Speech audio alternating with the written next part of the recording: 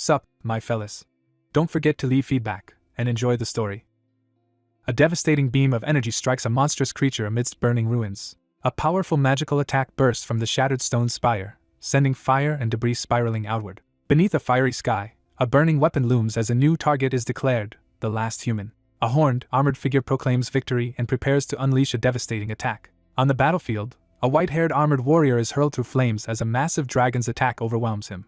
A wounded figure collapses to the ground, violently coughing up blood. The battered warrior grits his teeth, struggling to remain standing as flames rage around him. 1 year after humanity's defeat, demon overlords enslave the survivors, forcing them to serve as hosts for new monsters amid a ruined city. The last resistant survivor grips a glowing sword, preparing for a final confrontation. A battered warrior kneels before a towering demonic figure as flames and smoke swirl around them. Haunted by memories, the injured young man recalls the terrifying demon lord, monarch of demons. A horned, armored figure reaches out with a glowing, rune-covered hand, ready to cast a spell. Using powerful magic, the battered man slows time to prolong the conversation. The horned figure confronts the other character and identifies them by name. During their confrontation, the powerful demon acknowledges the human's relentless determination. The young man stands his ground, facing a powerful, menacing figure. A fierce glare accompanies a harsh dismissal of his opponent's strength. A menacing armored figure angrily confronts a fallen knight, condemning weakness and lack of perseverance. Surrounded by flames, a commanding figure offers a decisive proposal to join his ranks. Standing over a defeated foe, a determined warrior declares his intent to conquer all worlds using an ally's power. He endures a tense silence, sweat beading on his intense face. A wounded figure hesitantly asks if the armored warrior truly accepts him after their defeat. Confident amidst glowing embers, a powerful demon demonstrates overwhelming strength. The wounded man smirks defiantly, rejecting the offer. His chest fractures as his body begins to shatter under immense stress. Consumed by fury and humiliation, the tortured figure relives the agony of begging before his enemy. A monstrous, flaming claw descends toward the outstretched gauntlet hand under the blazing sky. A monstrous enemy looms over the desperate armored warrior as he braces for an imminent strike. Silently, the character admits to himself that his personality is terrible. A memory surfaces of a stern woman advising against cursing. He reveals that, because he ignored her, she cast a spell on him. A gloved hand seizes an opponent's wrist, escalating the confrontation. Startled, he sharply reacts to something unexpected off-panel. The young man considers unleashing a devastating power that could destroy his own body. The protagonist delivers a decisive declaration to the demon lord. Enraged, the armored man unleashes a burst of glowing power at his opponent. With explosive force, the furious fighter launches a devastating, energy-charged punch. A blinding surge erupts as the protagonist attacks with fierce determination. A figure unleashes a devastating energy explosion, engulfing the area in fiery destruction. Despite raging flames and debris, a figure bursts through the explosion, pushing forward. An intense gaze reveals unwavering determination as the protagonist steels himself for what's next. The horned, armored figure unleashes a devastating fiery attack charged with glowing energy. In shock, a character watches as dark energy engulfs his hand, witnessing its sudden transformation. A lone warrior unleashes a powerful demonic transformation radiating ominous energy. Standing firm as embers swirl, a horned, armored figure confronts a menacing presence. Fueled by rage, he defiantly confronts his adversary to protect all he has fought for. Amidst burning ruins, the aftermath of a brutal massacre is revealed. Locked in a desperate struggle, the character's fierce expression shows a fight for survival. A lone, exhausted figure collapses to his knees amid smoldering ruins. Engulfed in flames, a furious figure curses his opponent for humiliating him. A raging demon unleashes a devastating fiery attack, tearing through chaos. A shadowy, armored figure is slammed into the ground by a powerful blow, sending debris flying. The battle comes to an end. Amidst ruins, a defeated figure laments his failure to avenge loved ones or save humanity. A gloved hand twitches as its owner begins to regain movement. He wakes on the ground in dark armor, visibly stunned and confused. Disoriented, the protagonist lies motionless in a vast, empty blue space. Examining his fully healed body and undamaged armor, he realizes something is wrong. A disoriented figure awakens on a cathedral floor, confused about their location. A hooded figure holding a lantern emerges in a blue-lit hallway. The protagonist discovers a hidden temple filled with glowing statues of gods. The armored man scans his surroundings warily, alert for threats. He realizes he has entered the afterlife, now in the underworld. Instead, he finds himself on the lowest floor of the pantheon, not the underworld. Cautiously, the protagonist approaches the glowing temple's entrance, fixating on a mysterious blue orb inside. A majestic winged figure descends gracefully amidst glowing blue energy. A radiant figure with glowing wings descends gracefully through swirling feathers and light. The armored knight clenches his fist, preparing a powerful attack. Unable to summon his sword, the character reacts with shock. A gloved hand rises toward the glowing light, signaling decisive action.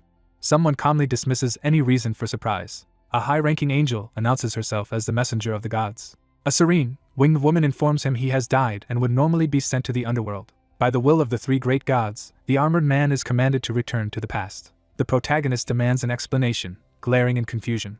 A celestial figure explains that only memories, not abilities or skills, will be retained when returning to change the future. A calm woman reassures him that having once reached the peak, he can quickly rise again. The young man stands in tense silence, watching intently. The armored figure questions his perception, unsure if what he sees is real. On the verge of death, the protagonist wonders if his experience is a delusion. The armored figure struggles to stay upright, clutching his side in exhaustion. A skeptical man questions a serene winged woman about why he is given a second chance. Hesitantly, the armored man raises his hand, struggling to accept what he's heard. Anxiously, the protagonist questions the true cost behind the unexpected opportunity. As demons attacked and prayers went unanswered, the gods severed contact with the world, abandoning followers and stripping clergy of power.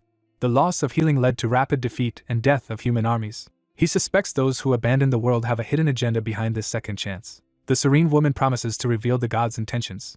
Eyes narrow with hardened resolve, the winged woman demands the armored figure show something more impressive. The armored young man freezes in shock as alarming news sinks in.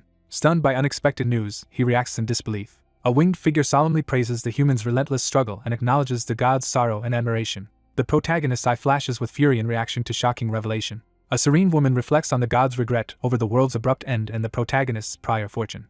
As a critical message about the gods is delivered, glowing blue energy suddenly bursts on the character. The armored figure crashes down amid a surge of blue energy, engulfing another in a massive explosion. The armored man clenches his fists, preparing to confront his enemies. A crowned woman desperately reaches out as shadowy figures threaten from behind. A determined warrior charges at a monstrous enemy, launching a fierce attack. A furious fighter clenches his fist, channeling crackling blue energy while demanding answers. Surging with blue energy, Zephyr angrily confronts unseen figures, questioning if humans are mere entertainment. A winged woman releases a powerful magical spell from her hand. A massive glowing foot crashes down as a chain giant attacks, forcing the protagonist to brace for impact. The protagonist is struck by a powerful force and staggers backward. Two armored figures collide amid a burst of blue energy. A chained hand is blasted by blue magic, causing a cry of pain. A radiant winged figure unleashes divine power, scattering debris brilliantly. A robed figure warns the kneeling warrior that the gods are watching. A winged woman sternly reveals the gods are only interested in one person, not humanity as a whole. Startled, the protagonist recoils in shock at something unexpected.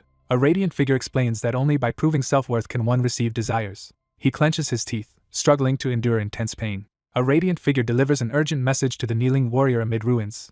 A mysterious figure announces that a powerful god urgently demands someone's return for a new purpose. Crouching among rubble, the protagonist reacts with surprise and caution to an unexpected event. A figure crashes through shattered furniture, scattering debris. A furious demon intimidates terrified angels, demanding to speak with a manager. The wounded demon god rages in disbelief after being struck by a human. Zephyr urgently declares he will take responsibility as reckless actions unfold in the magical mirror. A powerful name is announced, introducing the demon god Tartarus. The god of destruction, responsible for annihilating 10 worlds, is revealed. A solemn figure reveals an unstoppable warrior aims to destroy all worlds. A silver-haired young man confronts someone for breaking a record and damaging pride. The furious young man reacts with shock and anger upon hearing the antagonist's motive. A robed figure steps forward, announcing a request for a decisive rematch. Altair calmly asks Zephyr for his opinion as he listens attentively. The character smirks confidently in response. A gloved hand clenches into a fist as the speaker declares the answer is obvious. The armored man coldly vows to grant his opponent's wish for death. The magical transfer begins, surrounding the lone figure with radiant energy as he prepares to receive divine gifts. Determined to seek revenge, the speaker resolves to use the opportunity granted by the gods. A white-haired man, radiating determination, defiantly calls out the oppressive gods. A figure completes activating the magical gateway as coordinates are confirmed. A winged figure offers encouragement, setting an expectation for entertainment. A figure unleashes a surge of magical energy within a radiant, colossal circle. One man panics upon discovering the other is not breathing. A furious, scarred man yells at the group, demanding silence. Someone shouts at the startled young man, jolting him awake. Water drenches the boy, leaving him stunned and humiliated. The protagonist regains consciousness and is immediately noticed by 3 men, while another keeps their distance. A muscular man lifts an object overhead, his face showing sudden surprise. A wary man tries to recall where he has seen the mysterious figures before. The young man smirks confidently, facing his unseen opponent. Shocked, a character discovers a cross-shaped stigma on their skin. Despite his injuries, the battered man laughs defiantly at his opponents. The scene shifts to when he was a slave of the temple. A stern overseer orders a worker in the cave to end his break and return to work. A muscular blonde man threatens to kill the white-haired man if provoked again. The battered young man glares defiantly and demands an explanation. 3 agitated men retreat down the cave tunnel while the protagonist remains unfazed. The wounded figure staggers in pain as the white-haired man watches intently. A wounded child thanks his protector, while the silver-haired man suspiciously questions the child's identity. Two men in a rocky underground setting discuss the difficulty of remembering the past and adjusting to their harsh environment. He abruptly pauses, reminded of his unique advantage as a returner. The angelic figure explains the special ability can be activated by saying, "Unlock privilege," and the young man prepares to test it. Zephyr silently watches as someone trudges deeper into the dimly lit tunnel. A character activates a special ability. A young man unleashes a powerful surge of energy swirling around him. The protagonist suddenly realizes something shocking and unexpected. He reacts with disbelief as tension rises. The young man is stunned, realizing he has received something unexpected. Two workers discuss their impression of the new recruit's skills and speculate on his past experience. The young man rapidly chips away at the rock wall with his pickaxe, impressing onlookers with his speed. Bags of ore are stacked together as rain or dust falls over them. A group of miners grumble as one worker outpaces everyone with relentless effort. The protagonist wipes sweat from his face, stunned by his achievement. A man activates new abilities as energy radiates around him. Energy floods his mind as he struggles to absorb a sudden overwhelming surge of information. He recoils in shock as mysterious green lights appear before him. Legendary skills, powerful items, and rare abilities are unveiled, shocking everyone. He reacts in disbelief at the possibility of such valuable items being given away. A rugged man aggressively blocks the white-haired figure's path in the cave tunnel. Someone stomps the ground, angrily ordering another to return to work. A burly overseer scolds a newcomer for slacking on the first day. The protagonist notices the captain of the mining team. A frustrated figure grips a weapon tightly, angered by others' disobedience. An armored man launches a forceful attack, sending energy surging toward his opponent. With a burst of strength, the young man tears the whip apart. A stunned armored man witnesses his opponent catch the whip barehanded.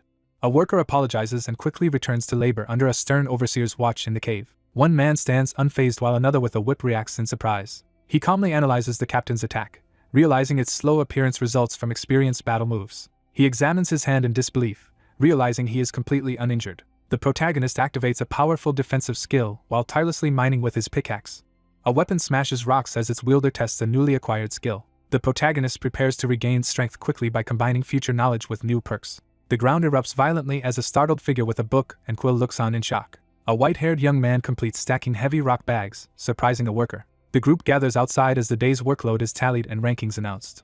Group F's victory prompts excitement, while another member remains calm. 3 trainees are stunned as rankings reveal Group B in second place, leading to confusion about first place. Competition results cause one group to celebrate while another is disappointed. The last group's supplies and compensation will be redistributed to the top 3 groups. The protagonist turns away from 3 defeated companions as the sun sets behind them.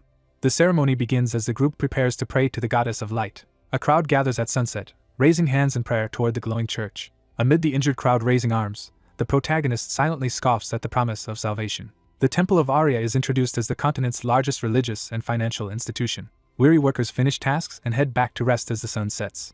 2 stand back to back, tense and ready as enemies close in around them. A close-up reveals a muscular man's shoulder marked with a cross-shaped tattoo hinting at significance. With urgent determination, the character sets a goal to pay medical bills and regain freedom for the next plan. A determined figure steps forward, vowing to stop demon god Tartarus. The young man clenches fists and fiercely declares his intent for revenge. 2 hands grip tightly as magical energy sparks, solidifying their resolve to face any danger together. A woman surrounded by swirling magic desperately reaches out as armored hands stretch toward her. She faces her fate with gratitude, smiling through tears as magic surrounds her. A wounded hand reaches determinedly into glowing light. Clenching his fist over his heart, he promises to protect the person before him. A woman in ceremonial attire invites the crowd to use the store or seek consultation as orders are placed. A character notices a glass of beer costs 80 silvers and reacts with annoyance. The protagonist assesses sausages at a market stall, complaining about their high price. A timid woman nervously offers to buy the man a drink, catching his attention. A skeptical young man questions whether the other has any money. A shy character nervously offers newly received coins despite embarrassment. A nervous character recalls being protected from bullies and credits a companion for winning first place. A timid group member admits their team usually finishes last, and this is the first time they've received money. Tense silence fills the air as the muscular man confronts a smaller figure. One group violently assaults another to gain advantage in the mining competition. A defensive man refuses help from a hesitant child, telling him to stay away. A shopkeeper enthusiastically greets a muscular, white-haired man arriving at the market stall. At the marketplace stall, the protagonist demands water of recovery from the merchant. A muscular man in an apron skeptically questions the newcomer's money and lists drink prices. A bandaged hand places gold coins on the table as payment. A man with bandaged arms firmly requests a loan form to complete payment, startling his neighbor. A frightened young character anxiously calls for help. A hand forcefully stamps a signed official document, escalating tension. A distressed girl complains about low pay and mounting debt while a bandaged man dismisses her as he handles potions. The man drinks a small bottle, then suddenly reacts with surprise. A hidden effect of the water is revealed. Drinking a large amount increases magic power. The protagonist activates a powerful new skill that dramatically boosts all potion effects. Two figures mine intently in the dim cave, their glowing pickaxes striking rock. A hand selects a marked glass bottle from the group. A young man pushes himself through intense training, determined to grow stronger. A startled man reacts upon hearing a monster's cry inside the mines. A man urgently requests the hunter team's deployment and offers to guide them to the location. He steadies himself, ready to face the upcoming challenge with unwavering confidence. Monsters born from magical distortions have caused significant harm due to their hostility toward humans. A powerful force intervenes, granting humanity a second chance. Magic stones and monster materials are introduced as valuable resources. Monsters became essential sources of valuable materials for weapons and armor. The dungeon, filled with monsters and danger, also promises hidden treasures to those who enter. The group advances forward with determination. 3 armored and hooded figures move through swirling dust and mist. Elite slaves chosen for combat and hunting skills advance to face monsters for higher pay and incentives. He wonders why he was chosen to work in the mines despite being a traveler. The baker refuses to loan any more money, leaving the protagonist worried. A loan request is denied due to the applicant's low rank. A nun casually suggests he could get a loan by selling his organs for research. One character stands with arms crossed while another looks on with admiration, hands clasped in prayer. A man prepares to sign papers to sell his organs while another protests in shock. He asks to buy more potions with his money, while the vendor responds indifferently. He drinks a strange green potion as the vendor reacts with sarcastic amusement. A woman watches in surprise as a man kneels and carefully arranges marked bottles on the ground in sunlight. Blue energy gathers as the silver-haired young man prepares to unleash his power. A character forcefully slams a foot on the ground, escalating tension. A heavily armored figure confronts the weary young man in front of the cart, demanding to know if he is their assigned guide. Confident about perfect timing, the man prepares to make his next move. 3 armored soldiers stand together as their leader introduces the team. A determined man with white hair steps forward, offering to help using his mana detection skills. Essential survival skills in dark dungeons, such as night vision and mana detection, are explained as hidden monsters watch from shadows. An armored figure prepares to move out after buying night vision potions. An armored knight orders the white-haired young man to carry a heavy bundle while others mock him for using mana. The young man pushes forward, unfazed by anxious voices behind him. The protagonist studies the situation, recognizing at least one familiar figure. 3 armored figures enter the dangerous dungeon, knowing that if events repeat, only one may survive. The young man silently devises a plan to use children for his own purposes. A boot slams down, cracking the ground as someone steps forward determinedly. 3 armored figures cautiously advance along a rocky forest path, reacting to an awe-inspiring sight ahead. A hooded figure calls out and waves as armored individuals approach the forest entrance. A masked figure steps forward with ropes, ordering the group to put out their hands. A hooded captive is restrained by an armored soldier as guards stand watch. A young man's bandaged wrist is quickly tied with a blue rope. A hooded figure shows a magic bracelet that signals backup if the wearer is in danger inside the dungeon.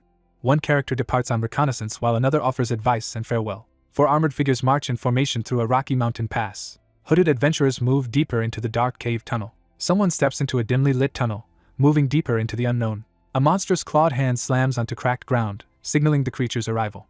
2 monstrous sentries patrol a dim cave, one carrying a torch and another gripping a curved blade. 2 beastmen are startled as an object is suddenly thrown at them in the dark cavern. The 2 beast-like figures cautiously approach a mysterious box that has landed before them. Beastmen charge forward with a torch as more figures emerge from the shadows. An armored figure strikes down a monster, sending blood spraying from the wound.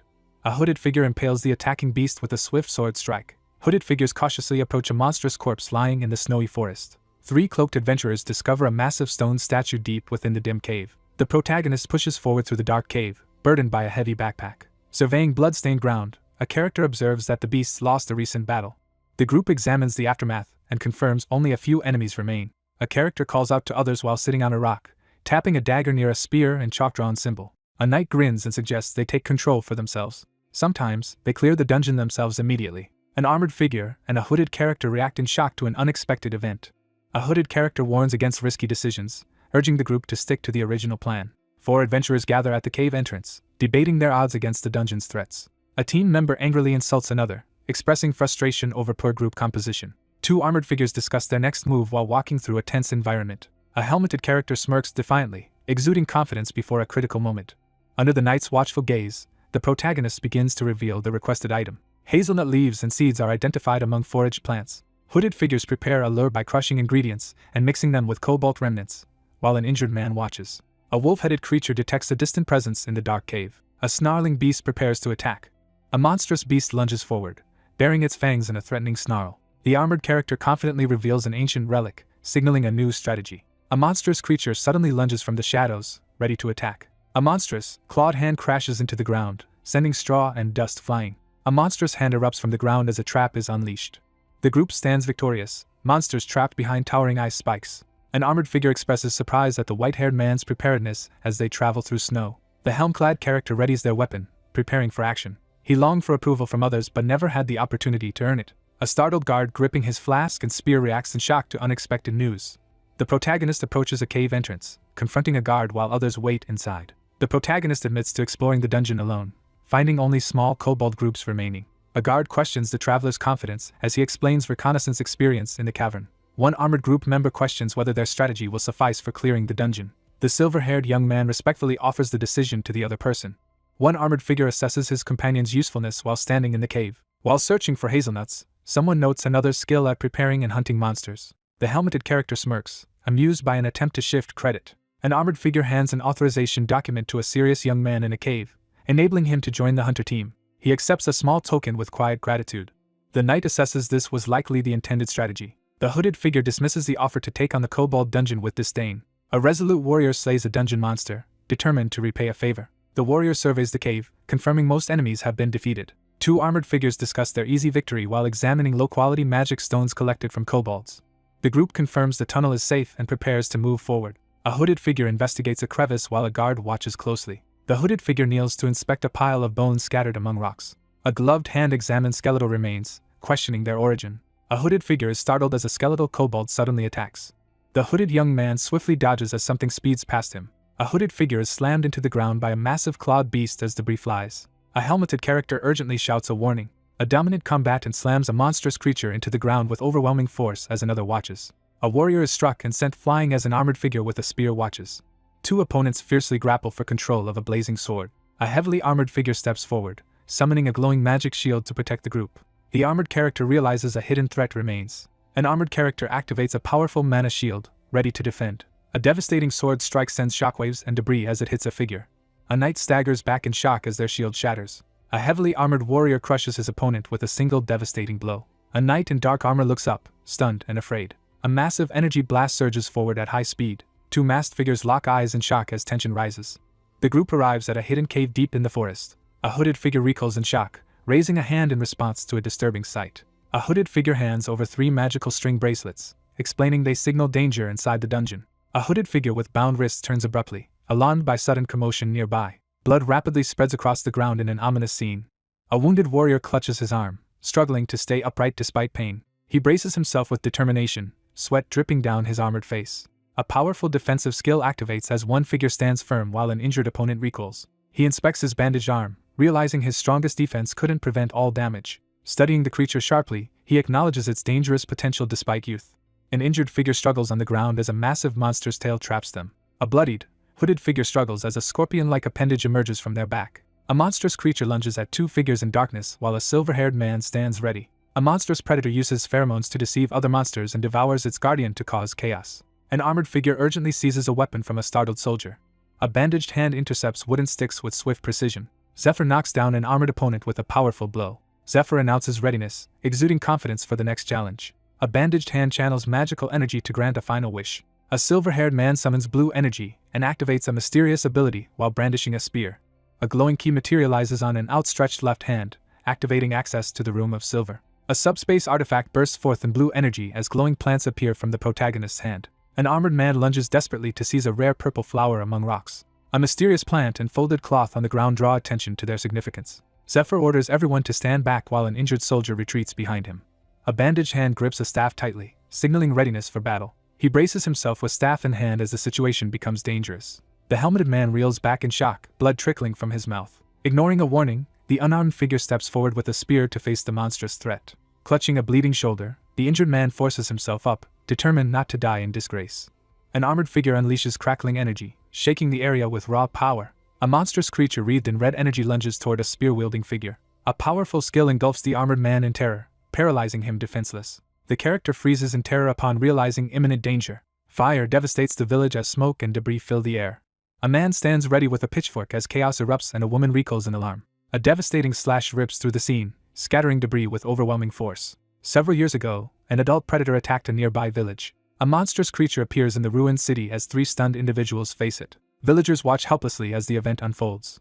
Struggling for composure, he tenses up and sweats while another remains blurred in the background. Everyone freezes, unable to act due to overwhelming fear. Someone experiences a sudden, intense realization, bracing for what's next. Unable to move, the character is completely paralyzed. A devastating shockwave erupts as the figure unleashes overwhelming power, leaving all powerless to intervene.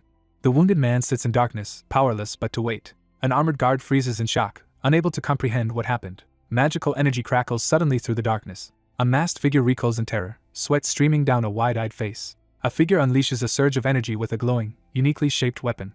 A fierce warrior charges forward, clashing with a monstrous clawed beast as energy sparks fly. A monstrous beast unleashes a powerful energy blast from its mouth. The white-haired warrior narrowly avoids a deadly purple blast and charges forward with his spear. The protagonist uses the dragon soul plant to calm himself, and enhances its effects with a special skill. He evaluates his weapon but realizes he lacks the magic power to use it.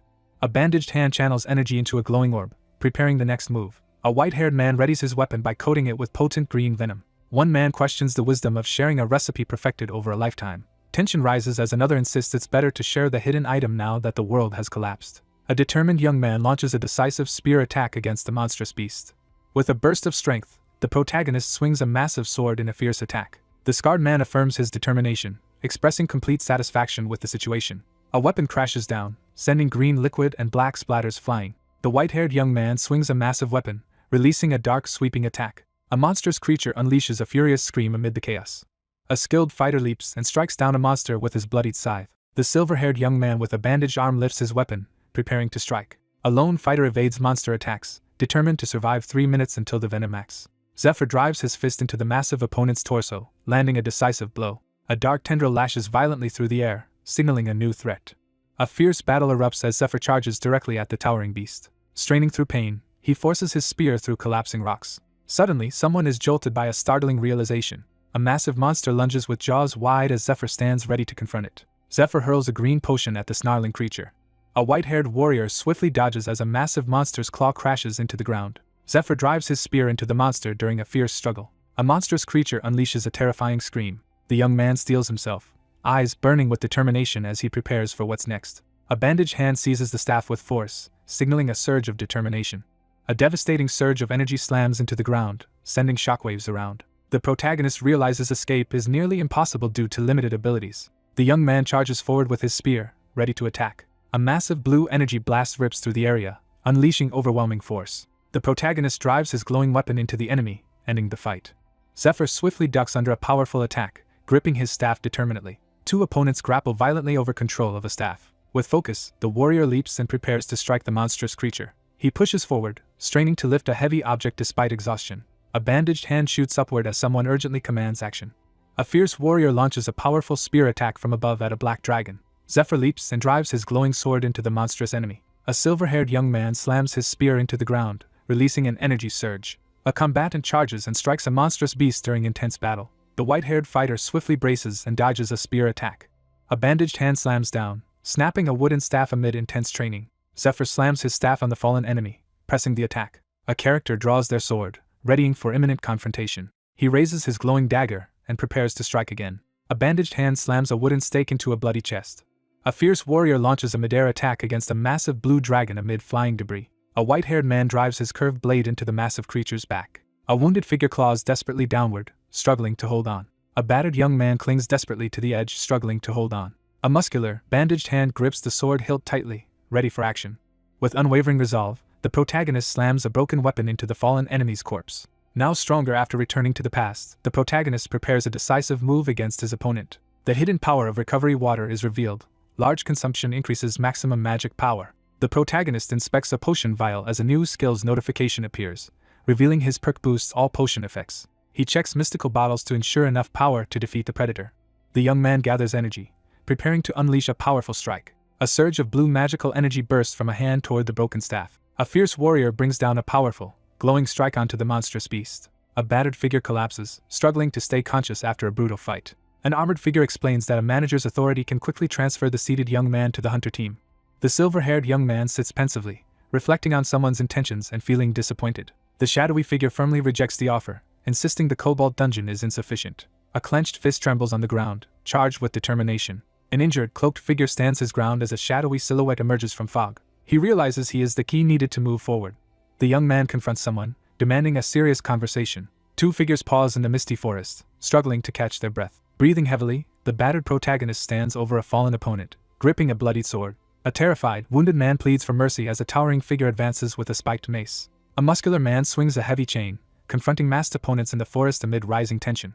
A desperate, hooded figure pleads with someone named Sahaku to trust them. A distressed character frantically denies being a devil worshipper. A hooded figure orders an attack with a menacing expression. A muscular man savagely attacks with a bloody chain weapon, delivering a brutal blow. A muscular man swings a spiked flail at hanging bodies as hooded figures watch. A hooded figure collapses against a blood-smeared wall, trembling from injuries. A mechanical insect sinks its fangs into a person's neck, delivering a payload. A man is forced to swallow a monstrous, red-marked centipede. A cloaked figure strikes a shadowy opponent with a devastating explosive attack. A parasitic centipede emerges as a hand raises a glowing, blood-tinged sword in preparation. A hooded figure is confronted at sword point, accused of devil worship. A subordinate reports 7 killed seeking a single traitor, prompting a superior to question the logic of such brutality. An interrogator questions whether rebels were desperate enough to destroy everything for one target, while a scorpion stirs inside a jar. A man warns that enemy members have likely spread out. A man warns that if heretics aren't removed within a month, grave consequences await when the raid arrives. A man silently sits at his desk, staring at a jar containing a centipede. A stern man agrees to personally resolve a hunting team complaint. A condition is about to be imposed. A stern warning demands results and cautions against reckless actions as part of the heresy investigators. The young man smirks and confidently agrees to follow the order. A large stone building stands illuminated by morning sun, introducing a new setting. A sign indicates the location of the Department of Human Resources. An official accepts a nomination request as paperwork is submitted and the nominee identified. A composed staff member outlines consequences and responsibilities of nominating someone from another department. A helmeted man confidently agrees.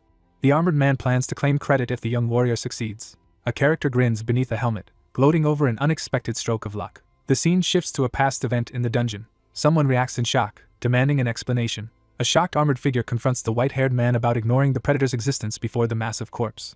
A tense figure questions plans to remove the monster's body. The protagonist decides to eliminate only the predator and leave the kobolds, planning to report the area as their lair. The temple claims all dungeon loot, leaving slaves with nothing they find. A white-haired man explains selling the monster's claw to a broker will earn more than standard rewards. An injured man urgently explains stealing loot is pointless due to surveillance teams. A character hints at a complication with a sly expression. A bandaged hand with a glowing key symbol presses the ground, marking a hidden clue. A massive energy surge strikes a giant beast with overwhelming force. A figure unleashes blue energy after realizing the sought object is missing. The armored character is stunned to discover the subspace magic holds far more than expected.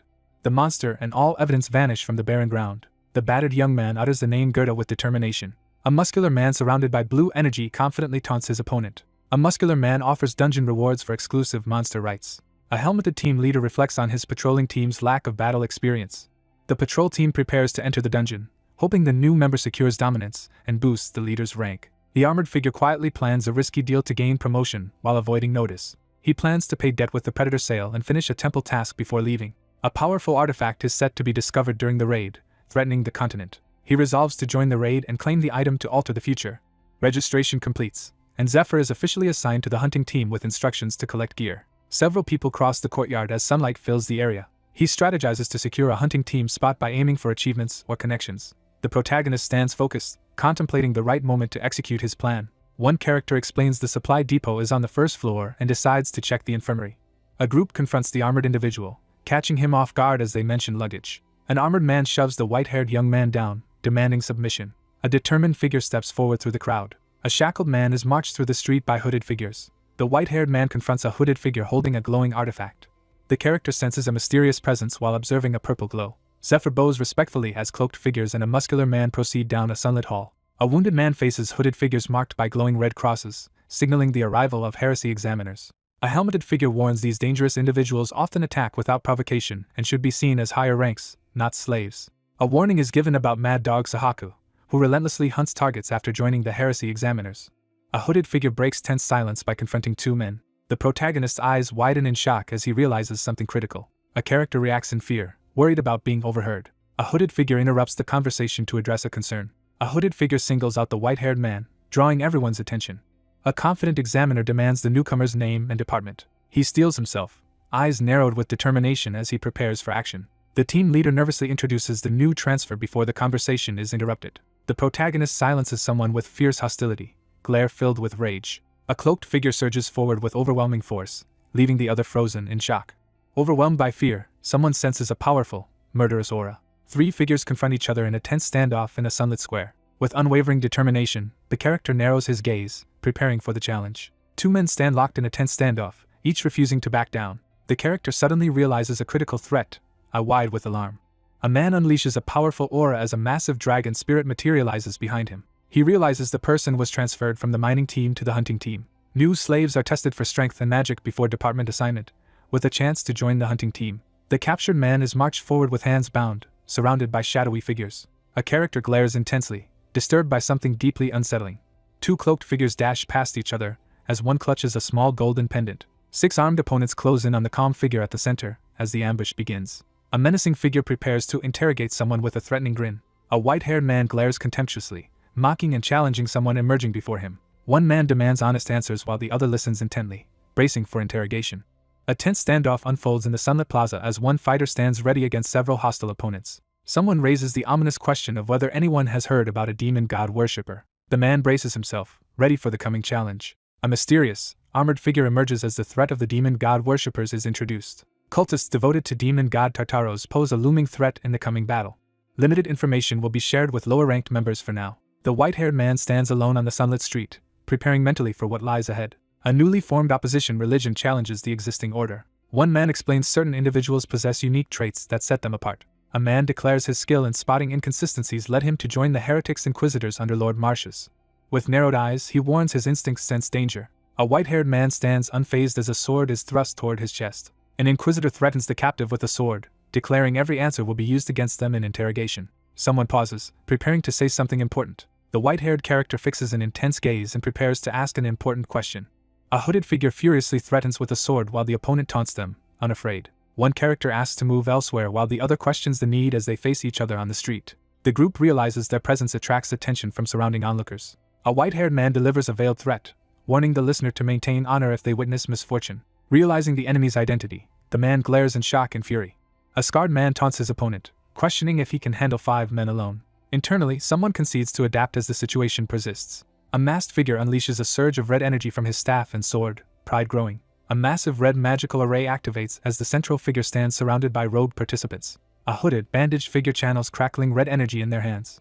A man unleashes the red field skill, empowering allies as red energy swirls. A white-haired character narrows his eye, intrigued by something unexpected. An unseen character decides to leave. A bandaged hand blocks an incoming attack as 2 opponents collide. The young man braces for the fight, his resolve unwavering. Someone notices and questions an unusual stance. The protagonist analyzes the opponent's unusual martial art and considers waiting before moving. A sudden burst of energy crashes into the ground, defying expectations. A red aura-clad man charges forward, asserting dominance in the red field. A young man casts a high-speed spell, unleashing swirling energy. 2 fighters exchange rapid, powerful blows as their battle intensifies. The young man drives his arm forward, delivering a decisive strike. A figure delivers a devastating, energy-charged blow, filling the area with red force. A white-haired young man unleashes a powerful, glowing attack with relentless force. A blonde-haired character is struck in the head by a high-speed projectile, blood splattering. A fierce blow sends the opponent crashing to the ground. The cloaked fighter delivers a devastating kick, knocking the blonde man backward. A character grins wildly, celebrating as his plan succeeds. He freezes in shock as a mark appears on his forehead, realizing danger is imminent. The attacker recoils as his kick lands on an impossibly tough armored leg. A clenched fist crashes down with powerful force. A man unleashes a powerful burst of magical energy amid intense combat. The character staggers back, enduring a sudden, painful blow. A glowing red sword slips from a bandaged hand, crashing to the ground. A muscular fighter stands victorious as his opponent is knocked back, losing grip of a glowing sword. A helmeted figure urgently warns of impending danger on the right. A character reacts in shock to an unexpected event. Zephyr blocks a powerful punch with his forearm as explosive force erupts around him. The protagonist freezes, eyes wide with shock as he processes a sudden revelation. A young man staggers back in pain as a violent energy blast tears through the ground. A muscular man swings a massive flail at a tense white-haired young man as hooded figures watch. A wild-eyed man aggressively challenges others to face him. The protagonist mocks another's isolation, suggesting he try talking rather than acting like a pet. A powerful man forcefully swings a massive chain weapon, launching an attack. A spiked-haired man swiftly dodges as a massive flail crashes, shattering stone and sending debris flying. Large rocks crash down as the group scrambles to dodge. Two men shrink back in fear as a menacing figure stands before them. A stunned character processes the swift defeat of Sahak by unfamiliar martial art. A massive Morningstar flail crashes into the ground, sending debris toward its target. The white-haired man blocks every attack coming his way with ease. A helmeted character anxiously fears his opponent's loss will lead to humiliation and prevent arrest. As tension rises, the group anxiously urges their ally to win, knowing their fate depends on it. Two cloaked men move through the crowd, reflecting on grim outcomes with unease. He continues to dodge and block every attack with remarkable reflexes, but valuable time slips away. An enchanted chain crackles with energy, unleashed at a critical moment. The white-haired man struggles fiercely as glowing red chains restrain him, while energy crackles through the air. He subdues a powerful warrior using glowing red chain magic. The panel explains that red field is still active. A muscular arm erupts with fiery red energy as immense power is unleashed. A muscular man struggles violently against glowing red chains restraining him. A figure dashes forward, kicking up debris. He steals his resolve, eyes narrowing intensely. A muscular white-haired man turns, unleashing a powerful burst of red energy. Two opponents collide with red energy surging between them, each pushing limits. A figure grips a sword crackling with red energy, signaling a dangerous battle start. A furious man threatens an opponent, while brandishing a flaming sword. A cloaked figure brandishes a flaming sword, facing a man poised with a rope whip. A caped figure charges at high speed, targeting a muscular opponent who braces for counterattack. A white-haired man forcefully breaks through magical chains and barriers. A chained man endures taunts from captor while preparing to act despite restraints. A sudden red projectile strikes the protagonist's face, catching him off guard. A man surges forward with explosive speed, boasting his abilities increased by 80%. A chained man braces as red energy beams converge on him, threatening his life. A wild-eyed man erupts into manic laughter, suddenly stopping, startled. A muscular white-haired man slams his glowing fist into a chained opponent's head, sending shockwaves. Energy explodes as one fighter smashes another into the ground, scattering debris. A blonde-haired man recoils in shock from a sudden blow. A chained arm seizes the blonde's head, subduing him. A muscular fighter forcefully strikes his armored opponent, dominating the fight. A blonde man clutches his wound and screams as blood gushes from his mouth. Overwhelmed, a character realizes increased speed and defense made no difference. One character restrains his opponent with a chain, taunting him for being hard to catch. The white-haired young man taunts his opponent for relying on speed instead of choosing a reliable partner. A glowing chain snaps as someone erupts in fury. A muscular man forcefully drags his white-haired opponent with a glowing chain. The white-haired man shatters the glowing chain with a powerful strike, confronting his adversary directly. Chains shatter as one fighter angrily calls out an ally for avoiding the front line. A fighter taunts his opponent, daring them to face him in close combat. The protagonist strains against glowing chains, frustrated by poor management. Despite chains, he unleashes a powerful buff, crackling with blue flames. A fierce attack is unleashed as a glowing magical chain swings through energy-filled air. A chained warrior unleashes a brutal flail attack in battle. A wide-eyed knight freezes in shock witnessing something alarming. The group recoils in fear at something terrifying ahead. A white-haired man stands victorious over two fallen opponents in a ruined arena. The young man smirks defiantly, refusing to back down despite pressure. The wounded man kneels, desperately demanding to know the identity of the figure standing over him. The white-haired young man mocks the question with a smug expression. The standing figure coldly refuses to answer while the injured kneels in defeat. A long-haired figure silently watches a muscular person standing outside through a large arched window. A character recoils in shock, struggling to process an unexpected revelation. A tense figure realizes someone may have been sent as a threat to their group. Cloaked men stare in shock, struggling to process an unbelievable event. One man kneels in defeat while another turns to leave, marking battle's end. The protagonist clenches his eyes shut, enduring a surge of pain. Amid furious shouts and threats in the courtyard, the white-haired man remains calm, dismissing aggressors. The protagonist worries about risks his plan may face once discovered. The lone figure walks a stone path, silently anticipating what's to come. A muscular man braces as energy crackles around him, preparing for the next challenge. The white-haired young man drops to one knee, struggling to stay upright from exhaustion. Unable to move, the character struggles against overwhelming tension and pain. A character recognizes the sudden onset of mana freezing. An information box explains mana freezing as a side effect caused by pain and tension when a mana user runs out of mana. He realizes his body cannot handle the strain of advanced techniques, leaving his mana depleted and frustration mounting. A swirling energy vortex descends as a collection ritual begins and a chained artifact hovers. A masked spirit dramatically introduces itself to the kneeling young man. As mana drops to zero, a menacing armored figure triggers the Wall of Iron skills collection process. He reveals hidden capabilities of Wall of Iron beyond boosting defense and endurance. A foreboding message signals an important truth is about to be revealed. The panel explains that using the skill builds hidden damage like debt, which strikes all at once when mana runs out, often resulting in death. The god of Lone, Uzra, a destructive deity, is introduced sitting silently on a throne. Seething with anger, the character glares intensely after confronting someone about their reaction to his fight. A determined figure's face appears in swirling magical aura above a sage seated on a throne, filled with mystical runes and energies. A masked man closely examines a glowing blue crystal, his intent gaze revealing its significance. A robed figure activates a chain scale to assess users' accumulated damage amid swirling purple energy. A colossal scale descends as countdown begins, forcing the kneeling man to brace for judgment. Despite overwhelming weight, he forces himself to rise and confront the situation. Paralyzed and sweating, the young man struggles desperately as time counts down. He crashes to the ground, grimacing in pain. He pushes himself forward with visible determination despite intense strain.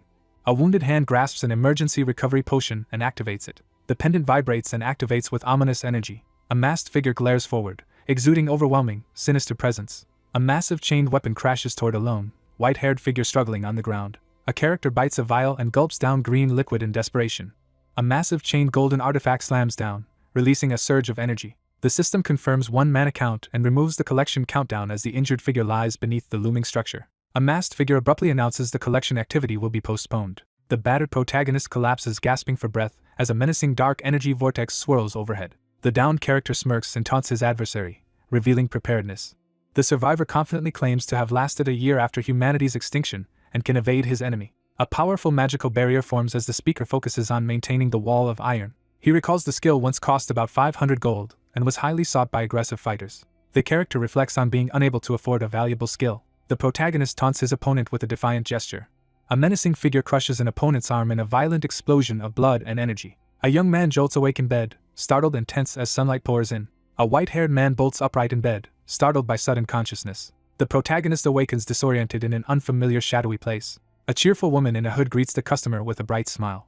A chained captive struggles as robed figures prepare sharp instruments nearby. A confused young man demands an explanation from his sister. A woman in a habit warmly greets the newly awakened visitor, reassuring them in the unfamiliar room. A young woman calmly announces the loan period is now overdue by 1 hour. A stunned employee questions the customer's sanity after bizarre behavior.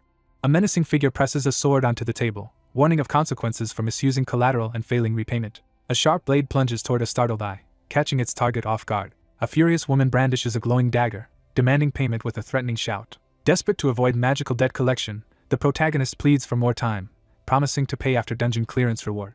A furious woman demands answers about unpaid loans, accusing failure to cover mounting interest. A menacing figure threatens to remove captive's organs, intensifying the standoff. A woman urgently calls out to two men, who respond immediately. A hand intercepts a rope weapon, halting its attack. Two muscular men pin a hand to the table and threaten with a knife as the captive screams. A hooded woman threatens to cut off a customer's finger to enforce compliance. A young man frantically calls after his sister, desperate to recall an important name. A blonde woman urgently commands someone to cut it off. A muscular bald man lifts his knife, preparing to strike with force. Overwhelmed by pain, he cries out in desperation. A bullet speeds through the air. A broken white feather drifts down, signaling a somber moment. Someone suddenly realizes something crucial, eyes wide with shock. A mysterious white shard floats alone in empty space. A sudden realization shocks the protagonist. A character urgently intervenes, stopping a knife just in time. A woman in religious attire looks down in shock at a white-haired figure lying below her. A stunned character realizes something terrifying, eyes wide with shock. A shocked woman demands the man's identity as he faces her with a confident smirk. A stunned woman demands the identity of the smirking, glowing man before her. Two shirtless men block a hooded figure's path, one threatening with a knife.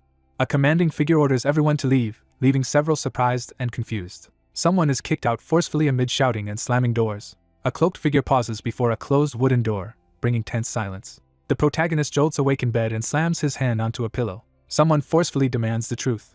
Anna confronts someone, demanding to know how they know a certain name. He confidently responds he recognizes the name discussed. He reveals her secret identity as the notorious monster broker, shocking her. The Shrine Sister secretly operates as White Rose, an underworld broker dealing in corpses, equipment, and information. A broken sword and shattered shield showed dire consequences of entering the raid dungeon with cheap equipment.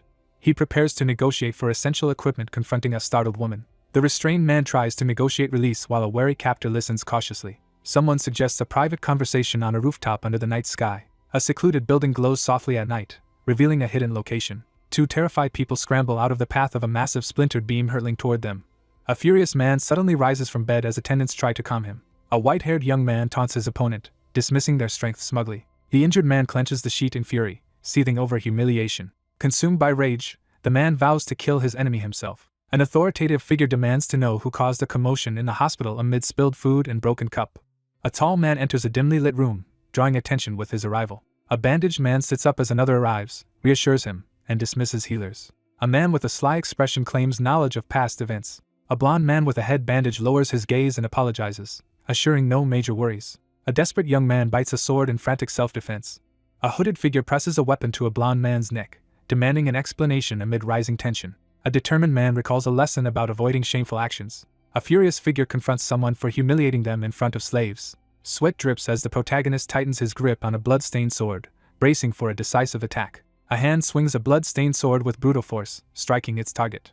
A bandaged hand rests on a blood-stained surface as someone recalls how expectations led to unusual acts after demon god worshippers were found. A stern man informs a subordinate only 2 worshippers have been found in 6 months, including one from before. A sharp-eyed figure bluntly conveys upper echelon impatience, questioning endurance. A furious man confronts someone for publicly humiliating their holy department. A wounded man kneels, desperately begging a cloaked figure for another chance.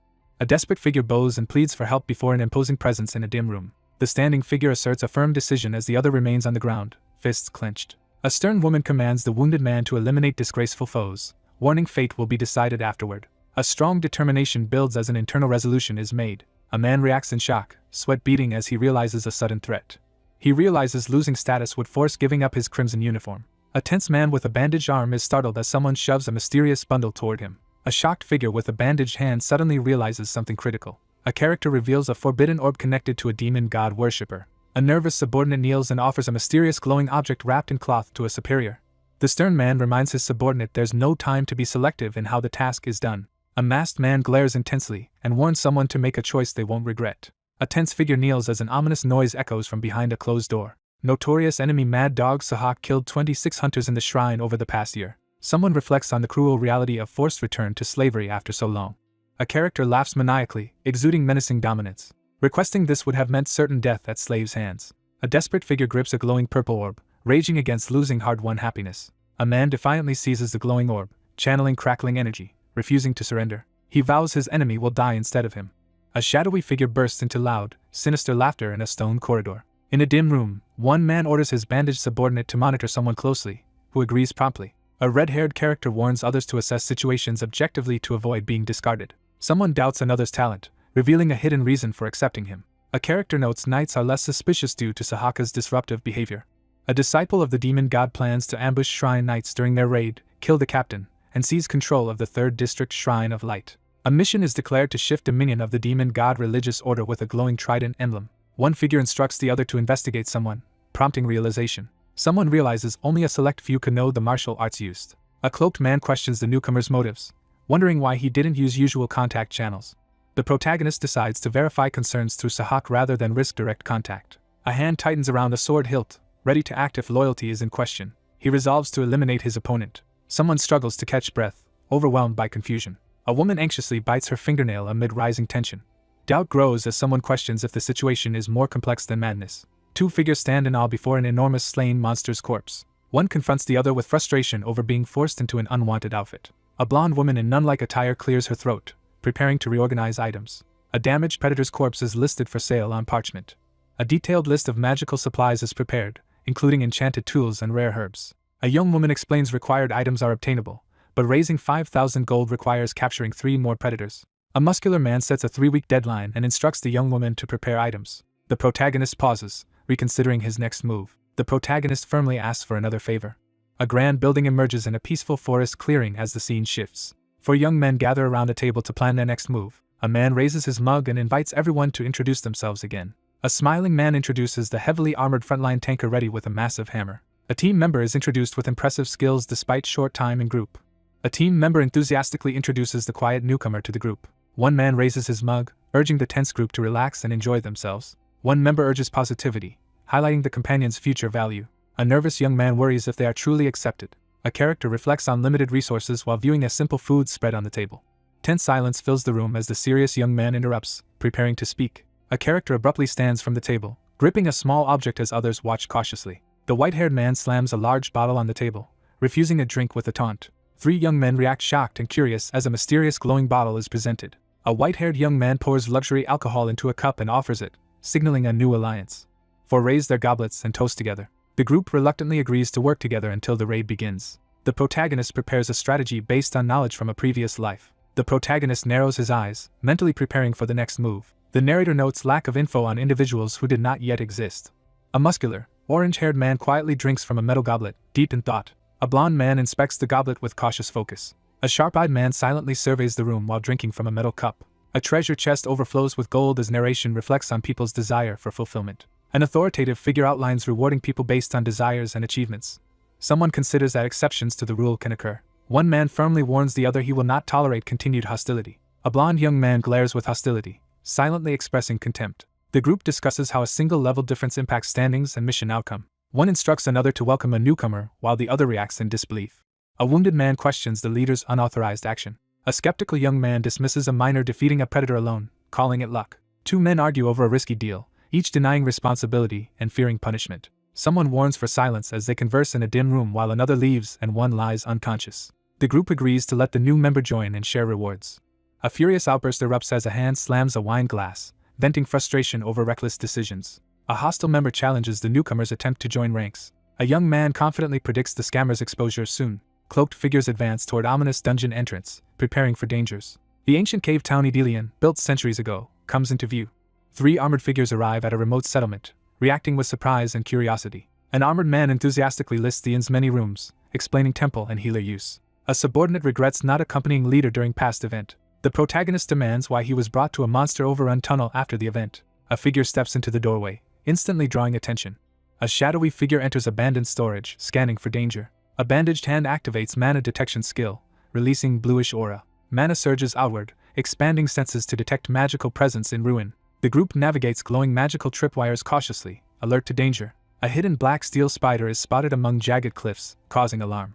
The group confirms others have entered destination, using signs at the entrance. Zephyr reveals group's immediate plan with determination. A hand sketches a strategy detailing approach to baby spider's nest using paralyzing potion. A tense infiltration plan unfolds as one urgently warns of danger. One man urgently warns group of black steel spiders inside. A hooded figure declares the four cannot succeed. A swarm of black steel spiders emerges as a formidable threat due to tough shells and rapid reproduction. The group decides to retreat and report, planning to return with combat team. Hooded figures discuss potential joiners, indicating participation is optional. The young man confidently states he can handle the challenge alone. He realizes his opponent's unexpected move confirms his suspicions. Someone glares, convinced the other is a scammer. A lone warrior prepares to battle a monstrous predator in a deadly duel. He questions why someone strong enough to clear the dungeon alone would join their group. A blond man smirks, declaring the dungeon less dangerous while advancing through webs. Crouched in shadows, one secretly observes a target, ready to expose deception. A determined hand seizes glowing thread, grasping a surge of power. A character recoils in shock as something unexpected happens. A frustrated man tugs at his arm, unable to remove a stuck object. A trapped figure strains desperately against web-like restraints in darkness. A lone figure confronts a horde of glowing-eyed monstrous spiders emerging from darkness. A young man freezes, sweat running down his face in shock. A giant spider lunges as a swarm of smaller ones closes behind. A young man recoils in panic as a claw lunges toward him. Zephyr braces as enemies approach. He thrusts his hand forward, unleashing energy toward opponents. A figure urgently pulls another from danger as venomous spiders descend. A male blocks a massive spider's attack with his forearm. A horde of spiders surges forward, attacking through tangled webs. A monstrous clawed creature lunges, catching him off guard. Bracing for attack, the young man fixes his gaze on threat. The white-haired young man drives his hand forward, unleashing power. One urgently drags another away as giant spiders descend. A giant spider lunges, but the protagonist blocks with forearm. A monstrous claw seizes someone's neck, catching them off guard. He taunts the monster while restraining its jaws. A powerful punch strikes the giant spider-like monster, sending it reeling. The white-haired young man unleashes blue energy, striking his shadowy opponent with force. A violent surge of dark energy erupts, leaving the protagonist tense and shocked. As spider-like creatures swarm from all sides, Zephyr orders armored allies to regroup. Someone sprints forward urgently. Four armed fighters brace as giant insected monsters close in. Giant spider monsters unleash green energy beams in a sudden nighttime assault.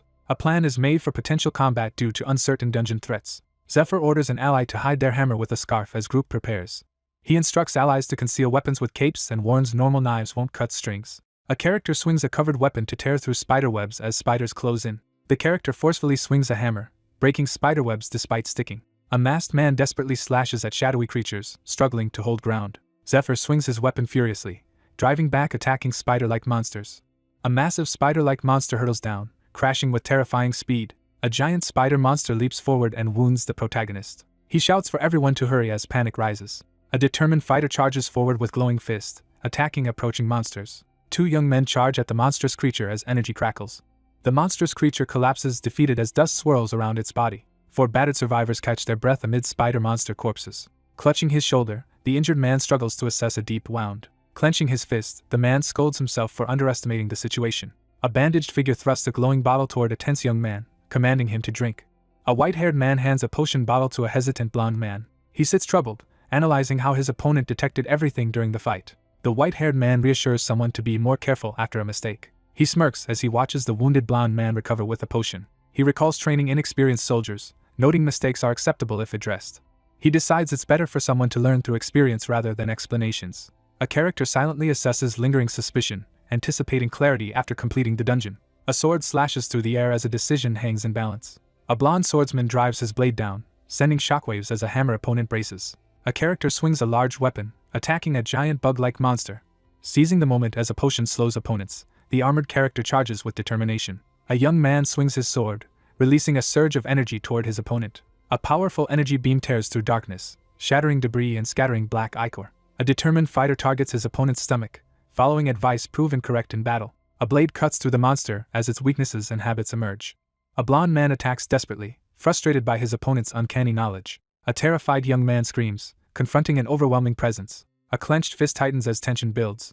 A fierce warrior slashes his sword with full force at the monstrous creature. The group stands victorious over a defeated monster, celebrating under moonlight. A figure encourages the group as they assist around a large, mysterious object. Two armored figures stare in disbelief as the calm warrior sits atop the defeated mechanical monster, having eliminated opponents alone. The group regroups beneath the fallen giant spider as the white-haired man signals to prepare for a meal. One man asks about another's past, who reveals he used to be an explorer. A helmeted man questions if the other belonged to a large guild or apprenticed with someone famous. He admits curiosity while glancing sideways and holding an object. A white-haired young man smirks inspecting a mysterious object in his hand. A shirtless man pushes through intense training in a cavern as a hooded figure silently observes. He locks eyes with his opponent, radiating intense determination. The character pauses, intensely focused as he considers his next move. The group pauses to decide strategy before entering the boss room. A white-haired man drives a large knife into a fallen opponent as shocked onlookers watch. Gloved hands force open a black container, exposing a glowing green substance. He stands alone, gripping a massive scythe as energy surges around, ready for battle. The white-haired young man blocks the group's advance, ordering them to leave immediately. Three stunned figures recoil as an unexpected event unfolds. An armored figure grips a spear, standing ready as shadowy figures close from behind. Over 4 years, many hunters died, but the narrator survived. The narrator attributes survival to avoiding dangerous bridges, unlike those who perished. The group notes ease of dungeon path and low-quality magic stones from monsters. The white-haired man slams his opponent to the ground, demanding submission. He recalls how slow progress left him alone to fend for himself. A white-haired man blocks the path, urgently ordering others to escape. The group decides to let the armored man face the boss alone, trusting his plan. Someone hesitates before raising an important topic. A helmeted character asks if they can stay together until the end. An armored character reacts alarmed to an unexpected statement. One man suggests bringing more people, causing shock. An armored character urgently warns the group against risky actions. One character desperately urges Zephyr to intervene while Zephyr remains calm and unresponsive. A character addresses the group to clarify a critical misunderstanding. With his eyes closed, the character gathers his resolve and silent concentration. The white-haired man asserts control over the group and begins assigning roles to everyone. A helmeted character starts to panic and loses composure under pressure. A lone figure steps into a web-filled tunnel illuminated by an eerie purple glow. A figure steps forcefully onto the cracked stone ground, signaling a decisive entrance. A lone figure kneels in a web-filled cavern, cautiously surveying the ominous surroundings. The protagonist approaches the dungeon entrance, preparing for the challenge ahead. The characters enter the breeding room, where a massive queen spider waits in a web-filled lair. Deadly night spiders appear, guarding the queen's breeding room. A massive armored spider emerges as the boss of the dungeon. He focuses with unwavering determination, preparing for what comes next. A boot moves cautiously onto the rocky cliff's edge, signaling a tense advance. Giant spiders lunge forward through thick webs. The protagonist pauses at the cavern's edge, gauging the risk as a giant spider lurks below. Spider guardians stand watch in the breeding room, never leaving their posts as they protect the queen. A white-haired man activates the silver key, causing a magical effect to emanate from his outstretched hand toward the bags. Several large sacks of ordinary flour are revealed on the ground. The young man swings a massive broom with determination, delivering a powerful attack. The white-haired character swings his weapon with overwhelming force, shattering debris and sending a shockwave through the area. A monstrous creature is hit hard by a powerful energy slash. Giant spiders crawl out from the webs, filling the area with menace. A lone figure steps out of the swirling smoke, weapon in hand. A young man steadies his glowing crossbow, preparing to take a decisive shot. A white-haired figure releases a devastating surge of energy that shatters the darkness. A crushing blow smashes through the stone barrier, scattering debris and sparks. A massive explosion erupts, engulfing everything in flames. The flower particles are about to ignite, triggering a chain reaction of flames. A massive explosion engulfs the area, sending shockwaves through the scene. The destructive force is revealed to be caused by the principle of a dust explosion. Zephyr advances through the aftermath of a massive explosion, gripping his crossbow with determination. A white-haired figure charges through the flames with a glowing sword, ready for battle. He smirks confidently, ready for what comes next. Zephyr charges at the burning monster with his crossbow as it screams in pain. A massive, armored claw wreathed in flames tears violently through the air. A monstrous creature is struck by a barrage of arrows as flames and energy erupt around it. A barrage of poison-tipped arrows strikes the monstrous creature, unleashing excruciating pain. A monstrous creature thrashes in pain as flames engulf its body. A giant flaming scorpion monster is forcefully slammed to the ground. A massive, fiery monster descends as Zephyr stands ready to confront it.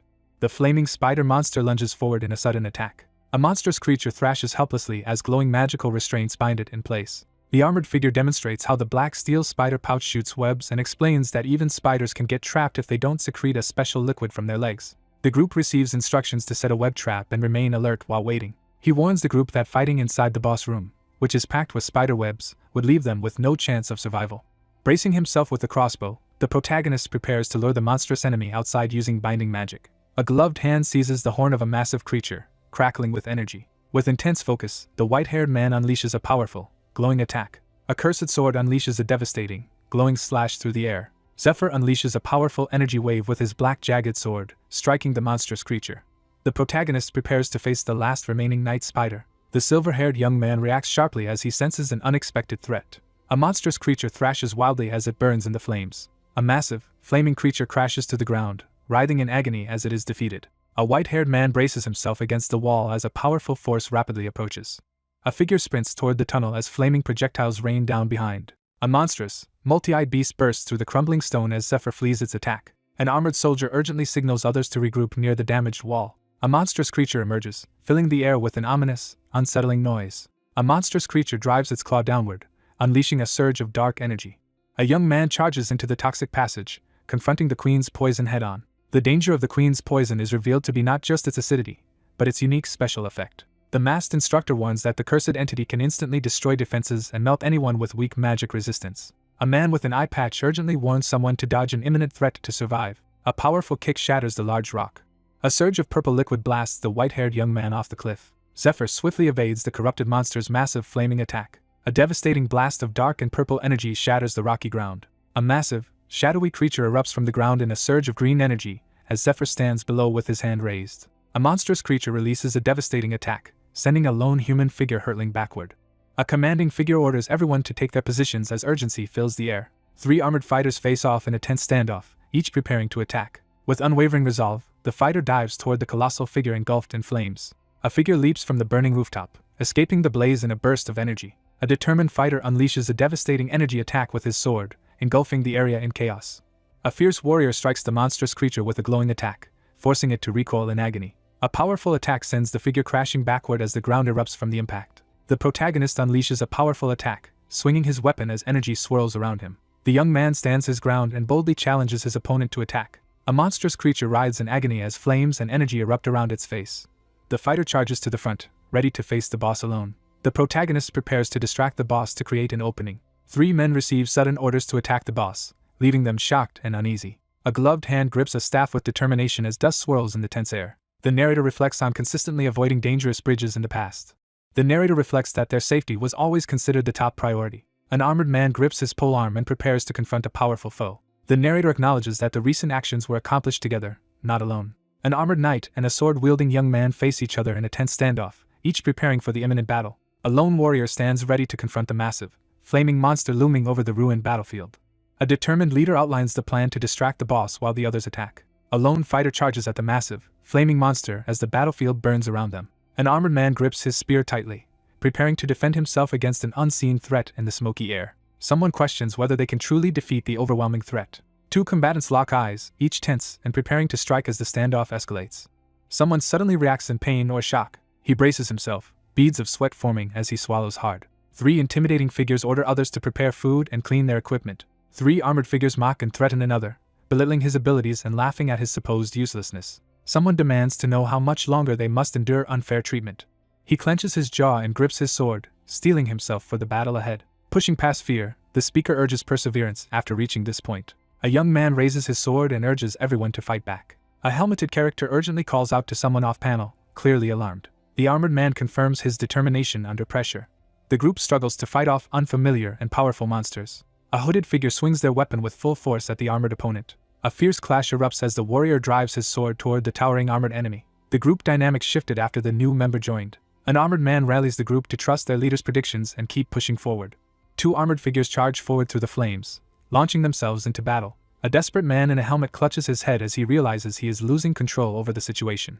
An armored figure, shouting in desperation, charges forward and is forced to join the battle. A fighter swings their weapon and shatters the damaged armor as it breaks from the explosion. An armored figure urges the group to target the enemy's vulnerable interior after breaching its tough outer shell. An armored man charges forward, provoking his opponent to fight. A fist smashes through the flaming figure, sending black fluid flying. An armored figure slams a massive hammer into the ground, unleashing a powerful shockwave. A hand demonstrates the precise weak point on the dissected leg by pointing to the central nerve bundle. With determination, the warrior lunges forward and slashes the target with his blade-coated and paralyzing potion. The protagonist braces himself and raises his sword, ready to launch into action. A fierce warrior channels energy through his sword and unleashes a devastating attack. Trapped in a web of glowing threads, the young man realizes he cannot dodge the incoming attack. A fierce warrior delivers a devastating blow to the monstrous creature, unleashing a blinding flash. Zephyr is violently knocked backward by a powerful strike from the massive creature. The white-haired man aggressively confronts his opponent, gripping his weapon with a menacing glare. A monstrous creature unleashes a furious scream, filling the scene with menace. A powerful attack is unleashed, filling the area with blinding energy and force. The white-haired man with an eye patch swings his massive weapon, channeling a surge of energy into a devastating attack. A relentless fighter unleashes a fierce, swirling attack against the monstrous creature. A young man watches in shock as someone effortlessly deflects all of the Queen Spider's attacks. A character, overwhelmed and desperate, admits their group is too weak to help. The leader insists on drawing the Queen Spider's attention while destroying the eggs, ensuring the others stay out of danger. The protagonist raises his finger and reveals that the black steel Queen Spider possesses a unique trait. Realization dawns as the young man notes that 5 minutes have already passed since the battle began, confirming the earlier prediction. Zephyr prepares to confront the Queen Spider, knowing she will remain where she landed. The spider's habit of restricting its back legs while laying eggs creates a safe zone behind them. The warrior braces for an attack, analyzing the spider monster's patterns and preparing to face it head-on. Zephyr charges forward, weapon raised, aiming directly at the towering monster. A fighter grips his sword and prepares to face a familiar attack pattern from his past battles with large dungeon spiders. Zephyr aggressively draws the Queen's attacks while the group prepares to use a paralyzing potion to stop her. An armored figure rallies himself for battle, raising his sword with determination. The armored figure charges forward, urging his allies to attack. An axe tears through an enemy, spraying green blood as it delivers a fatal blow. A helmeted fighter leaps up and blocks a massive, flaming weapon with a polearm. A desperate figure clings to a monstrous creature, reacting in panic as the situation turns dire. A monstrous creature unleashes a deafening roar. Zephyr unleashes a powerful swing with his large weapon, releasing a burst of energy. A dragon releases a massive wave of destructive energy, intensifying the battle. A blonde warrior slams his opponent into the ground with a decisive blow. The enraged creature threatens vengeance against the humans for attacking its offspring. A shadowy armored figure threatens to kill the group and dissolve their bodies with poison. A fist crackles with golden energy as a surge of power erupts. A fierce warrior unleashes a devastating, glowing attack against the monstrous enemy. A powerful grip crushes the monster's tentacle as green blood sprays from the wound. A crucial weakness is revealed as the poison gland in her neck is identified. A gloved hand crushes a purple tentacle, causing green fluid to spray out. Startled by something unexpected, the character's eyes widen in shock. Zephyr smashes through his enemy with a brutal attack, sending green fluid flying. A bandaged hand quickly draws a hidden blade, signaling imminent action. The young man forcefully pulls on the monster's purple appendage, struggling to gain control. A determined hand rips the large purple flower from its stem. The enemy's ability to use poison has been temporarily neutralized. Zephyr charges straight at the monstrous, winged creature, launching a direct attack. A figure charges down from the smoky sky, attacking with twin scythes raised overhead. The protagonist braces himself to retaliate as energy explodes around him. A monstrous creature with multiple glowing eyes bursts onto the scene. A white-haired man swings his massive weapon, sending out a powerful energy blast. A warning urges caution and careful decision-making. Zephyr drives a fierce kick into the towering monster, pushing it back. Zephyr braces for a decisive showdown, fully aware that losing focus will determine the outcome. A shadowy figure bursts through the blinding light, energy and debris swirling in its wake. The adventurers celebrate their victory as they stand over the defeated monster, while one man remains deep in thought. A young man questions whether they truly succeeded as he faces away from a shadowy figure in the cold. He realizes their rival allowed them to claim the powerful weapon. A young man realizes that the success of a hunt depends on who is leading the group. A hopeful observer decides to keep following the white-haired man, believing it could change his fate. After defeating the queen spider, the protagonist evaluates the leftover loot, realizing he can't take everything and decides to keep a few large spiders for White Rose. A white-haired young man instructs his subordinate to only take what they need. Two blonde men energetically prepare a blanket for the silent white-haired character, eager to handle everything themselves. A white-haired young man hands out water and calls out to others while taking a break under the golden sky. Relieved after the team's efforts, the protagonist conserves energy and feels optimistic about their chances against Usura during the hunt. Three warriors celebrate atop the body of a defeated monster while another observes their victory. He dismisses his opponents as insignificant. A shadowy figure radiates menace as someone warns that their allies will be ineffective against him. A determined hand tightens around a sword, bracing for the difficult trials ahead. Zephyr pauses to contemplate his next move. Someone expresses surprise and intrigue upon seeing the valuable predator brought back. A character hands over a large sack as a promised reward, while the other reacts with surprise and gratitude. A priestess expresses gratitude and offers subspace pouches, while a swordsman silently observes.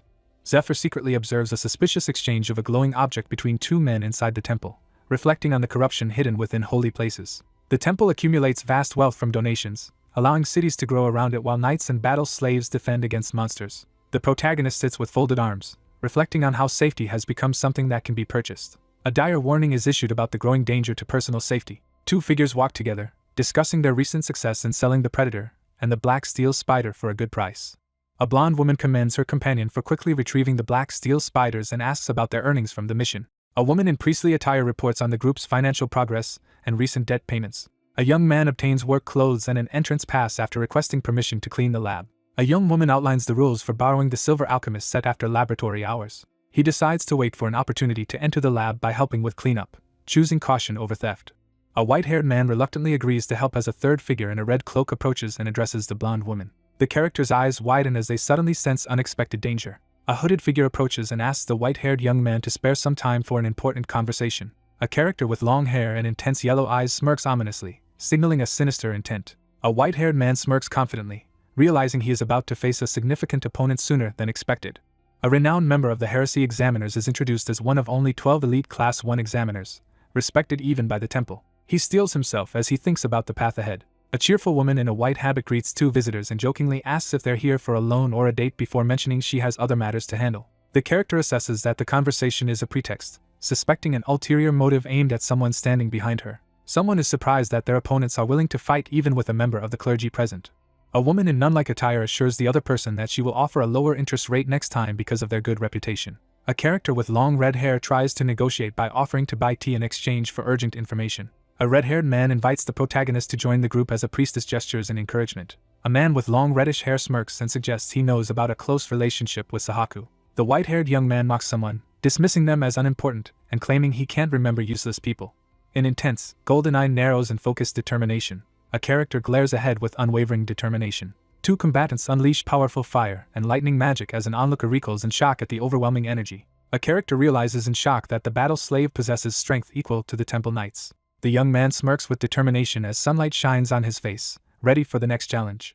He realizes the overwhelming presence of his opponent up close. A determined figure channels fiery energy, preparing to unleash power despite not seeking a fight. Two opponents charge at each other, unleashing bursts of magical energy as their duel begins. A powerful figure unleashes magic, forcing two others to kneel under overwhelming authority. Two men reveal glowing slave marks on their shoulders, forced to obey the followers of light. A white-robed woman approaches while two cloaked figures kneel before her in tense silence. A priestess channels a surge of holy light, preparing to unleash a powerful spell. A white-haired character is suddenly struck hard across the face. A stern woman in religious attire forcefully grabs the white-haired man's cloak and orders him to follow her, while another man watches. A cloaked figure calls out to someone, stopping them in their tracks. A blonde woman in a white hooded robe threatens to kill anyone who interferes with her control over the child. He smirks confidently, unfazed by the tense situation. Someone exhales heavily, struggling to maintain composure under pressure. On the stone staircase, one character warns the other to stop provoking fights, emphasizing the real danger they just faced. She reveals that the examiner is so deadly no one has survived witnessing his fighting style. A frustrated woman scolds the calm man for his reckless actions and warns him to be more careful. A woman in a religious habit reacts with suspicion, assessing the situation uneasily. The young man recoils in shock, touching his cheek after being slapped. A woman in religious attire warns the man that she cannot protect him once he leaves the temple. The white-haired man dismisses the threat, insisting that if a real fight had started, no one could have stopped it.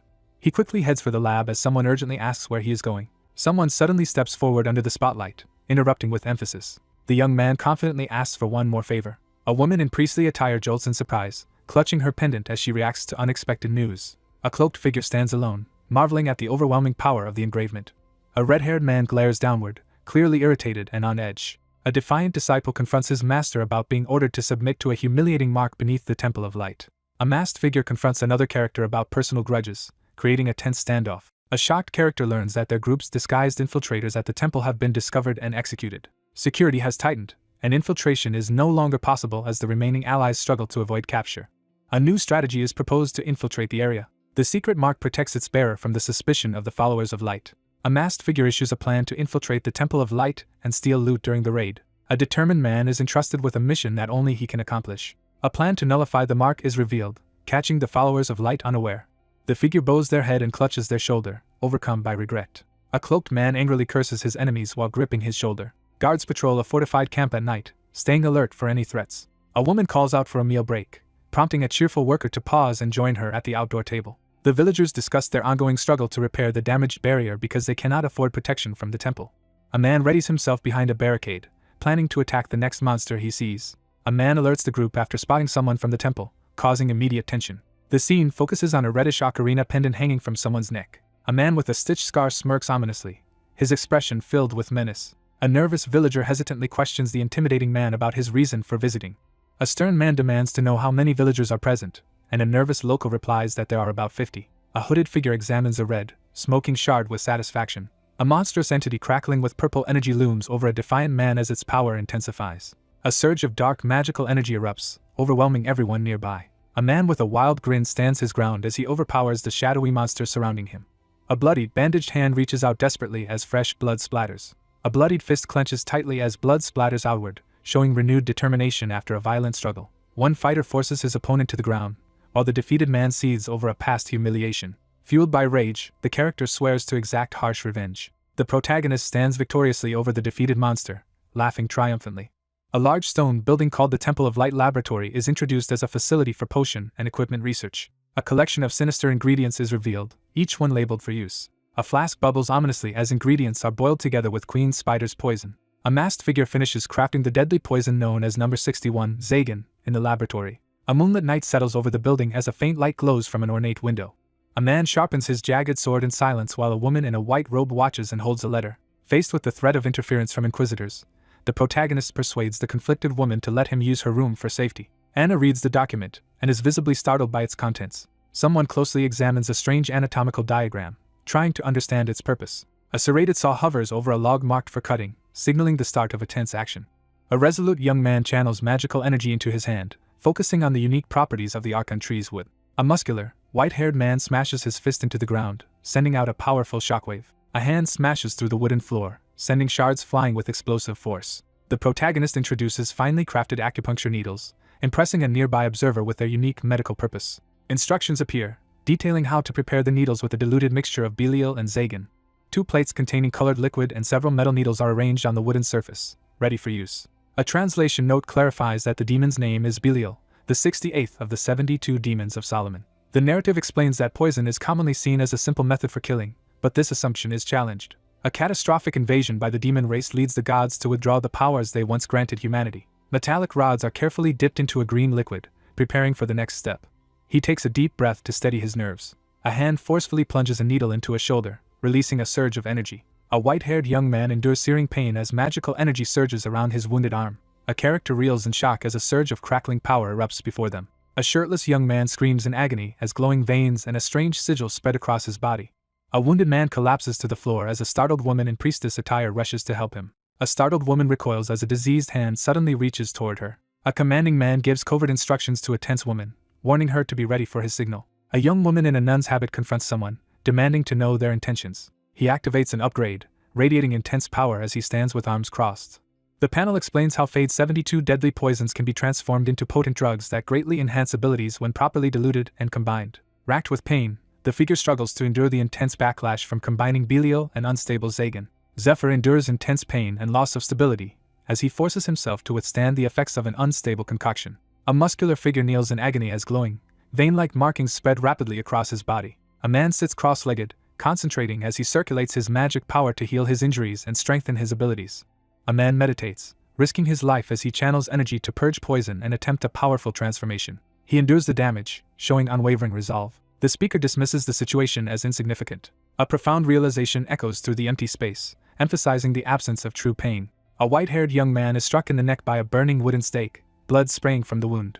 An armored warrior channels overwhelming power as he prepares to strike with his massive axe amidst a raging storm. An armored warrior braces himself to confront a towering, fiery dragon in the middle of a rain-soaked battle. A monstrous presence is unleashed, its glowing eyes and mouth glaring forward with menace. He prepares to end the battle by unleashing his hidden power. A muscular man meditates as a powerful energy surges around him. Anna notices an unusual change in the color of his blood vessels. Cracks on the man's body heal as his form rapidly returns to normal. Someone reflects on the likelihood of being unable to move after completing their task. The young man instructs his companion to watch closely and prepare to insert a needle at his signal. Someone challenges White Rose, asking if she is ready. With urgency, the young man commands immediate action. A blonde woman in a white hood grips a thin rod as she freezes in shock. The character silently considers the dire consequences of failure. A priestess, sweating with determination, prepares to drive a needle toward a man engulfed in mystical blue flames.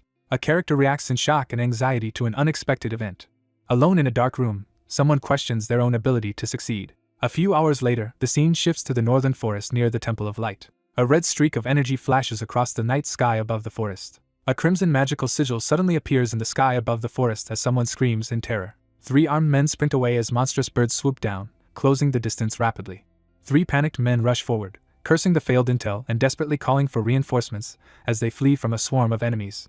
A young man urgently announces that reinforcements are on their way after firing a flare into the night sky. A bloodied figure in a red hood is struck down while desperately urging others to run to the temple. A terrified man sprints away as 2 monstrous bird-like creatures swoop down to attack. A cloaked figure races urgently toward the temple, estimating it will take over 20 minutes to arrive. Someone unleashes a desperate outburst, overwhelmed by panic. A male character slams into the ground and cries out in agony. A man crouches in the cold, struggling to catch his breath. A panicked man struggles to catch his breath, sweat streaming down his face. The protagonist is suddenly ambushed by several dinosaur-like bird monsters. Someone is in immediate danger of being completely destroyed within 2 minutes. A monstrous creature lunges at a terrified man who raises his shield in a desperate attempt to defend himself. A man braces himself behind a shield to block an incoming attack. A monstrous bird swoops down and attacks a man who desperately shields himself as beams of energy rain from above. A man quickly raises his shield as a bright object flashes through the sky with a sharp buzz. A lone armored figure braces behind a shield, enduring the impact of a massive energy beam crashing down. A muscular, white-haired man gathers intense blue energy as he kneels on the cracked ground. A young man concentrates intensely as energy swirls around him, preparing for a decisive confrontation. A shirtless man braces himself as monstrous bird-like creatures rush toward him. A giant bird of prey dives toward the shirtless figure, who braces himself for the imminent attack. Zephyr slams the massive bird creature to the ground with a powerful attack. Zephyr overwhelms the monstrous creature with a surge of powerful magic. A glowing, blue energy-charged hand forcefully strikes an opponent. A shirtless white-haired man delivers a powerful blow to the monstrous creature's skeletal claw. Glowing with blue energy, Zephyr swings his massive spiked weapon at the attacking bird-like monsters. The character confirms that there are 12 bird monster neck bones, matching the number of monsters remaining outside the dungeon. The protagonist suddenly realizes something critical, his eyes wide with shock. A lone figure unleashes a barrage of energy blasts, overwhelming the approaching monstrous enemies. The shirtless man turns away after decisively defeating his wounded opponent, who collapses clutching a shield. Startled by sudden danger, the man recoils in shock. Reinforcements from the temple arrive, catching the character off guard. A startled scout spots someone alone beneath swirling clouds and reacts with shock. A shirtless man receives directions as he prepares to follow a glowing path through the forest. A man with a shield recoils in shock as a sudden burst of energy erupts from the ground in front of him. A character's eyes widen in shock as they are suddenly confronted by an unexpected revelation. Overwhelmed by the young man's intimidating presence, someone instinctively revealed the location of the dungeon entrance. 4 out of 7 party members died in the dungeon, and the survivor regrets not sharing something important before another companion disappeared. Only 1 person survived among the 3 who escaped. A tense warning is given as a clenched fist presses against the ground. A man panics and blames himself for not stopping an ally from rushing ahead without waiting for reinforcements. Overwhelmed by anxiety, the man panics as blue light pours over him. A man reels in shock as a surge of blue energy overwhelms him. A massive surge of blue energy explodes outward, obliterating debris in its path. A man stands frozen in the mist, stunned by an unforeseen event. Amid the bodies of fallen monsters, the lone survivor kneels and gazes at a blinding pillar of light piercing the forest. Overwhelmed by disbelief, the man stares ahead in shock, sweat dripping down his face.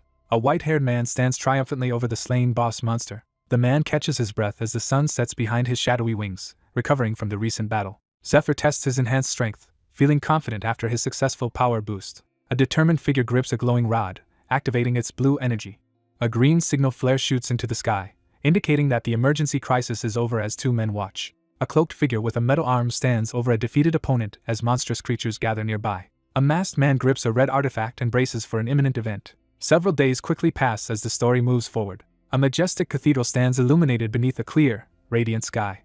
A single slave has managed to clear an uncontrolled cockatrice nest, defeating even its massive 30-meter boss. Two figures descend a stone staircase, discussing the likelihood that someone is deliberately trying to join the upcoming raid. The armored man proposes interrogating the captive to determine if he is a demon god worshipper. The commanding man orders everyone to stop and leave the situation alone.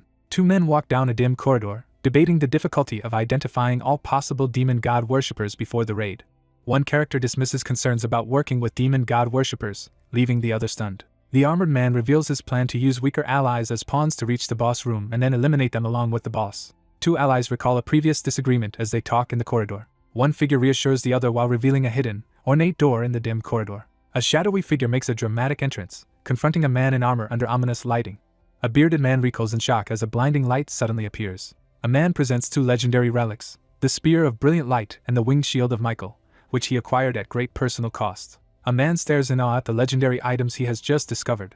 After years of struggle, one figure reassures their companion that the long and exhausting dungeon is finally behind them. A confident figure with long blonde hair boldly claims he will be invincible in the upcoming raid. The town basks in sunlight, revealing rows of traditional timber-framed houses under a clear blue sky. Three young men finish their training session in cool-off, noticing the unusually crowded training grounds. A young man explains that there are only a few spots left for slaves after the raid, so people are trying to stand out. Three young men in towels walk together as one casually dismisses a concern and suddenly reacts to something unexpected. A startled nun reacts in the hallway as another nervously watches from behind a corner. A domineering woman in a nun's habit mocks three nervous young men as they bow before her. Three young men enter their room and are shocked to see a demon sister emerging from inside. A person slides a golden ring onto their finger with determination. The man acknowledges the arrival of someone as he sits on the bed, ready for what comes next. Three young men recoil in shock as they discover a ring. A man calmly shows the ring on his finger, as the others react in shock and demand an explanation. A silver-haired man holds up a glowing ring and vaguely mentions its origin. The protagonist examines the Ring of Purification, impressed by its powerful magical abilities and usefulness. A woman in religious attire confidently promises to provide high-quality equipment to the person before her. The silver-haired man acknowledges the unexpected help with a satisfied smirk. A man smirks in the shadows, amused as he mocks someone's greed for money. A woman in a white robe strides purposefully down a sunlit hallway. A young woman in religious attire reveals she learned information from a black market informant. The legendary assassin guild, Persephone, is introduced as masters of poison and martial arts who never miss their target. Two figures stand over the slain monster, as one of them notes the other's suspiciously good hunting skills. He channels poison through his body, enhancing his strength as the pieces of his plan come together. He grips his lightning-charged dagger and prepares to strike through the pouring rain. She realizes her customer is actually an assassin from Persephone. Persephone collapsed from internal conflict years ago, and now high nobles are searching for its surviving members and their poisons. The nobles seek to secure the finest talent and poison by spending immense wealth. A determined woman rushes down the hallway to find equipment for her customer. The young man dismisses the misunderstanding and reassures himself that everything will be fine. He quickly realizes that the situation may actually work to his advantage. The cloaked figure plans to use rumors to draw out his enemy. A white-haired young man jolts as someone suddenly grabs his shoulder. One man nervously confronts another about a rumored relationship and a ring, causing an awkward misunderstanding. Three boys crowd around the bewildered protagonist, confronting and oddly praising him for not returning to the dorm all night. A young man is interrupted by a loud noise just as he begins to share information about the dungeon. Four young men tense up in front of a closed wooden door as one silently signals the group to stay quiet. A tense man confronts someone at the doorway, demanding to know their identity. A blond man cautiously peers around the corner, investigating the quiet hallway for any signs of disturbance. A young man is startled when he discovers a knife-pin note on the wooden door. An emergency order form with a map is pinned to a board by a dagger, signaling an urgent mission to investigate and report back. Three young men closely examine a mysterious emergency order form bearing the official seal of the hunting team chief. A young man holds out a map as another person grabs it to inspect. Zephyr examines the mysterious parchment, searching for hidden clues. A character carefully confirms that the signature is genuine and the document was written by Ned. Clutching the invitation, the man insists on handling the challenge alone. A massive explosion tears through the ground, engulfing the area in blinding light. A white-haired man dashes urgently through the forest.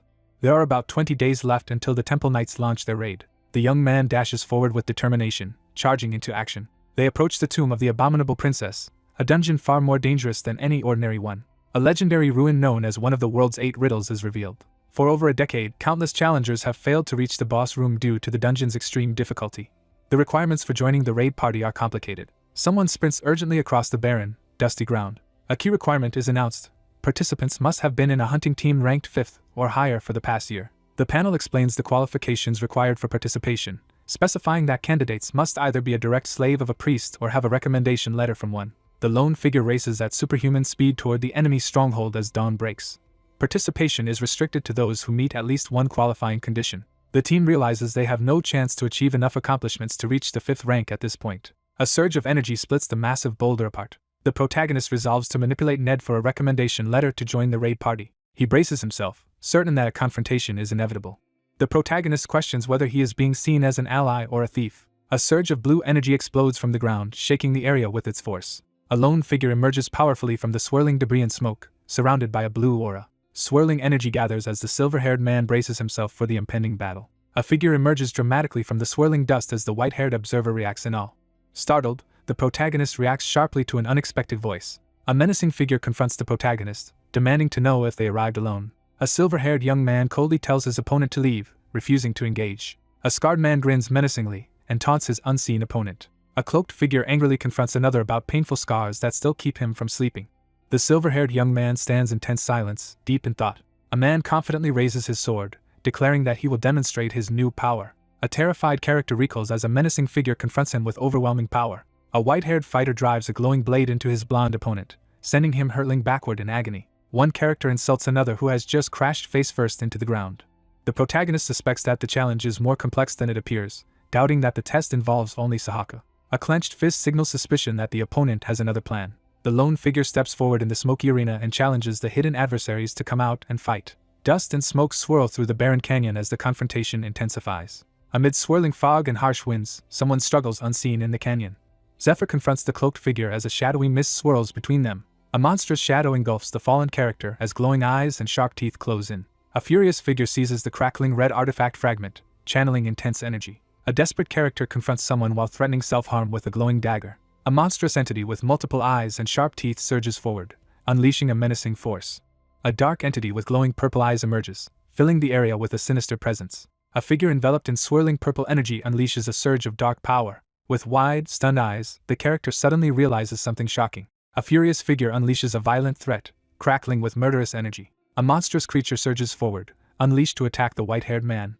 A white-haired man unleashes a surge of powerful purple energy, preparing for a decisive attack. Startled by an unexpected threat, the protagonist reels back in shock. A surge of dark energy smashes into the ground, causing a violent explosion. A crazed man charges forward, attacking with a jagged red weapon. A stunned character reacts in disbelief to the sudden attack. A colossal lightning-infused attack slams into the figure, hurling them backward. A man with a scar recoils in shock as a powerful surge of energy rushes past him. Surrounded by swirling dark energy, the protagonist unleashes a surge of blue power to confront the encroaching darkness. He recognizes the Shoggoth as a dangerous weapon created by the demon god worshippers. The panel reveals that these creatures remain dormant as eggs until a hypnotic instrument awakens them. A powerful mystical ocarina is introduced, revealing its ability to control the Shoggoth and protect its user from mind corruption. A Shoggoth is described as a mindless creature driven by an endless hunger. An enemy is revealed to be immune to physical attacks. A lone figure steps forward into the swirling dark energy. The creature grows stronger by absorbing the mana of the humans it devours. A monstrous shadow beast lunges at Zephyr from the darkness. Zephyr remains calm as powerful dark energy monsters surge around him. The young man fixes his gaze forward, bracing himself for the impending confrontation. The narration explains that the Shoggoth's most terrifying aspect has yet to be revealed. Contact with the Shoggoth triggers mind corruption, causing terror and hallucinations.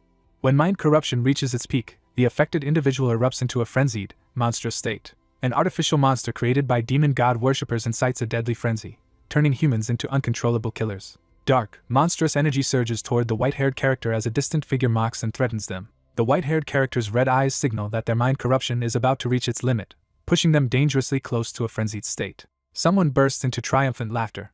A hidden power surges as a single eye glows with ominous intensity. A curse removal is being announced. A radiant ring activates, enhancing mana circulation and magic defense while granting a daily curse removal ability. A massive surge of dark energy erupts at the center, leaving one character stunned at the overwhelming display of power. A blonde, scarred character is violently choked by another, struggling to breathe. The white-haired man seizes his opponent by the collar, reflecting on how survival once meant protecting only himself and those close to him. He begins to question himself as unexpected thoughts invade his mind. He wonders how things might have changed if more people had fought alongside him and worked together. A fallen royal desperately reaches out as shadowy figures approach. The scarred man glares fiercely, locking eyes with his opponent in tense silence. A woman, her eyes brimming with tears, declares her love as energy swirls around her. A crown lies forgotten beneath circling crows as an unspoken question about survival lingers in the air. A scarred, sweating man reacts in panic and confusion to unexpected words. A young man speaks with determination, making a critical declaration. Zephyr stands firm, declaring that he saved those he could and offered others the chance to become stronger. He delivers a cold ultimatum, making it clear that his opponent will not be spared. A terrified man is violently choked and interrogated about the number of victims he has fed to the monster. A furious character confronts someone, demanding to know how many lives will be lost for their selfishness. A powerful surge of magic erupts as one character charges forward, forcing the terrified blonde to shrink back in fear. A fist surges forward, crackling with energy as a powerful attack is unleashed. A combatant strikes with a glowing punch, sending his opponent hurtling backward. A blonde-haired man coughs up a large amount of blood, writhing in agony. A devastating punch crashes into the man's face, sending blood flying with the impact. The white-haired young man channels energy between his hands as wind gathers around him. A powerful technique called Dragon's Roar is described, unleashing a barrage of attacks that culminate in a lightning strike feared across the east. A surge of lightning bursts from a hand, signaling the start of a powerful attack. A lightning-charged palm strikes the shadowy opponent with explosive force. A wounded figure collapses to the ground as smoke swirls and a pink claw looms nearby. Zephyr stands over the enemy's lifeless body, showing no remorse after delivering a fatal electric attack. A determined hand swiftly picks up the red-spotted mask fragment from the ground. The Shoggoth emerges unscathed from the attack, revealing its immunity to physical damage. The character analyzes the red object and decides that the monster must be killed with elemental or holy attacks, noting it would be destroyed by another strike. He decides to conserve his magic power while the corrupted ground pulses with dark energy. He plays a powerful chord on the ocarina, severing the Shoggoth's magical connections. The young man examines the ocarina, expressing surprise at someone's ability to play a particular song. A cloaked figure reveals that the song is a closely guarded secret of the demon god cult, insisting no outsiders could have obtained it. A red-haired attacker lunges from above as the white-haired man braces himself for impact. A confident figure confronts someone, calling out their name with intensity. The determined young man braces himself, sensing that a crucial moment is about to unfold. A silver-haired man stands in the rain, wrapping his arm in bandages as he prepares for battle. Two fighters clash fiercely, each unleashing powerful martial arts techniques as one analyzes the other's resolve. Zephyr plans to deceive Ned in order to obtain a recommendation letter and join the raid party. One character smirks confidently, anticipating an upcoming challenge as two others watch closely. The protagonist resolves to pass the test by pretending to be a demon god worshipper to alter the future. He steals his resolve, focusing intently on the challenge ahead.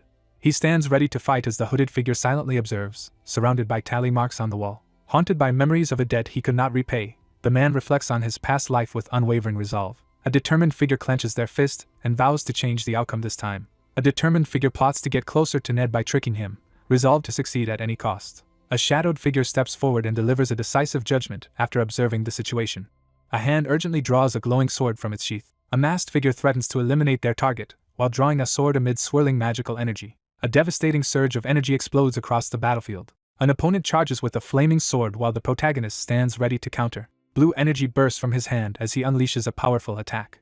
A young man unleashes a powerful sword attack, surrounded by swirling energy. A shadowy figure is consumed by a violent surge of fiery energy while another stands ready with a sword. The young man recoils in disbelief as he realizes every one of his attacks has failed to hit the target. A cloaked figure swiftly dodges a barrage of magical projectiles. A figure unleashes a surge of magical energy and lightning, filling the air with glowing orbs.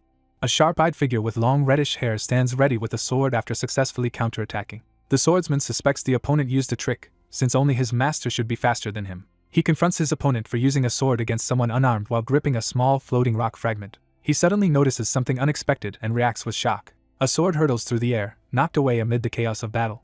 A man adopts a martial arts stance, ready to engage in battle. Zephyr gathers his energy and prepares to launch a powerful attack. Two cloaked figures charge toward each other across the barren ground, raising clouds of dust. Red lightning erupts with explosive force, signaling the start of a powerful attack. Crackling with electricity, the figure surges forward at tremendous speed, empowered by a secret martial art, while the opponent watches calmly.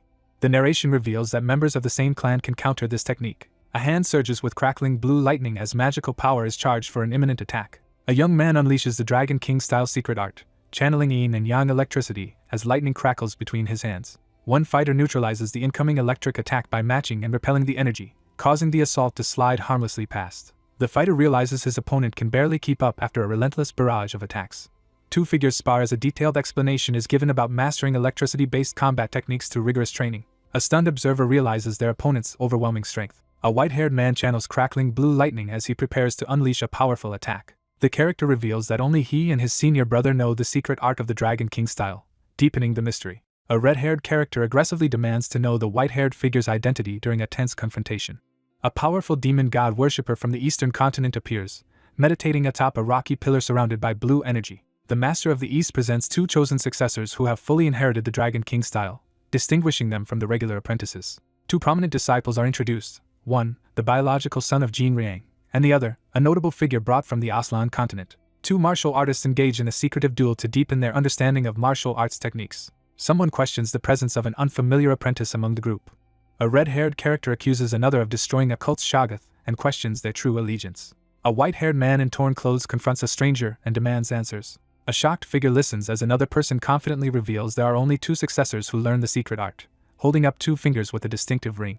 A tense question is raised about the consequences if one of them dies. A young man anxiously considers the consequences if one trainee dies and the remaining one is left without a proper training partner. A character reels in shock as they realize a critical truth. He confidently reveals that he is a shadow apprentice, prepared to replace anyone who falls. A masked martial artist channels golden energy through a glowing sword, demonstrating a secret martial arts technique in the bamboo forest. A secret disciple is revealed to have been trained in the shadows to ensure the sect's survival during emergencies. Unofficial disciples are killed to prevent them from threatening the official successor after inheriting their master's position.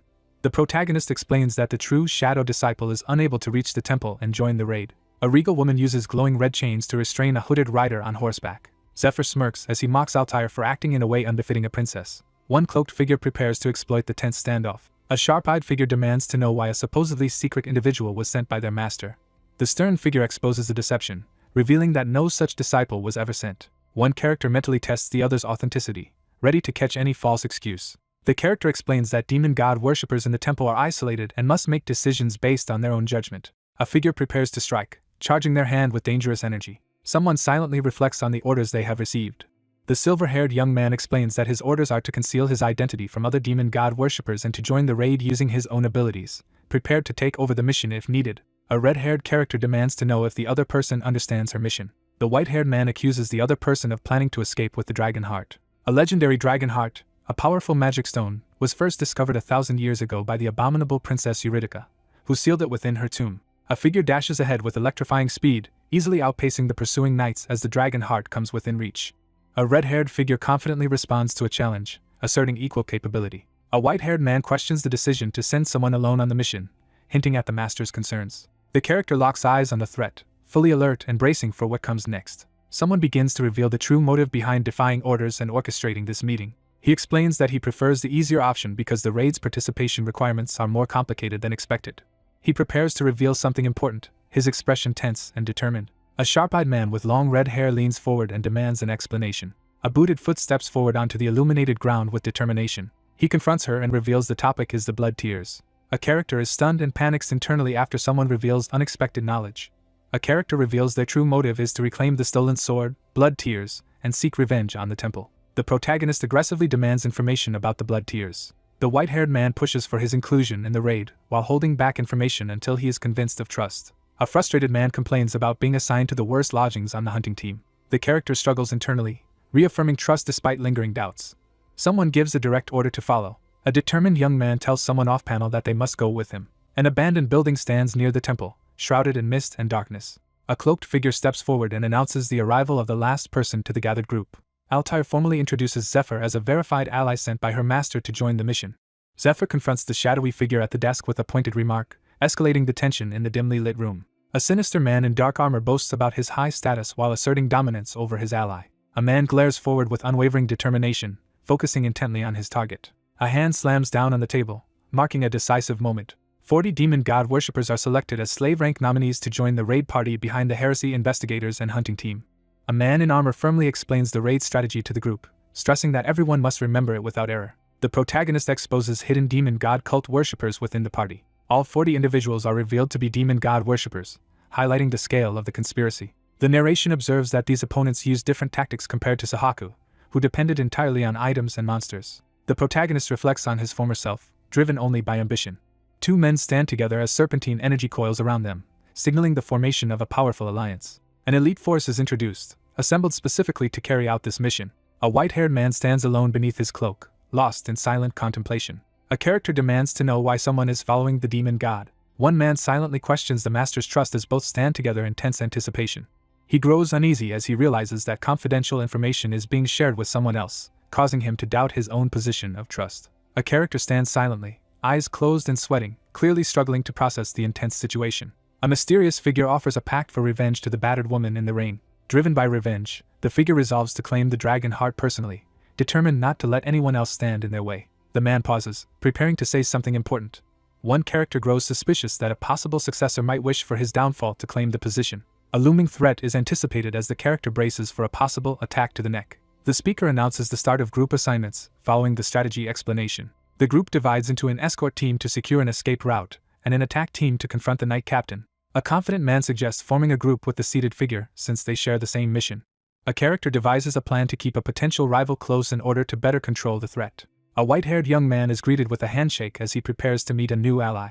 Blinded by revenge, he recalls how this person's trust in the wrong ally led to their downfall. A hooded figure considers how to win over a loyal potential ally to strengthen their chances in the challenges ahead. The white-haired young man confidently shakes hands, signaling the start of their alliance. Reflecting on the past, the narrator acknowledges the loss of many connections. A blinding light fills the tunnel as a mysterious figure prepares to select someone, causing the observers to gasp in shock. A white-haired man recoils as a flaming projectile suddenly pierces his neck. A glowing sword hovers in the flames as a choice is demanded. A masked figure radiating energy confronts someone with a dire ultimatum about mastering the ultimate martial arts technique to escape.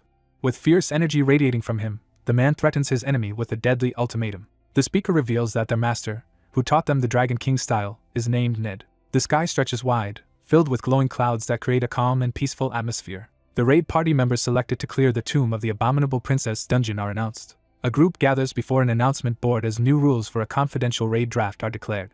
A scroll unfurls, presenting a decisive final message. Zephyr stands his ground, locking eyes with unseen opponents as tension fills the air. The protagonist pauses to organize his plans before taking further action. A monstrous spider emerges amidst flames, marking the introduction of the Black Steel Spider Dungeon. A swarm of cockatrices bursts from the darkness, revealing the deadly cockatrice nest. Forged documents reclassified the canyon village as a goblin den, and 3 promised dungeon clears were successfully completed. 3 young men bowed deeply, expressing heartfelt gratitude as they bid a respectful farewell. The leader informs the group that many will be promoted soon due to new vacancies caused by a recent special mission. One young man warns the other that the road ahead will become more difficult after their promotions, encouraging him to persevere. The young man struggles to hide his wish to ask for guidance, feeling anxious and unable to speak openly. Standing atop the mountain, the man contemplates his overwhelming and extraordinary goal. Clenching his teeth in frustration, the man admits that the weak have no right to follow. He insists that only by pushing oneself to the brink through relentless training can progress be made. A surprised young man listens as a cloaked figure invites him to follow. The confident leader acknowledges his subordinates, who bow respectfully and thank him in the sunlit hallway.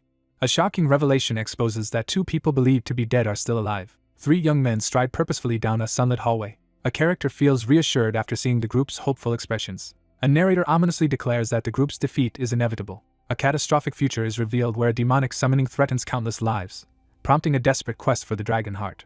A tense announcement signals that the next participant is about to enter. A white-haired man listens as the blonde woman beside him asks for his opinion on something they are both observing. One character presents an array of armor and weapons to the other, signaling preparation for the next phase. The white-haired young man assesses his opponents and acknowledges their skill. 2 ornate halberds are presented to fulfill the order.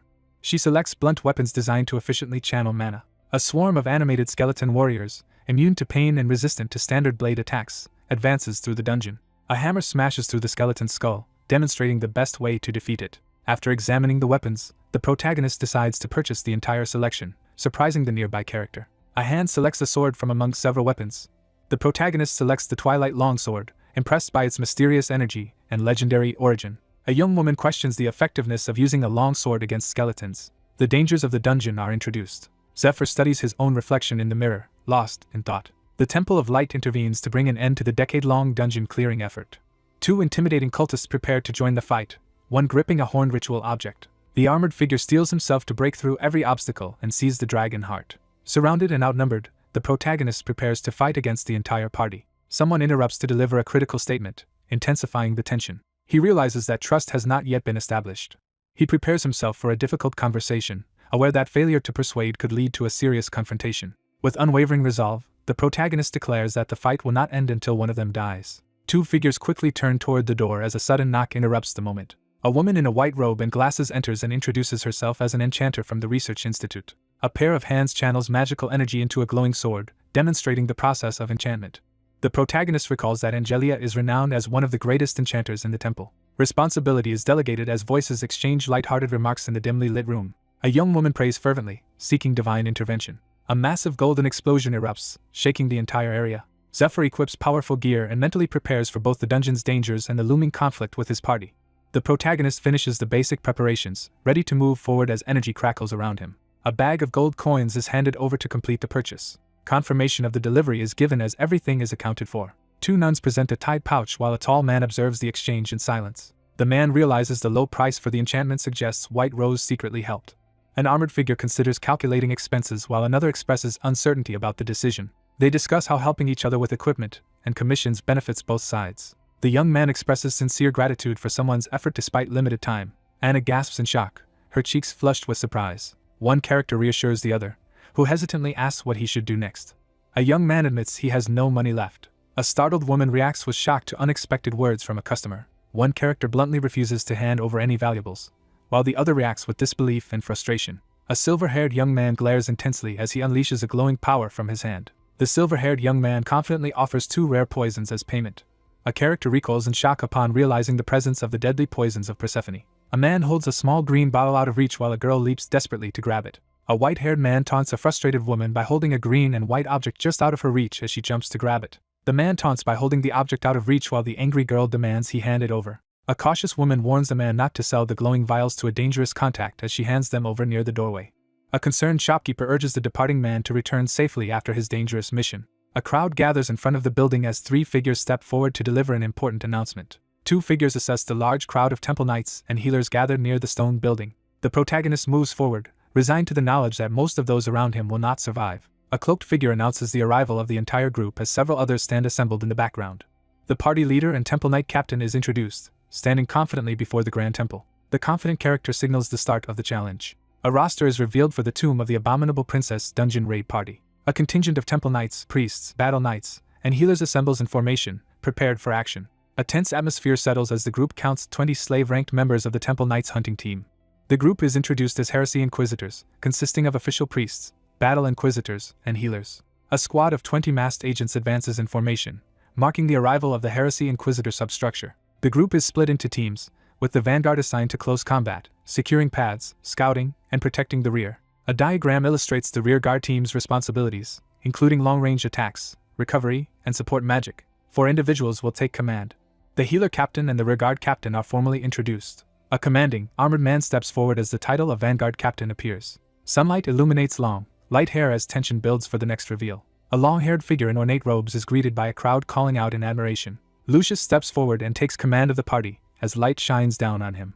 A radiant hand marks Lucius with a stigmata, granting him the title of Saint of Light at the age of 7. People revere saints and saintesses, considering it a privilege to witness them in person. He clenches his jaw in frustration after witnessing the unexpected appearance. He glares to the left, preparing for the confrontation ahead. His eyes widen in shock as he processes the realization in silence.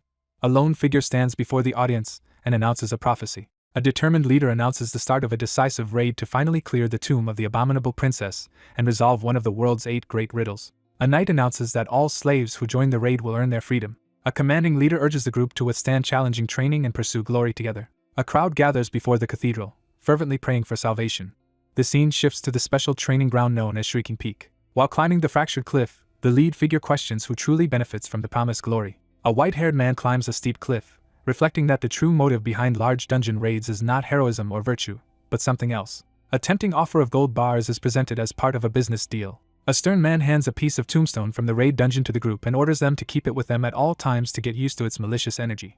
After years of preparation and gathering resources, the team finally clears the dungeon. With the dungeon cleared, workers begin developing the land by hauling materials and constructing new infrastructure. The third great temple of the Temple of Light secretly serves as an outpost to prepare elite members for St. Lucius's raid on the tomb of the abominable princess. A magical staff activates, filling the air with a glowing symbol. A woman signals the start of a mock battle, instructing trainees to avoid the magical lights representing enemy attacks.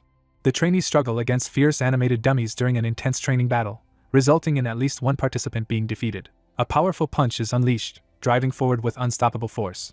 Zephyr smashes through the wooden barrier with a decisive punch. Two fighters crouch together, tense, as they argue about being unable to use Dragon King-style techniques in this situation, while broken staffs fly overhead. Two determined figures charge forward together, surrounded by glowing orbs of energy.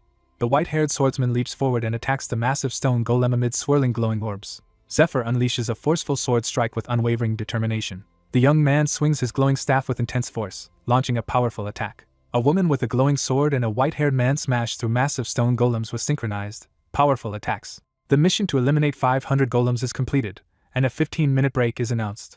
Someone watches the group's progress with clear surprise and approval. Several defeated figures lie among the wreckage as someone realizes the slaves are stronger than before. Two figures are recognized for their impressive teamwork and skill under pressure. Doubt and anticipation rise as the possibility of clearing the dungeon is questioned. A fervent figure raises a glowing cross amulet, unleashing radiant light that startles the surrounding crowd. The healer announces that the Vanguard members' injuries and fatigue have been completely treated. The healer announces that with their support, the group will undergo an accelerated training regimen before starting the session again. Training concludes as the group is told to prepare for a difficult march to the dungeon starting tomorrow. A cloaked figure urgently shields an unconscious companion on the fortress wall. A concerned figure asks the cloaked person why they are not eating again. One figure encourages the other to eat after training, but the offer is politely declined. He focuses on controlling his weight to increase his speed for the upcoming challenge. The young man glares ahead with unwavering determination, refusing to back down. Someone abruptly volunteers to take on the mission, startling another person at the table. A male character confronts his rival with a smug challenge, confident in his abilities. The white-haired man leans forward in the stone room and assures the other person that he has brought something beneficial. The white-haired man hands over a glowing bottle, assuring it will help the other person move more easily. A stern-faced man sits in tense silence, glaring intensely while raising his cup. A figure stands by the castle at sunset, directly asking how much the other knows about them. One character reflects on their initial suspicion but now recognizes there was no intent to cause harm during the training period. The character struggles to make sense of the situation, growing more confused. A man urgently reveals information about the blood tears to a startled woman. A fierce man demands information about the blood tears while confronting his target with a blazing weapon overhead. The white-haired man withholds vital information, stating he will only share it once trust is earned. The suspicious figure challenges the other's motives, accusing them of hiding secrets, and questioning their unnatural responses. The protagonist demands an explanation, his expression intense as he confronts the other at sunset. A direct demand for answers fills the tense silence. Sensing a change, the character studies his opponent with a wary gaze. A masked attacker lunges forward with a curved sword, unleashing a frenzied assault. A determined man channels intense energy through his outstretched arm, preparing to unleash a powerful attack. Two fighters launch a coordinated attack, moving in perfect sync after training together for 2 weeks. A shadowed figure rejects the question, shifting the conversation in a tense moment. One figure reveals that the focus should be on the location and possessor of the blood tears, startling the other. A tense atmosphere builds as attention shifts to the sword's current importance. Two opponents glare at each other as a sharp blue light crackles between them. His eye widens in terror as he realizes something shocking through the rain. An older man presents the chained demonic sword Blood Tears to a boy, explaining its origin as a family heirloom won in battle against desert demons. She explains that her family was granted the title of Baron and entrusted to guard the Blood Tears after their ancestor presented the sword to the king. A man solemnly announces that the listener will one day become the Baron of the Strayer family and inherit its mission. A young woman receives an important command to live up to the sword as her father encourages her. A chained, legendary sword is displayed in a grand, cathedral-like room. Someone urgently demands the return of the sword outside a grand building. A desperate noble struggles against guards, begging the priest to return the blood tears. Two armored figures scold a man in white for causing a disturbance inside the temple. A disembodied voice warns Leonard not to misunderstand.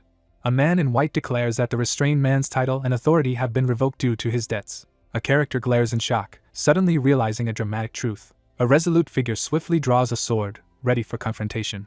A furious man charges at two robed opponents, swinging his sword as one of them prepares to defend with a glowing staff. A devastating sword thrust lands, unleashing a surge of red energy through the combatant's torso. Blood sprays from his mouth as he collapses, desperately fighting to remain conscious. A young woman struggles against restraint, screaming in anguish as she watches her father collapse, bloodied and unresponsive. A sweating young man stands frozen in distress as he is harshly warned after his failed attack. A man in religious attire threatens the kneeling figure with execution for offending noble blood. A devastated figure collapses in anguish while 3 armored individuals ascend the steps of the Grand Palace. 12 years ago, this situation was normal. Dungeon investments surged, driving up item prices and flooding the market with financial products tied to dungeons. The collapse of the dungeon investment economy triggered a major crisis as raids failed and fraudulent guilds spread. The Temple of Light exploited investors by selling worthless financial products and hiding the imminent collapse to protect its own interests. Countless families were left destitute after the temple's financial scam forced them into poverty while the corrupt priests escaped punishment. A solemn man comforts a grieving woman as she recalls the influence of priest Aldine Lasker on her father. A red-haired warrior strikes down a kneeling armored man, ending his life as a shadowy figure watches. Driven by vengeance, someone scours the world for the elusive blood tears to challenge the Temple of Light. The furious young man demands an explanation, his glare filled with desperation. A distressed character demands to know why the master possesses the blood tears as a masked figure looms ominously in the background. A young man recalls advice his master gave him recently. The conversation shifts to revealing the identities of the cult leader and the 12 apostles. The cult leader appears, flanked by half of the 12 apostles, as chained figures watch from the shadows. A white-haired young man explains that the priests are high-ranking members of the Temple of Light. A startled figure reacts in disbelief to an unexpected event. The white-haired man exposes the lie about a promised revenge to the other figure. A group moves through the dark forest, secretly planning to deliver the dragon heart to the cult leader. A determined woman warns a serious man that if their plan fails, his chance for revenge will be lost forever. The character clenches his teeth in frustration as he realizes they have been deceived from the very beginning. A character desperately rejects the idea that their master has deceived them. A masked figure confronts the injured character in the rain, causing her to question how he knows what was once said to her. The cloaked figure stands alone, silently gathering determination. A group advances toward the ancient temple, illuminated by dramatic beams of light. They discover the entrance to the tomb of the abominable princess. The bandaged man senses an overwhelming and unfamiliar danger as he enters the ominous dungeon. An older man considers the challenge before him with clear interest. A lone figure watches as the ancient doors open, revealing one of the 8 legendary riddles of the world. A small group of armed figures advances cautiously through the dim, foggy corridor. A confident woman reminds the group that they have spent 10 years trying to clear this dungeon. One figure explains that the presence of purification tools indicates this floor was cleared and purified long ago. The dungeon is described as having 9 separate floors. The group has successfully cleared up to the 7th floor during their last raid. The group acknowledges their success in defeating the gatekeeper of the 8th floor. Hooded figures cautiously advance into the shadowy chamber on the 8th floor as ominous energy rises from below. A horde of green-eyed skeleton monsters emerges from the darkness. A skeletal undead entity surges forward, radiating menacing green energy. The team quickly assembles as orders are given to prepare for battle and form up. An armored man brandishes his flaming sword and issues a bold challenge to fight. A towering cathedral emerges against the glowing sunset, signaling the arrival at a crucial destination. A figure in ceremonial robes welcomes a guest on a sunlit balcony as they exchange formal greetings. A priest thanks his guest for providing defense forces when their own combatants were away on a raid. One character reassures another, emphasizing the importance of helping each other in difficult times. A group of armored soldiers assembles, preparing for the imminent battle. During Lucius's absence on a dungeon expedition, new arrivals reach the 3rd Parish Great Temple. A pressing question arises about whether the Temple Knights were sent from the capital parish. Someone instructs another to use the group for support. A man in ornate religious robes steps forward and formally introduces himself as the Cardinal of the Temple of Light. A skeletal creature with glowing green eyes unleashes a piercing scream. Armored warriors charge into fierce combat against a horde of skeleton soldiers as battle cries echo through the chaos. A hooded figure and a muscular man fight their way through an endless swarm of skeletons. A nervous, bandaged figure reveals that the tomb belonged to a powerful magician who used magic to lure thousands of followers inside. Human bones scatter violently across the ground as the destruction of skeletons continues. A surge of green energy blasts through the hallway, scattering the armored figures and skeleton warriors. A towering bone golem assembled from hundreds of skeletons is revealed inside the dark cathedral. A monstrous skeletal arm unleashes a devastating attack with its massive weapon, sending bones flying. A monstrous creature unleashes a devastating energy attack, scattering armored soldiers in all directions. A monstrous figure unleashes a devastating shockwave, scattering armored fighters and weapons through the chaos. A resolute spellcaster raises her glowing staff and summons magical golden chains to restrain her enemies. The monstrous creature is finally restrained by the glowing chains and enchanted staffs, creating a brief opportunity for the group. Armored warriors fight desperately against chained skeleton warriors as commands are shouted to break the restraints. A monstrous black hand struggles against glowing magical chains that restrain it. Thick, rocky roots strain against glowing magical chains that keep them tightly bound. The beast bursts free as the chains shatter, unleashing chaos. A man raises his glowing sword as golden energy gathers, invoking the goddess's guidance. A fierce warrior unleashes a lightning-charged sword attack, obliterating a group of skeletal enemies in a burst of energy. 2 armored knights look ahead as one raises a battle axe, expressing admiration for Lord Matthias. The determined man urgently rallies everyone to focus as the situation intensifies.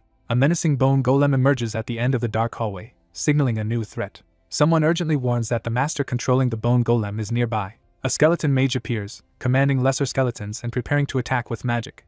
A priest urges the team to target the mage before more bone golems appear, while a frustrated ally shouts back not to rush him. The group advances cautiously through the dark corridor as the rearguard prepares their spells to support an attack on the mage. The group attacks the giant monster's defenses, aiming to break through each barrier to get closer. Amid rising tension, the man urgently searches the area for a vital object to prevent chaos in the battle. A determined figure steps forward and orders everyone to stand aside, confronting the armored man. A golden armored warrior charges forward, unleashing a devastating attack with his radiant spear and shield. 3 stunned figures tense up, sweat beading on their faces as they react to an unseen threat. A colossal golden energy beam tears through the stone corridor, destroying everything in its way. A skeleton collapses under the force of dark energy near the shattered monument. An ancient tombstone shatters, releasing green energy that once powered the skeleton mage. He explains that destroying the tombstone first makes it easier to confront the mage, but both can be eliminated simultaneously. With the mage and golem defeated, the fighters turn their focus to eliminating the remaining enemies. She observes the aftermath of the raid, realizing the spear of brilliant light destroyed a tombstone far faster than the rearguard ever could. He stares downward, realizing he has just witnessed the overwhelming power of a saint. A character assesses the immense power of equipment valued at 2 million gold.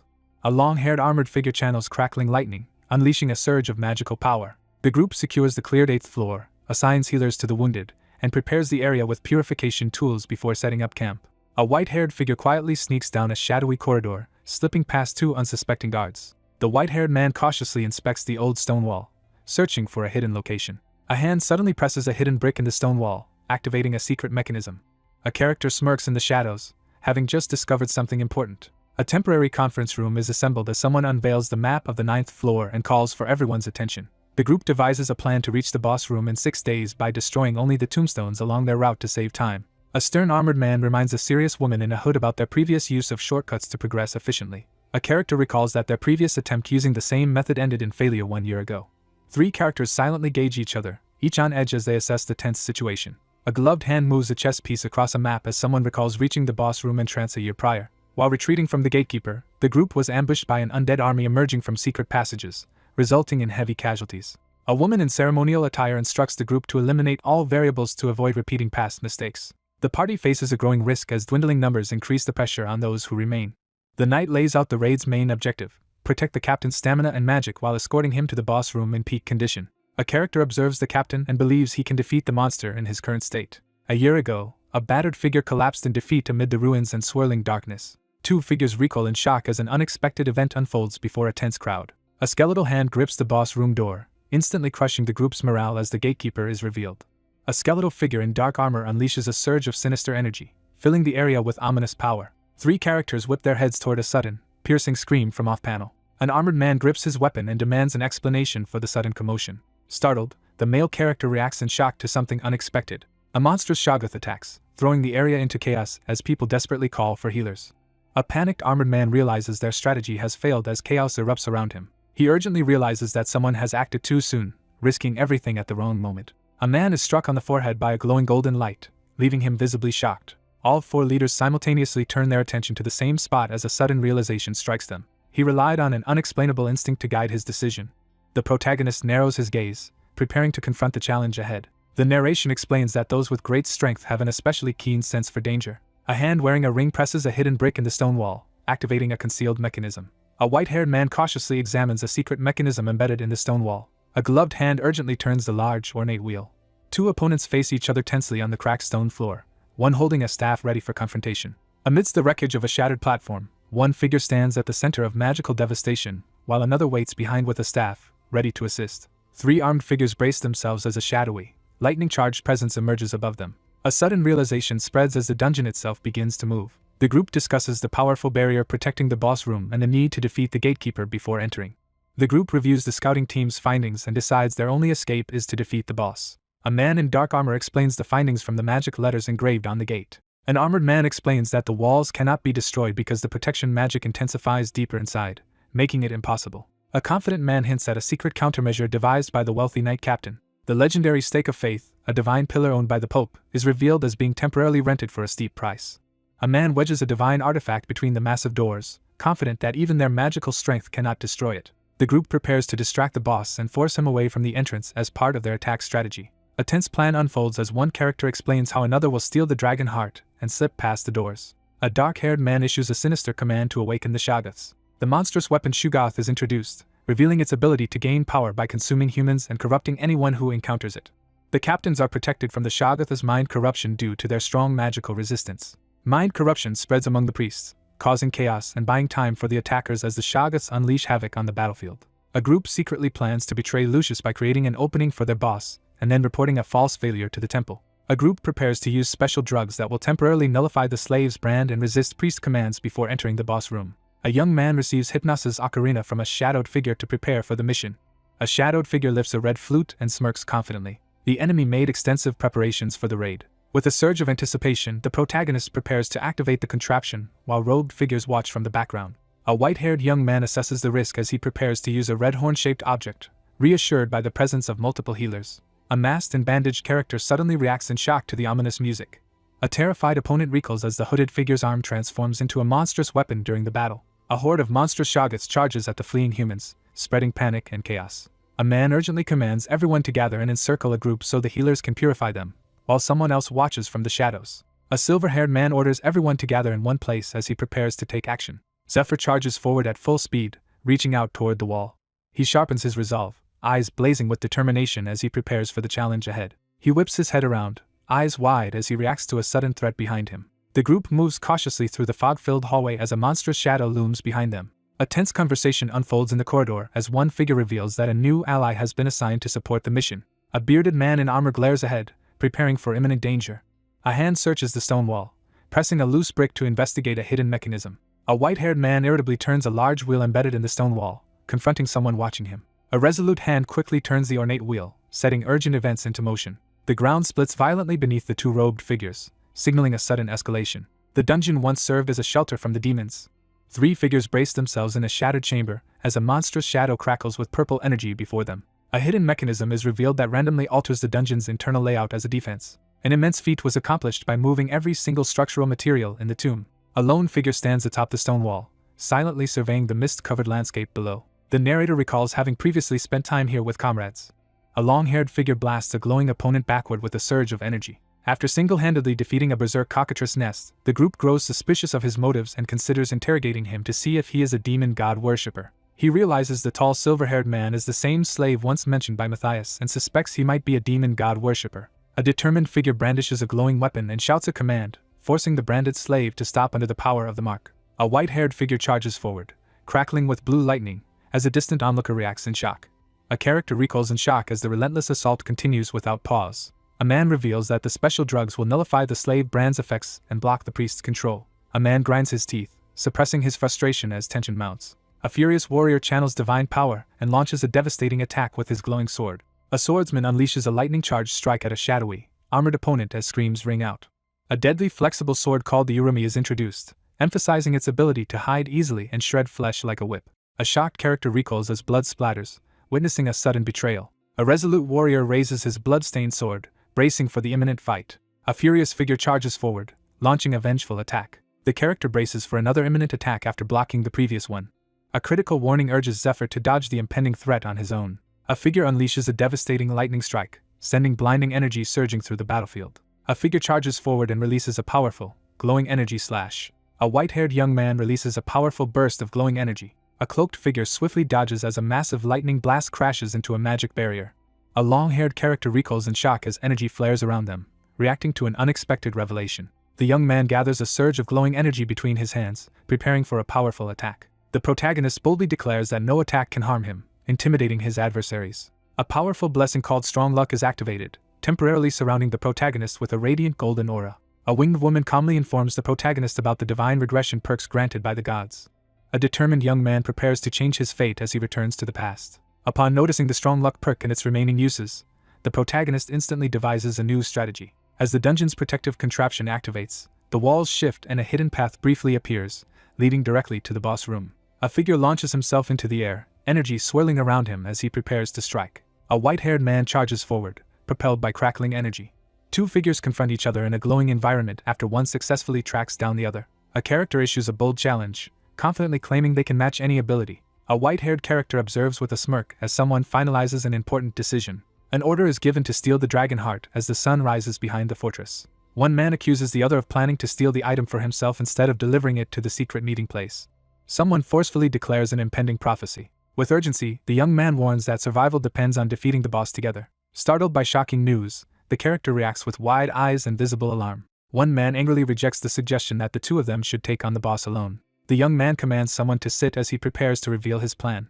The briefing concludes as the plan is finalized and questions are invited. Two figures quietly assess the risks of their plan, one visibly anxious as doubts linger. A character demands an explanation about the deadly consequences of fleeing with the dragon heart. The hooded character considers escaping using the speed of the Dragon King style and contemplates the power that would come from possessing the dragon heart. One character warns that absorbing the dragon heart without a special method will result in death due to its overwhelming magic power. Unable to absorb the dragon heart himself, the protagonist reveals he knows someone who can help. A shocking revelation is made as the identity of the carrier at the Third Parish Temple is revealed to be Cardinal Aldine Lasker. A dire warning is issued that the Twin Knights and the entire demon god cult will relentlessly pursue anyone who attempts to escape. A masked figure delivers a menacing proclamation amid swirling smoke and darkness. A white-haired young man firmly asserts the significance of the Dragon King-style sect leader. A pale-haired young man challenges his opponent's confidence with a piercing glare. The sharp-eyed character questions if the other can escape without assistance. A powerful green energy beam tears through the corridor, shattering the walls. A massive energy beam blasts downward, violently hurling two figures through the air. A tense confrontation erupts as one character questions the plan to deliver the dragon heart directly to the cult leader.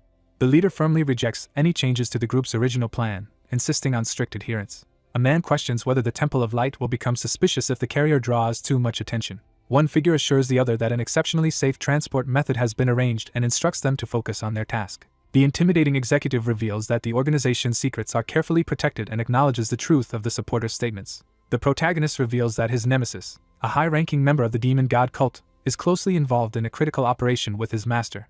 A furious man is pinned down by a priest-like figure as he demands answers for the ruin of his life. Overwhelmed by the truth, one character realizes they have been deceived their entire life as a sinister figure stands behind them. Two figures charge toward the giant bone skull as energy swirls around them. A young man gathers crackling lightning energy in his hand, preparing to unleash his power. A furious magical attack obliterates the skeleton horde as two figures stand amid the explosion. Fueled by wrath, the determined figure charges forward, vowing to annihilate both the demon god worshippers and the Temple of Light. Two figures race urgently through the mist as one demands the other to focus on running or risk failing their mission. The young man clenches his fists and shouts his realization, surging forward with determination. Zephyr urges caution, warning against letting emotions take control. A massive surge of energy blasts through the battlefield, hurling a figure backward. The figure charges through the glowing, mist-covered doorway, breaking past the magical barrier. A surge of forbidden green energy bursts from the sealed magic box. A menacing armored guardian emerges and stands watch as a lone figure advances through the glowing portal. A skull-faced figure materializes from swirling dark energy, radiating ominous power. The two warriors surge forward, enveloped in swirling energy as they rush into battle. A gauntlet hand draws a sword shrouded in dark energy. A menacing armored figure unleashes a surge of dark energy with a massive, glowing weapon. Zephyr urgently commands everyone to jump. A dark armored figure unleashes a massive surge of purple energy, tearing through the surroundings. The two sprint through the swirling mist as they finally spot their goal ahead. A shadowy figure spots the gap that leads to the boss room. Explosions of energy tear through the battlefield as a powerful attack is unleashed. Two opponents collide mid-air, unleashing a fierce surge of magical energy. A glowing green barrier suddenly blocks the empty corridor. A powerful strike sends one combatant flying as the battle reaches its climax. Two cloaked figures collapse to the ground, struggling to catch their breath as a mysterious glow shines above them. After a tense moment, one figure exhales in relief while the other stands silently, both processing the unexpected outcome. Two figures enter the ominous boss room, facing a glowing chained obelisk. The character scans the empty area, quickly realizing the boss is missing. Someone demands to know the other person's identity. With unwavering determination, the character glares intensely ahead. A fierce, determined gaze signals unwavering resolve. Someone senses the lingering energy of their knight beyond the sealed door. A mysterious figure confronts an unexpected intruder amid streaks of blinding white light. A ghostly woman shrouded in star-studded robes confronts the intruder and demands to know why they have disturbed the royal family's slumber. The group realizes the walls have stopped moving, signaling their victory over the Shoggoths. A priestess quickly orders the survivors to gather and count their numbers in the devastated hall. A tense subordinate asks the captain for instructions as uncertainty hangs in the air. A radiant figure shouts in shock as the slave brand is suddenly nullified before everyone. The cloaked figure charges forward, crackling with blue lightning, unfazed by the attempted command. A character silently questions whether someone was never branded as a slave or possesses something that cancels the brand's effect. Shoggoth suddenly emerged, escalating the danger. He turns the large wheel mechanism, activating the hidden contraption in the wall. The armored figure braces as the dungeon begins to shift, signaling an imminent threat. An unknown number of demon god worshippers pose a growing threat. A stern figure accuses the group of harboring hidden enemies. Despite choosing only the most trustworthy people and their direct subordinates, doubt and anxiety remain. An armored superior demands information from his subordinate about the identities and affiliations of two recent escapees. A subordinate informs his superior that the silver-haired one is Zephyr, and the one in red is Ned, explaining that Zephyr joined the party through Ned's recommendation. A character suddenly realizes that Ned is directly connected to Sir Matthias. An armored figure steps from the mist, gripping a sword and radiating an ominous presence. Furious over the chaos left behind, a man glares as enemies flee from the scene. A furious figure laments the complete failure of their plan, gripping a sword tightly in frustration. The leader abruptly halts the operation and orders everyone to prepare for something unexpected. A resolute man delivers a grim ultimatum, making it clear that survival depends on killing or being killed. A masked figure and an older man with long hair advance together with determination. An armored knight leads a determined advance toward a tense standoff with a watchful opponent. A stern figure demands an explanation from Matthias. A man brandishes his sword and boldly challenges his opponent without hesitation. A radiant figure appears atop the temple steps as two wary onlookers observe in tense silence. The character is stunned upon realizing that the tomb belongs to Princess Eurydie. A character reels in shock after learning that the infamous princess who slaughtered her people 1,000 years ago has been revealed. She is remembered for her serene and beautiful presence. The protagonist questions the truth of historical records and regrets raiding the tomb for a dragon heart that might not exist. A single, red eye stares mournfully, revealing deep sorrow. A somber figure silently wishes to ease someone else's sorrow. A determined figure slams his hand to the ground, vowing to do anything for her. A white-haired man restrains another as dark energy and a glowing magic circle surge from the ground. He mocks his opponent's vulnerability, noting that his mentality is shaken by his master's betrayal. A character stares ahead in shock upon noticing a magic circle. The protagonist spots a magic trap on the ground and narrowly avoids triggering it. A sinister entity writhes within an arcane containment circle as two bystanders watch. A masked figure threatens their opponent with a malicious grin, radiating red energy. A white-haired young man braces himself as a threat rushes toward him at high speed. A shadowy figure unleashes a devastating surge of red and black energy with blinding speed. A monstrous entity looms menacingly over two cloaked figures who prepare to confront it. The monstrous figure unleashes a deadly threat, roaring with rage and dark energy. A colossal, spectral bird-like entity with vibrant wings descends rapidly toward the two cloaked figures below. Two warriors charge forward with swords drawn, one having just broken free from an illusion. The two opponents collide mid-battle, unleashing a surge of blue and red magical energy.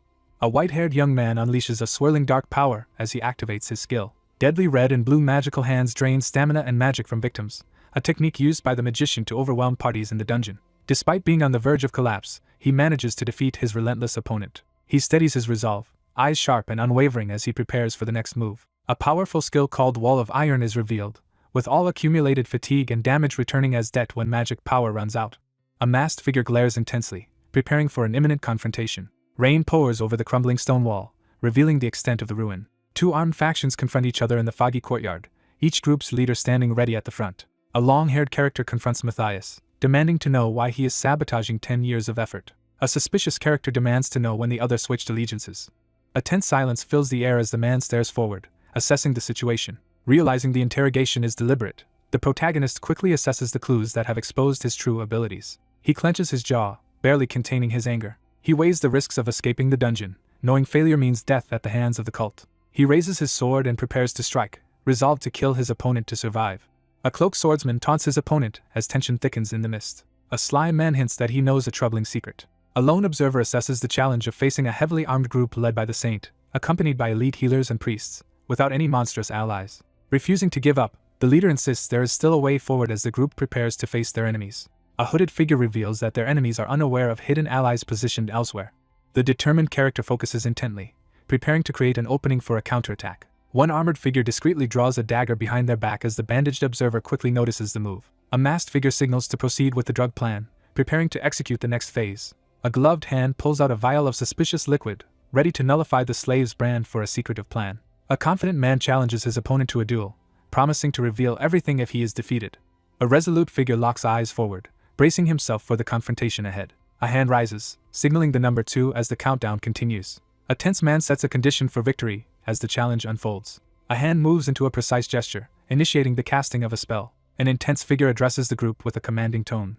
The priest of light uses the slave's brand to force his command upon those marked. He realizes he failed to act in time and reacts with frustration. The character collapses to the ground, shattering a glass vial. A cloaked figure recoils in shock as the armored person begins a disturbing transformation. 3 men, surrounded by supernatural energy and gripping enchanted swords, reveal they are being forced to fight against their will. A furious man with glowing green eyes berates his subordinates for their incompetence. An armored figure explains that the slaves will obey only his commands, making it impossible to stop their attacks without defeating them. A character with long blonde hair expresses regret to Matthias. 2 men in ornate cloaks make a dramatic entrance, standing side by side in a burst of light. The protagonist recalls forming a friendship upon entering the academy at age 12. The narrator reflects on enduring many hardships together up to the age of 32. 2 warriors brace themselves back to back as a group of monsters advances toward them. The 2 form a silent bond, understanding each other completely without speaking. With unwavering resolve, the protagonist steels himself for what comes next. The protagonist orders the enemy to dismantle the trap as a powerful attack cuts through the horde. 2 cloaked figures lie motionless on the ground, overpowered by sinister green tendrils curling around them. A massive black centipede violently erupts from someone's mouth as they cry out in agony. A monstrous centipede covered in blood and debris emerges, revealing itself. It is revealed that the branded worms are insects cultivated inside the bodies of demon god worshippers. The demon god worshippers gain enhanced combat abilities from a branded worm, which allows them to hold dual roles as temple priest or slave and worshipper by circumventing the rule of only one divine brand per body. A monstrous insect-like creature is slammed into the ground, letting out a sharp cry. A long-haired man angrily criticizes his subordinate for failing to select worthy slaves. A heavily armored figure uses glowing chains to subdue a group revealed as demon god worshippers. A tense observer watches in awe as Sir Matthias swiftly defeats over 30 opponents in just 30 seconds. An armored figure demonstrates overwhelming strength, easily subduing a chained opponent. The chained man struggles to break free, frustration etched across his battered face. Despite relentless attacks, the swordsman fails to land a single hit on his evasive opponent. Realizing his overwhelming defeat, the battered man acknowledges the vast gap in strength between himself and the saint. A solitary armored figure stands in the darkness, questioning whether his fate has been determined by a higher power. A wounded figure is pinned to the ground by glowing chains and a spear, violently coughing up blood. The chained man forcefully expels a glowing red orb from his mouth, straining in pain. A male character steels himself, his eye burning with determination as he prepares for a crucial confrontation. Lucius confronts his betrayer and demands to know the reason for the betrayal. The battered, chained man taunts his captor with a sinister smirk. The menacing figure delivers a deadly threat, his eyes glowing red with malice. A defiant glare signals a bold challenge as the character confronts their opponent. A character recoils in shock, suddenly recognizing something unexpected. Blood drips from the character's grinning mouth as he grits his teeth, unfazed by the brutal impact. Dark energy surges as the figure breaks free from the chains, unleashing overwhelming power. A confident man unveils the Stone of Revelation, explaining its power to transform humans into demons through resonance with the branded worm.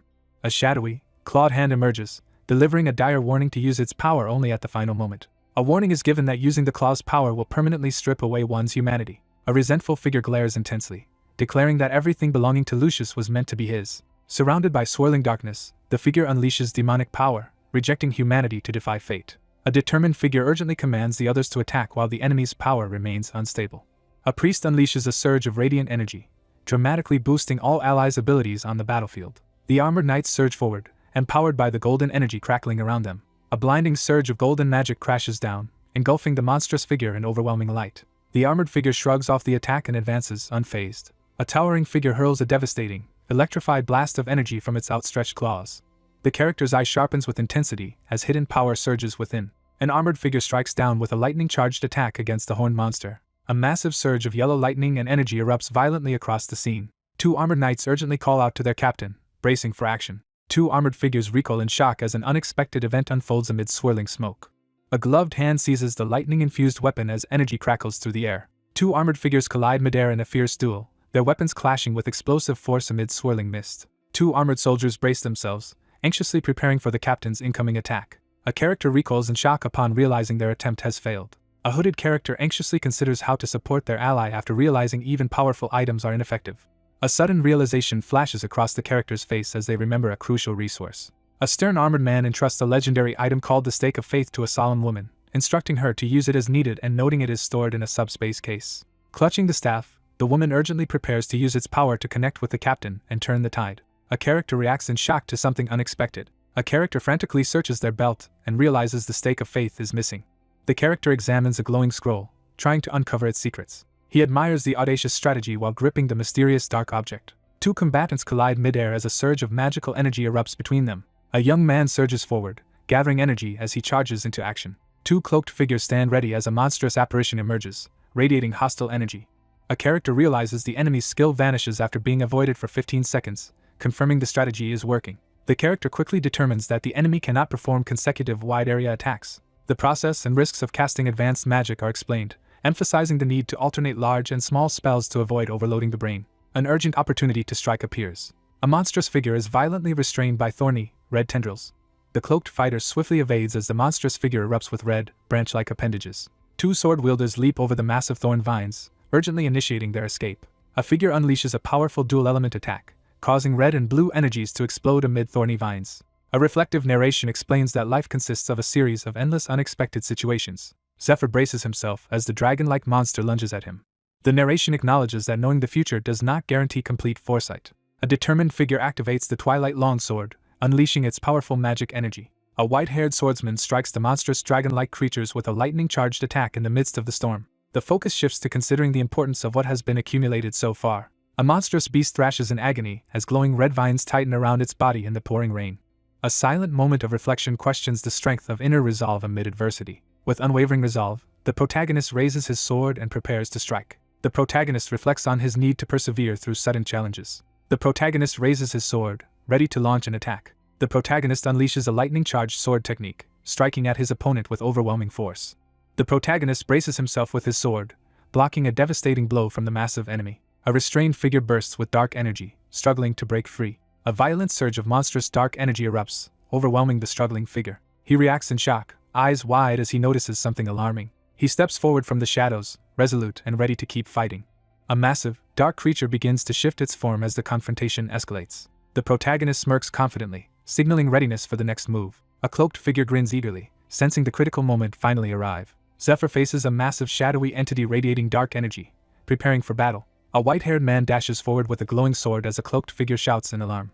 The determined character charges ahead, shouting with urgency and sweat on their face. A cloaked figure rises upward, unleashing a surge of magical energy. The group realizes that even their most powerful secret arts can't defeat the monster, which transforms into an even stronger form when its head is destroyed. They learn the creature is defenseless and unable to use skills for a brief moment during its transformation. As energy gathers in his hands, the protagonist braces himself to strike at the creature's vulnerable moment. The protagonist seizes the glowing artifact as energy erupts from its core. A cloaked figure slams down a giant glowing sword, releasing a massive surge of golden energy. Radiant energy bursts from the cross-shaped weapon as it reacts to malicious power. Monstrous figures writhe and shriek as the holy light forces them back. A furious warrior unleashes a massive energy attack, driving the assault forward. The protagonist outlines the plan to use the stake of faith for maximum damage while ensuring the enemy cannot remove it. The weapon's divine energy is finite, and once depleted, it becomes useless despite Lucius's costly efforts to obtain it. The young man unleashes a reckless, powerful attack with his massive sword, unconcerned about the cost. A large ornate cross suddenly erupts in mystical flames. The stake of faith's flames abruptly die out, leaving the artifact powerless. The enemy is confirmed to be incapacitated as the aftermath of the battle settles beneath the massive cross. Zephyr inspects his broken weapon and realizes all his enchanted gear is depleted after the relentless fight. He drinks a mana potion, urgently considering the fate of his allies and the threat of demonification. 3 glass vials shatter on the rocky ground, signaling the start of a risky plan. A monstrous shadowy figure with a glowing red eye emerges from the swirling darkness. A lone figure stands silently in the mist, surveying the tense scene ahead. One character urgently warns another to stop, explaining that reviving the creature would trigger the arrival of the gatekeeper. The group sets out to search for the dragon heart. A serious-faced character offers a healing potion and urges caution before the search begins. The white-haired figure turns and walks away while the red-haired character watches in tense silence. A red-haired man reflects in amazement that a dungeon boss, considered one of the world's greatest mysteries, was defeated by just 2 people. The speaker admits that their recent success was only possible because of someone else's plan. Sensing imminent danger, the protagonist narrows his eyes and braces for what's coming next. An overwhelming presence dominates the scene, casting a sense of superiority over everything below. A shocked figure faces a sudden and imposing arrival in the mist. 2 figures stand ready as glowing eyes appear from the darkness behind a massive door. A figure steps forward, pressing a booted foot near a staff crackling with purple energy. A shadowy armored figure unleashes a surge of dark energy, gripping a massive weapon as ominous smoke swirls around. A sinister surge of dark energy begins to swirl through the shadows. 2 figures stand before a massive, ominous stone door crackling with dark energy. A figure cries out in pain as dark energy engulfs him. A surge of ominous mana gathers around the sinister core. A shadowy figure with a glowing red eye emerges from the swirling dark mist. 2 figures brace themselves as a colossal, shadowy apparition surges with overwhelming magical energy before them. A surge of dark energy engulfs the group, leaving one person bracing for impact while another reacts in shock. Someone admits their confusion. Realizing his actions change the future, he understands the dungeon events are unfolding differently than before. A figure with long white hair is engulfed by swirling dark energy and red flames, struggling against the consuming force. A shadowy figure with long white hair stands silently as a massive cross burns intensely before them. A masked figure unleashes a surge of dark energy, extending its clawed hand menacingly. A lone figure in a tattered cloak appears atop a burning cross-shaped platform, surrounded by flames and crackling energy. A menacing figure unleashes a surge of dark power, its glowing red eyes fixed forward. Zephyr strikes with a lightning-charged sword, unleashing a devastating attack on his monstrous opponent in the midst of battle. A silver-haired warrior unleashes a powerful attack, swinging his glowing sword as blue energy surges around him. A young man unleashes a powerful sword strike with fierce determination. The two opponents collide in a burst of lightning and energy, their weapons clashing with explosive force. The character recoils in shock upon realizing the attack had no effect. He suddenly realizes the true nature of a powerful skill. A shadowy figure unleashes ancient space-distorting magic, filling the scene with ominous energy. A cloaked figure activates a glowing magic circle on the ground. A lone figure swiftly dodges the massive, glowing thorny vines erupting from a magic circle. A character reacts in shock, eyes wide with alarm. A shadowy monster with glowing red eyes suddenly lunges at the pink-haired character. A monstrous spectral entity with glowing red eyes charges forward in a sudden attack. A startled character recoils as something speeds past unexpectedly. Zephyr thrusts his hand forward and unleashes a powerful burst of energy to block the attack. Zephyr unleashes a glowing web-like attack at the shadowy opponent. The young man wraps his fists in energy and steps forward, challenging his opponent. A figure endures a surge of dark power, grimacing in pain as red, glowing eyes flare with intensity. A young man charges forward with energy-wrapped fists, issuing a bold challenge. A masked figure growls in agony as dark energy surges around them. A character channels powerful blue energy through their clenched fist, preparing to unleash magic. A character activates a mana reinforcement technique, intensifying the atmosphere. A white-haired man unleashes a devastating energy slash as swirling lights and shadows erupt around him. He prepares to strike, waiting for the opponent's defense to drop at the critical moment. A colossal demonic wing surges forward, radiating ominous red energy as it prepares to strike. A menacing figure unleashes a sinister transformation as crimson, thorn-covered tendrils erupt amidst swirling red energy. A cloaked figure defiantly raises his arm as he confronts the monstrous eye staring back at him. A cloaked figure unleashes a lightning-charged sword attack, sending a wave of energy through the air. He smirks with satisfaction as his attack lands successfully. A glowing, red-bladed weapon suddenly appears beside the protagonist's face, and he reacts in shock. A man swings his glowing, bloodied sword down with fierce determination. A hooded figure activates the forbidden black mirror magic, preparing to reflect incoming damage with amplified force. A hand channels ominous red energy, preparing to unleash a mysterious power. A cloaked figure releases a powerful surge of dark energy. A character with long reddish hair screams in pain as dark red and blue energy engulfs them. A clenched fist surges forward, unleashing a devastating punch. Blue energy surges as he drives a powerful punch into the monstrous creature. A fierce lightning-charged attack strikes the monstrous foe. A hooded figure with glowing red eyes summons swirling magical runes, casting a dark spell. Zephyr channels a surge of blue energy through his fingers, preparing to unleash his power. A dark, clawed hand surges with energy as its pressure points are activated. A white-haired figure uses an Eastern technique to block the foe's mana by pressing their meridians, preventing any skill activation. Zephyr focuses intensely as he blocks the powerful flow of mana, realizing his training has prepared him for this moment. A monstrous creature with red eyes lunges forward in a sudden attack. A humanoid figure with glowing red eyes is blasted in the chest by intense energy beams. Zephyr reveals that he secretly trapped his opponent with webs while targeting its pressure points. Zephyr charges at the monstrous creature, unleashing blue lightning as they collide in a fierce battle. A monstrous creature unleashes a furious scream as its red eye glows in the swirling smoke. A powerful rosary that grants anyone a single use of healing magic is introduced as a valuable new item. A white-haired young man unleashes a powerful burst of blue energy from his hands. 3 marked metal tokens streak through the air as only 9 seconds remain before the dark hand vanishes. A young man clenches his teeth in agony as a surge of magical energy erupts from his body. A silver-haired man declares that his actions will prevent a death. The white-haired young man unleashes a furious, explosive outburst. A sinister figure unleashes a massive, glowing spiked whip toward a fast-moving enemy. A white-haired young man braces himself as a burst of energy explodes around him. The protagonist reels in shock as the pressure points are undone within seconds. Thorny vines wrap tightly around the protagonist, forcing him to struggle desperately to break free. A white-haired character braces for impact as a floating spellcaster unleashes a barrage of fiery energy orbs. The man smirks with determination as he reacts to the unexpected turn of events. A lone figure braces against a massive, fiery explosion erupting across the scene.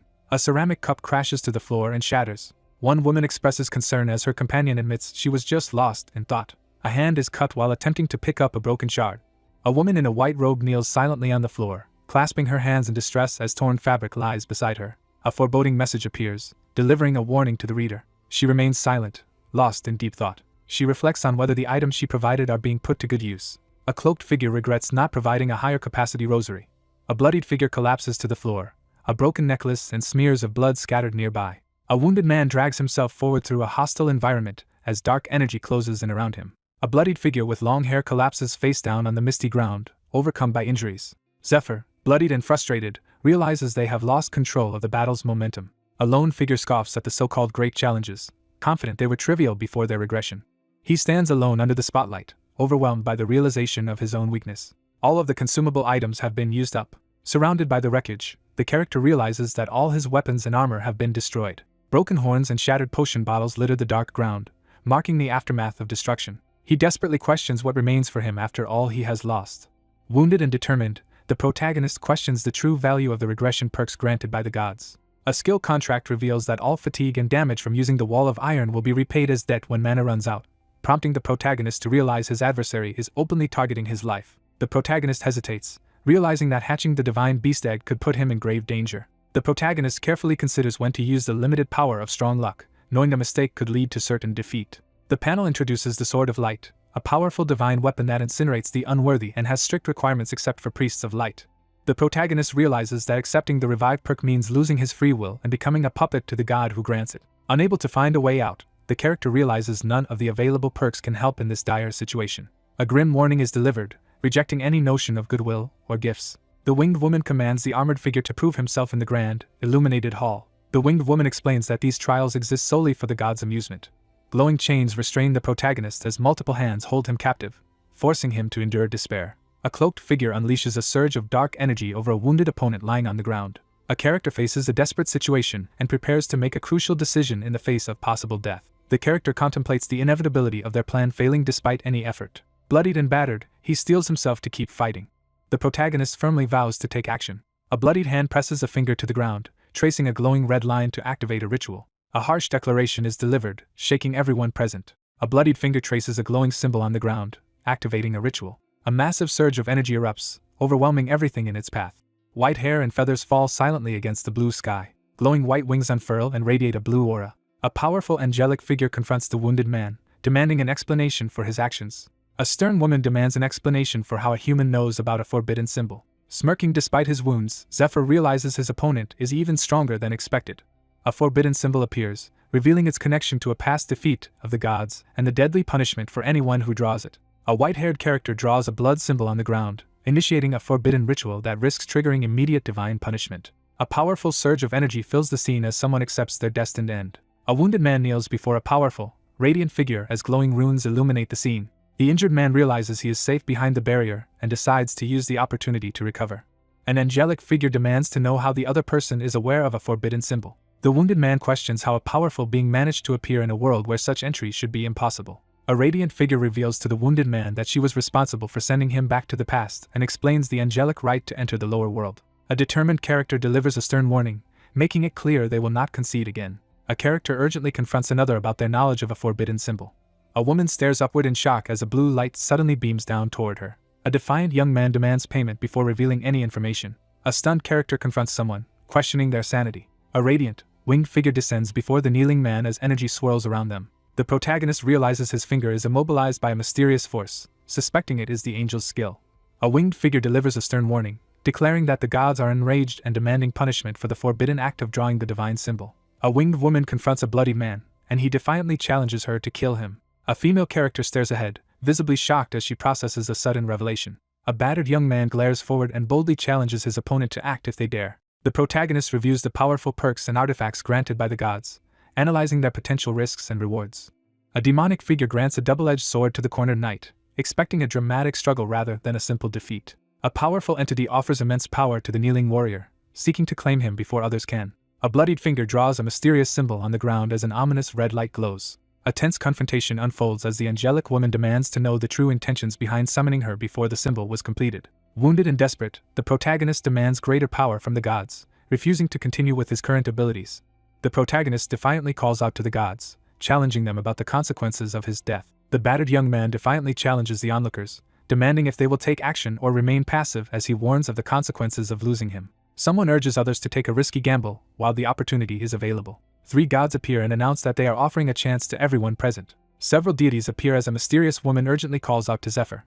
A radiant armored figure appears in silence, emanating an overwhelming presence. An armored figure steps into the scene, bathed in ominous blue light. A winged figure taunts an unseen opponent with a defiant glare. A battered man and a serene figure brace themselves as a powerful blue light descends from above. Zephyr, bloodied and wide-eyed, halts as a sudden realization strikes him. An anguished winged figure cries out, demanding to know if this is truly what everyone wants. A surge of destructive energy explodes in the chamber, engulfing the surroundings. A cloaked figure is struck by lightning and trapped by dark, thorny vines. A masked figure unleashes a menacing glare, filling the air with a sense of imminent danger. A shadowy figure steps forward through the mist and confronts the cloaked person. The protagonist reappears through the mist, showing confidence after his struggle. A monstrous figure unleashes a piercing cry, radiating dark energy as it glares menacingly. Red and blue energy claws burst from the magic circle in a surge of power. A shirtless, white-haired man stands his ground as a massive, demonic claw charged with red and black energy crashes down toward him. A monstrous figure shrouded in shadow releases a devastating, bird-shaped energy attack. A shadowy figure unleashes a massive, fiery energy blast, shaking the battlefield. A hidden power surges as a single, glowing red eye appears amid swirling shadows. A lone figure releases a devastating surge of energy, filling the area with swirling red and blue power. A hand crackling with energy grips a glowing sword, preparing to unleash a powerful attack. An injured man summons the Sword of Light as its restrictions are lifted. A radiant divine figure bestows a powerful sword and promises even greater treasures from her collection. A masked figure demands an explanation from the Goddess of Light for allowing a human to wield a divine artifact. The character defiantly insists on keeping what he claims as his own. A powerful deity seated on a throne reflects on actions he considers unworthy of his status as one of the 3 great gods. A cautious man considers the god of death's unusual interest in a certain human, and decides not to hand him over without understanding the god's intentions. The protagonist charges at the shadowy, red-eyed enemy with a lightning-infused weapon. A masked figure unleashes a surge of space-distorting power, filling the area with swirling dark energy. A figure unleashes a massive, swirling energy blast from his outstretched hand. A fierce duel erupts as a muscular man clashes weapons with a cloaked attacker, energy crackling around them. Someone doubts that human magic could ever block a divine artifact. Zephyr channels lightning through his weapon, bracing himself for the next attack. A powerful sword of light skill is unleashed, filling the area with a radiant golden aura. A colossal pillar of golden light slams down, engulfing the area with explosive energy. A massive arena is engulfed in swirling dust. A shadowy hand disintegrates, releasing a surge of swirling white energy. Dark energy rapidly engulfs the hand as a dramatic transformation begins. A weakened, silver-haired character lies down and utters a faint sound. A bloodied young man checks if the woman in ceremonial garb has regained consciousness. A surge of light energy erupts as Zephyr unleashes a powerful curse removal skill, successfully lifting the curse. A pale figure is unveiled, revealing Eurydice's true appearance under an ethereal glow. She reflects on the lingering fear from a long, terrifying dream. A desperate figure, struggling with inner darkness, demands to know the identity of the one who drove away the evil within. The bloodied young man steps forward and declares himself the successor of Princess Eurydice, one of the 12 heroes. A knight kneels and presents the dragon heart to the princess as the sun sets. A solemn figure hands over a glowing artifact to his knight, marking a moment of recognition and responsibility. She firmly corrects how she wants to be addressed. She asks about the promise to reveal something after the battle with Kaiseris. A character removes his helmet, revealing his face as light reflects off the metal. A tense atmosphere builds as the narration signals an important turning point. A dark-haired man grabs the collar of a white-haired woman, confronting her at close range with intense tension between them. Someone reflects on their past mistake, realizing their hope for happiness was naive. A hidden chamber is revealed, containing a powerful magic circle shaped like the Tree of Life. A white-haired figure reveals the terrible price paid to purify the dragon heart, while supporting a weakened woman in a glowing, mystical setting. A pale woman expresses heartfelt gratitude to her rescuers, unsure how to repay their kindness. A weary character acknowledges that their forcibly extended life is nearing its end as their body reaches its limit. A white-haired woman with red eyes demands to know the reason for wanting the dragon heart. He prepares to act immediately, realizing there is no time to explain. A character activates a memory-reading skill by offering their hand to be touched. A colossal demonic dragon looms over the defeated armored warrior as flames engulf the city. A fierce blast of mystical energy erupts, forming the shape of a ghostly woman as the attack is unleashed. The armored figure kneels in astonishment, overwhelmed by the grandeur of the sacred hall. A shocked observer witnesses a powerful magical ritual being activated. A crowned woman extends her hand and prepares to guide someone through the surrounding flames. Haunted by repeated failures, the cloaked figure reflects on being unable to save anyone from the monster. Surrounded by flames, the teary-eyed character smiles softly despite the chaos. A lone figure channels a surge of magical energy at the center of a massive glowing circle. An armored warrior launches a fierce mid-air attack against a massive horned demon surrounded by blinding green energy. A masked fighter charges forward, unleashing a blazing assault while taunting the opponent. Despite his usual strength and support, the character struggles to defend against an unexpectedly powerful attack. A shadowy armored figure is overwhelmed as the strengthening buff vanishes upon contact with the dark energy. The transformed figure revels in overwhelming power, exuding a triumphant and ominous aura. A fiery blast erupts as one figure launches an attack, sending another flying backward. A massive explosion engulfs the area, blasting everything in its path. A character is overwhelmed by a sudden surge of flames and screams in pain. Amid the chaos, two men struggle to dodge relentless attacks, unable to join the main battle.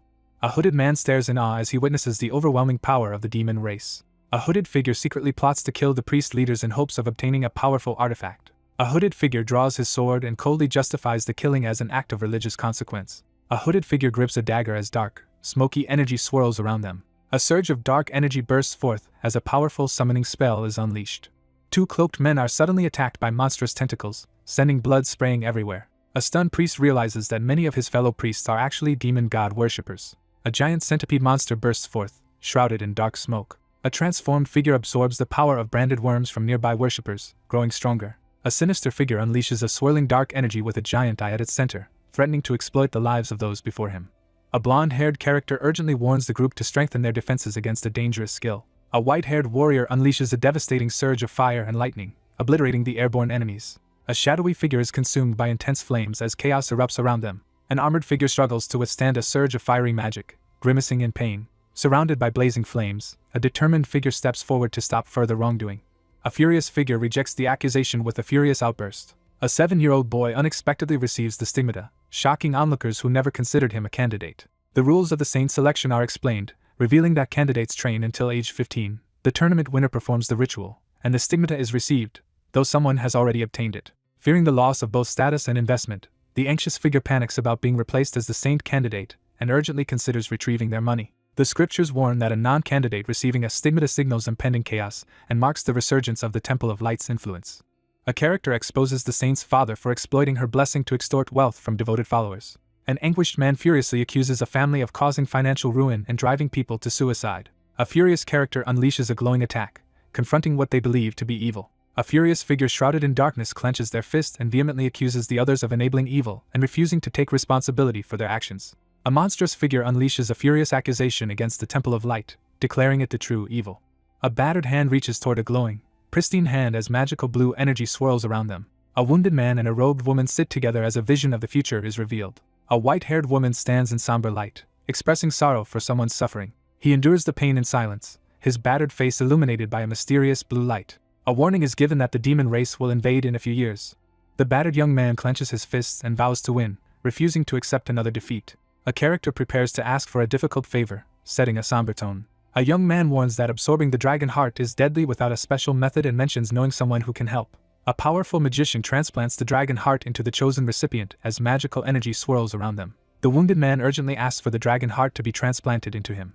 The character pauses in silence, eyes closed, lost in thought. She rejects the request, her expression marked by sorrow and resolve. Stunned and furious, the protagonist reacts in disbelief to what just happened. 1,000 years ago, the world faced imminent destruction. The black dragon Kaiserus unleashes a devastating fire that engulfs the world in destruction.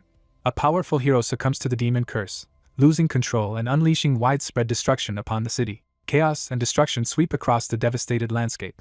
Powerful figures like the Archmage, the Princess, and the Knight are introduced. The 11 heroes prepare to battle their former comrade, the Gold Dragon, to protect the world. The warriors unleash powerful magic as their year-long battle with the Black Dragon reaches its climax. An armored figure grips a glowing sword and apologizes before making a decisive move. The battle ends as the knight delivers a decisive strike to his opponent. A powerful figure explains that the demons have been orchestrating events across different eras to summon the demon god, revealing the god's limitations and a single exception to their rules. A battered figure reveals that the demon god Tartarus can be summoned directly into the human world. A determined man reveals that the demon god cult, formed by agents of the demons, is once again attempting to summon the demon god, aligning his current mission with a shared goal from the past. Someone references their hidden past as a surge of white and blue energy fills the scene. The wealthy and powerful ignore the world's collapse as they greedily hoard riches for themselves. A powerful betrayal led to an alliance with demon god worshippers, causing most to flee in fear while only a few stood against the impending catastrophe. With determination burning in his eyes, he vows to fight again and seize victory. A wounded figure desperately pleads for help from the spectral form of the legendary Princess Eurydice. A battered young man pleads desperately for the power to protect the world. A solemn figure with long white hair and a star-patterned veil stands silently, lost in thought. A mysterious figure fixes someone with a piercing, crimson-eyed stare beneath a lace headpiece. Someone silently compares two very different people, wondering why one reminds them of the other. Two figures discuss overcoming fears and past achievements with the dragon heart inside a grand hall. A determined knight stands before a window, resolved to gain the strength needed to protect humanity from looming threats. The protagonist braces for a new threat from mysterious adversaries. The armored man firmly states his demand as tension rises near the ceremonial stand. A determined figure pledges to sacrifice everything for the child's safety, urging the dragon heart's transplant. A powerful magical device is activated, crackling with swirling purple energy. A figure convulses in pain as dark energy engulfs them, while another person watches from behind a veil. A woman shouts for the princess to retreat as swirling dark energy threatens them both. A figure collapses in agony as their head is consumed by sinister purple flames. A character suddenly senses the ominous energy of the demon curse, just like during the previous Berserk incident. A character cautiously steps forward, pondering why problems persist even after the dragon heart's curse was lifted. A powerful figure confesses to deceiving others by only making it appear as though something had been lifted. A stern man raises a glowing shard, bidding farewell as he asserts his commitment to a duty. Glowing magical runes swirl rapidly around the startled woman as she stands frozen in shock. A stern man invokes the dragon tongue skill, unleashing a powerful spell to silence his target forever. A character recoils in shock as a dangerous secret about the world is revealed. An imposing man taunts the wounded figure, blaming their greed for the dragon heart for their current suffering. A horned figure smugly reveals that the dragon heart was successfully transplanted along with a hidden demon curse. A menacing figure unleashes a wave of destructive energy, threatening to annihilate everything. A figure channels immense energy from the dragon heart. A lone, cloaked figure confronts a towering skeletal apparition in a stormy, mystical landscape. A determined figure forcefully slams a massive sword into the ground. A white-haired woman is trapped by star-shaped chains as dark energy engulfs her. A devastating blast of dark energy explodes across the area, shattering everything in its path. A veiled woman solemnly recounts how she extracted the dragon heart, purified its curse for 1,000 years, and waited to entrust it to a worthy hero. A solemn woman warns that attempting to receive the dragon heart now would destroy or cripple the recipient. The battered young man evaluates his limited options for rapid growth after exhausting all immediate methods. Despite his injuries, the protagonist insists there is still a chance for success. A character analyzes their opponent's strategy, deducing an intention to manipulate probability with extraordinary luck. Someone interrupts to point out that a calculation is incorrect. A mysterious woman warns that there is one more crucial moment when strong luck must be used.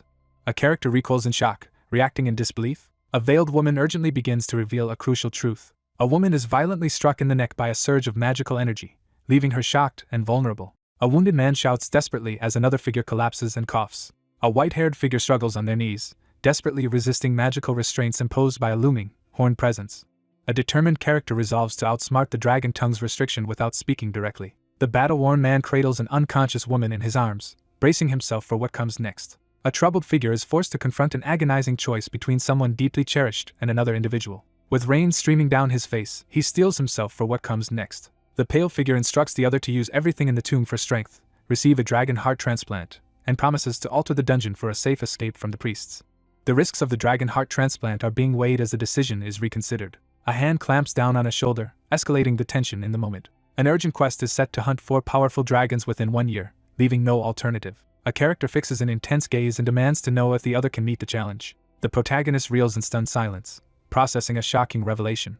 Someone pauses, trying to understand a mysterious situation. A blade slashes toward the opponent as the challenger refuses to back down. The protagonist confidently dismisses the challenge of killing 4 dragons in a year. A glowing hand reaches out to the chained woman as a promise is made to show her the safe world she longed for. The protagonist makes a determined vow to complete the task within half a year, urging the other person to relinquish their responsibilities. A final farewell is given as a somber message about the afterlife is shared. An ethereal woman silently appears, her intense gaze hinting at a mysterious presence. A single tear falls silently down the person's face beneath the ornate embroidery. A powerful figure entrusts an unfinished duty to another within a chamber illuminated by a glowing pillar. The ancient monument activates, cracking open and releasing a surge of mysterious energy. A mysterious figure reaches out to summon a glowing, chained relic suspended in the air. The protagonist is stunned by a sudden realization. A veiled woman solemnly presents the dragon heart to the new hero. A white-haired woman raises her hand and begins a powerful ritual, summoning fiery energy around a jagged crystal. A wounded man endures as a glowing stone hovers above his chest, signaling the start of a mysterious transformation.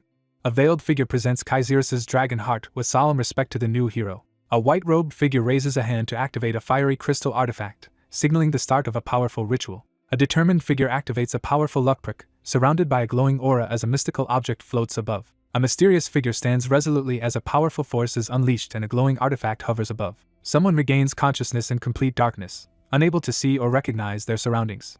Amid swirling darkness, the protagonist realizes he is inside his own consciousness. A man senses a familiar surge of power as he examines his glowing hands. A presence is detected inside the void, raising tension. The protagonist stands firm as a gigantic red eye surrounded by dark energy looms before him.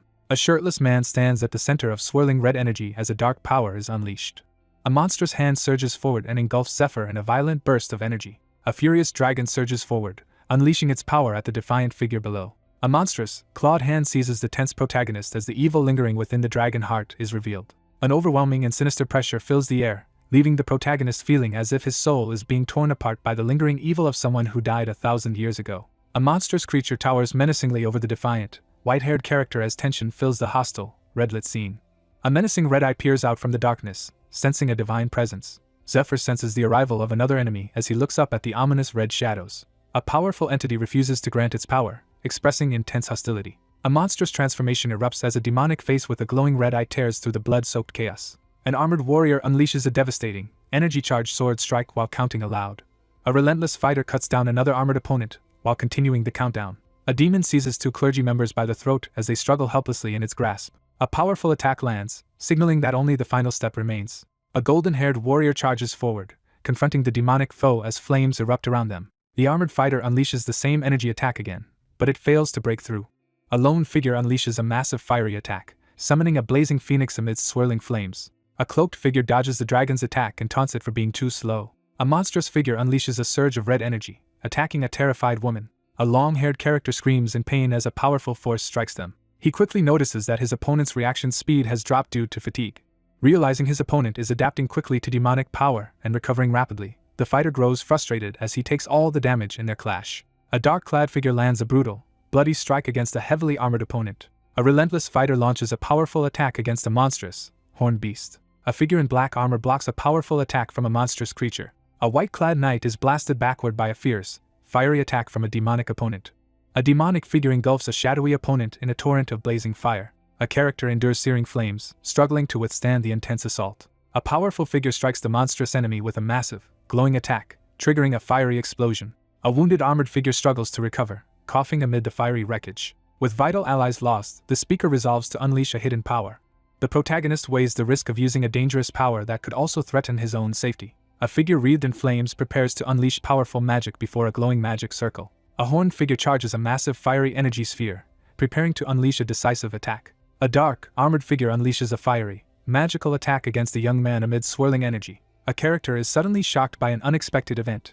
A fiery attack is instantly destroyed by a sudden surge of yellow energy, leaving its caster stunned. A glowing white feather slowly descends through a beam of bright yellow light. A figure in ornate armor clenches their fist, preparing for the challenge ahead as glowing feathers swirl around them. A golden-haired warrior braces himself with a shield as a radiant angelic figure appears behind him, signaling the arrival of divine protection. A radiant figure questions how much lifespan will be sacrificed this time. A determined figure sets a strict 1-month deadline. A determined figure concludes that half a year will be needed to defeat the enemy, extending the original plan. A massive golden energy blast erupts, overwhelming everything in its path. An armored figure surrounded by golden lightning charges forward to unleash a powerful attack. The demon recoils in fear as golden energy crackles around him. A character reacts in utter disbelief, overwhelmed by a shocking revelation. A powerful armored figure proclaims his superiority as he unleashes a burst of energy from his chest. A radiant armored figure strikes the towering monster with a surge of golden energy. Ominous ripples disturb the dark water, hinting at a hidden presence below. A golden armored figure stands over defeated enemies, revealing strength that had been concealed for decades. A resolute figure reveals the temple's secret saint-exclusive skill, Glimpse of Glory, which grants power from a future angelic self at the cost of lifespan. The armored character reveals that saints have short lifespans because they are forced to use dangerous powers and are sent into deadly situations by the temple. A broken golden chess piece with a saintly symbol falls, symbolizing the harsh reality and manipulation faced by those holding the position of saint. A long-haired character confronts someone, accusing them of betraying a friend and abandoning everything out of greed. A battered man taunts his opponent from the ground, mocking the idea of being uniquely chosen.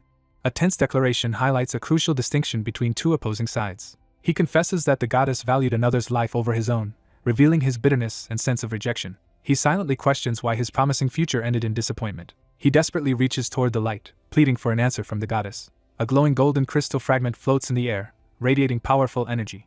A bloodied hand collapses to the ground, showing the character's exhaustion and injuries after the battle. A wounded character slowly regains consciousness on the ground, noticing the sudden silence and thinking about the boss. A character recoils in shock, reacting to an unexpected event. A towering, robed figure wreathed in smoke suddenly appears, shocking the onlookers as the dungeon boss is revealed. A desperate figure chants a powerful healing spell over an unconscious person as a glowing light forms between their hands. Two armored figures urgently check on their injured comrade amid the smoky ruins. Only 3 survived out of all the party members. The raid is called off, and the survivors prepare to leave the ruined chamber. A massive explosion of energy erupts, shaking the entire area. The protagonist stands firm as a dragon unleashes a torrent of flames directly at him.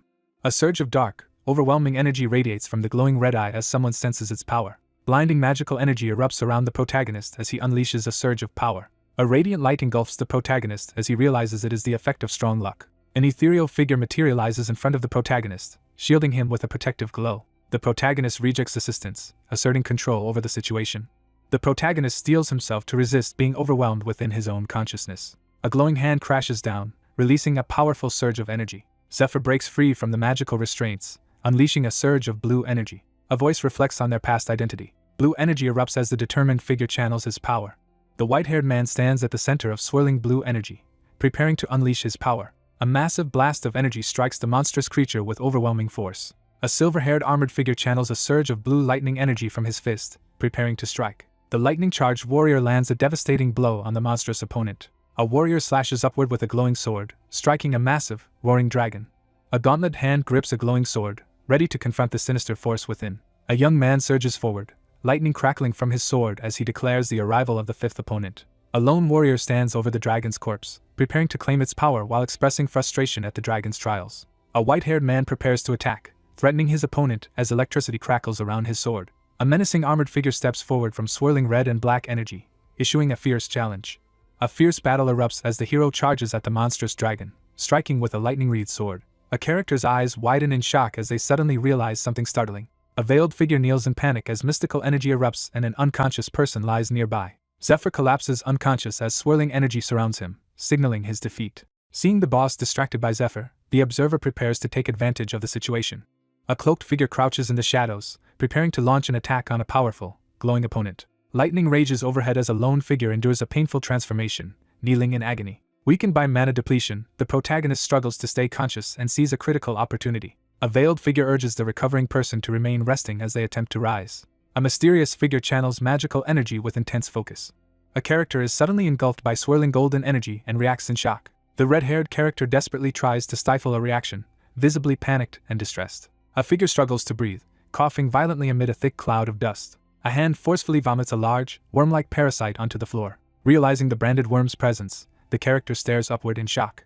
She expels the evil fragment from the body and acknowledges the strength gained through sheer effort. A healer gently uses her mana to help someone recover from internal injuries. Struggling to stay awake, the protagonist tries to make sense of what just happened but is overwhelmed by exhaustion. A purification device from the 5th floor is shown after being dragged to this location. The group struggles to navigate the dungeon's new layout, growing increasingly anxious about their dwindling supplies. A nervous subordinate asks the armored leader for instructions as the group waits for a decision. The armored character announces that their first objective is to find the stake of faith. One character insists on rejecting the escape plan despite concerns about the danger. The determined character urgently explains that escaping in time depends on following one specific plan. 3 cloaked figures race down a dim hallway while a group debates why the slaves who stole the stake of faith attacked Matthias instead of interfering.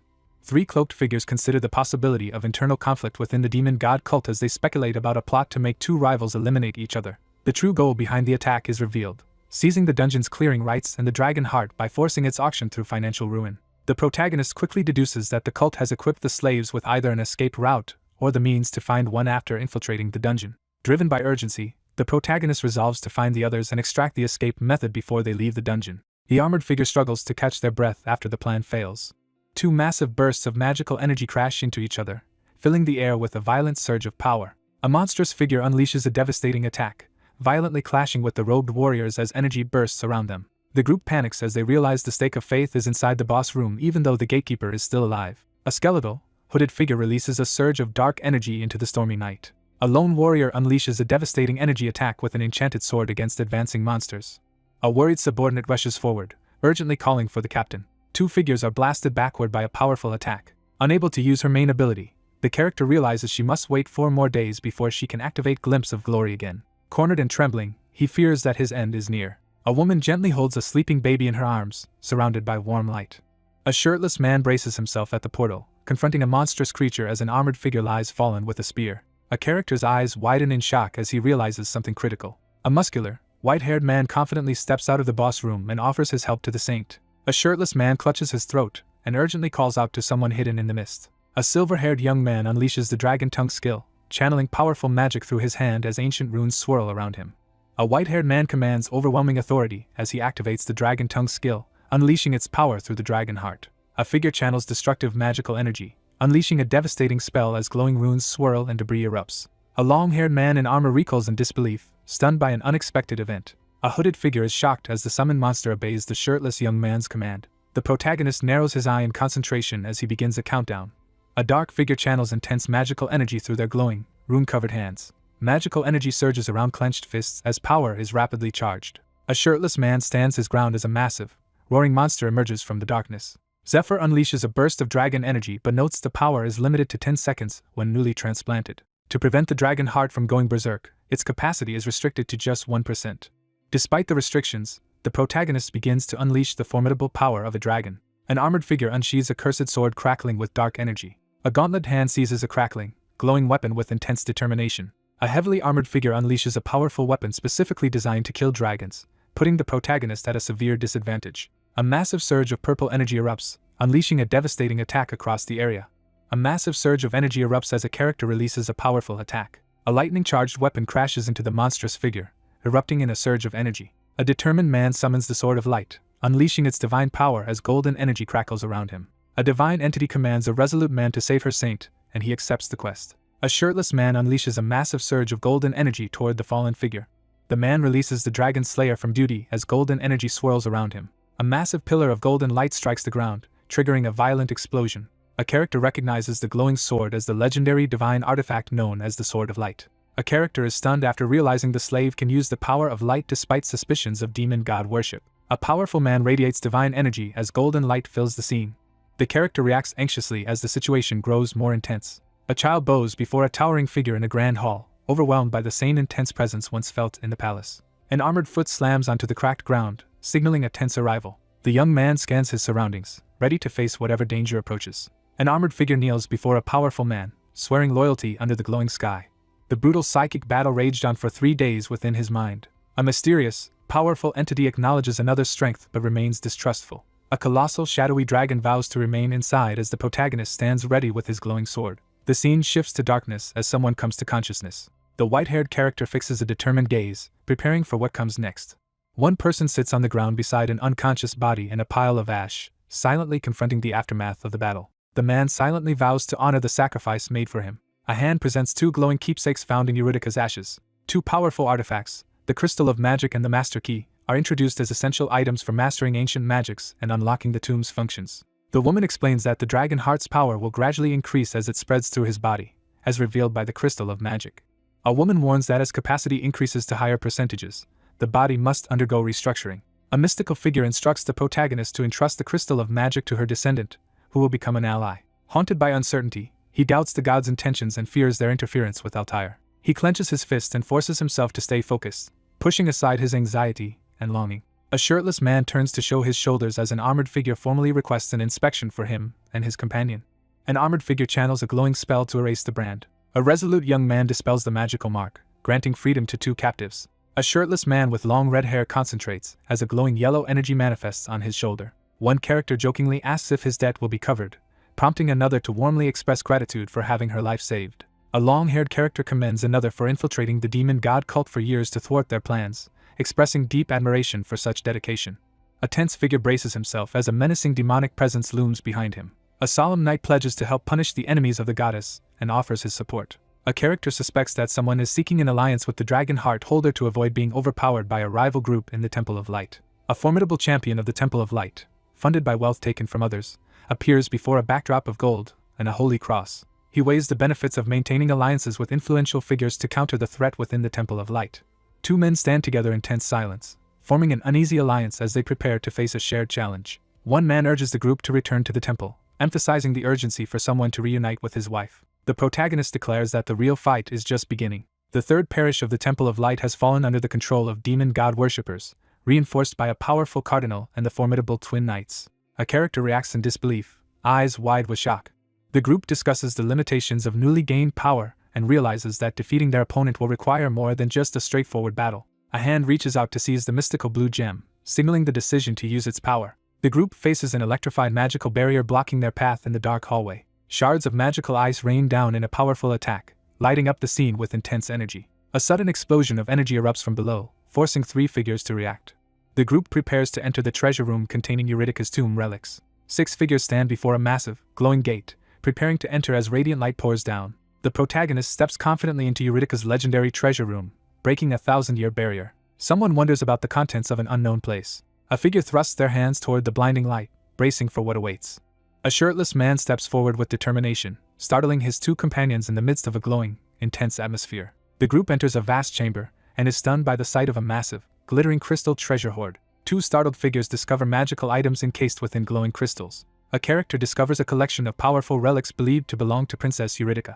Zephyr raises the glowing ring, channeling swirling energy to activate its power. The shirtless protagonist demonstrates a powerful move with a glowing weapon, impressing the observing companion. The group debates the ownership of the loot crystals, acknowledging they cannot open them or claim the contents since they did not defeat the boss. A long-haired character realizes his past arrogance as he reflects with a self-mocking smile. 3 people peek out from behind glowing crystals and confirm they can use appraisal skills. A cloaked figure uses a special skill to appraise the magical weapons and relics displayed on the red cloth.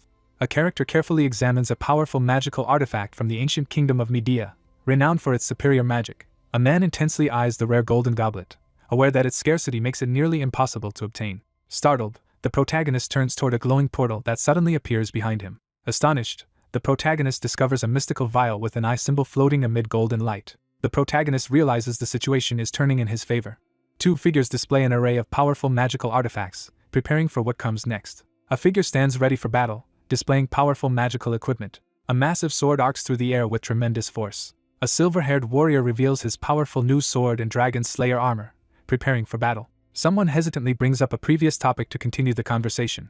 The group sits among treasure chests, discussing their plan to confront the enemy who has taken over the temple. A troubled authority figure admits that the temple has no reliable way to identify demon god worshippers unless they reveal their powers or confess after arrest. A red-haired man firmly announces that there is still another option to consider. The red-haired man demands to know if the branded worm emerges from the corpse after death. The speaker considers Aldine's bloodline and status to be the main obstacle. A powerful nobleman who has become both bishop and cardinal is introduced, highlighting his significant influence and responsibilities. 2 men discuss lending defense forces to support a family in need while knights guard the hallway. 2 armored figures debate the risks of acting without solid evidence, aware that fabricating proof after the fact would be easy. A silver-haired man confidently presents evidence as floating crystal shards illuminate the scene. A gloved hand presents a glowing vial marked with a mysterious eye symbol. A white-haired man confidently holds up a glowing vial marked with an ominous symbol. A tense figure quickly glances to the right after receiving a warning. Zephyr tenses as he receives a sudden warning to look to his left. A tense interrogation begins as one character instructs another to look straight ahead and asks how they feel. A surge of ominous energy surrounds the man as he declares his newfound strength. A smug man in priestly robes asserts his dominance over another man, while a frightened woman cowers near an armed guard. A distressed woman clutches a small, blonde child as she questions the cardinal's shocking actions. In a formal stone chamber, a man in ornate religious robes presents something intriguing to 2 women. A woman explains that the branded worm in each worshipper grows stronger with every use of demon power. A man explains that the insect gains a special ability after completing its metamorphosis. The man reveals that his branded worm can brainwash and control anyone who ingests its larva, demonstrating its power by preparing to swallow it himself. The Reverend is singled out as everyone's attention turns to him. The man confronts his sister with a pointed question, heightening the tension between them. A man aggressively urges a frightened woman to convince her husband, while she shields her child. A woman clutches her baby and anxiously demands clarification from someone off-panel. A woman urgently cradles a wailing infant in her arms. A man leans in to ask the baby's name as the woman tries to calm her crying child. A menacing man leans over and intimidates a terrified, crying child wrapped in a blanket. A character's eyes widen in shock, sweat forming as they realize something unexpected. A grinning figure shoves a large striped bug towards someone, causing a startled scream. A young boy recoils in panic as a large caterpillar brushes against his face. A terrified character desperately raises their arms to defend against a sudden, menacing attack from a clawed hand. A gloved hand seizes a mutated, trembling arm as both struggle in a moment of intense confrontation. A character recoils in shock, sweat beading on their wide-eyed face. A furious man is violently seized by a monstrous, clawed hand. A knight bursts into the hall to urgently warn Lord Aldine of impending trouble. A man is startled when he hears that Lucius is outside. A man in ornate robes urgently throws open a window, shocked by someone's unexpected early arrival. A man is suddenly struck by a shocking realization. A lone warrior blasts a group of robed enemies with a surge of magic and electricity, sending them flying. An armored figure with long blonde hair steps forward and confronts the cardinal. A furious man confronts Lucius, accusing him of betraying his parish by attacking priests and abandoning the raid. Zephyr presents the potion of scrutiny and explains its use during the tense standoff. A cult leader reveals that the branded worms inside the demon god worshippers are now visible. A long-haired character admits regret after realizing they misjudged someone. A surge of golden lightning erupts, signaling the arrival of Cardinal Aldine Lasker. Lucius steps forward in radiant armor and announces the arrest for heresy. A stern figure delivers a harsh judgment, declaring that the price for deceiving the Temple of Light must now be paid. A furious man unleashes his power, mocking his opponent with a crazed outburst. A crusader raises his spear and announces the arrest of the cardinal for heresy. A stern man realizes the party returned from the dungeon far sooner than expected, suspecting that his mole failed and was discovered. A man curses someone for betraying his secrets and seethes with frustration. He steels himself, deciding to move forward despite the circumstances. A cloaked figure reveals that a trap was set as tension rises in the temple. A stern man in clerical robes angrily confronts someone, demanding proof for the accusation of heresy against the cardinal. A woman in clerical robes urgently calls out to the bishop, while a stern man addresses someone off-panel. A shadowy figure stands motionless as a sinister red mark reveals he is under someone else's control. A knight firmly presents sealed evidence to a frustrated cleric in the sunlit chamber. A man recoils in shock, reacting to an unexpected event. A pile of sealed envelopes is suddenly discovered, causing shock. A warning is given to keep the potion of scrutiny hidden to avoid the threat of assassination. The group advances along the moving platform, determined to secure stronger evidence. The extent of Eurydice's tomb is revealed, showing its massive labyrinth stretching beneath the third parish temple. A group uncovers a hidden tunnel at night, and one of them climbs up from underground as the escape plan is explained. The characters arrive at the mansion where the demon god worshippers once gathered for their secret assemblies. A man presents crucial evidence from the abandoned mansion to a woman in dark armor. A golden-armored man confronts his opponent and presents letters detailing a plot involving the dragon heart and forbidden worship. An anxious man sweats nervously as he reacts to confidential instructions demanding immediate destruction after reading. A man in armor examines a sealed letter, realizing it was kept as insurance against betrayal. A man in ornate robes reacts with amused surprise after being caught off guard by an unexpected revelation. A figure grips the table edge with a sinister satisfaction, clearly pleased with the unfolding scheme. A sinister man steps forward and reveals himself as the 11th ranked executive of the demon god cult. The armored man demands to know how the other person plans to use the information. A man glares intensely, delivering a warning. A sinister man restrains a desperate woman from behind as she clutches a glowing dagger, unable to break free. A desperate figure with long blonde hair urgently calls out for Claudia. A distressed young man urgently calls out for help. A man seizes a woman and threatens to harm her with a knife to keep his opponent at bay. A man reveals his branded worm's brainwashing power and taunts his captive with the threat of a specially prepared offspring.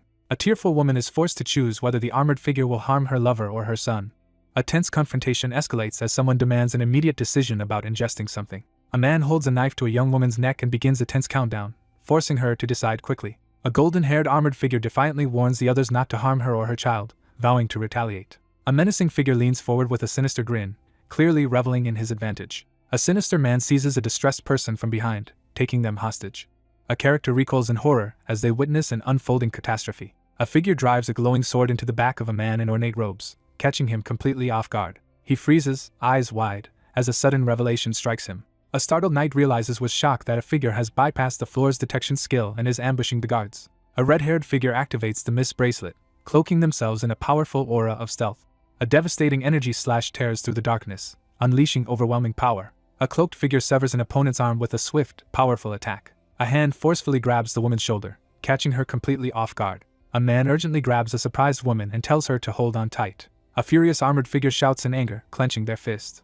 Two armored figures collide in a violent, magical sword fight as energy erupts around them. A fierce clash erupts as the older twin knight, the Gold Knight, blocks a powerful sword strike with remarkable skill. An armored figure unleashes overwhelming power with a massive sword, demonstrating the might of one of the continent's 10 strongest. A surge of energy erupts as a powerful attack is unleashed. A caped figure hurls a massive energy blast toward the tower window, catching the occupant inside off guard.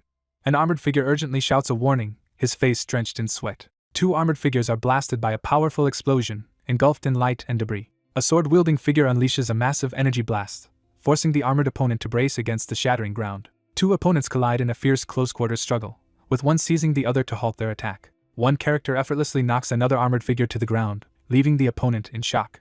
A man and a woman carrying a baby run away in fear as a dark, imposing figure threatens them from behind. A massive explosion erupts, engulfing the area in flames and smoke. A massive burst of energy erupts, leaving a character in the foreground stunned by the sudden explosion.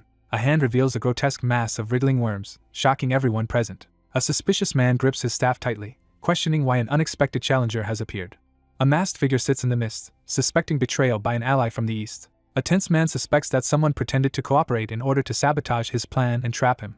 A worried man in priestly robes quickly decides to retreat after losing control of the hostages, leaving the situation to his armored companion. The masked figure in ornate armor steps forward and confidently takes charge of the situation. An armored figure remains behind, watching silently as two others walk away beneath the chandelier.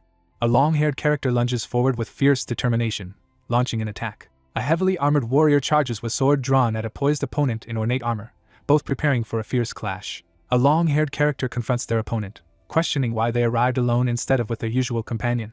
An armored figure confidently swings a glowing sword, taunting his opponent before the battle begins. An armored knight radiating fiery energy steps forward and declares his rank while threatening to teach his opponent a lesson.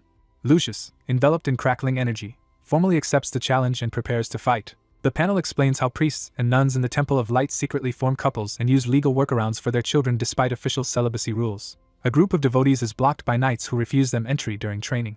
A group stands at the cave entrance, alarmed as black smoke rises from the main building in the distance. Two concerned figures react as a sudden disturbance shakes the dim mining tunnel.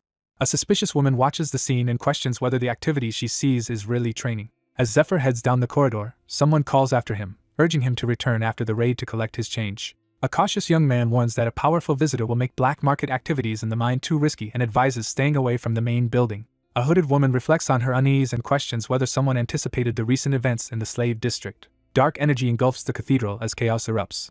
A male character unleashes a furious scream as his rage intensifies. A group of robed and armored figures advances as two white-robed individuals unleash a powerful defensive spell. A female warrior raises her enchanted shield, unleashing a petrification curse toward her attackers. A hooded figure unleashes spells that slow and weaken the armored opponents. A white-robed figure strikes with a magical staff, using a powerful binding spell as the obsidian bracelet reduces skill cooldown time by half. The shocking revelation that the brainwashed enemies are actually priests threatens to ignite chaos within the temple if news of their deaths spreads. A determined woman unleashes a non-lethal attack using a skill stone to subdue armored opponents. One character expresses surprise at another's impressive throwing skills, prompting the revelation that they were once a handball athlete. A blond young man turns abruptly, startled by an unexpected shock. A massive stone tower crashes to the ground, unleashing a surge of energy and debris. The temple steeple collapses unexpectedly, ignoring the building's magical protection as clerics react in alarm. The character cautiously approaches the looming building as mysterious winds swirl around. A colossal angelic knight launches a chained, radiant attack at a lone armored warrior who stands firm. The armored warrior curses in frustration as he readies his decorated sword for another attack. A sword and a lance clash, highlighting the lance's superior reach and offensive advantage. A swordsman unleashes a powerful energy attack while closing in on a lance-wielding opponent. A golden-haired armored warrior strikes down the monstrous figure with a glowing sword. A fierce energy blast collides with the defender's shield as the two armored warriors clash. The mirror chainmail activates its ancient magic, ready to reflect half of any incoming damage. The armored man realizes he was deceived by a clever feint and acknowledges his opponent's skill.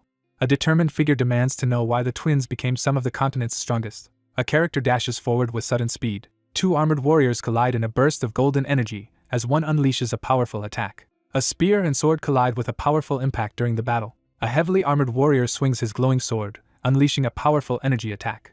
A blonde-haired woman is violently struck, her head snapping back from the powerful blow. A golden-armored fighter charges forward and strikes a dark-armored opponent with a lightning-infused attack. A character is hurled backward by a powerful attack, energy crackling around them. Two warriors collide in a fierce melee, each striving to overpower the other. A powerful figure asserts that a saint stands above human rankings and implies the others would not be among the top 10 otherwise. A figure descends from above and unleashes a massive blast of radiant energy that shatters the ground. An armored figure collapses against the shattered wall, coughing and struggling to recover after a heavy blow. A determined leader charges forward with a glowing spear as followers call out in concern. A distressed character urgently shouts a warning for someone to stay back. A bloodied armored warrior pushes forward through the smoke, refusing to collapse despite his injuries. The character analyzes their failed attack, counting 7 wounds inflicted immediately after using the judgment skill. Clutching his wounded abdomen, the armored warrior quickly deduces that the enemy's damage reflection is limited to the torso and is likely caused by an item, reflecting only about half the damage. A wounded fighter abandons his plan to stall and prepares to take direct action. A bloodied figure glares fiercely, issuing a cold warning after striking down an opponent. A devastating attack erupts, filling the scene with a blinding explosion of light. An armored figure swiftly blocks a powerful strike from an opponent armed with a glowing red weapon.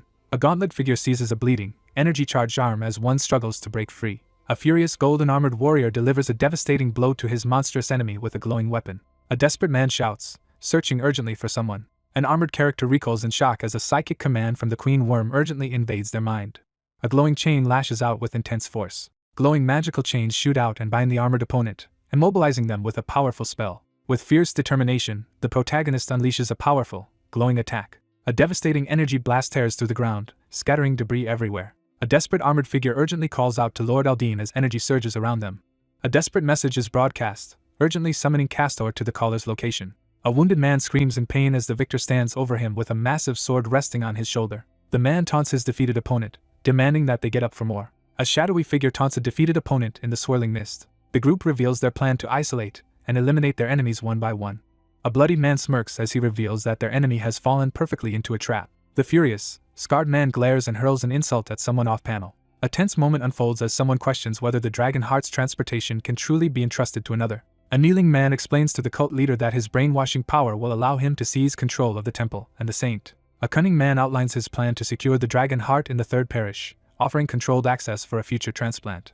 The armored figure in the shadows agrees to delegate an important task. Someone desperately questions how events have gone wrong. A man in ornate armor dashes urgently through the forest, carrying an unconscious companion. He steels himself, ready to face the impending confrontation. The risk of the raid failing midway is clearly emphasized.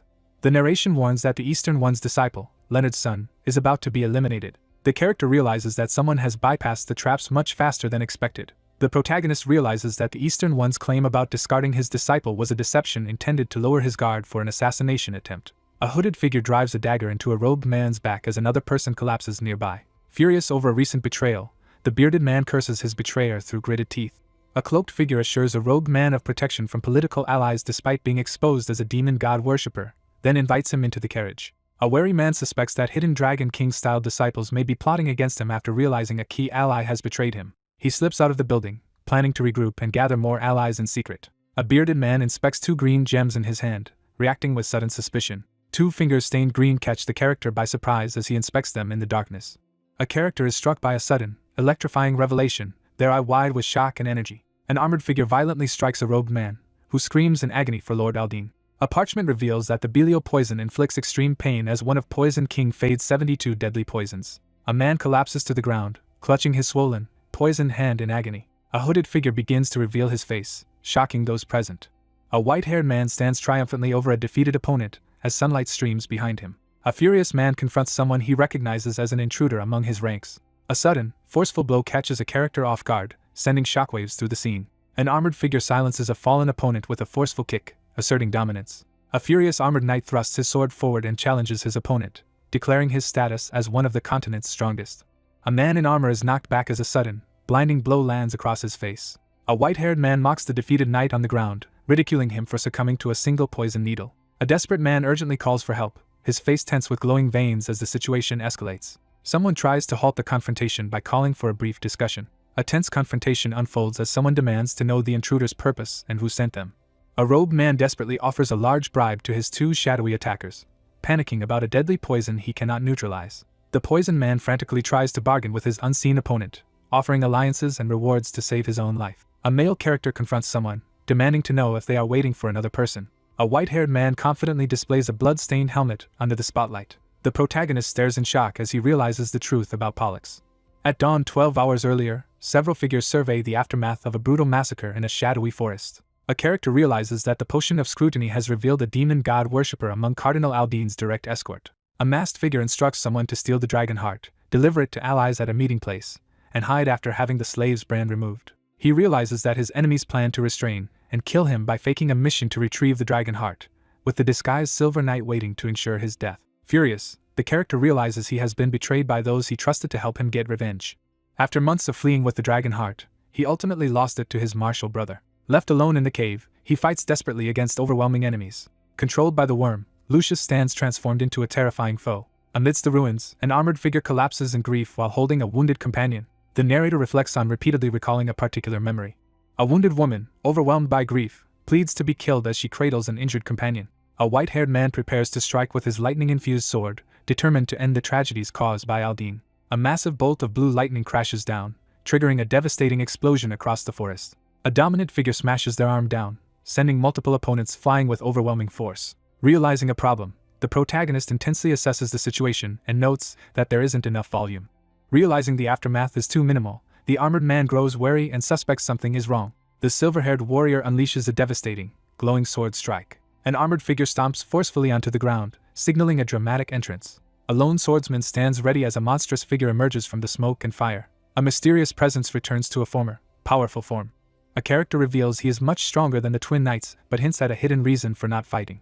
Aldine Lasker reveals a monstrous demonification form, unwilling to show this side to anyone. He realizes that the enemy separated a part of himself when the lightning struck, reverted to his original form, and removed the poison. After 5 years as a demon, the speaker reveals he gained a mimicry skill and stabilized his demonic powers using the Stone of Revelation. A monstrous figure reveals its true form, declaring that all who have seen it were killed without exception. A monstrous figure with glowing horns emerges from the darkness, threatening the protagonist. A powerful figure releases a surge of energy, violently shattering the ground. A colossal energy blast tears through the forest, carving a wide path of destruction. The two tense figures brace themselves as a crucial event suddenly begins. A stern man orders a worried woman holding a baby to remain hidden inside the cave and not come out until he says so. A woman holding a baby urgently receives a magic stealth bracelet for their protection. The cloaked figure turns away from the sunset, refusing any offer of help. A young woman stands at the cave entrance, startled by a sudden burst of light outside. The protagonist sprints forward with unwavering determination, ready to confront the challenge ahead. Someone finally declares that they have been waiting for this moment.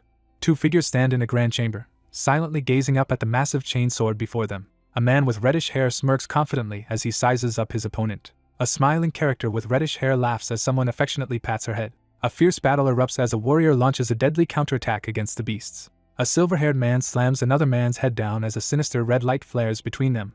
A furious figure demands to know who killed his father and stole the family heirloom as a burst of red magic fills the room and armored individuals advance on a fallen man. A lifeless body lies on the ground while the survivors realize only 2 of them remain. Fueled by rage, the character vows to annihilate his enemies. A golden-armored warrior swings his sword, releasing a massive wave of red energy toward his opponent. A heavily armored figure braces against a relentless onslaught of red energy slashes in a burning, ruined chamber. The armored observer notes that while his opponent's attacks have become stronger due to the branded worm's power, their accuracy and effectiveness are declining. A character in golden armor notices the enemy's hesitation and urges his group to take advantage of the opening. A commanding figure shouts urgent orders while another quickly responds from atop a distant structure. A resolute man unleashes a powerful support skill, dramatically boosting his allies' abilities in battle. An armored figure prepares for battle, standing resolutely in golden light. A priestess is shocked to see a spirit gain a magical buff. A mage staggers back, startled, as a surge of icy magic explodes in front of her. Glowing chains tighten around the warrior as a powerful magical attack crashes down from above. The warrior swings his glowing sword upward, shattering the explosive magical chains with a surge of energy. A cloaked figure swiftly evades a flying ice projectile as fiery chains erupt nearby in the chaotic battle. An armored warrior confidently blocks a heavy attack and mocks his opponent's sluggish speed. Overwhelmed by a surge of unfamiliar energy, the character staggers in confusion. A golden-armored figure charges forward with overwhelming speed, unleashing a powerful assault. The protagonist panics upon realizing that his movements have become slower. A powerful magical projectile, enhanced by the gem spirit, launches toward the enemy to debuff and slow them. A character unleashes a burst of power with a fierce shout.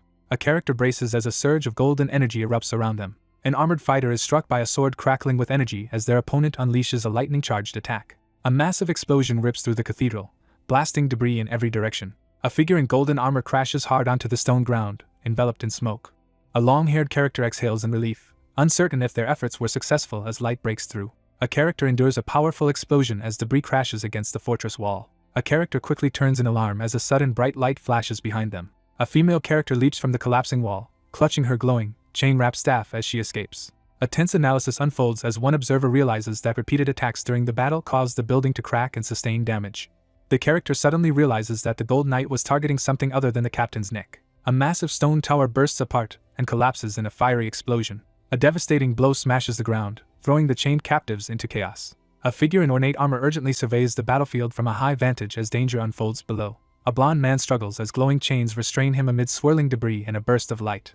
A massive explosion erupts, shaking the fiery, debris-strewn landscape.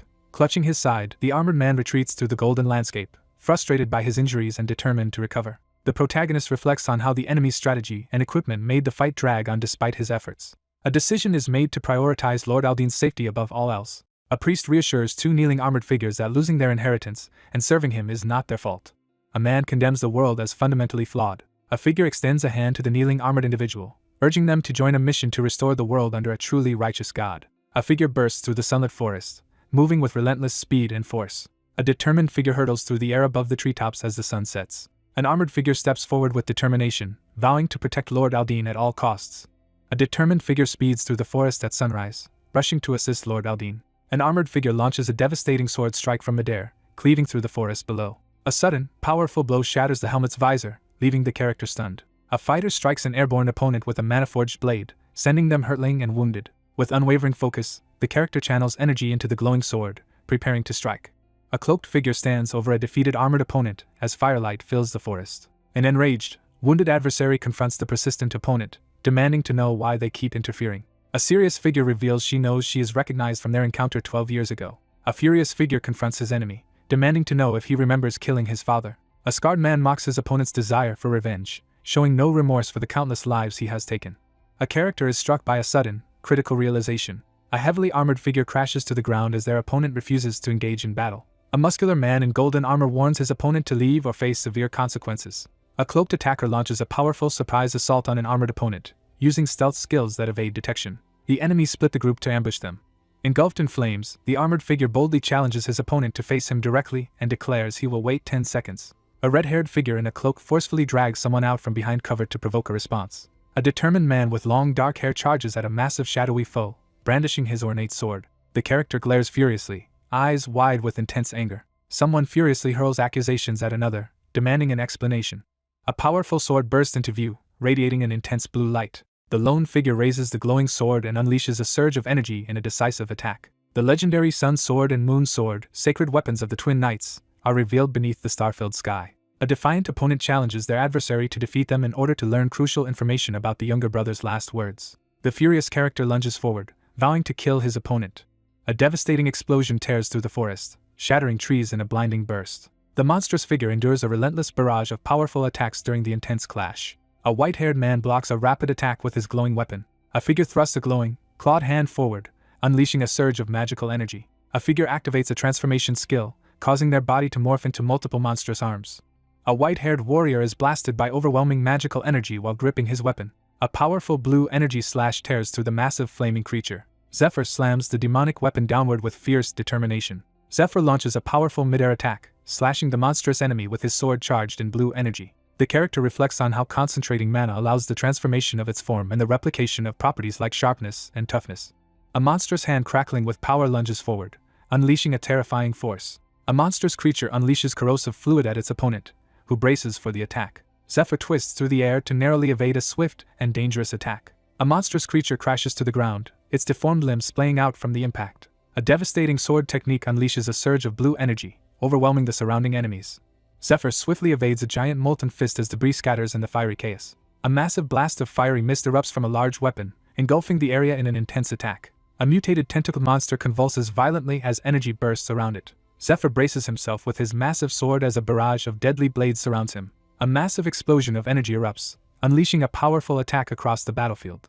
A monstrous creature boasts about its immortality, claiming it can regenerate no matter how many times it is attacked. A powerful figure asserts that victory was inevitable due to the vast difference between his abilities and his opponent's limitations. The narrative is sharply interrupted by a forceful declaration. A white-haired young man fends off a monstrous arm's powerful attack. A monstrous figure threatens to half-kill the warrior and enslave him with a parasitic insect. A powerful attack tears through the monstrous tentacled enemy. The monstrous creature is hurled backward by a massive explosion, scattering debris through the air. Zephyr hides behind cover, watching in shock as the monstrous entity releases a surge of energy into the sky. A powerful figure releases a massive surge of energy, shattering the ground and blasting debris into the air. The earth ruptures with explosive force, sending rocks and debris flying in every direction. A glowing sword crackles with energy as it is raised, unleashing a surge of power. A massive energy beam crashes into the forest, scattering rocks and debris everywhere. The monstrous creature catches its breath in the smoky aftermath. The panel describes the immense rewards and unshakable status granted to priests connected to the Lasker Marquis house. A mysterious armored figure tempts the kneeling young man with a glowing, branded worm, promising him great power. A hooded figure explains that true power depends on how a branded worm is used, urging the listener to cultivate it carefully. The branded worm's metamorphosis was completed through repeated killings, and the transformation into a demon using the Stone of Revelation was achieved. Suddenly, the tentacled monster starts to move. Zephyr lifts his massive weapon and mocks his opponent for not using their full strength. The monster recoils in disbelief as the human withstands its powerful attack. A menacing figure issues a threat, revealing that he deliberately separated his opponents instead of attacking all at once. He explains that he restrained his power to allow another's revenge to have meaning. A figure activates powerful golden energy, noting that demons are rare at this time. A devastating golden explosion engulfs the area as a powerful attack is unleashed. He activates the dragon heart, feeling its power surge as golden energy swirls around him. Fixing his intense gaze on the immortal, the character reveals that battling demons provides him with valuable data and marks the immortal as a perfect subject. The monstrous creature recoils in disbelief after witnessing the overwhelming power of the dragon heart. A massive force descends as one figure struggles to withstand the overwhelming pressure. An armored figure stands alert as a massive shadowy bird erupts into the glowing sky. A monstrous creature, overwhelmed by fear, desperately begs for its life. The monstrous creature is violently struck, forcing it to recoil in shock. A lone figure unleashes a massive golden energy attack into the sky. A silver-haired figure releases a devastating blast, triggering a massive explosion of debris. The white-haired fighter charges his fist with energy, preparing to continue his relentless assault. A surge of blue energy bursts outward in a powerful attack. A cursed sword crashes downward, unleashing a surge of fiery energy. A character reels backward in pain after being struck by a sudden attack. A character taunts their opponent, expressing frustration in a mocking tone. Someone declares a forceful warning, signaling an imminent confrontation. An armored man pins his opponent to the ground and raises his sword to deliver a fatal blow.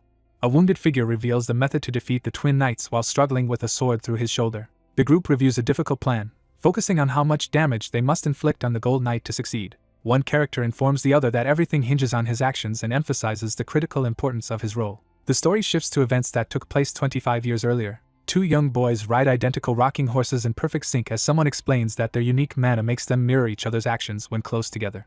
The mage explains that, with their strong mana and sensitivity, the twins can become powerful and cooperative knights if properly trained. He resolves to give his utmost effort to prevent others from remaining trapped in their own worlds. Count Vigo's dedication ensured that his sons became knights with bright prospects. A masked figure seized control of the twin knights during the Vigo Count family's succession and armed them with the Sun Sword and Moon Sword to amplify their powers. The twin knights unleash their perfected Sun Sword and Moon Sword techniques. Two armored warriors clash as one focuses on exploiting the momentary gap that appears after each attack. The Silver Knight launches a fierce attack to cover the gap left by the Gold Knight. A relentless flurry of sword strikes, guided by mana, overwhelms the battlefield with unmatched speed and precision. A red-haired man tensely grips his glowing sword as he recognizes the powerful technique before him. A white-haired man analyzes the glowing sword's technique, while another man observes him closely. A warrior unleashes a powerful secret technique, channeling energy with intense focus. Two combatants clash as one demonstrates a defensive technique that redirects the other's electrically charged attack. Someone reflects on having mastered the principle of flowing cloud. A character reveals they can recreate eclipse by resonating with the Gold Knight through the Moon Sword. A fierce figure unleashes a powerful sword attack, energy radiating from the glowing blade. A bloodied warrior launches a swift counterattack, aiming to break through the Gold Knight's defenses with a decisive sword strike. Stunned, the character realizes an unthinkable truth about their opponent. Two fighters charge at each other with swords drawn, ready to clash. Realizing their secret is exposed, the armored man tenses and draws his sword in the glowing forest. Blood trickles from a clenched mouth as someone struggles to contain their fury. A knight reels in shock, struggling to understand why his loyal brother would betray their secret technique. Bloodied and enraged, the protagonist clenches his teeth and pushes forward with desperate resolve. Screams of pain echo relentlessly in the chaos, but Castor remains unmoved. Gritting his teeth, the battered fighter surges forward, determined to defeat his opponent within a minute. A lone figure struggles desperately inside a blazing red energy prison as the barrier pulses around them. The young man unleashes a powerful sword technique, aiming to force his opponent's attention. The narrator speculates that if the Gold Knight helps Aldine escape, Aldine will return more careful and possibly with greater reinforcements. A fighter lunges forward with a desperate attack, aiming to finish the battle before his last opportunity slips away. Bloodied and desperate, the protagonist struggles to contain a surge of red energy coursing through his glowing sword. Bloodied but undeterred, the protagonist braces himself and raises his sword, ready for the next attack. A blurred figure is struck by several violent red slashes. A shadowy figure is violently impaled by a glowing sword as red energy and blood erupt from the wound. Zephyr lunges forward and unleashes a powerful, energy-charged slash at the shadowy figure. A fighter charges at her wounded opponent as the Crow Cape's teleportation ability is revealed. A character strikes with a lightning-charged palm, sending crackling red energy surging toward the opponent.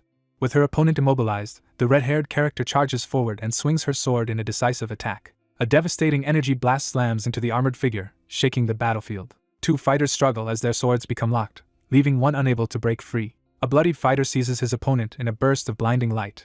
A fist surrounded by dark red energy crashes forward, unleashing a powerful attack. Two armored warriors clash at close range as blood sprays from their wounds. A wounded character collapses, blood spraying from their mouth as they scream in agony. A violent red explosion erupts as a vicious attack is unleashed. A character drives a sword into the ground, challenging their enemy as the confrontation reaches its climax. A furious, battered man in golden armor pins down his wounded opponent at sword point, ready to strike. A bloodied character is impaled by a large blade and struggles in agony. An injured hand desperately reaches for the glowing barrier as another hand seizes it in a tense struggle. An older man solemnly tells his son that he will one day inherit the family's title and responsibility to guard the blood tears. A stern man commands someone to become a knight worthy of the sword. Someone reluctantly agrees to a command from their father. A bloodied hand grips a blade lodged in the wall, refusing to let go despite injury. A determined figure presses his hand against the glowing barrier, testing its strength as sparks fly. A glowing fist bursts with explosive energy and lightning, smashing through everything in its path. A lightning-charged punch slams into a man's torso, sending blood and energy flying. A bloodied character reels back, clutching their face in shock and pain. A fierce combatant unleashes a surge of red lightning energy in a decisive close-range attack. A wounded man screams in agony, clutching his bloodied eyes. Blinded and in pain from an electric burn, the character panics as his vision fails to recover. Writhing in pain from a fresh leg injury, the wounded figure screams and rages, desperately searching for his unseen enemy. The Crow Cape's ability to teleport after creating a mana clone is revealed. An unseen character senses an overwhelming force as red lightning splits the stormy darkness. A bloodied fighter grits his teeth and desperately struggles to overpower his opponent with a glowing sword. A wounded fighter reels as a glowing blade slashes across his torso, sending blood flying. He unleashes a devastating sword strike, sending energy and motion surging through the battlefield. A decisive voice declares that everything is over. A warrior unleashes a surge of energy, clashing swords with overwhelming force as lightning crackles around them. A massive thunderbolt crashes down, engulfing a lone figure in a blinding explosion of lightning. A sword crashes to the ground amid swirling smoke and scattered debris. The twin knights, known as the Vigo brothers, occupied one of the top 10 strongest positions on the continent. A bloodied figure stands firm amid the smoke, gripping a sword after the battle. The space was suddenly left empty. Smoke and embers swirl around the castle wall as a countdown signals the imminent attack. A healer urgently directs recovered fighters to assist amidst the chaos and debris. After the building's collapse is averted and defenses are activated, one man surveys the scene, relieved that the area was cleared in time. A healer urgently treats a confused, injured ally with a glowing amulet. The group realizes the brainwashing has ended, indicating that the enemy controlling the larva has been defeated or incapacitated. Startled by a sudden noise, the long-haired character quickly turns around. A man smiles warmly as he expresses heartfelt gratitude to Arya. The group pushes forward through the mist as one figure helps an injured companion escape. A knight embraces a woman and child as golden light fills the scene.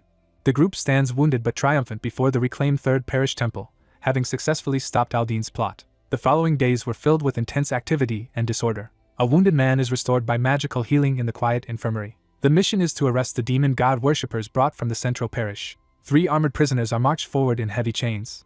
A hand lifts a golden goblet high, basking in a triumphant beam of light. The troops receive encouragement to boost their morale after days of exhaustion. A figure lifts a golden goblet, leading a celebratory toast in the sunlit banquet hall. A man's face violently disintegrates as black liquid spews from his mouth after he drinks from a golden ornate cup. The hidden demon god worshippers have been purged, their defeat marked by a single figure standing victorious amid the aftermath. Morning sunlight fills the empty, elegant room. The priest reflects on how he was completely overpowered and immobilized by Aldine's terrifying ability and the lingering effects of an internal injury. A young woman checks on an older man, who assures her that he is feeling better. The woman thanks Zephyr and Ned for their help, overwhelmed by gratitude. The silver-haired young man calmly downplays his actions as he sips from his cup. A gloved hand glowing with blue light reaches out to present a magical gift to a worried man in religious attire. A white-haired man discovers 2 vine-wrapped magical cages, one holding a severed head and the other a motionless figure, while he explains that no skills can be used within the birdcage and identifies the head as Aldine's. Tension rises as one man insists they destroy the threat, while another argues that it is now harmless and obedient. Zephyr reveals that Aldine is a high-ranking member of the demon god cult and urges the extraction of valuable information from him. One man accepts an offer while the other, indifferent after achieving his goals, shows no concern about giving it away. The character confidently drinks from the cup, feeling completely revitalized. Realizing the situation is too much to manage alone, the character decides to seek help after uncovering critical information. One character hands over a dossier containing critical information about the demon god cult's members, hideouts, and plans, while the other prepares to review it. A man urgently flips through a book, sweat beading on his forehead as he searches for crucial information. The man's hands tremble as he demands to know if the shocking information before him is true. A man urgently reveals that the Eastern Union is behind a devastating plan to destroy and rebuild the world. The balance of power in Qian shifted when the Western Alliance gained dominance after producing the Queen and the Saint of Light. The group reviews a report detailing the Eastern Union's ongoing decline and the recent sale of its territories to the West. He realizes the gap in power has grown too wide to overcome. The demon god cult infiltrated the Eastern Union's nobility several years ago. A colossal blue dragon known as Blue Dragon Artalis emerges as one of the 8 world challenges. An ice dragon begins to destroy the Western territories. A determined figure explains that if the dragons remain unchecked, the South will soon face devastation. A man in priestly robes realizes the demon god cult has manipulated both the desperate and the nobility across the West. Determined to end the threat, the speaker decides that hunting the blue and ice dragon will resolve the crisis. Zephyr firmly announces that he and Ned will go slay the dragons. A blonde man protests in alarm, warning that facing a dragon with only 2 people is reckless. A long-haired character smirks and challenges the group by questioning if they no longer need him. A silver-haired man urgently orders the protection of the Third Parish, warning that a raid on headquarters could turn the battle against them. The character firmly agrees to proceed. Lucius officially promotes Zephyr and Ned Strayer to senior temple knights in front of the assembly. 2 figures are formally rewarded with gold, jewels, and magic stones for protecting the parish. A composed figure outlines the extensive privileges granted to senior temple knights, including access to all temple territories, unrestricted use of temple resources, and the authority to mobilize troops with an official certificate. A character proposes that she and her uncle split the temple offerings, startling one of the others in the room. One character firmly rejects receiving a priest's seal and insists on a high rank through documents, despite warnings about losing access to light-based skills. 2 armored figures shake hands, finalizing their alliance for the upcoming dragon raid. 2 men discuss their concerns and preparations for an upcoming dragon raid, deciding to forego any banquet and focus on urgent matters. 3 characters tense up as a menacing growl echoes nearby. A surge of magical energy erupts, engulfing the birdcage in a vibrant explosion. A monstrous creature convulses violently as crackling purple energy engulfs it. Sensing a disappearance, someone attempts to connect with Aldine's fading life force. A determined figure confronts the caged, monstrous entity and demands to know if it was responsible for Aldine's death. A startled character demands to know the identity of the unexpected intruder. A massive surge of purple energy erupts, engulfing the area in a violent blast. A surge of crackling purple energy erupts as a character unleashes a powerful magical attack. The shadowy figure commands immediate submission, exuding overwhelming power. A monstrous figure reveals itself as the demon god cult leader, radiating ominous power. A monstrous eldritch entity is summoned, unleashing a wave of sinister energy. A menacing figure confronts the group, leaving them tense and unprepared as they realize their enemy's leader has arrived. A sinister force manifests as a hand reaches toward the glowing red eye, and the character senses its dangerous energy. A determined man confronts the floating dragon heart, declaring its ownership. He locks eyes on an unexpected adversary who has arrived sooner than anticipated. Someone begins to recall important information. The cult leader turns his focus away from the loss of the dragon heart, immersing himself in the luxury and secrecy of his double life. A ruthless strategy unfolds as violent clashes are shown and a captive is trapped in thorny restraints. The protagonist questions whether the cult leader's actions during Aldine's torture were motivated by a hidden connection or simply a whim. The characters brace themselves, suspecting the demon god's involvement. 2 men struggle to seize a glowing sword while a third watches tensely from behind. A determined figure orders the group to escape while revealing that the cult leader's power rivals that of an archmage. The armored character steels himself, determined to stop anyone from taking the dragon heart by using his secret technique. He is unexpectedly touched as he realizes his ally's loyalty. 2 figures advance with swords ready, each challenging the other to keep pace. A character urgently explains that destroying Aldine's head is the only way to break the connection spell. A combatant charges forward and unleashes a lightning-charged attack against a magical barrier. A hand unleashes a surge of purple energy while casting a powerful spell through a glowing magic circle. A shadowy figure overwhelms a white-clad fighter with a surge of devastating purple magic. A mysterious skill immobilizes the 2 characters, rapidly dispersing their mana and preventing them from using any abilities. A shadowy figure activates Ancient Dragon's Shadow, drastically weakening all targets and blocking their use of mana and skills. A sinister figure searches for any sign of interference but concludes the effort was pointless. Dark magical energy erupts with glowing runes and flashes of lightning. A devastating blast of curse magic engulfs the victim, inflicting disease, pain, and decomposition all at once. Dark energy and green lightning surge across the character's face as they scream in agony. A male character staggers as violent, dark energy courses painfully through his body. A desperate man clutches a glowing artifact as he cries out for Arya, surrounded by crackling dark energy. A white-haired figure unleashes a devastating wave of golden light, overwhelming the opponent. A monstrous hand unveils a glowing, ominous eye, shocking everyone present. A white-haired warrior unleashes the Sword of Light, filling the scene with crackling energy. The legendary Sword of Light is introduced, known for its immense stat requirements. A text box explains that this ability requires either the goddess's permission or request to be used. A powerful burst of magical energy erupts, filling the area with crackling light and mystical symbols. A pivotal choice is made to use the Sword of Light. The protagonist formulates a plan to combine powerful skills and items to boost his stats, and wield the Sword of Light for 10 seconds without external aid. Realizing the danger, the character considers that an enemy may have been sent to eliminate them under the demon god's command. He weighs his options, realizing that a direct fight would be too risky and must be avoided. A surge of power ignites as the protagonist's eye glows intensely, signaling an imminent awakening. He sharpens his focus, readying himself for what comes next. The narration anticipates that the cult leader may be sent into action to secure an effortless victory. The monstrous figure acknowledges the human's relentless persistence during their intense clash. An armored figure condemns those who surrender out of fear, declaring them weak. The demon god rages in disbelief after being struck by the fallen human. Someone furiously demands that the catastrophe be undone immediately. A challenge for a rematch is issued as Zephyr listens in silence. Zephyr steps forward, ready to take action. Tartarus aims for total victory. Someone internally questions whether their rival would attack before they reach full strength. An armored figure approaches a sinister floating artifact, reconsidering whether the journey was truly a waste of time. A monstrous hand crackling with purple energy confronts the wary figure, questioning how someone unworthy could possess the goddess of light's power. The white-haired man confronts the cult leader, responding with confident defiance. A gloved, clawed hand reaches toward the glowing ring, hesitating for a moment. A man in black armor flips a coin and challenges his companion to a bet where the loser must reveal a secret. A white-haired man confidently proposes that if he wins, he will reveal his opponent's identity to his allies and allows the same in return. A character is caught off guard by a sudden surge of dark energy. A character is stunned upon discovering the identity of the cult leader. Startled by Zephyr's unexpected knowledge, the man clenches his fist and tries to make sense of the situation. A character activates a mana detection skill to sense lies, their hand crackling with purple energy. Someone silently judges another with clear annoyance. A white-haired man with a metal arm threatens his armored opponent, warning that any reckless move will endanger the others and promising relentless interference if forced to flee. The protagonist accepts the mysterious offer, committing to the dangerous pact. The white-haired man smirks and cracks his clawed glove, intimidating his opponent. A character recoils in shock, sweat beading on their face as they react to sudden danger. A tense silence fills the air as the character fixes his gaze on the spinning gold coin. A tense character watches nervously as a glowing coin spins in the air. Two armored figures seal an alliance with a firm handshake. A menacing figure declares the outcome while monstrous hands close in around a glowing object. The white-haired man glares forward and declares his decision.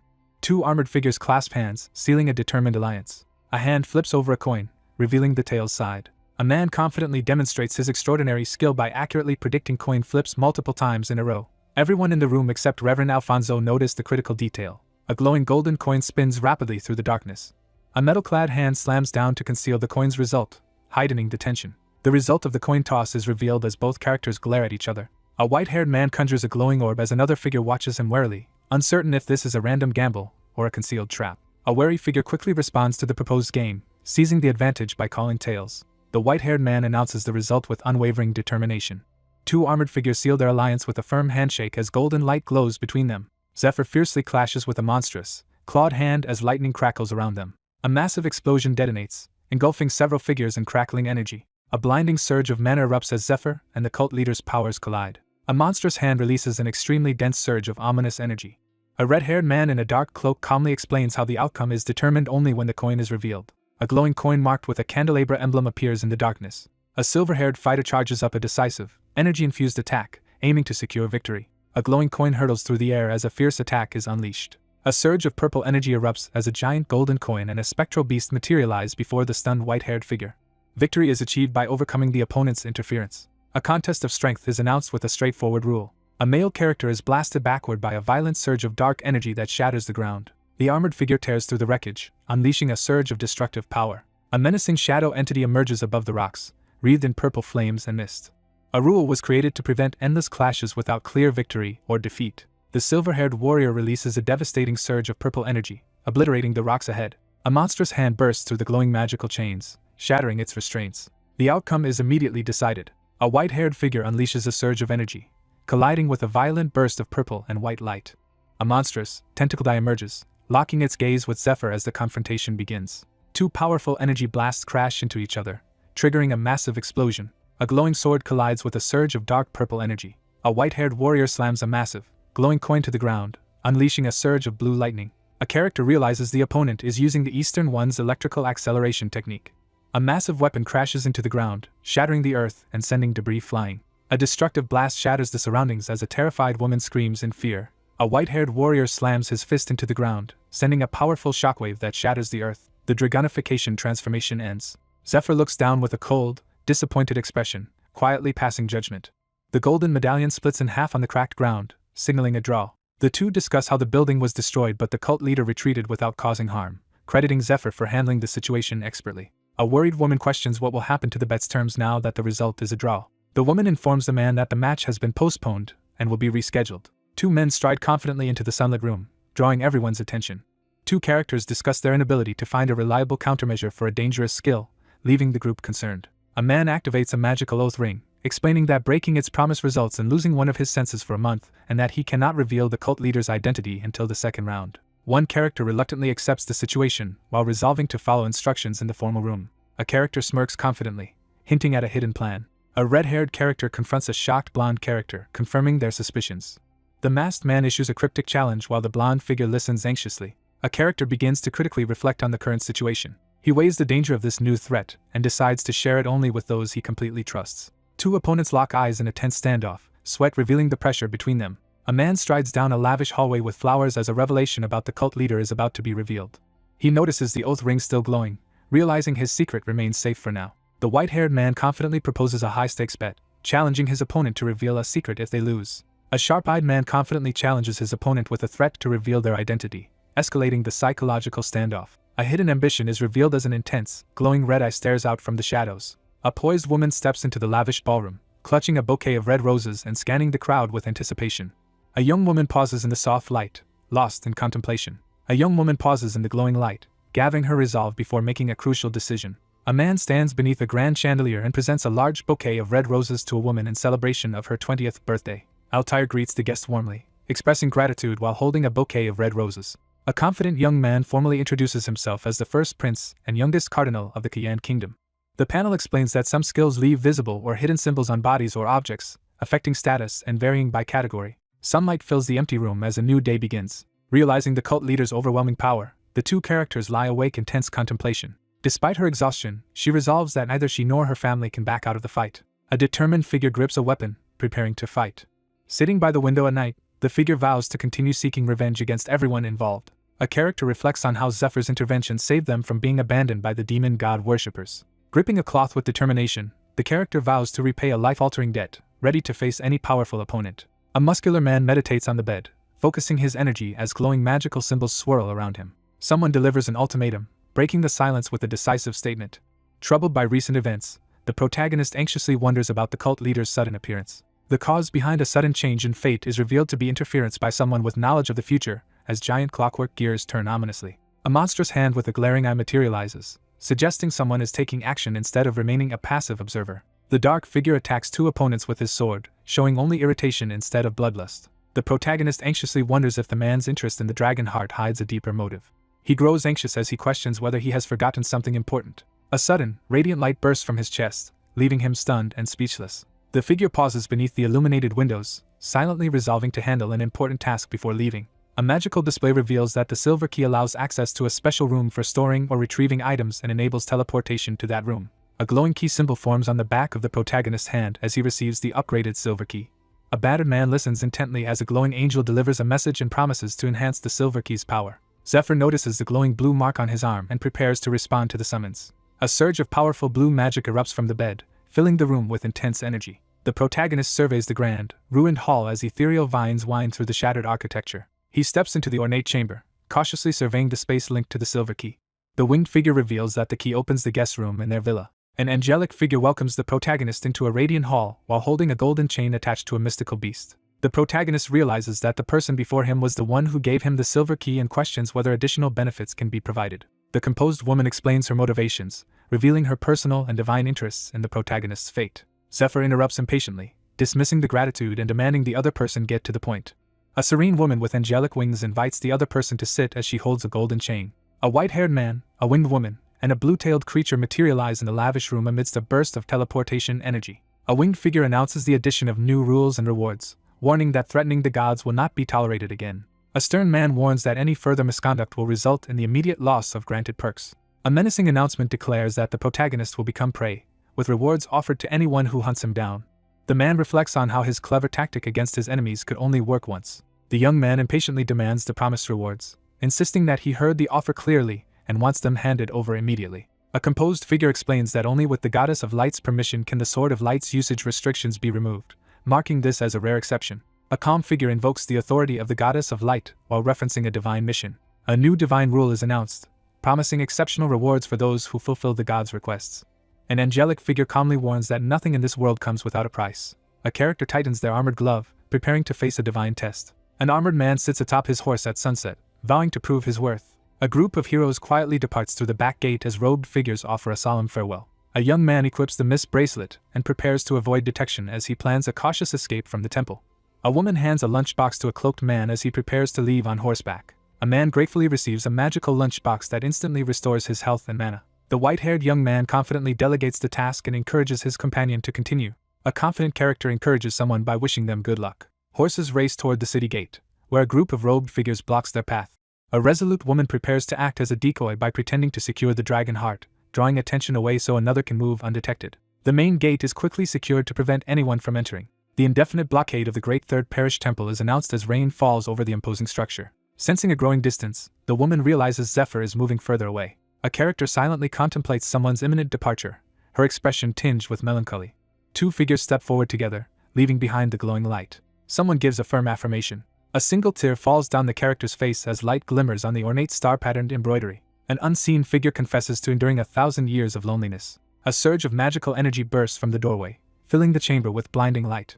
A resolute vow is declared, setting the stage for a decisive action. A solemn message is delivered to the successor of an important mission. The armored rider charges forward on horseback toward the distant mountains, pressing on with determination. A dove carrying a ribbon flies over the city to deliver a message. A foreboding message hints at a destined partnership involving a descendant. A woman quietly receives a message delivered by a white dove at the window. A woman stands by the window and reads a letter aloud. A serious blonde man reads a handwritten letter apologizing for missing a birthday due to a raid and explaining he will be absent for some time. A woman reads a letter promising a birthday gift, feeling exasperated as she recalls receiving odd presents before. Shouts ring out as chaos erupts outside, while a woman watches anxiously from the window. He stands over the fallen soldiers, asserting victory as light streams down. A mysterious message offers the promise of a long-desired gift. A young woman looks up in shock as a sudden light illuminates her face. Bathed in radiant light, the determined young man embraces newfound resolve. A grand castle comes into view as Altair arrives at Lindell, the territory she received along with her title at age 16. Two riders enter the fortress on horseback while guards observe from the gate. A stern envoy steps forward and presents a sealed letter, announcing his arrival on behalf of the Saint of Light. An envoy welcomes the group at the castle gates and offers to escort them inside. A stern blonde man hands a sealed letter to a skeptical companion, instructing him to deliver it to Lindell Castle for assistance in the upcoming dragon raid. Two armored young men walk outside, discussing whether one of them has any personal connection to the princess. A character expresses doubt that a highly talented individual will assist their group. A woman slams a masked figure into the ground with her mace, leaving everyone stunned by her power. A cloaked man stands over a defeated armored figure as another man reacts in shock to the unexpected outcome. Two guards stand alert outside the castle, discussing the arrival of suitors for the princess. Two young men react in disbelief upon learning that the group they spotted are suitors, not thugs. A renowned noblewoman is introduced as the admired star of Aslan. Polaris renounces his succession rights and noble title to become a priest, while fortune favors her. The king decides to grant the right of succession to Altair and her husband due to his second son's illness. Two figures plot to gain the throne by marrying the princess and making their son the next king. A confident woman calmly begins to set her conditions before discussing marriage. She lounges confidently on the sofa, dismissing weak men with open disdain. Countless noblemen line up in the palace garden, each hoping to earn the chance to speak with her. A lightning-charged figure crashes down, delivering a devastating blow that shatters the ground. The wounded knight stands firm in the courtyard, demanding the next challenger. A new challenger steps forward but is instantly defeated, leaving the onlooker stunned by the swift outcome. One armored figure evaluates the group, surprised by their unexpected competence. An older man explains that most participants are proxies hired by suitors, and that priests are included because bringing someone capable of challenging Lady Ophelia is considered valuable. He considers how others may not surpass him or his peer, yet still command respect wherever they go. A female knight channels blue energy as she prepares to face one of the continent's top 10 warriors. One character greets another with familiarity, noting they appear younger than expected, while the other reacts with surprise. A stern man blocks the path and demands to know the identities of the two newcomers. A frustrated man confronts someone for cutting the line after waiting for 3 days. A priest from the Temple of the Sky is identified by his blue robes adorned with a golden bird pattern, signaling the presence of a powerful religious figure. The silver-haired young man explains that he is only fighting on behalf of a noble and tells the others not to pay attention to him. A man glares furiously as he demands an explanation. A young man steps forward, presenting a sealed letter as he asserts his authority and demands passage. An intense character confronts someone, demanding to know if they will take responsibility for the consequences of a delayed urgent message. A tense silence fills the scene. He clenches his jaw in frustration, struggling to control his anger. The official steps aside, allowing the two to continue down the city street.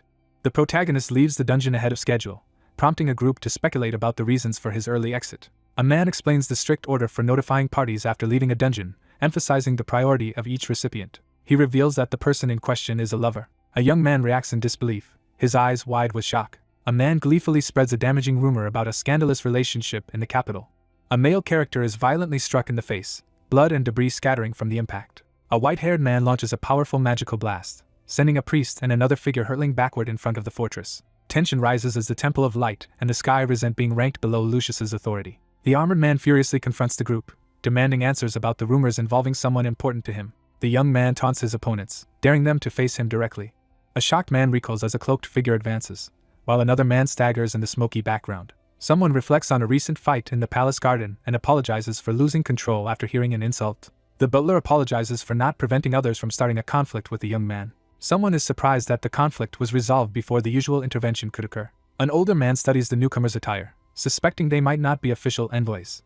A character eagerly shows off the greenhouse and asks for an opinion. A figure strides into the grand hall, immediately drawing startled attention from everyone present. Zephyr glances sharply over his shoulder, scanning the area with wary intensity. The narrator reveals that the next encounter with Altair will not happen for several years. Two figures stand face to face, the tension between them unmistakable. A year of intense training in the cave with a companion passes. Time resumes for the narrator only after exiting the cave. A white-haired man bows and greets the princess in a grand, sunlit garden. A character narrows their gaze, intensely focusing on someone who has caught their attention. A critical message from the saint is received, prompting the listener to explain the details in person. A woman partially conceals her face with a golden fan and demands to know what the person before her can offer. One character senses something unusual and glances around warily as the group stands in the sunlit hall. A determined woman steels herself for the next challenge. The character wonders why the knight keeps glaring at them and tries to recall if they have met before. An information panel explains the hierarchy and special rules of royal succession titles in the kingdom.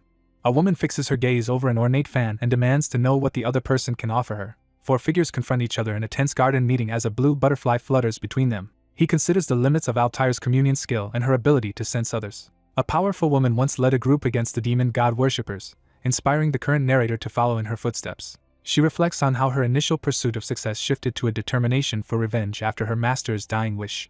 Someone reflects on having witnessed something far greater than expected. The real reason for the search for a groom is to attract powerful individuals as the demon god worshippers invade the kingdom. The young man questions Altair's ability to handle everything alone. A figure channels crackling energy while apologizing to the princess. A silver-haired man gathers golden energy as he prepares to demonstrate his power.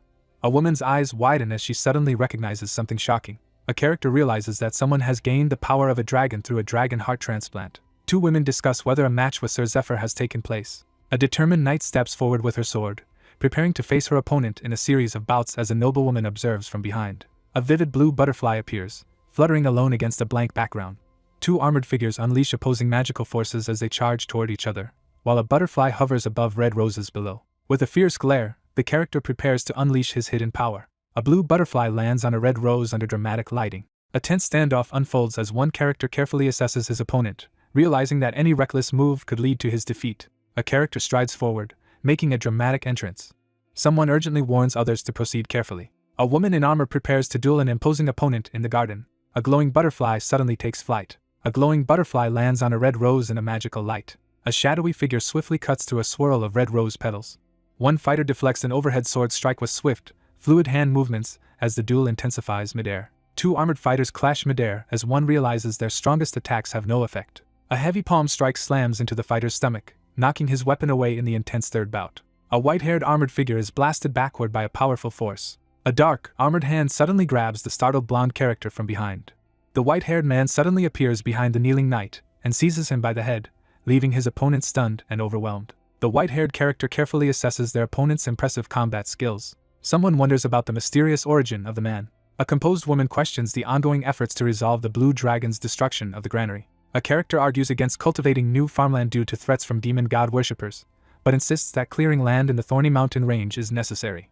Zephyr formulates a plan to split the enemy's focus during the dragon raid. Someone sets cautious expectations for a quiet and swift outcome. A character hints that something significant will happen in a month. A young man in dark armor vows to defeat the blue dragon, his determination clear as he stands with his hand outstretched. A composed woman initiates a negotiation by directly asking what the other party wants in exchange. The man explains that he could not bring healers to the raid due to a shortage caused by an issue during the Tomb of the Abominable Princess operation. Someone urgently requests as many healers as possible. A woman assesses the true motives behind a request and questions the likelihood of slaying the blue dragon. A silver-haired man hands a mysterious jewel to a seated woman in a sunlit hall, making the next move dependent on her decision. Amazed, the protagonist discovers the crystal of magic and learns it contains powerful ancient magics that require mastery to unlock new skills. The white-haired man reveals that the secrets of Medea's ancient magic were entrusted to him, and that he must now deliver something important as promised by the recipient's ancestor. A character explains that once the crystal of magic is absorbed, their ally will become the strongest and can help with tuning the dragon heart. A figure prepares to depart from the grand entrance hall, awaiting further summons. 2 armored figures march purposefully across the stone ground, heading toward their destination. 3 figures walk together, as one of them prepares to make a strong impression during their first introduction in this life. The white-haired young man promises to wait. A long-haired figure studies the scene, clearly intrigued. 2 women discuss the newcomer's impressive abilities and express some concern about the person who recommended him. A white-haired woman questions whether the person before her is strong enough to possess a dragon heart. She warns that the dragon heart is still settling, and its host will grow even stronger. A stern man reveals he was entrusted with a vital task by the listener's ancestor, and insists on delivering it as promised. A woman considers the possibility that the legendary archmage might still be alive within the tomb. It is revealed that Princess Eurydia was the one who transplanted the dragon heart. Someone silently acknowledges the remarkable opportunities granted to an unknown knight. A woman in the garden quietly plots how to use a man to advance her plans. Someone narrows their eye, focusing intently on what lies ahead. A white-haired man kneels and kisses the hand of a dark-haired woman, noticing that the sensation he feels is strangely unfamiliar. The protagonist experiences a powerful vision as supernatural energy swirls around him. 2 opponents lock hands as magical energy and lightning explode around them in a fierce confrontation. A cloaked figure steps forward to confront the cult leader seated beneath a ritual light. The masked vice cult leader stands ready, awaiting orders from their superior. A grim figure announces that there is now a vacant position among the 12 apostles. A masked figure realizes in shock that a critical position among the 12 apostles of the demon god cult is now vacant, indicating a major failure within the group. A character glares intensely while demanding to know if someone is testing their intentions. A figure delivers a sharp rebuke, criticizing another for not suggesting an apostle candidate sooner. The cult leader instructs a subordinate to continue the apocalypse plan without delay despite one member's absence. A hooded figure kneels at the altar as red energy erupts overhead, unleashing a terrified scream. Someone silently laments their failure to meet the cult leader's expectations. A helmeted figure confronts a robed intruder in the dim corridor. A masked figure urgently orders preparations to depart for the third parish. A woman slowly approaches the glowing crystal altar, captivated by its mystical energy. Amid the glowing ruins, the woman reflects on everything she endured to aid in raiding the tomb and now receives a radiant artifact as a result. A powerful magical grimoire called the Crystal of Magic is obtained, offering the chance to advance magic skills through meditation. The mentor bids farewell to his pupil, entrusting her with the task of perfecting the magic on her own. A woman concentrates deeply as she reveals the crucial method to defeat the cult leader. A burst of blinding blue energy erupts from the stone monolith, illuminating the snowy cavern. A woman floats in the air as glowing magical circles surround her. A character's mind becomes linked to the Crystal of Magic, unlocking a vast array of magical knowledge. A woman recoils in shock as swirling magical energy and glowing runes fill the air. An ethereal figure emerges from the Crystal of Magic and reaches out to connect with the chosen descendant. 2 hands reach toward each other, signaling the start of an important encounter. The young man in black armor confidently instructs his companion to search the castle for demon god worshippers while he attends the party. A young man dismisses the idea of enjoying the party and insists that their real purpose is to gather information. A red-haired man presents a mist bracelet, emphasizing its powerful stealth abilities to help them avoid detection. A white-haired young man warns about a powerful enemy in the mansion and instructs his companion to dress fully for stealth. Someone hesitates, sensing an important moment is about to unfold. A character warns that a woman has been closely watching. One man questions the identity of a mysterious expert, while the other listens by the fireplace. Someone silently questions whether they were recognized during their time working for the cult. Someone pauses to reconsider their previous statement. A character inspects a magical potion, preparing to reveal hidden threats among possible enemies. The protagonist warns his companion to stay cautious, believing the situation is under control as he draws his sword. A shovel rests on the ground as preparations begin. A hand yanks someone's white hair, forcing their head back. A hand forcefully grabs the side of someone's face, intensifying the confrontation. A man confidently demonstrates the secret transfiguration technique, preparing to change his appearance. A silver-haired man quietly slips through the opulent ballroom, blending into the crowd as those around him remain unaware of his presence. Someone reflects on their limited transfiguration abilities. A lavish party unfolds in the Lindell Castle Annex ballroom as guests mingle and servants circulate with drinks. 2 men discuss the importance of properly handling the influential challengers gathered at the event. The Castle Annex serves as lodging for guests and hosts nightly parties. Amidst the lively palace gathering, Nobles gossip about the princess while a strategist quietly observes, intent on recruiting talented individuals for future plans. 4 men sit around an ornate table, discussing the disappearance of news from the third parish and the unresolved situation involving a missing guest. Someone notes the lack of carrier pigeons, signaling no messages have arrived. 2 nobles discuss recent rumors about Cardinal Aldine possibly attacking the third parish to eliminate hidden demon god worshippers. It is revealed that the saint and the cardinal are now working together. Everyone is focused on the outcome of the recent raid. He stares ahead with unwavering determination, ready for what comes next. Several people raise their goblets in a toast while keeping the details of the raid and Aldine's secret. One man drinks from a chalice while the other stands silently, tense under his gaze. One man confronts the other on the couch, accusing him of being the same person he met earlier. The man observes that everyone at the table shares a connection to the Baron. Someone points out that others immediately mistook the person at the table for the Baron, while the real Baron was away dancing. Someone acknowledges another's skill with a brief compliment. A sly man confronts someone, accusing them of attacking the priests of the Temple of the Sky. A man is stunned to realize that someone has seen through his disguise. A lone man carefully moves through the dim hallway, lighting his path with a lantern. A man quietly sneaks through the dimly lit hallway, holding a candle. A startled young man is pulled backward forcefully by another person. A cloaked figure reports the east wing is cleared as a monstrous centipede crawls from a corpse. A lone figure launches into the night sky, soaring over the palace rooftop toward the glowing moon. A cloaked figure surveys the vast castle, astonished by its immense size and the fact that it belongs to a single owner. The man quietly reflects on how Lucius's new home in the temple feels familiar and comfortable to him. A woman cradles a child as a man stands close beside them, sharing a quiet moment together in the sunlight with a cat nearby. A girl and her older sister wave goodbye from the ship as they depart, marking the last time they are seen together. A figure mourns a lost loved one, reflecting on how life could have been different if tragedy had not struck. The character reels in shock, processing an unexpected revelation. One character confronts another in a secluded area, demanding to know why they are away from the ongoing party. An armored woman confronts an intruder beneath the glowing night sky. He realizes too late that someone has managed to approach him undetected. The protagonist evaluates the mist bracelet's concealment, while recognizing the exceptional strength of the guardian knight. A calm woman approaches and requests a private conversation, explaining she sensed something unusual and has business to discuss. On a misty rooftop, one figure confronts the other about being followed, leading to an admission of spying from the second floor of the east wing. A man defends his decision to eliminate demon god worshippers, citing evidence found among the corpses and explaining that swift action was prioritized over formal agreement. A character smiles approvingly, acknowledging a decision as excellent. Someone interrupts to clarify a misunderstanding. Someone reveals the reason for their visit. A male character is struck head-on by a blinding energy blast. 2 warriors clash in a fierce, fast-paced duel fueled by powerful magic. A female combatant unleashes a powerful magical attack, overwhelming her male opponent.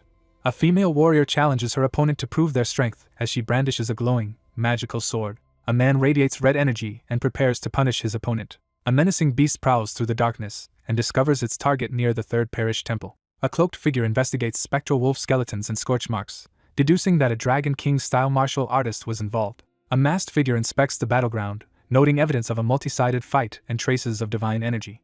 A cloaked figure cautiously examines the abandoned carriage beneath the moonlight. The masked figure inspects a slick substance on their gloved hand under the eerie moonlight. A gloved hand uncovers a forbidden poison vial that shouldn't exist here. Realizing a dangerous alliance, the character deduces that 3 individuals conspired to assassinate Aldine during a critical mission. The temple activates a barrier to hide its activities and blocks all communication, causing carrier pigeons to become disoriented and gather nearby. A radiant golden crystal is revealed at the heart of the temple, suggesting something valuable is hidden inside. He considers how only a few people on the continent possess the rare skill to implant the dragon heart. He wonders if the Saints group has captured one of the targets, and is stalling until the dragon heart's power stabilizes. The protagonist carefully deduces that the group's secrecy is meant to prevent outside interference, as they pursue immense power. A mysterious message hints at a crucial clue as ominous black energy swirls around the words. 2 armored figures stand back to back as the fate of the dragon heart hangs uncertainly between them. Someone analyzes the situation, weighing whether the eastern figure manipulated the saint for personal gain, or betrayed the cult by giving the implant to the saint. A cloaked figure slips through the dark forest, racing to gather crucial evidence before the dragon heart implantation is finished. A character jolts in shock, eyes wide as they react to an unexpected revelation. A cloaked figure silently spots their hidden adversary in the moonlit forest. A hooded figure with glowing red eyes emerges from the mist, exuding a menacing presence in the dark forest. Spotting the birdbeak mask, the protagonist suspects the figure might be the vice cult leader. A cloaked figure braces for combat as 2 spectral wolf-like beasts launch a magical attack in the moonlit forest. Spotting a hooded figure wielding a staff, the protagonist quickly gives chase, convinced they are connected to the unfolding events. A caped figure commands a massive spectral beast to charge forward and capture the targets. A cloaked figure desperately runs through the storm as 2 ghostly, Green energy beasts chase close behind. A hooded figure is ambushed and wounded by spectral beasts radiating green energy. The masked character is startled as someone suddenly grabs them. Red lightning surges around the hand as power is unleashed. A caped figure strikes the spectral wolf-like entities with a lightning-charged palm attack. A character recognizes the use of the legendary Dragon King style from the east. A gloved figure draws a flaming sword while addressing the Eastern One's disciple. A masked figure confronts their target with a glowing staff and demands cooperation. A hooded figure scowls in frustration, radiating an ominous blue glow. A powerful energy slash tears across the night sky and strikes the fortress wall. Two fighters clash midair beside a towering building, their swords releasing swirling blue and red energy. A frustrated man protests the unfairness of the assessment, while gripping his glowing sword. A defiant challenger questions whether only those on the same level are allowed to join the dragon raid. Two warriors clash in a storm of blinding energy and rapid sword strikes. A silver-haired warrior unleashes a powerful, glowing sword attack. Two swords collide in a fierce exchange, sending sparks flying. A sudden energy wave strikes, forcing a swift sword block. A character activates the Mirage Sword, unleashing a blade of mana during a fierce clash. A determined fighter unleashes a powerful sword strike in the heat of battle. Swords whirl through the night sky at high speed. A female character concentrates as her eyes blaze with blue energy, activating her power. A female fighter delivers a powerful, glowing kick that sends her male opponent flying. A female combatant unleashes a high-speed magical kick, sending blue energy swirling through the air. A character unleashes a massive spiraling energy attack, filling the scene with intense swirling power. A shadowy figure emerges from the mist, stepping into the moonlit clearing. A tense confrontation escalates as a shadowy figure acknowledges the woman's skill. A cloaked figure suddenly appears behind the armored woman, revealing the ability to teleport using a magical item. A long-haired character confronts another, accusing them of hiding their true strength. The character proposes ending the confrontation before either side reveals their remaining strategies. Someone realizes there may be a secret strategy in play. A character recognizes the Dragon King-style martial art. He reels back, stunned by her unexpected move. He reveals that his eyes have the highest stats in his body. A white-haired figure with glowing blue eyes declares that stealth abilities have no effect on them. The protagonist recalls being assigned a mission because of a unique trait. After narrowly escaping the vice cult leader, the exhausted figure kneels by the river to catch their breath. The situation starts to spiral out of control. Arriving after the raid ends, the protagonist discovers evidence of betrayal involving a master's disciple and notices the vice cult leader lurking nearby. The long-haired figure tightens his cloak, bracing himself for the confrontation ahead. The protagonist recalls stopping the smiling woman, a dangerous master of transfiguration, from joining the mission to seize the dragon heart. One character points out that the other shares distinctive martial arts traits with a certain woman, confirming suspicions after their fight. A woman stands peacefully under the moonlight, lost in reflection. A woman pauses to consider how to tackle the situation ahead. A character hints at a possible blood relationship between the listener and the shadow disciple known as Smiling Woman. Someone suddenly questions whether the young man is truly an ally, leaving him shocked and defensive. The scene shifts to a moment before leaving the third parish. A monstrous limb is severed and crashes to the ground, spraying blood everywhere. Someone asks if the other person feels better now in the darkness. A horrified figure recognizes a friend who has been grotesquely transformed into a monstrous being. A bloodied man clutches his head in regret as he confesses his remorse and tries to justify his past actions. In the darkness, an unseen figure delivers a chilling ultimatum. A bitter mentor confronts another character, blaming him for the hardships endured during his isolated training. A desperate figure screams for recognition as a shadowy assailant delivers a brutal, bloody attack. A weary man struggles to communicate with the bloodied, bound figure in the dim stone room. A shadowed figure urgently warns not to trust Zephyr, claiming he is deceiving someone.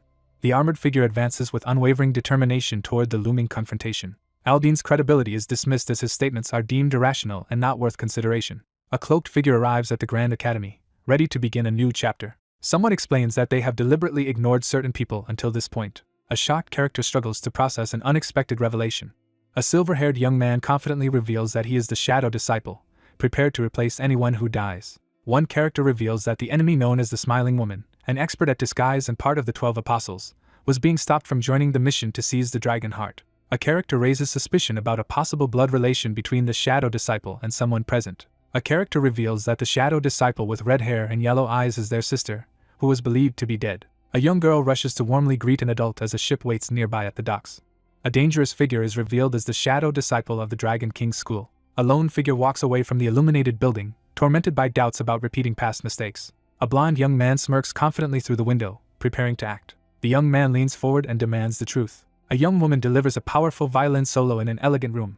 As magical music fills the lavish parlor, the guests realize the party is about to end. The group wraps up their gathering in the hall and prepares to leave, agreeing to meet again for drinks the next day. A lone figure stands ready as three others cautiously approach down the ornate hallway. A merchant reflects with intrigue on the remarkable qualities of the man before him. The observer reflects on how the young man's impressive strength and cunning forced them to reveal hidden information despite thinking they had control. A serious man predicts that the master-servant roles will soon be reversed. A wary father warns his anxious son about the dangers of trusting the wrong people in business. A hooded man suggests reporting to the princess that the subject of their observation mission is unqualified. Philip Pilgrim firmly decides to secure the talented individual before any competitors can act. A woman in clerical robes firmly declares that they must either recruit the target or eliminate him.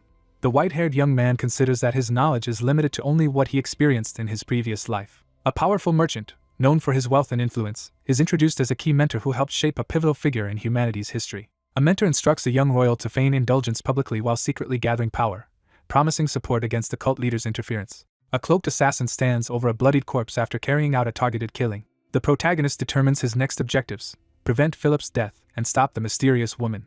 Zephyr assesses the danger posed by an enemy capable of transforming into any form. A character clenches his jaw in frustration as he realizes he has no idea what someone's true appearance is. A young man waits anxiously in the corridor, concerned that someone has not yet returned. Someone's eyes widen in shock as they realize something alarming. A cloaked figure waits in ambush, gripping a dagger in the dimly lit room. A sharp-eyed figure steps from the shadows and confronts the person who just returned. A powerful impact slams into the ground, sending debris flying. A figure waits in the shadows as another bursts into the room, signaling the start of a confrontation. The character hesitates and questions his sudden fear despite believing himself to be stronger. Inside the cave, one fighter relentlessly overwhelms the other during a brutal training session with wooden weapons. A tense young man struggles to suppress his reflex and anxiously wonders if something has happened. A character reveals they were caught searching the mansion and learned that someone matching their older sister's description was seen. A man questions the other about an older sister, prompting a recollection of past family losses. Someone reveals that their sister, presumed dead for 13 years after a shipwreck, is actually alive. A hooded disciple of the Dragon King's school waits in tense silence, gripping a weapon and preparing for confrontation.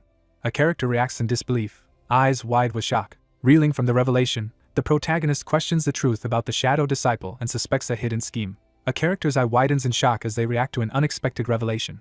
A determined figure seizes another by the collar, demanding to know who taught them the martial art. She quietly reveals that she remembers little of her past, recalling only an accident and being taken in by foster parents before her martial abilities drew the attention of a master.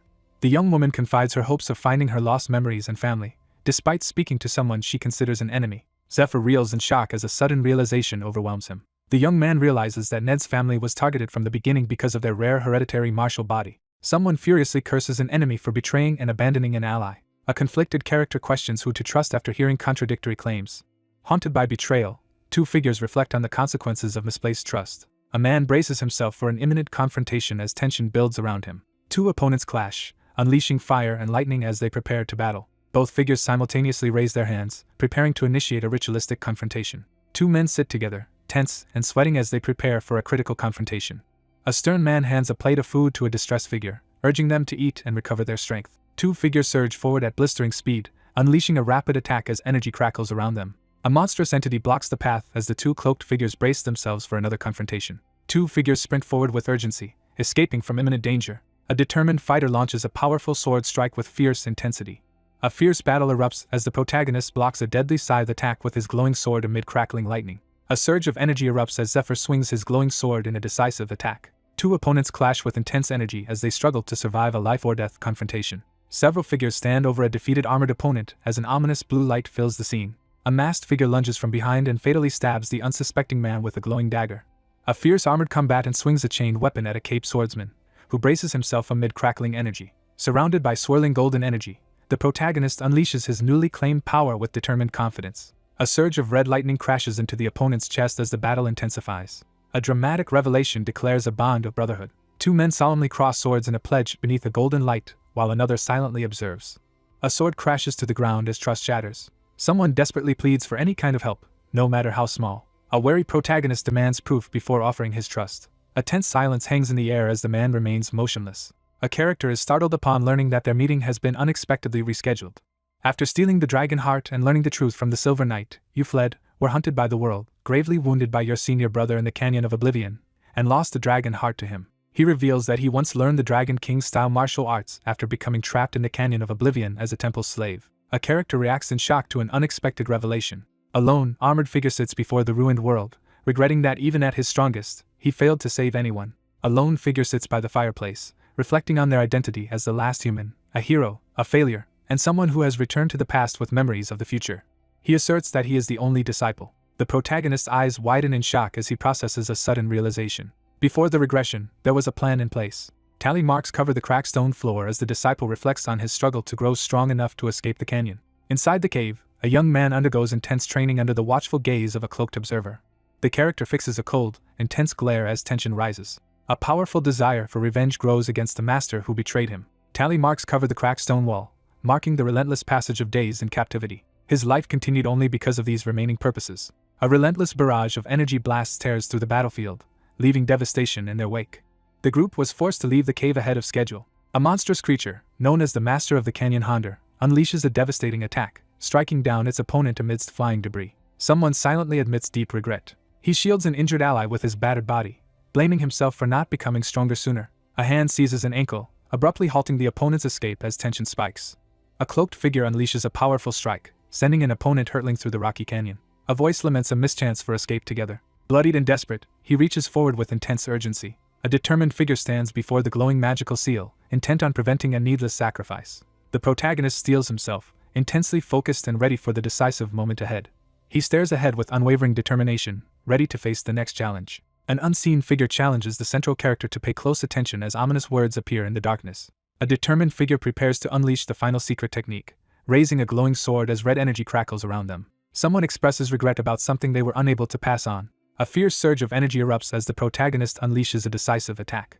A significant memory is recalled as the scene shifts to a black screen with white text. A catastrophic magical explosion erupts, filling the scene with blinding light and crackling red lightning. Two figures meet in a shadowy room, sitting tensely across from each other as sunlight cuts through the darkness. The protagonist clutches their forehead and tries to recover from exhaustion. The character struggles to accept the shocking news, visibly overwhelmed by doubt.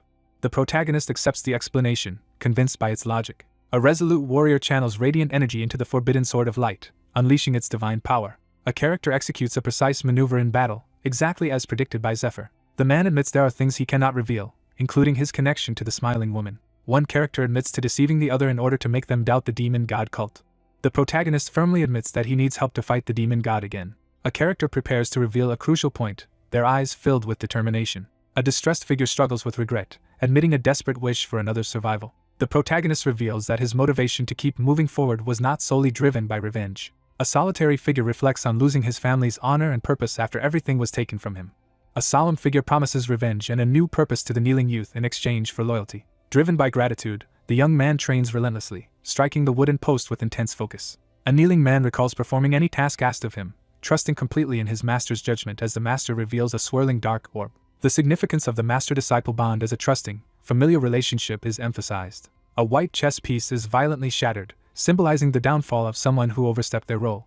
Someone silently reflects on past regrets in an empty, softly lit room. A long-haired man quietly reflects on the meaning his life has held. The man suddenly remembers that he has left something important behind in this world. A character grips their sword tightly while quietly expressing gratitude. A mentor reflects with pride on his disciple's astonishing return to the past to save the world. A determined figure assures the seated man that he will share the burden and face the future together. The protagonist reflects on successfully convincing an ally to keep his secret, knowing that revealing information about the future could cause chaos and lose their advantage. That morning, the group went to visit Philip's team. 5 individuals sitting around a table formally introduced themselves as the regular party members of Princess Altair. Progress unfolds rapidly with Altair's group taking swift action.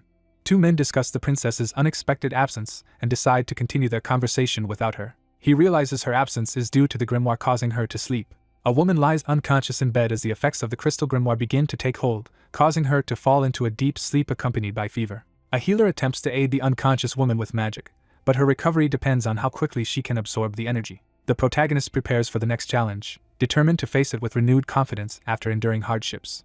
Several days pass rapidly. A mysterious potion bubbles and glows as it brews among alchemical equipment. Preparations were made for the upcoming Blue Dragon raid. The protagonist studies the new weapons and plans how to develop fighting techniques that match their capabilities. A calm woman in a religious habit extends her arms, beckoning someone to approach. One character asks for haste while the other confidently reassures them as they share a gentle embrace. A magical health check is forcibly performed on a restrained figure while another tries to leave, only to be stopped and reminded that the screening is mandatory. Ned panics and tries to escape as someone insists he join in. A weakened figure collapses to the ground, groaning about tentacles as another stands over them with confidence. An armored woman mocks the weakened figure as he reacts in shock to the arrival of another person.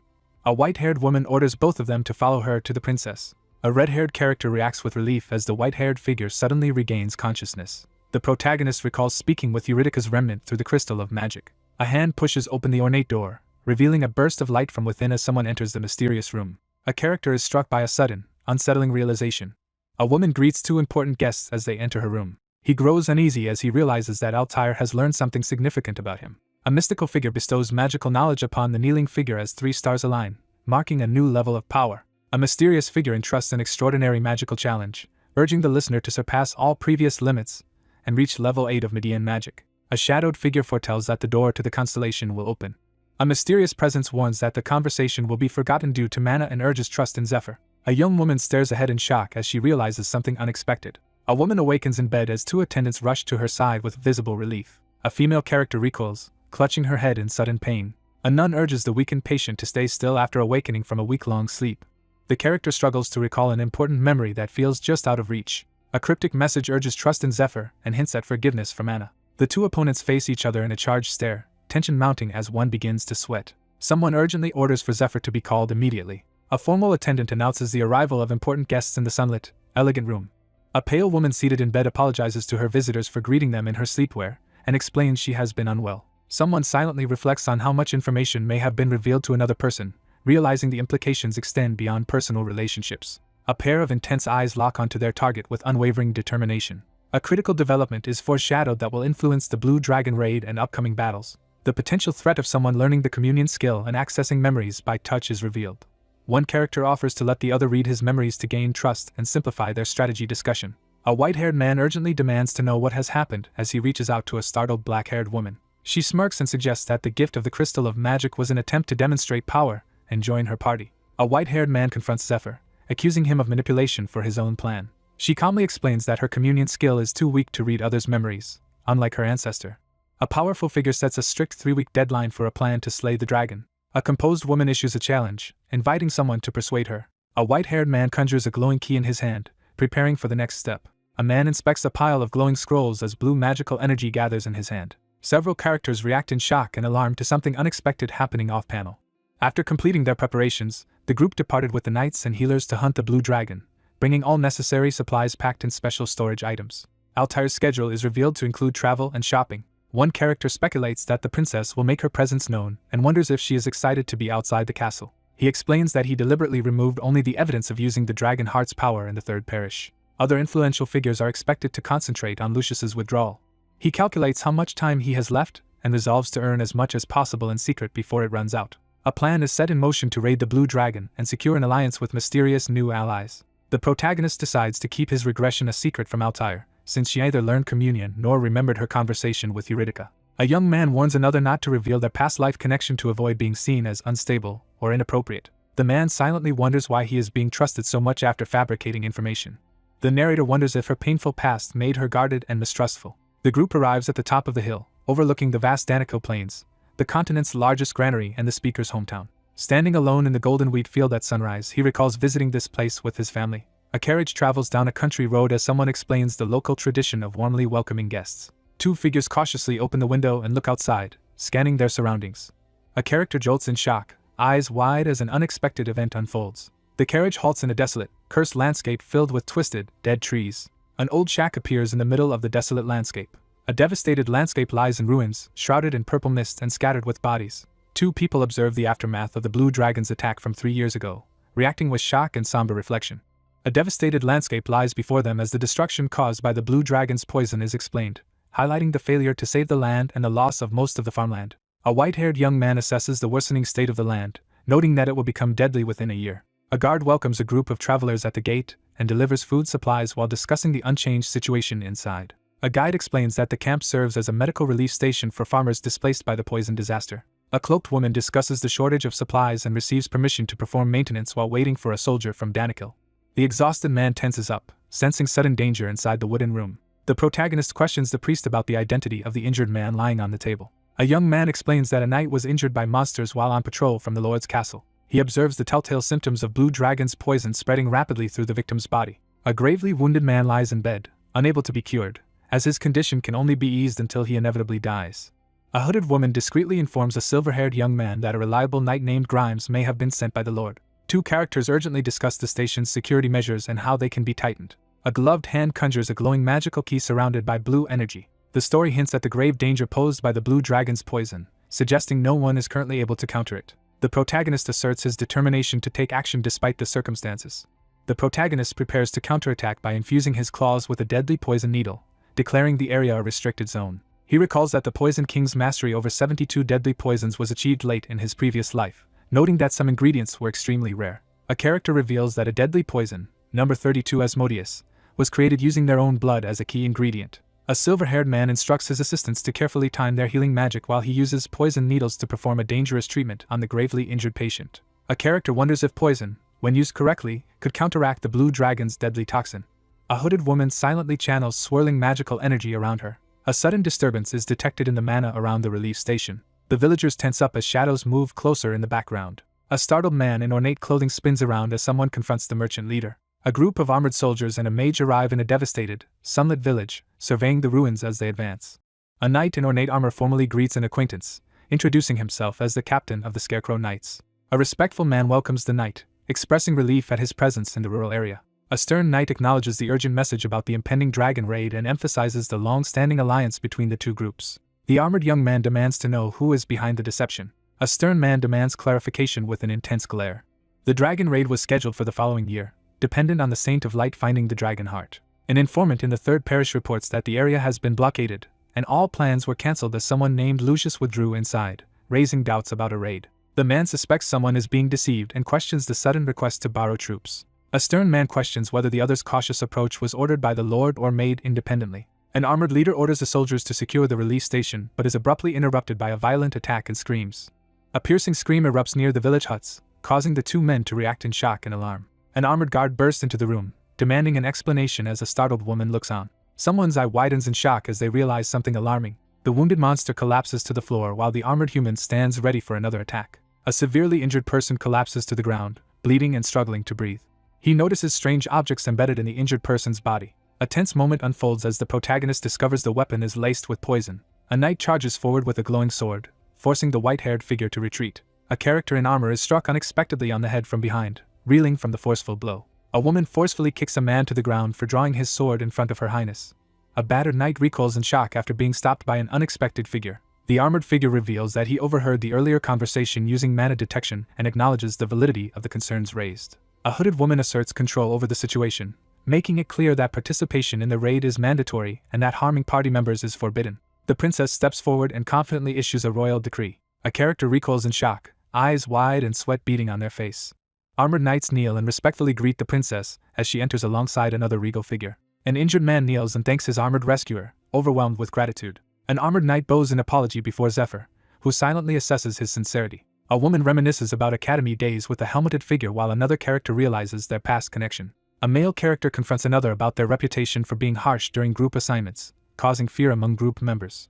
A young woman reflects on how the group's safety and success often depended on one member's careful attention to overlooked details. A composed woman reassures an armored knight with sincere praise, leaving him visibly surprised. A Grand Duchess prepares to reveal important alliance information to a trusted ally. A figure announces that the protagonist was chosen by a goddess to save the saint and the world.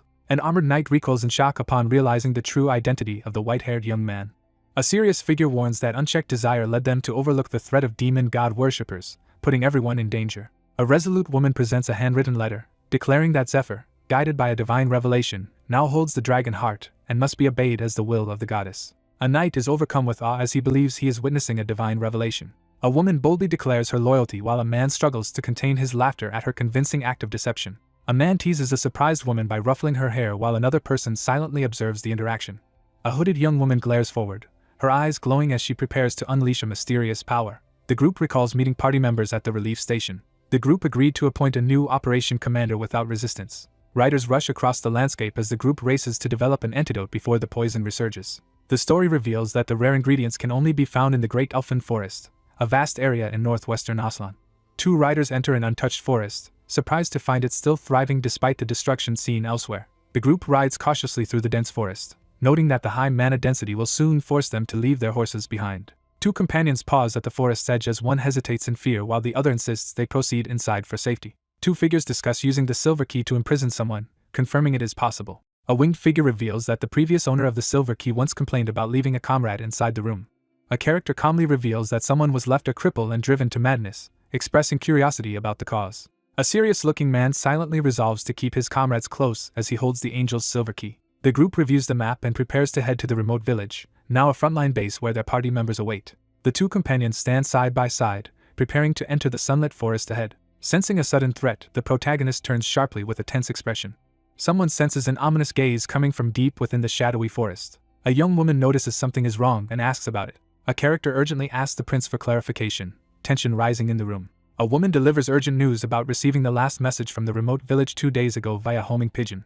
A mage explains that red smoke will rise from the village as a warning if any problems occur. A vigilant scout uses her special ability to confirm there are no hidden threats in the area. The armored figure surveys the forest, confident that the group's strength will prevent any problems. The protagonist stands determined, preparing to reveal crucial information about the great elfin forest. A somber young man hesitates before sharing the story of his hometown, weighed down by painful memories. A silver-haired man confronts another with a glowing sword, demanding answers in a tense standoff. Flames roar at the center as someone desperately urges for any information, regardless of its significance. In desperate times, stories about the forest were shared by the bonfire to bring comfort. A character silently observes the enchanting beauty of the sunlit forest clearing. A dangerous forest lures in humans with its beauty and consumes them. Zephyr commands Ned to protect the merchantry leader. Two riders stay alert in the forest as one warns the other about a possible ambush. The group stops abruptly in the forest, startled by something unexpected ahead. Two figures approach a massive mystical vortex deep within the overgrown forest. A radiant light reveals a hidden surge of energy beneath the swirling underwater vines. They discover a magical barrier in the forest that prevents outsiders from entering. Startled by a mysterious glowing light, the character realizes something that should be deeper in the forest has appeared much earlier than expected. A colossal vine entity emerges ominously in the mystical forest. A surge of mystical power bursts through the twisting vines and foliage. A towering spirit guardian blocks the path and warns the rider to leave the forbidden land. A gloved figure activates a glowing key symbol while confirming the timing of the last message received. A pair of hands seizes the glowing sword as energy bursts from the blade. Zephyr leads the cavalry forward, signaling the start of their assault as he anticipates the enemy's occupation of the base. A young man demands to know what happened to the people from the remote village. A shadowy figure with glowing eyes emerges from the dense, overgrown forest. The cloaked figure steps forward and commands the entire group to stop. Altair steps forward and introduces herself to the forest residents, announcing her intent to communicate. A hostile figure emerges from the water, firmly rejecting the offer to negotiate, and reminding the human princess of repeated warnings. The stern leader delivers a decisive ultimatum, declaring that negotiations have ended because of the actions of the other's brother. A figure points to the river on the map, clearly establishing it as the boundary between the forest people and their own group. A sharp-eyed man proposes strict terms for peace, insisting that both sides establish posts and villages without crossing the river or interfering with each other. A man in a white robe presents a valuable item to a cloaked figure, solidifying a ceasefire between their sides. A blindfolded elf is forced to listen as an unseen figure delivers a veiled threat, while two armored guards stand watch by a large map. Magical vines burst from the ground, halting the knights and forcing one figure to retreat in alarm. Massive roots burst from the ground, violently throwing armored warriors from their horses as chaos erupts. A wary character spots elves hidden among the foliage.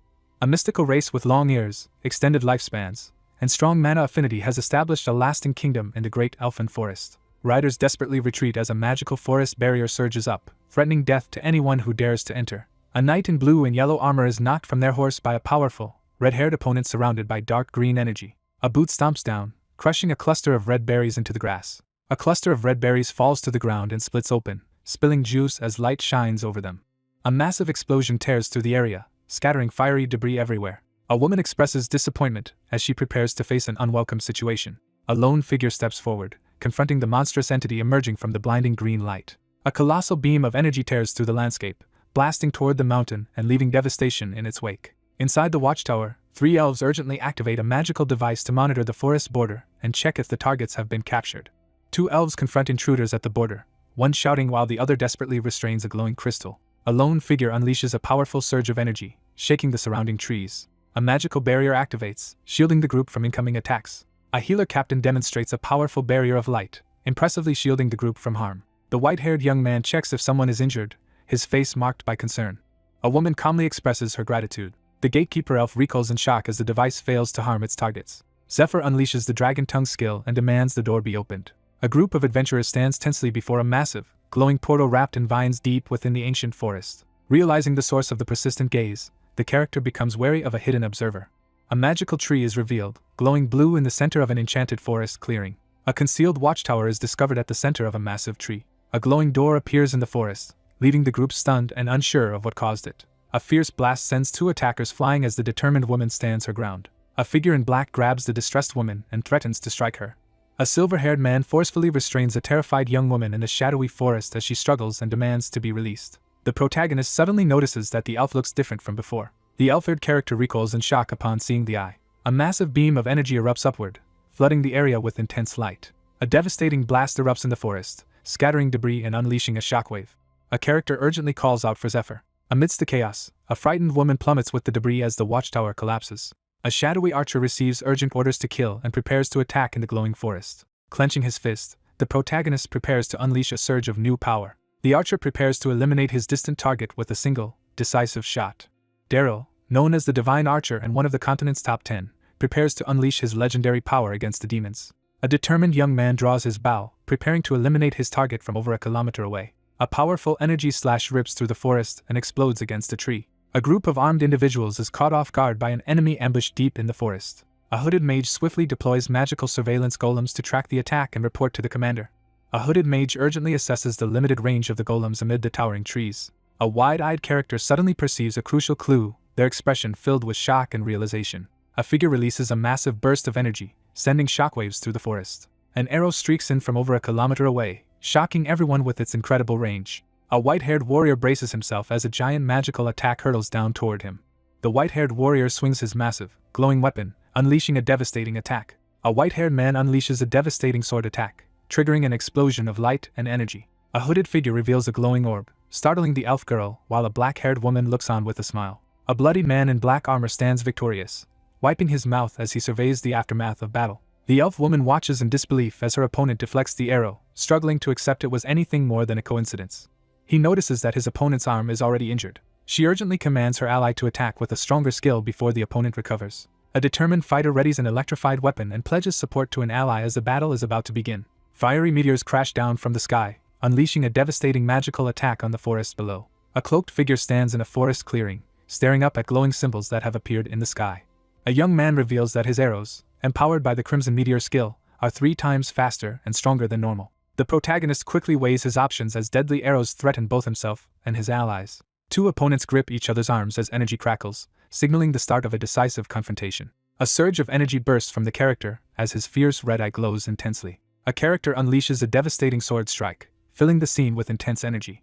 A man quickly turns, reacting to sudden movement with intense focus. The sword's movement appeared slow and fluid, but it actually happened in less than a second. A swirling dragon-shaped energy attack surges upward from the white-haired man. A massive explosion of golden energy erupts, unleashing a devastating magical attack across the area. A few green leaves drift silently through the empty space. The character clarifies that despite their name, the dragon techniques are unrelated to real dragons and only mimic their flow through mana and martial arts. He quickly realizes there was an important stage he hadn't anticipated. The white-haired warrior stands tall in the sunlight, surveying the aftermath with a victorious air. Hidden behind jagged rocks, the elf-like character realizes in shock that their overwhelming opponent is actually human. A worried commander confesses that the blue dragon has already caused many casualties, fearing the situation will only get worse. A young elf girl collapses in grief beside her mother's lifeless body. A female character collapses to her knees on the grass, struggling to support herself. The opposing group surrenders and announces they will no longer attack. Someone questions whether the unseen figure is human or dragon, raising tension. A masked figure tries to negotiate with the long-haired individual, promising compliance in exchange for their demands. A tearful young woman desperately pleads for help. A group of adventurers advances together through the mystical forest, moving with determination under the lead of a black-haired woman. 2 figures cautiously survey the misty forest from behind a fallen tree, on high alert for any danger. The swordsman agrees to the challenge, facing the group in the tense forest clearing. A hidden city emerges among the ancient trees, bathed in green light and magical energy. An elder examines the knight's hand and reveals that, although the blue dragon's poison still lingers, a mysterious substance is powerfully suppressing its effects. A severely injured man lies in bed, still recovering as his condition draws worried attention. Despite his injuries and the risk of the poison spreading, the wounded man insists on proving the antidote works by coming along, demonstrating his unwavering resolve. A high elf elder formally introduces himself, the elves who fought against the visitor, and a guard seated at the council table. The panel reveals that high elves are dominator-class beings with powerful abilities, signified by their distinctively patterned pupils.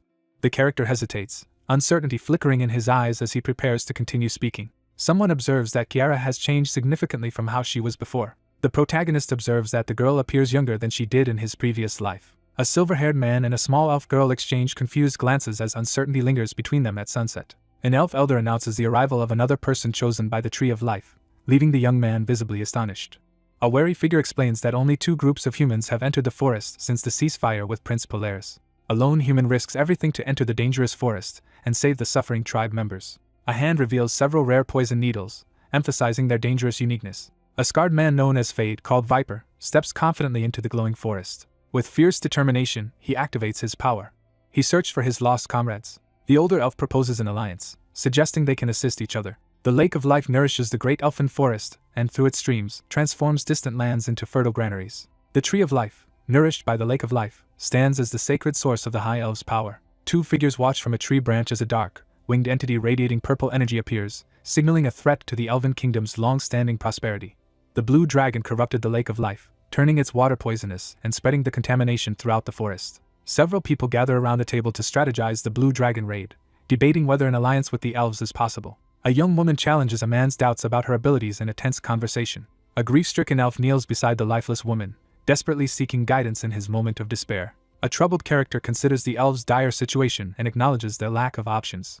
A new threat emerges as the people from the Danikil estate become a pressing concern. One man explains that while distant people romanticize elves, those living nearby see them as pests, even worse than wild animals. He explains that the situation has worsened and they are now considered enemies. 2 high elves led an army to invade Danikil, claiming the land as theirs because the Lake of Life's waters flowed through it. Polaris rallies his temple knights with a glowing staff as they prepare to confront the elves during a critical moment in battle.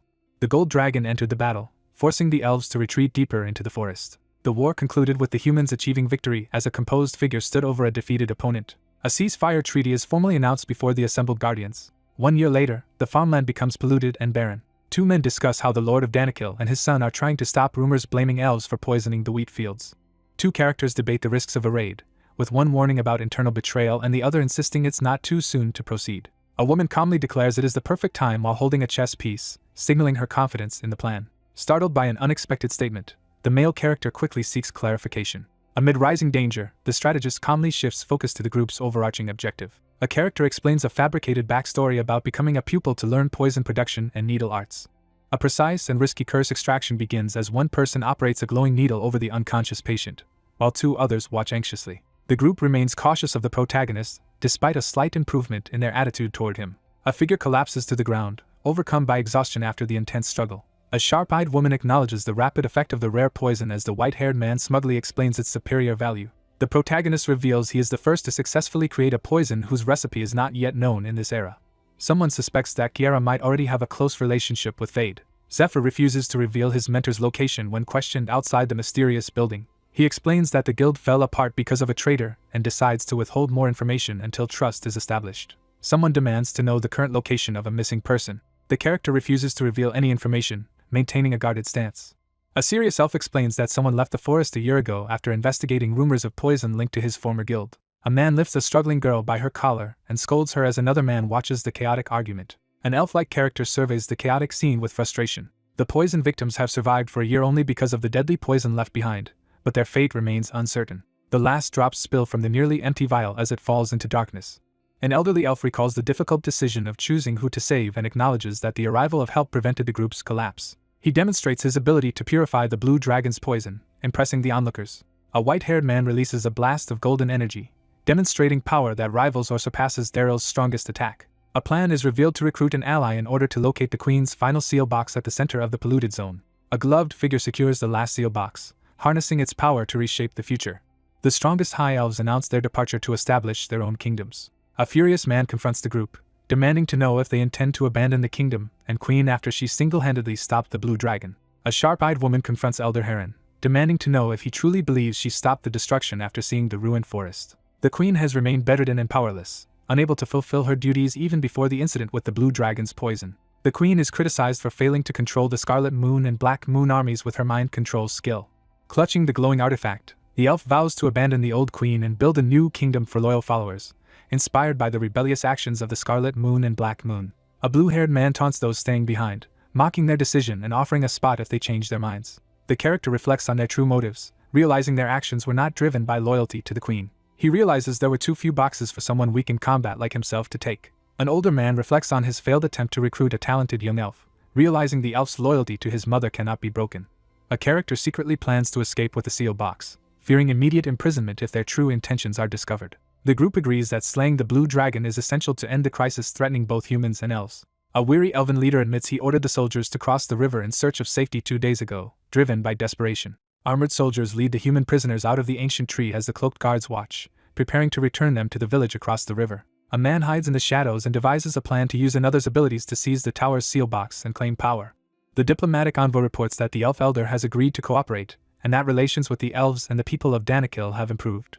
A fervent follower loudly proclaims divine guidance and salvation as a reluctant figure stands beside her, surrounded by kneeling armored believers in a forest illuminated by holy light. 2 men argue about whether the Temple of Light truly protects the people, or just exploits them. A mysterious tower rises above the trees as someone reflects with relief on how well things turned out. A man warns the group that the real danger is just beginning and urges everyone to stay alert. A frustrated figure pulls on their glove while complaining about being sent to a remote area. One mage complains about the filthy conditions of her recent imprisonment, while the other listens in silence. A determined character grips a large staff and delivers a crucial warning. A woman steps outside, annoyed as she immediately encounters someone she dislikes. A menacing man threatens a captive woman and demands to know if his accomplice has discovered any weaknesses. The scene shifts to the bustling southern metropolis Veronia, where crowds gather around a prominent circular platform. A hand presses a wax seal onto an official document, finalizing its approval. The protagonist thanks the assembled group. A representative announces that the Southern Architectural Guild will partner with Princess Altair to clear the Thorn Mountain range, considering it a great honor. A cheerful woman announces a plan to cultivate new farmland by clearing the mountain and directs the audience to her assistant for further details before eagerly asking to leave. Altair's subordinates rush to advance the Thorn Mountain range clearing plan.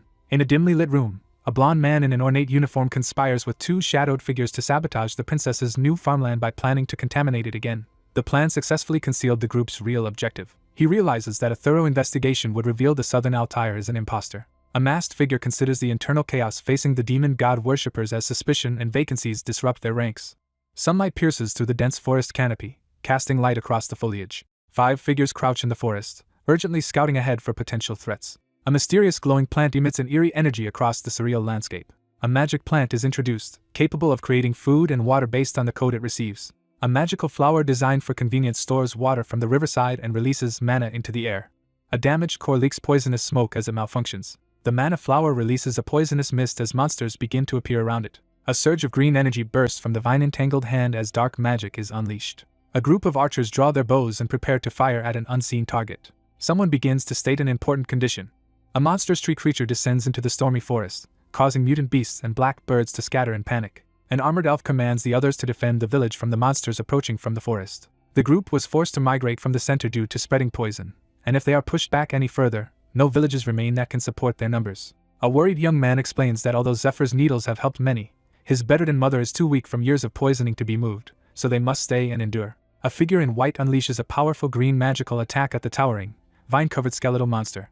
The silver-haired man confidently outlines a plan to eliminate all enemies and collect valuable resources. 3 magic wielders channel a surge of energy through their glowing staves, preparing to unleash a powerful spell. 2 magic wielders launch powerful elemental attacks at the monstrous creature amid swirling flames and ice. A white-haired fighter brings down a massive, blue energy slash that shatters the ground and surrounding rocks. A cloaked figure releases a surge of energy, causing massive rocks to explode apart. A character rushes forward, launching a punch charged with crackling red energy. A masked figure smashes the ground with a powerful, lightning-charged attack. Crackling energy surges as a fierce gaze signals the unleashing of overwhelming power. Inside the radiant chamber, one figure thanks the others for protecting the village and healing those affected by poison. An elf expresses gratitude to the human group for their unexpected help after being abandoned by their own kind. Struggling with shame, the speaker prepares to reveal a difficult truth. A glowing branch from the Tree of Life, sustained by water of life in a vase, is introduced as a powerful magical relic. A stern elf warrior refuses to hand over the village's key protective items. One man covers his face in frustration while the other watches him, confused. Someone pleads desperately for help. Zephyr demands straightforward answers, insisting on honest communication without excuses. One character firmly lists 3 critical demands: curing the Elf Queen, restoring the lake and Tree of Life, and slaying the Blue Dragon. The white-haired man explains the restoration process, noting the importance of the sap from the Tree of Life and the lake's vitality once the Blue Dragon is gone. The silver-haired man announces that only number 3 is left. With unwavering resolve, the protagonist insists he will slay the target and questions if more is expected of him. A tense moment unfolds as someone demands certainty about the plan to slay the threat. A blonde elf negotiates urgently, refusing to hand over 2 vital items needed to protect the village from instant contamination. The elf steps forward, declaring his resolve to protect the remaining villagers. Zephyr delivers a stern warning, making it clear there will be no second chances. A furious figure vents about being exploited for their blood while demanding to know how much longer they must endure this burden. A boot slams down as someone angrily scolds Daryl. 2 men face off, urgently agreeing that immediate action is necessary no matter the cost. A determined character challenges their opponent to settle things through a contest of skills. A powerful surge of magical energy explodes at the center of the battlefield. Green and yellow energy beams collide in a massive explosion, shattering the arena. A woman pauses, astonished as someone unexpectedly uses their skill in the aftermath of the explosion. Amid swirling dust and ruins, a worried figure searches desperately for any sign of the missing group. The archer asserts his dominance by drawing his bow with unwavering confidence. A frustrated voice questions their effectiveness as the main damage dealer in the Blue Dragon raid. A white-haired man tests his glowing spear against armored scales and admits his skills are not enough. With unwavering resolve, the character slams their hand down and declares their intent to kill the Blue Dragon immediately. Overwhelmed by the situation, the protagonist breaks down and demands to know what they are supposed to do. Someone forcefully orders another person to get up. A determined character confronts their opponent, announcing they will reveal the reason for their weakness. A white-haired man smashes a golden armored gauntlet, dismissing its value. Altair realizes her bow is missing, and both react with shock. A confident man promises to craft something special and reassures the other person to stop crying. An elf woman angrily confronts someone about breaking a valuable bow during a crisis. The group urgently inspects the bow as one member begins appraising its rare quality, causing a wave of shock among them. A composed woman explains that the item is classified as heroic grade on the Lauren scale and could fetch at least 50,000 gold at auction, shocking the audience. The elf asserts newfound determination, while another character reacts with surprise. With the ancient weapon and the protective relic gone, the elf resolves to move forward without relying on the past. He anticipates what kind of weapon will be made for him. He decides to craft an item using the best available materials. A glowing branch from the Tree of Life, overflowing with mana, is revealed as a key material intended for forging a weapon. The protagonist hesitates, questioning whether the small branch can actually be used as a weapon. 7 figures assemble in a grand chamber before a glowing mural of a mystical tree, preparing for a significant event. A white-haired elf carefully pours a drink for a red-haired elf sitting quietly at a leaf-decorated table. Zephyr sits solemnly at the table, accepting a ceremonial offering. A stern figure solemnly presents the water of life and the branch of the Tree of Life. A golden chalice and a leafy branch are presented on a white surface. After witnessing the world's end, the character reflects on how nothing inspires him anymore. Someone admits their admiration despite their hesitation. A character lifts a radiant goblet, captivated by its magical glow. An ornate cup containing the last of the water of life is solemnly handed over. A determined figure urges the group to succeed in the raid so the lake of life can be restored. The silver-haired man accepts the challenge with a confident smirk, raising his ornate goblet. A muscular, white-haired man gulps down a glowing potion with determination. A man unleashes a surge of golden energy while gripping a chalice at the center of the light. Overflowing with energy, the character absorbs the enhanced power of the water of life, far surpassing expectations. Harnessing the dragon heart's power, the figure unleashes dragonification and activates a mana circulation technique, surging with transformative energy. The area for the Blue Dragon raid is a vast, poisoned land surrounding a lake, far more dangerous than the Eurydica raid. A powerful dragon emerges as the supreme force at the center of all life. A determined figure resolves to use the water of life to boost the dragon heart's power and extend their dragon transformation for the upcoming battle. She urgently considers extracting the dragon heart's power more quickly despite the risks.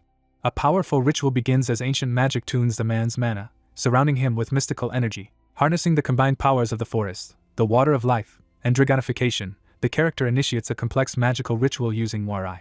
Energy surges toward the dragon heart as power is channeled into it. Dark energy surges around the white-haired figure as he screams in pain, undergoing a violent transformation. A determined healer raises her glowing staff to cast a healing spell in a moment of urgency. Energy surges through his body as he struggles to push the dragon heart's output past its limit. A woman strains to keep the unstable magical energy from breaking free. The character struggles to maintain their dwindling energy output as the percentage rapidly drops. A red-haired man scolds the kneeling figure for losing control of their breathing while demonstrating a forceful technique. He reveals that only another Dragon King-style master can truly support a master's cultivation. A glowing hand channels energy into the man's chest to help him control his overwhelming power. A female warrior grips a glowing sword and gathers her resolve for the challenge ahead. He steels himself, refusing to give up as he prepares for the next challenge. A massive burst of energy erupts, engulfing the area in a blinding explosion. A tense silence fills the air as a determined figure faces the radiant, ornate sword. Energy crackles around him as he prepares to unleash his power. 2 figures are overwhelmed by a sudden, blinding explosion of energy. The armored young man struggles to stay upright as he endures the forceful impact. A character notices a mysterious transformation as a glowing symbol appears in someone's eye. A dragon-winged figure with glowing hair emerges from a blinding light, revealing a powerful new form. A surge of triumph fills the air as someone celebrates their hard-won victory. Collapsing to the floor in exhaustion, one character breathes a sigh of relief after narrowly surviving danger while another kneels beside them, sword in hand.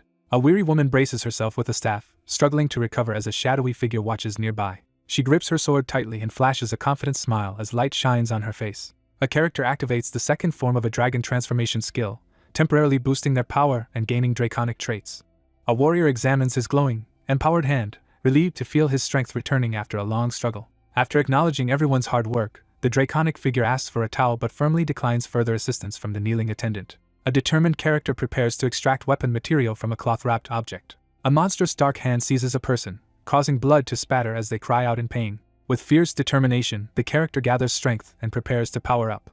A shocked elf recoils as blood splatters across the scene, revealing the aftermath of a sudden attack. A dragon-like figure tears bloody scales from its own body, revealing a plan to forge weapons from them. A battle-hardened warrior tears dragon scales from his arm, determined to forge a powerful new weapon. In a dim workshop lit by blue flames, the character carefully considers which supplementary materials to use while preparing to forge a dragon weapon. An elf blacksmith carefully forges the legendary clear gold alloy, preparing it to channel the black dragon's power. A male character suddenly realizes something alarming, his eye wide with shock. A determined figure gathers rare scales, blood rubies, and moon tree arrow shafts in preparation for an important task. Tension builds as someone prepares to take decisive action. A mage activates a powerful magical field that doubles the strength and duration of all spells within its range. A massive, glowing dragon claw engulfs Zephyr as he begins his transformation. A scaly hand pours a glowing molten liquid into the enchanted cauldron. A winged figure unleashes a surge of golden flames and activates a powerful magic technique. A magical brush activates, radiating swirling golden energy. A figure is engulfed in blinding light as powerful energy signals the start of a resurrection. Stunned by what he sees, he freezes as the mysterious light reveals something unexpected. A legendary longbow and its arrows are revealed, glowing with magical energy. With only 2 weeks until the raid, all humans and elves are organized into 2 teams and begin alternating daily between training and hunting. The group learns that the Temple Knight will lead their intensive training for the next 2 weeks, prompting a wave of nostalgia for one member. A group of armored warriors, led by a resolute fighter, charges forward as the hunting team begins their mission to reach the objective east of the Lake of Life within 10 days. A huge pile of magic stones rapidly accumulated from daily hunts, but then vanished all at once. A woman informs her commander that they will barely meet the golem production quota due to the widespread use of magic stones. Workers and mechanical beasts collaborate to build and reinforce a wooden fort in the forest. A character points to several magic circle diagrams on the table while outlining their defensive and supportive uses. A plan is formed to use the branch of life to create safe zones against the poison mist, while the group prepares magic circles and struggles with their complexity. Stones were required to be thrown into the mana furnace to create items. The blacksmith reacts with surprise and amusement as he examines the blueprint for the custom order presented in the forge. The elf blacksmith boldly accepts the challenge and vows to prove his skills by forging the requested items. A lone figure stands atop the structure, sword drawn, preparing to make a crucial choice. The protagonist activates the second form of dragonification, preparing to end the battle within 10 minutes. The character analyzes how to accelerate the spread of the dragon heart's power and sets specific targets to maximize its output within a limited time. He steels himself, knowing their only hope against the blue dragon depends on reaching a critical threshold. A monstrous clawed hand seizes several dark, glowing shards. A horned, demon-like figure summons 3 blazing spears of golden energy, ready to attack. He charges forward, unleashing his full strength against the horde of giant monsters. A man unleashes a surge of power, determined to overcome his limits. The frontline fort near the lake is finished and fully prepared for tomorrow's raid. 2 exhausted soldiers return to camp and see 2 others calmly eating at a table. A woman notices the boy's plate is already empty and questions where his food went. Someone pushes open the door and leaves to get some much-needed rest. A white-haired man in a dark cloak walks away while a young woman silently watches him from behind. After a long day, one woman announces she's going to bed while another turns to offer her company. A red-haired man seizes the armored woman's arm, demanding she honor her promise to spar with him. A composed woman restrains a struggling person while announcing she wants to test a new technique for tomorrow's raid. As night falls over the camp, a lone figure walks between the tents, reflecting on how preparations for tomorrow's blue dragon battle are already complete. Multiple letters of refusal arrive, as various groups reject the request to slay the dragon due to lack of personnel and the task's danger. A cautious man warns his sister through a letter to stop suspicious actions that could lead to dangerous accusations. Someone expresses feeling completely abandoned. The speaker acknowledges that only the companions they built trust with remained reliable. Everything began to improve rapidly due to his actions. A large, ornate tent stands quietly among the trees, marking the center of the encampment. A hand grips and pulls back a cloak, raising the tension. The protagonist firmly rejects the idea, showing clear skepticism. In a softly lit bedroom, a white-haired man and a long-haired woman confront each other in tense silence. A character is seized by the neck, caught in a moment of tense confrontation. Two characters share a passionate kiss, illuminated by a warm, glowing light. A terrified character recoils as a blade slashes dangerously close to their face. A character activates a glowing purple sigil on their tongue, unleashing swirling magical energy. An ancient scroll reveals that the Kiss of Darkness skill allows the caster to control minds, weaken opponents, and force confessions. One character tries to ask a question, but the other quickly silences them, insisting on secrecy. One character reflects on the remarkable progress they've made together over the past month, crediting the other for their achievements. One figure admits to secretly watching over another due to lingering doubts, raising tension in the ruined hall. A horned, armored figure pins a defeated opponent to the ground as debris falls around them. She confronts him about his relentless dedication, suspecting that he has a hidden goal. A harsh truth is declared, emphasizing that everything comes with a price. The protagonist presses for answers, insisting on learning the other person's true intentions to prevent an uncontrollable threat. A fierce interrogator demands to know who sent the captive. A character activates a mind control spell to force their captive to reveal who sent them. The young man steps forward and asserts that he is acting of his own free will. With a fierce gaze, he prepares to reveal something crucial. A woman earnestly confesses her unwavering dedication to the man before her. She realizes the skill confirms he is telling the truth, leaving her confused about its meaning. He steels himself, eyes fixed forward with unwavering determination. A candle erupts with supernatural energy, signaling a sudden shift in the atmosphere. The protagonist confronts the consequences of a past sacrifice, determined to change the future as magical energy swirls around them. A tearful woman realizes she has traveled back to the past.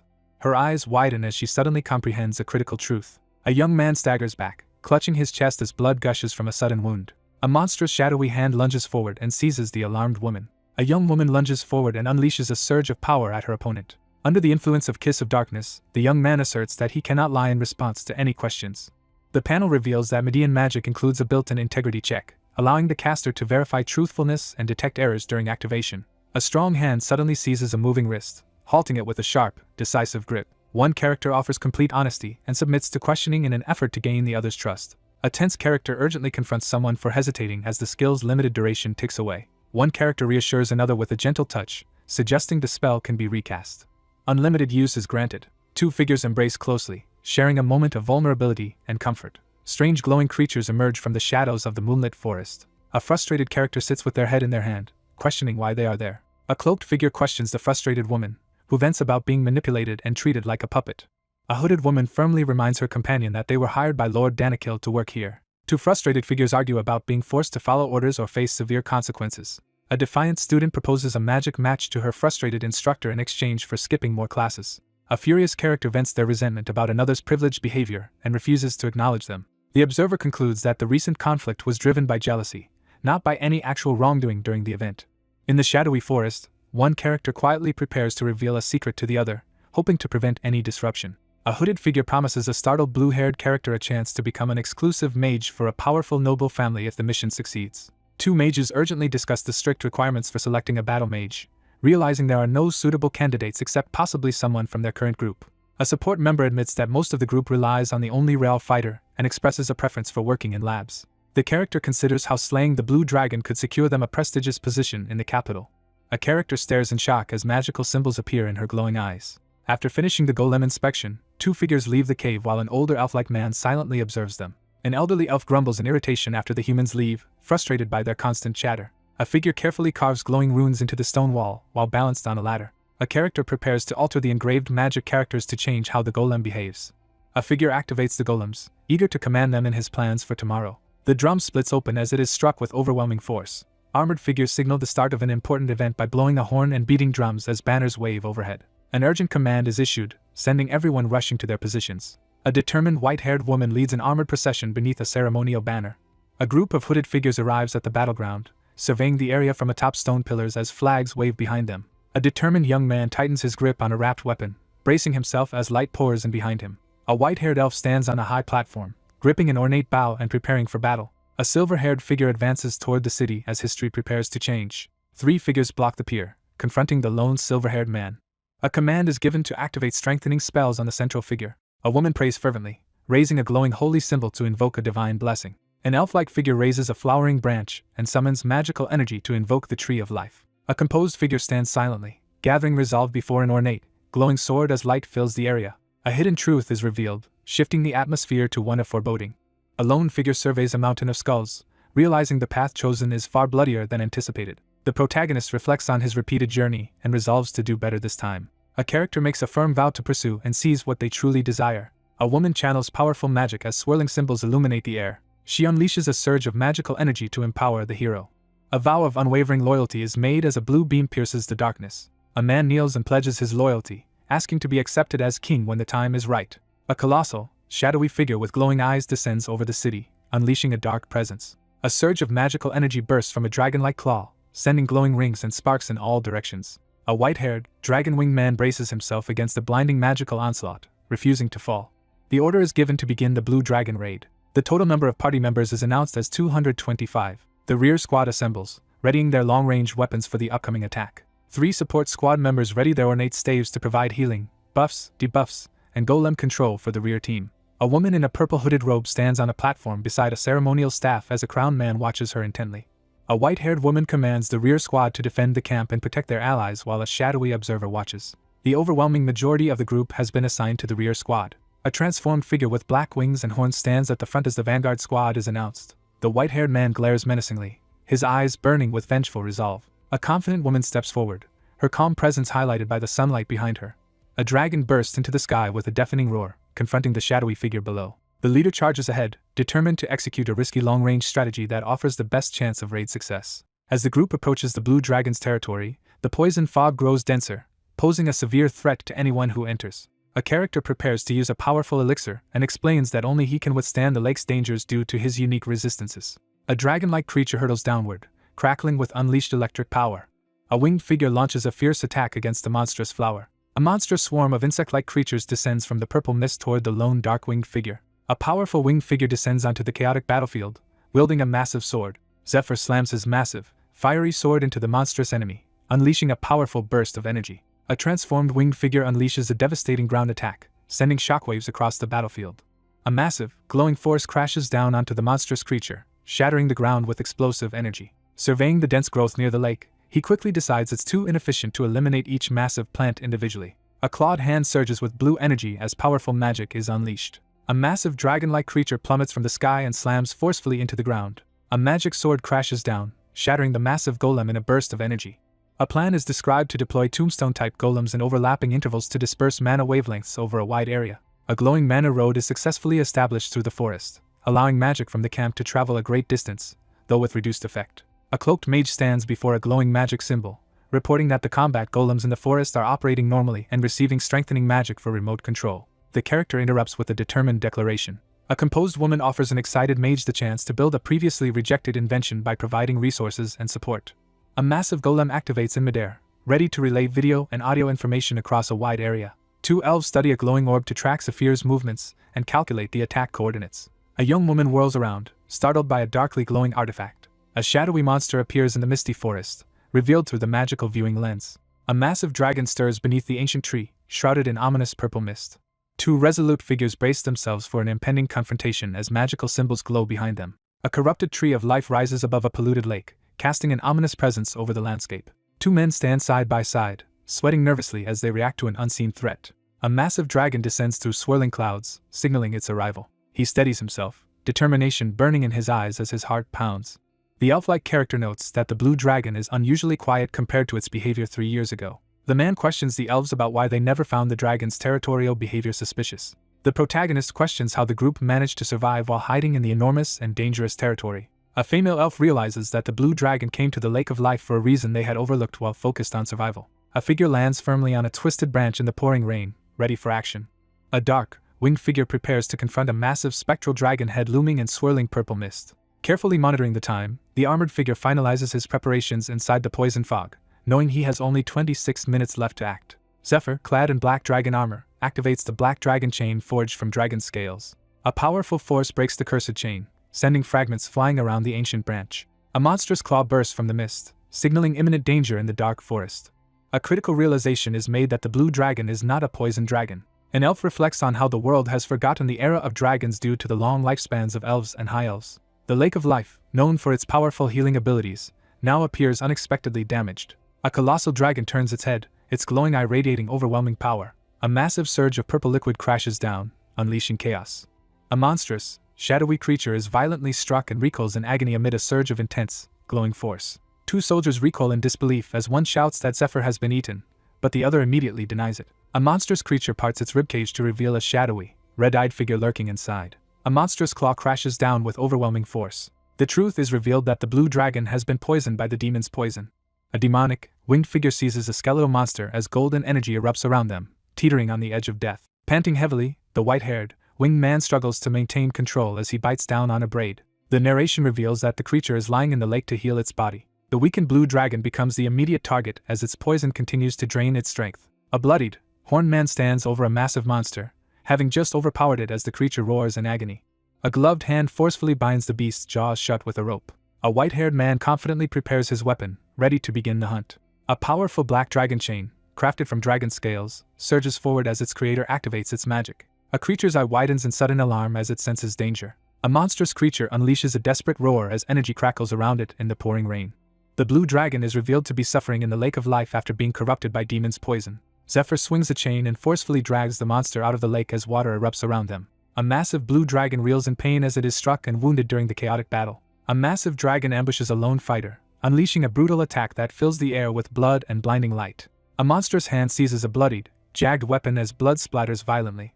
Despite using the dragon heart's power, the protagonist is overwhelmed by the creature's superior strength. A dark, clawed hand seizes the glowing weapon mid-swing, halting the attack. Zephyr strikes the monstrous enemy with a brutal, bloody blow using his massive weapon. He prepares to strike from inside the creature's mouth, targeting its most vulnerable spot. A character's eye blazes red as they unleash a hidden power.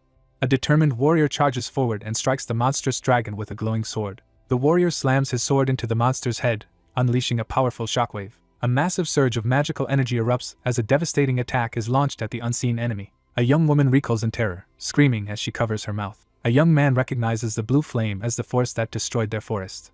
The group quickly braces themselves and prepares their skills as a critical command is issued. She reassures herself that Zephyr is safe. Altair and the dragon both become aware of the same crucial detail. A monstrous eye opens in the shadows, radiating an ominous glow. The effects of the poison left it disoriented and unable to think clearly.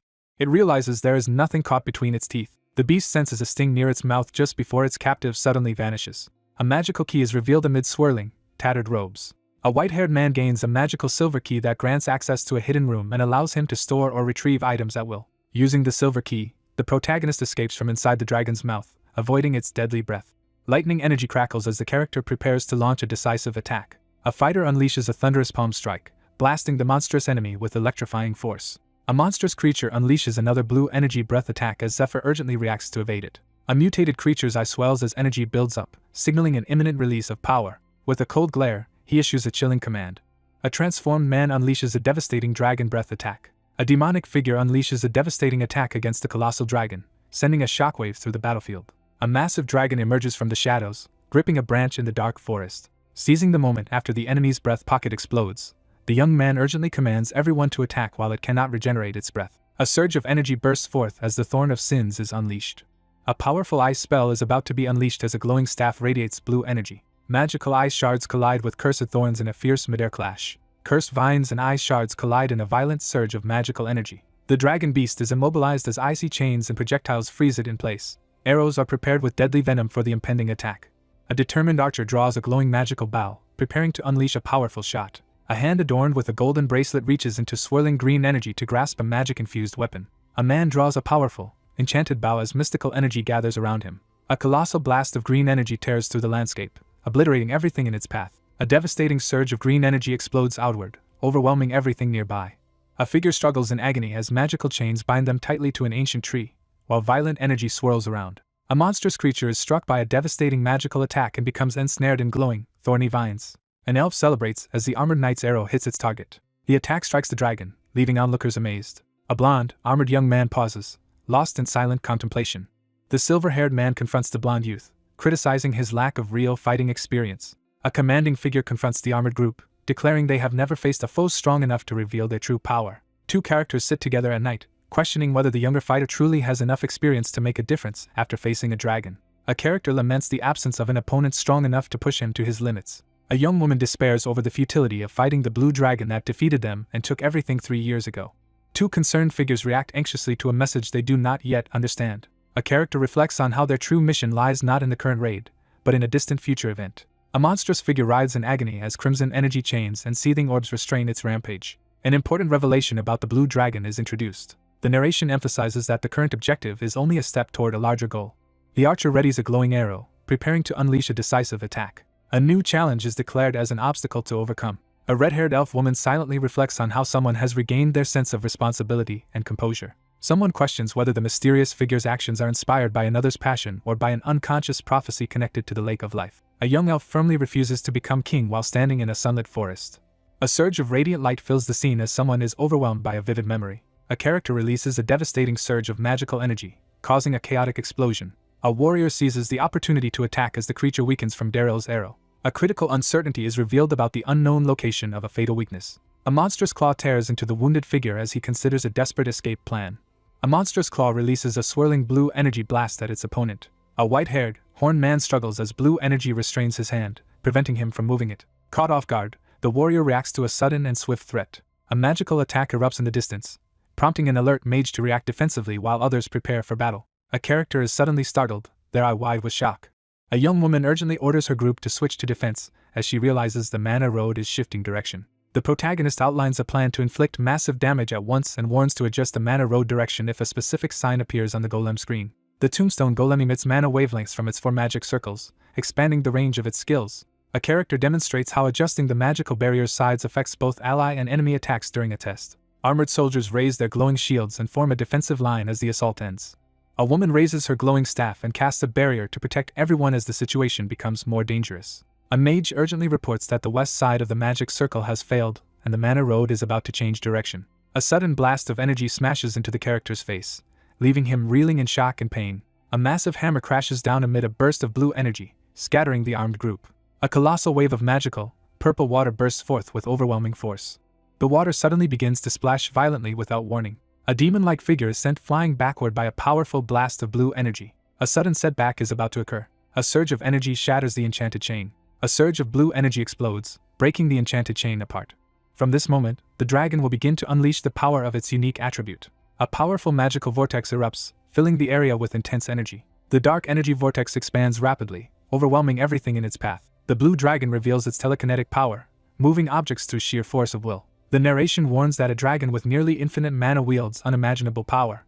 A colossal dragon materializes amid swirling energy and glowing lights. The partially transformed character crouches in a battle-ready stance, preparing to attack. With only 20 minutes of dragonification left, the character urgently acknowledges the time limit. He challenges the logic behind the poison's effects, questioning why it failed to instantly kill humans or elves despite being lethal to a blue dragon. One man explains that the water of life slows the poison's effects, causing prolonged pain and delayed death. The protagonist analyzes the blue dragon's vulnerability, noting it may be unable to use its unique ability due to pain. After several failed raids, the group realizes the dragon's attacks have become more predictable, suggesting it isn't simply underestimating them due to fewer elves. They prepare to strike quickly, knowing the chance to attack will disappear if their target recovers. The transformed protagonist unleashes a powerful attack against a monstrous dragon amid swirling purple energy. The scene foreshadows the beginning of an intense and decisive conflict. A fierce dragon emerges from the shadows, its eyes glowing menacingly. A monstrous entity bursts forth from the flames, revealing its demonic form. A surge of flaming energy crashes between the two figures as one unleashes a devastating attack. A shadowy figure fixates on a mysterious sword in the darkness. A lone figure unleashes a surge of dark power, wielding a glowing fan amid swirling red energy. A monstrous face emerges from the darkness, its eyes glowing ominously. A radiant staff unleashes its true power, flooding the scene with blinding light. The rear squad rapidly reorganizes into formation. No one sustains serious injuries. A hooded figure steadies the unconscious woman while another person begins a healing ritual with a glowing cross pendant. The mana road's flow was successfully altered to move in only one direction. 2 robed figures channel mana into a stone pillar to activate the mana road device. The rear squad is now protected from the dragon's attacks, but an ominous development is hinted. Brooding over recent criticism, the frustrated squad member acknowledges that the harsh warning about their vulnerability was accurate. A woman outlines a plan for the team to support their only long-range attacker as their skills weaken. She calculates that Zephyr must immobilize the dragon for at least 4.5 seconds so her arrow can reach its target. The dragon raid gate begins to close as energy swirls around it. A silver-haired man with demonic wings bursts through an explosion of energy, unleashing his transformation mid-battle. Someone had been waiting for a specific person to return and open it. A devastating surge of violet and gold energy engulfs the dragon-like figure in a violent maelstrom.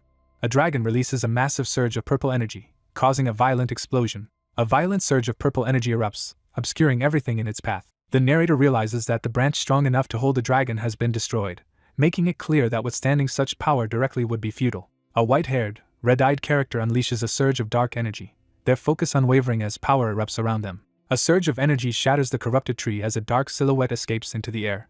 A spectral dragon's head bursts forth, unleashing a powerful roar. A dark, winged figure is ambushed by a powerful energy attack in the forest. A powerful surge of dark energy slams into the figure, hurling them backward amid a blinding explosion. The protagonist struggles to endure intense pain as dark energy surges through him. A devastating surge of energy crashes into the monstrous figure, sending it reeling. A powerful figure charges directly at the roaring dragon, initiating a fierce confrontation. A massive burst of electric energy is unleashed, filling the area with explosive power. A dragon-like figure crashes into the massive creature, releasing a powerful burst of energy. The monstrous figure lifts a massive weapon and prepares to unleash a devastating attack. A swift, forceful sword slash cuts through the scene, sending blood flying. A fierce battle erupts as a dragon-like creature and a powerful warrior clash midair, both unleashing devastating magical attacks. A monstrous entity unleashes a devastating surge of purple energy, crashing forward with overwhelming force. A massive burst of purple energy explodes from the ancient tree, shaking the desolate forest. The group reacts anxiously as the threat disappears underwater, fearing it may be recovering from earlier damage. She urgently explains that the poison in the lake will slow the enemy's recovery and force it to resurface in pain. A surge of destructive purple energy tears through the forest, obliterating everything in its path. The narrative introduces the deadly poison lake, emphasizing its raging, hazardous nature. The process of creating byproducts from these plants depends on the amount of water of life they receive. A mysterious plant absorbs the toxic energy from the ominous lake, hinting at a dangerous transformation. A monstrous leader advances with an army of bizarre creatures, signaling the arrival of powerful enemies. Strange blue-skinned monsters and a massive multi-eyed creature emerge menacingly from the glowing forest. A towering golem materializes in the mist under a glowing sky. A monstrous figure emerges from the shadows, its red eyes fixed intently ahead. A massive armored centaur charges into the horde, swinging a glowing sword and scattering the monstrous creatures. Magical staves unleash radiant energy as the group rallies to support the golems and attack the monsters. A battle commander urgently coordinates the defense as a magical device reveals monsters swarming toward the camp. A girl confronts a powerful golem created by the combined magic of the tower, the elves, and the princess. Someone realizes that, despite their careful preparations for strong monsters, something has gone unexpectedly wrong. Half of the golems abruptly abandon the battlefield and flee uncontrollably into the darkness. A bearded man with pointed ears urgently announces that the event has begun. Sensing something unusual, the elf-haired individual quickly looks toward the source of the disturbance. A massive blue energy blast erupts outward with overwhelming force. An intense eye widens in shock as a glowing symbol appears in the pupil. A blonde warrior urgently shouts for everyone to get down and unleashes a powerful green energy blast. Two magical energy blasts collide in midair, triggering a massive explosion of light. A figure crashes down from above, smashing into the ground with a powerful impact. Their location exposed, the group narrowly escapes disaster thanks to a timely intervention that redirects the deadly attack. A red-haired character urgently warns the group that the monster is about 700 meters away and urges everyone to stay alert. Someone recognizes a terrifying enemy. A towering monster appears, revealing itself as a threat equal to a dungeon boss. The protagonist recalls that the Blue Dragon raid originally happened 1 year and 4 months later in his previous life. Despite losing the Black Dragon Heart and the powerful card, Altair persisted by collecting the equipment of strong allies. The group of heroes assembled and confronted the Blue Dragon. A massive spear of green energy hurtles down from above, signaling the start of a powerful attack. A young man in ornate armor unleashes a surge of green energy from his hand, initiating a powerful attack. A warrior in ornate armor endures a violent surge of blue and red lightning energy. Red and blue lightning crash together, unleashing a massive explosion. A character unleashes a massive, glowing energy attack, shaking the jagged terrain. A warrior confronts a powerful dragon as it unleashes a massive magical attack. A catastrophic mistake prevented them from obtaining the dragon heart, leaving the Danakil granary irreparably polluted and the mission a complete failure. After leaving the cave, the protagonist returns to the temple and begins striving to rise through the ranks. To get close enough for revenge, the protagonist joined the temple knights to infiltrate the parish where his enemy resided. Zephyr covertly studies the man in the grand room, seeking any possible weakness to exploit. A silver-haired man smirks in the shadows, gloating over the princess's failure. Two men discuss a recent achievement in the Great Elfin Forest, with one expressing admiration while the other modestly downplays his role.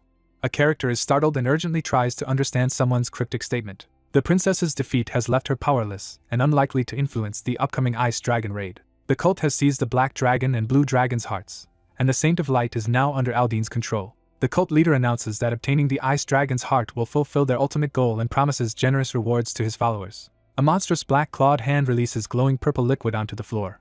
Zephyr, transformed and resolute, prepares to face the traps inside the silver key with full knowledge of his enemy's plans. 3 potions with different effects are explained as their liquids spill onto the ground. A gloved, armored figure snaps their fingers after preparing to activate their power. The protagonist summons a video relay golem to gather information about the camp's situation. A mystical barrier activates inside the grand hall as the twister subsides and attention shifts to the others. A massive explosion rips across the battlefield, sending blood and debris flying. A monstrous creature smashes through a large tree with overwhelming force. Giant snails climb the ancient tree as onlookers react in alarm. A massive dragon releases a destructive energy blast, shaking the battlefield. Massive trees are torn from the ground and hurled into the air by a powerful storm. 2 elf-like characters urgently count their remaining black dragon arrows and realize they only have enough to use against the dragon, not the surrounding monsters. A hand grips several rare hippogriff's feather arrows, preparing for the next move. A determined elf girl summons glowing, red-jeweled vines with a swift gesture. 2 enchanted arrows, wrapped in magical vines, shoot through the air with intense energy. A lone figure unleashes a massive, blinding energy blast forward. A glowing magical spear wrapped in vines and flowers descends through a shower of petals. A torrent of blue energy collides with a fiery beast as powerful elemental attacks clash. A white-haired man studies the flawless teamwork of his opponents with sharp focus. The party unleashes a coordinated assault on the monstrous creature. 3 figures assemble with their magical weapons as energy crackles in the air. A masked figure leads a monstrous flying beast as countless monsters swarm through the chaotic sky. A determined warrior draws a glowing bow and prepares to unleash a barrage of magical arrows against a horde of monsters. A gigantic, corrupted tree radiates sinister energy as it towers over the scene. The monstrous, armored creature unleashes a powerful attack with its glowing, branch-like weapon. The enemies vanish abruptly, leaving the guards and the shadowed figure searching the sky in confusion. Massive icicles materialize overhead, forcing the armored figures below to recoil in shock. A colossal dragon smashes through the defenses, obliterating everything in its path. Monsters break into the camp, attacking the armored soldiers as chaos erupts. A massive dark force hurtles down toward a group of armored soldiers, catching them off guard. A towering, shadowy warrior unleashes a devastating attack, scattering blood and debris amid the chaos. A monstrous creature emerges from the darkness, its maw lined with glowing red eyes. A powerful female knight kicks a massive object aside, leaving a nearby soldier stunned. A white-haired character glares downward and orders the monster to sit. A lone warrior unleashes a powerful sword strike against a massive shadowy enemy. A desperate battle unfolds as defenders struggle to hold their ground against a relentless monster assault. 3 armored figures gather beneath glowing magical glyphs, preparing for a sacred ritual. The young man clenches his teeth and glares ahead, struggling against mounting adversity. A woman entrusts a glowing tree fragment to a tense man, instructing him to guard it as the core of the magic circle. A knight anxiously realizes the safe zone will vanish in 10 minutes, forcing him to stay behind and endure his comrade's screams as poison fog approaches. 2 armored men exchange tense words as one urges the other to endure their current hardship. A powerful family skill creates a glowing barrier around the building, making it nearly impenetrable and stronger in smaller spaces. An armored man grips his flaming sword and steps forward, declaring himself the only one capable of opening the room and completing the mission. A figure clenches his gloved fist, enduring searing pain as fiery energy surges around him. A helmeted character urgently calls for help as projectiles strike the wooden door. A wounded figure urgently begs for someone to open the door and let them in for treatment. 2 armored men argue tensely as one warns the other that approaching could be a monster's trap. A desperate man bangs on the wooden door, shouting for it to be opened as monsters close in. An armored knight charges through the chaos, desperately reaching out to save the princess. An elf elder suddenly appears and confronts the armored figure with a twisted staff. Someone realizes that an enemy used a special item to imitate the princess's voice and deceive them. A character examines the imp acorn and learns it can memorize voices and let the user mimic them. An older elf activates a magical staff, casting a burst of light. A blinding flash erupts, forcing the figures to recoil and shield their eyes in pain. Empowered by acceleration magic, the attacker launches a rapid strike while the opponent is still blinded. A figure channels a surge of golden energy toward an unmoving target, preparing to strike. A blonde woman in armor tenses as the sharp sound of a horn whistle signals alarm. An alarm blares as the core of the magic circle is reported stolen. Riding a massive golem, the group bursts out of the camp at high speed after a successful escape. A countdown begins as only 10 minutes remain before the safe region disappears. She quickly prepares to restore the magic circle using a spare core, hoping the dragon will be defeated soon. The protagonist challenges the strict 10-minute deadline, hinting at cooperation only if a reward is offered. A female character closes her eyes and considers the possibility of a reward. A woman challenges her companion to defeat the enemy within 10 minutes, promising to continue their unfinished business together if successful. A character's eye glows intensely as hidden power is unleashed. The character ends the group communication and prepares to move forward. A demonic figure unleashes a surge of dark power while clutching a glowing orb, as ominous eyes glare from the shadows. The blue dragon submerges underwater to heal its throat, preparing to unleash its breath attack again. The enemy paused, distracted at a crucial moment. A massive dragon launches a surge of blue energy at the defiant winged figure standing on the cliff. Zephyr drives back the monster with a powerful magical attack as a massive cross appears. A radiant plaque reveals that the legendary Stake of Faith is a rented item with overdue payment. The silver-haired man proposes using the deposit money to cover overdue payments, leaving the nervous blonde visibly unsettled. The young man confidently proposes to delay the payment. The composed character demands reassurance that their item will be returned. Amidst the chaos, a strategist urgently commands the rear squad to adapt to a sudden change in strategy. A determined figure issues precise orders, confident that their strategy will defeat the dragon within 10 minutes. Mechanical golems surge forward, their glowing runes crackling with energy as they advance across the battlefield. The group escapes the forest tunnel atop a glowing creature, relieved after narrowly avoiding danger. A tense figure struggles to maintain the magic circle, urging the group behind to stay silent. A white-haired elf carefully observes two figures drawing a magic circle on the ground, successfully copying the purification ritual by meeting the skill's activation requirement. The elf urgently explains that the copied skill can only be used once and requires continuous mana to maintain, urging the group to act quickly. The last sealed box is opened, and the Tree of Life seed is obtained to help build a new kingdom. The elder elf thanks his companions as they prepare for a decisive event. 3 elves encourage their leader, affirming their support and trust in their leadership. Someone expresses gratitude for being invited to join the group. A bearded man narrows his eyes in suspicion, closely watching the situation unfold. Reptilian monsters ambush the escaping elves, leaving them wounded and panicked. The elf soldiers begin to falter as a guarded, glowing bunker remains out of reach behind divine protection. A man surveys the area with binoculars, reassured that their preparations have kept everyone fed. A powerful combatant unleashes a devastating spinning kick, demonstrating overwhelming strength. A healer channels magical energy through her staff. Zephyr unleashes a surge of draconic power, wielding his glowing sword with determination. A powerful woman wields her glowing staff, fiercely defending the battlefield alongside her allies. 2 men discuss the enemy's weakened morale after their elf elder flees, while one observes the battlefield through binoculars. Daryl unleashes a surge of power in battle, proving his superior strength. Attention in the elf kingdom shifts away from Daryl. A man carefully scans the distance through a spyglass, searching for any signs of movement. It is revealed that the elves rely on the elder as their true leader. The elves maintain their kingdom through a king chosen by the Tree of Life, who rules their minds and enforces loyalty via a magical connection. The current queen, Sylvestra, is introduced as a wise and loving ruler known as Broken Moon, who was born blind and unable to walk. She became fully paralyzed after giving birth to Kiara. One man questions a suspicious gap in the family history while the other listens intently. A secret about Kiara's heritage is revealed as rumors spread that she is a half-elf born from the Queen's affair, explaining her lower status among elves. Daryl is described as naturally gifted and universally admired. A determined elven youth rejects the path to kingship and pledges unwavering loyalty to serve the Queen.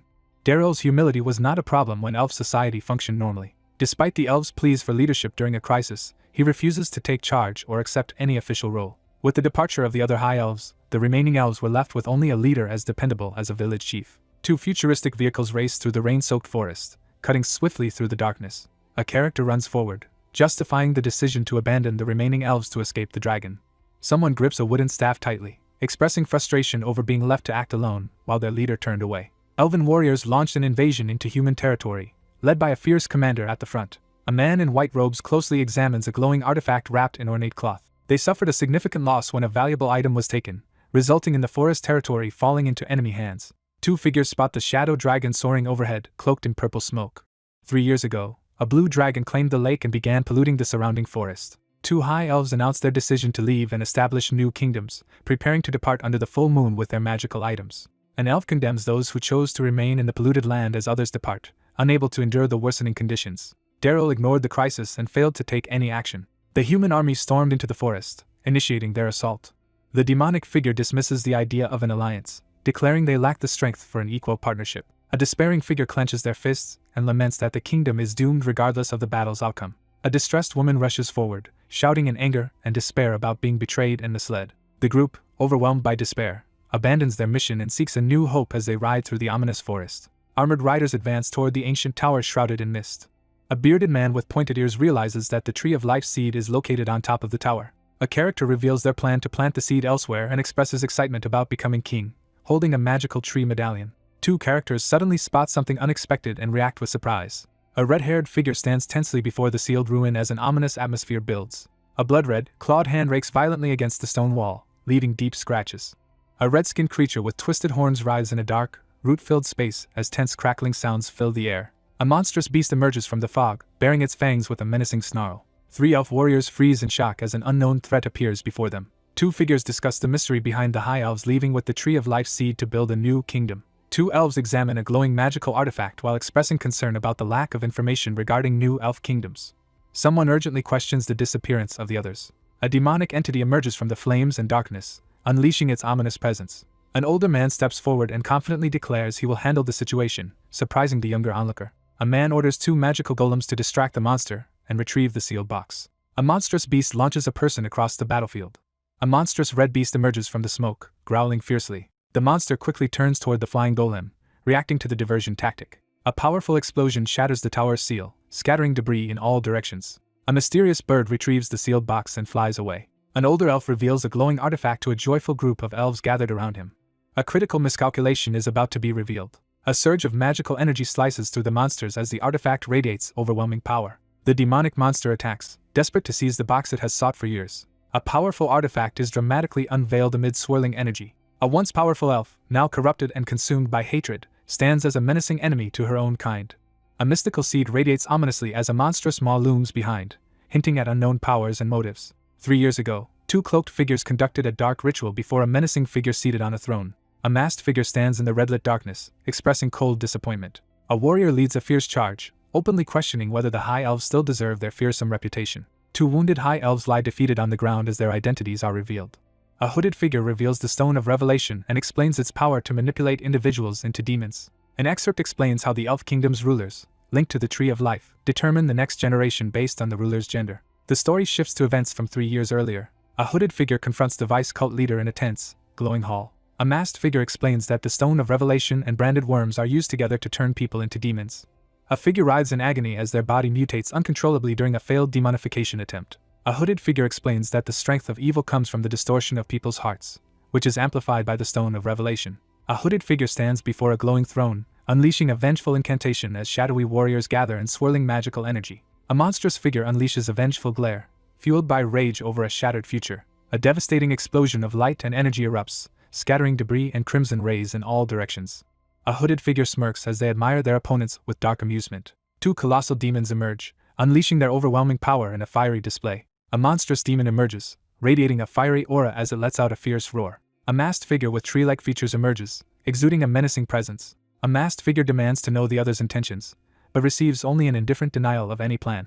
With unwavering determination, the character announces a bold move to disrupt the situation. The masked figure threatens the group while holding a small flame. A masked figure seated on a throne commands the room to welcome the newcomers with applause as a monstrous creature looms nearby. A masked figure delivers an intimidating proclamation to someone seated tensely on a throne. A monstrous demon is summoned before a robed figure seated on a throne as the cult announces the birth of new demons.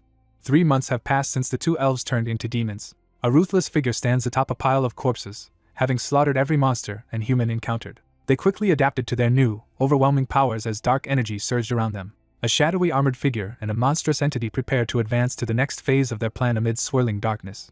A man proposes an alliance to hunt the Blue Dragon, offering his soldiers for support. Gala Mountain, once the original den of the Blue Dragon Artalis, is revealed. Having grown up in the Great Elfin Forest, the speaker explains the challenges of confronting elves protected by the Tree of Life. The masked figure acknowledges the need for greater power to destroy the elves. A surge of dragon heart energy erupts across the barren landscape. A massive blue dragon towers over a smaller red creature, unleashing swirling energy as ominous runes appear around them. A massive blue dragon emerges, its piercing gaze fixed forward. Someone reacts with disbelief, overwhelmed by the ridiculous situation. A violent whirlwind erupts around the barren tree, shaking the empty landscape. A violent whirlwind tears through the area, uprooting trees and sending debris flying. A monstrous figure unleashes overwhelming power as two challengers stand defiantly before it. Two people pour wine as one asks if there is any chance of victory. Two figures discuss the elves' new alliance and the combatants provided by the cult. A blue-haired character drinks from a glass and doubts that the group can defeat the dragon. Two figures share a toast as one apologizes for not including the other in the earlier strategy against the dragon. A man reveals his hidden motives for sending others to fight the dragon, acknowledging their inevitable defeat. A masked figure reveals that two individuals were candidates for the ruler of the elves. A powerful high elf unleashes an ultimate skill, radiating a brilliant moon-like aura while pushing beyond their limits. A man mocks the decision to make a blind and disabled woman the new queen. A regal elven woman is crowned as the new queen while the crowd celebrates her ascension. A frustrated elf complains bitterly about being passed over in favor of Sylvestra, who was chosen without proper training. Two powerful warriors lost their minds to demonification, unable to accept their tragic fate. Two figures discuss how a failed attempt to gain recognition through war ended in a devastating defeat. As they were exiled from the elf society, One of them stole the Tree of Life seed in a final act of defiance. A young elf defeats two seasoned warriors and forces them to flee for their lives. A man with a sly expression provocatively questions someone about how they would have responded to the humiliation. Raising a wine glass, the figure delivers a cold toast to those who abandoned him. With fierce determination in his eyes, the character swears to kill his enemies no matter the cost. A man raises his glass with a look of satisfaction, expressing his approval. A dark, winged figure charges directly into the gaping maw of the monstrous creature amid blinding light. A shadowy, armored figure unleashes a dark, powerful attack surrounded by crackling energy. A powerful strike lands on the beast's head, causing it to roar in pain. A man declares that nothing will stop them from seeking revenge against the elves. A colossal, glowing eye bursts open as a surge of monstrous power fills the air. A monstrous dragon unleashes a deafening roar, shaking the chaotic and blood-soaked battlefield. The threat of the dragon consuming everyone is ominously foreshadowed. Deadly venom floods the dragon's stomach as the evolved demonic skill is unleashed. A monstrous beast roars as lightning and explosions erupt around it, escalating the chaos.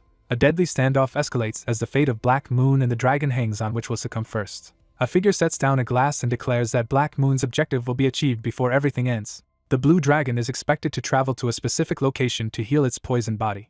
A legendary location known for its powerful healing abilities is introduced on the Aslan continent. A character flies on a dragon toward the Lake of Life, the vital water source for the elves' forest. A red demon beast desperately clings to the tail of a massive blue dragon, acting on instinct as the dragon soars overhead in pain. An ancient tower emerges from the overgrown vines in a sunlit clearing. A beast leaps toward the tower, drawn by a familiar energy.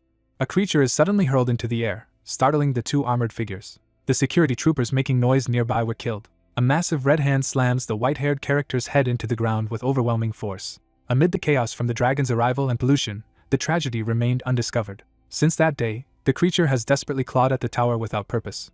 She enjoyed a long-awaited feast. A hand is severed in a violent burst of blood as an ornate object flies through the air. It is revealed that the elder's flesh and blood contained a significant amount of water of life. A monstrous, blood-soaked creature with glowing eyes emerges menacingly in the foreground. Someone helped Masha restore the meanings of words she had forgotten. A monstrous, blood-soaked creature emerges, glaring menacingly with glowing eyes. A menacing presence emerges from the darkness, radiating fierce energy. Someone urgently directs attention to a specific location. A massive burst of energy explodes across the barren landscape. A glowing mansion emerges from behind the trees, radiating mysterious energy. A powerful magical barrier erupts over the village as a hand reaches out, unleashing a surge of energy. A motionless figure with long blonde hair lies surrounded by glowing vines and white flowers. Ominous words echo through a shadowy void, hinting at a foreboding prophecy. A monstrous beast, dripping with blood, bares its fangs and reveals its insatiable thirst. An information page explains the significance of the two distinct types of elf pupils, highlighting their connection to power and exile. The panel reveals that once the branded worm's growth stops and it evolves, it gains a special ability called gluttony. A colossal beast crashes its foot down beside a blood-soaked, rune-inscribed stone. A forbidden power is described that steals the skills of any living organism it devours. A feathered crown emerges, radiating power against the glowing backdrop. A devastating attack strikes the ground, sending shockwaves through the area. A powerful skill called acceleration, used by an elf elder, is introduced. The bearded man stands victorious as his opponent collapses, overwhelmed by swirling energy. A powerful skill enables elders to target their opponent's weaknesses. A massive energy slash rips through the battlefield, causing widespread destruction. Masha gains incredible speed and quickly reaches her destination. A sudden eruption of glowing energy violently shakes the mystical treehouse. A monstrous figure descends ominously upon the elven outskirts. A monstrous red-clawed hand suddenly touches the floor, signaling an ominous presence. A mysterious figure quietly enters the queen's ornate, sunlit bedchamber. A serene woman lies unconscious amid glowing light and entwined flowers as the words, "Queen, Broken Moon," appear. A monstrous, corrupted beast charges forward, radiating murderous intent. A colossal, energy-charged object smashes into the ground with tremendous force. A monstrous figure reveals its fearsome presence, radiating overwhelming power. A monstrous creature lunges forward, unleashing a frenzied attack. A monstrous, multi-eyed beast is immobilized by a web of glowing magical beams. A red-haired fighter unleashes a glowing sword strike against a massive tentacled monster. A wary mentor grips his glowing sword, realizing too late that a demon has appeared while he was stationed at the rear. A determined character brandishes a glowing sword and declares that this place will be their opponent's grave. A massive thunderbolt crashes down from the sky, striking the ornate tower with destructive force. A surge of bright purple energy bursts through the dark forest, unleashing a powerful magical force. A winged warrior charges at a massive dragon as explosions and crackling energy fill the battlefield. With only 8 minutes and 20 seconds left before the camp's purification magic circle fades, the protagonist launches a desperate attack against the dragon. He realizes that defeating the blue dragon quickly is crucial because a greater threat will emerge after its death. After the blue dragon's death, The petrified Ramiel will awaken, releasing the poison that polluted the forest. The protagonist recalls that this was the reason the raid failed in a previous life. A winged magical orb bursts through the forest as someone shouts in shock. Two survivors cheer over the blue dragon's body in the ruined forest. An armored figure claims the dragon heart as promised, while the princess agrees without objection. The armored figure prepares to consume the dragon heart. A clawed hand erupts with crackling purple energy as the character recoils in shock. A shocked figure realizes a mysterious barrier has appeared around the dragon's corpse right after its defeat. A demon bursts out from inside the dragon, catching everyone by surprise. A monstrous figure emerges from the swirling energy, unleashing dark power with a glowing blue crystal. Alarmed by the unknown figure, the protagonist quickly notices the dangerous object in its hands. A masked figure triumphantly reveals the dragon heart, expressing gratitude for the dragon's death.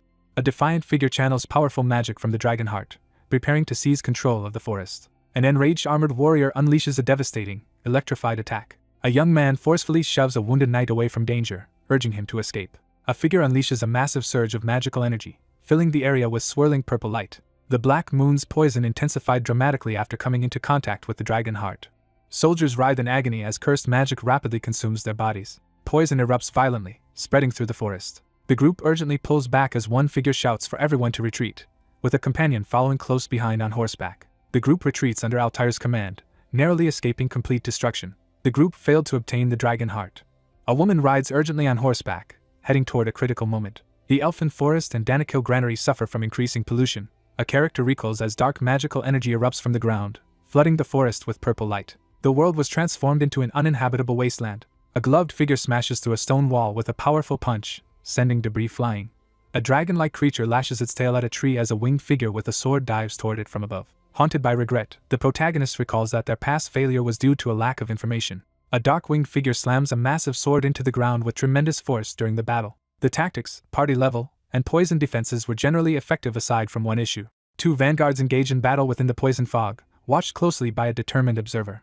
A masked figure confidently reveals that the blue dragon has an old, unrecoverable wound that can be exploited to defeat it easily. A character considers how a hidden weakness was discovered after it became exposed. Amidst the clash, the protagonist frantically searches for the dragon's hidden weakness. The protagonist assesses the dragon's improved condition and prepares to face it. The protagonist realizes the attack was insufficient and prepares to strike harder.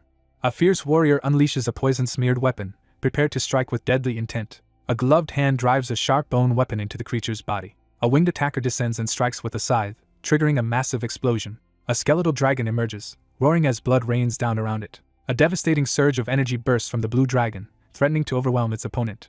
A fierce transformation erupts as the protagonist unleashes a powerful, winged form with glowing eyes. The protagonist realizes that everyone, including himself, has been suddenly paralyzed. Glowing water droplets swirl ominously in the turbulent darkness. A damaged leaf falls from a withering branch in the darkness. The immense power on display far surpasses that of a dragonoid with a dragon heart. The winged warrior desperately tries to use the silver key, but it fails to open as the monstrous creature closes in.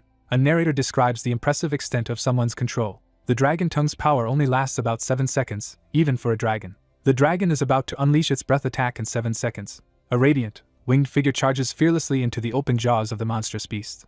A powerful orb of magical energy is unleashed, radiating intense purple light. Fiery arrows slam into the monster, triggering a violent explosion. A surprised character realizes the new strategy has succeeded as light bursts behind him. A powerful energy orb materializes, radiating intense purple light. A massive creature is blasted by a fiery explosion and roars in agony. The young man unleashes another powerful blast, refusing to give up. A massive green energy blast strikes directly into the creature's open jaws. A transformed figure charges at the massive shadowy dragon, their powers crashing together in a fierce battle. A demon-like figure with white hair and glowing red eyes launches a massive, energy-charged attack upward. A winged figure charges at the dark dragon, clashing with it in a burst of fiery power. The breath pocket has been destroyed, marking a crucial victory. The transformed protagonist grips his sword tightly and braces for the next battle. 17 black dragon arrows remain. The archer calculates his remaining arrows and skills, knowing every shot must hit a vital point to succeed. A massive black dragon crashes into the ocean, unleashing a destructive burst of fiery energy. He remembers that in his previous life, he faced the blue dragon only once. The blue dragon, possessed after losing its heart to the demon god cult, seized control of the ritual space and attacked. After a month-long battle, the protagonist finally defeats the dragon but collapses from exhaustion. A fierce battle erupts as the transformed warrior recalls facing the blue dragon at the height of its strength. A warrior delivers a powerful blow to the monstrous, winged creature as the battle intensifies. A warrior charges through the air and attacks a colossal dragon with his massive sword. Despite the intense pain, The protagonist endures and reassures himself that the current situation is not as bad as a previous ordeal. A winged figure dives rapidly down the cliffside, leaving glowing energy trails in its wake. Blue flamed spears erupt from the ground, unleashed by telekinesis. A glowing, enchanted sword shatters above swirling magical liquid.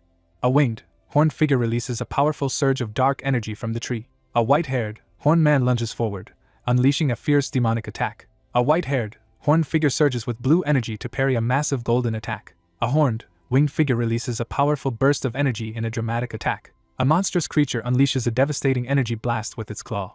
A mysterious creature opens its glowing reptilian eye in the darkness. Someone vanishes without a trace. A monstrous hand bursts forth from the swirling darkness, signaling the release of a terrifying power. A monstrous clawed hand lunges toward the magically protected glowing key. The silver key is dramatically announced.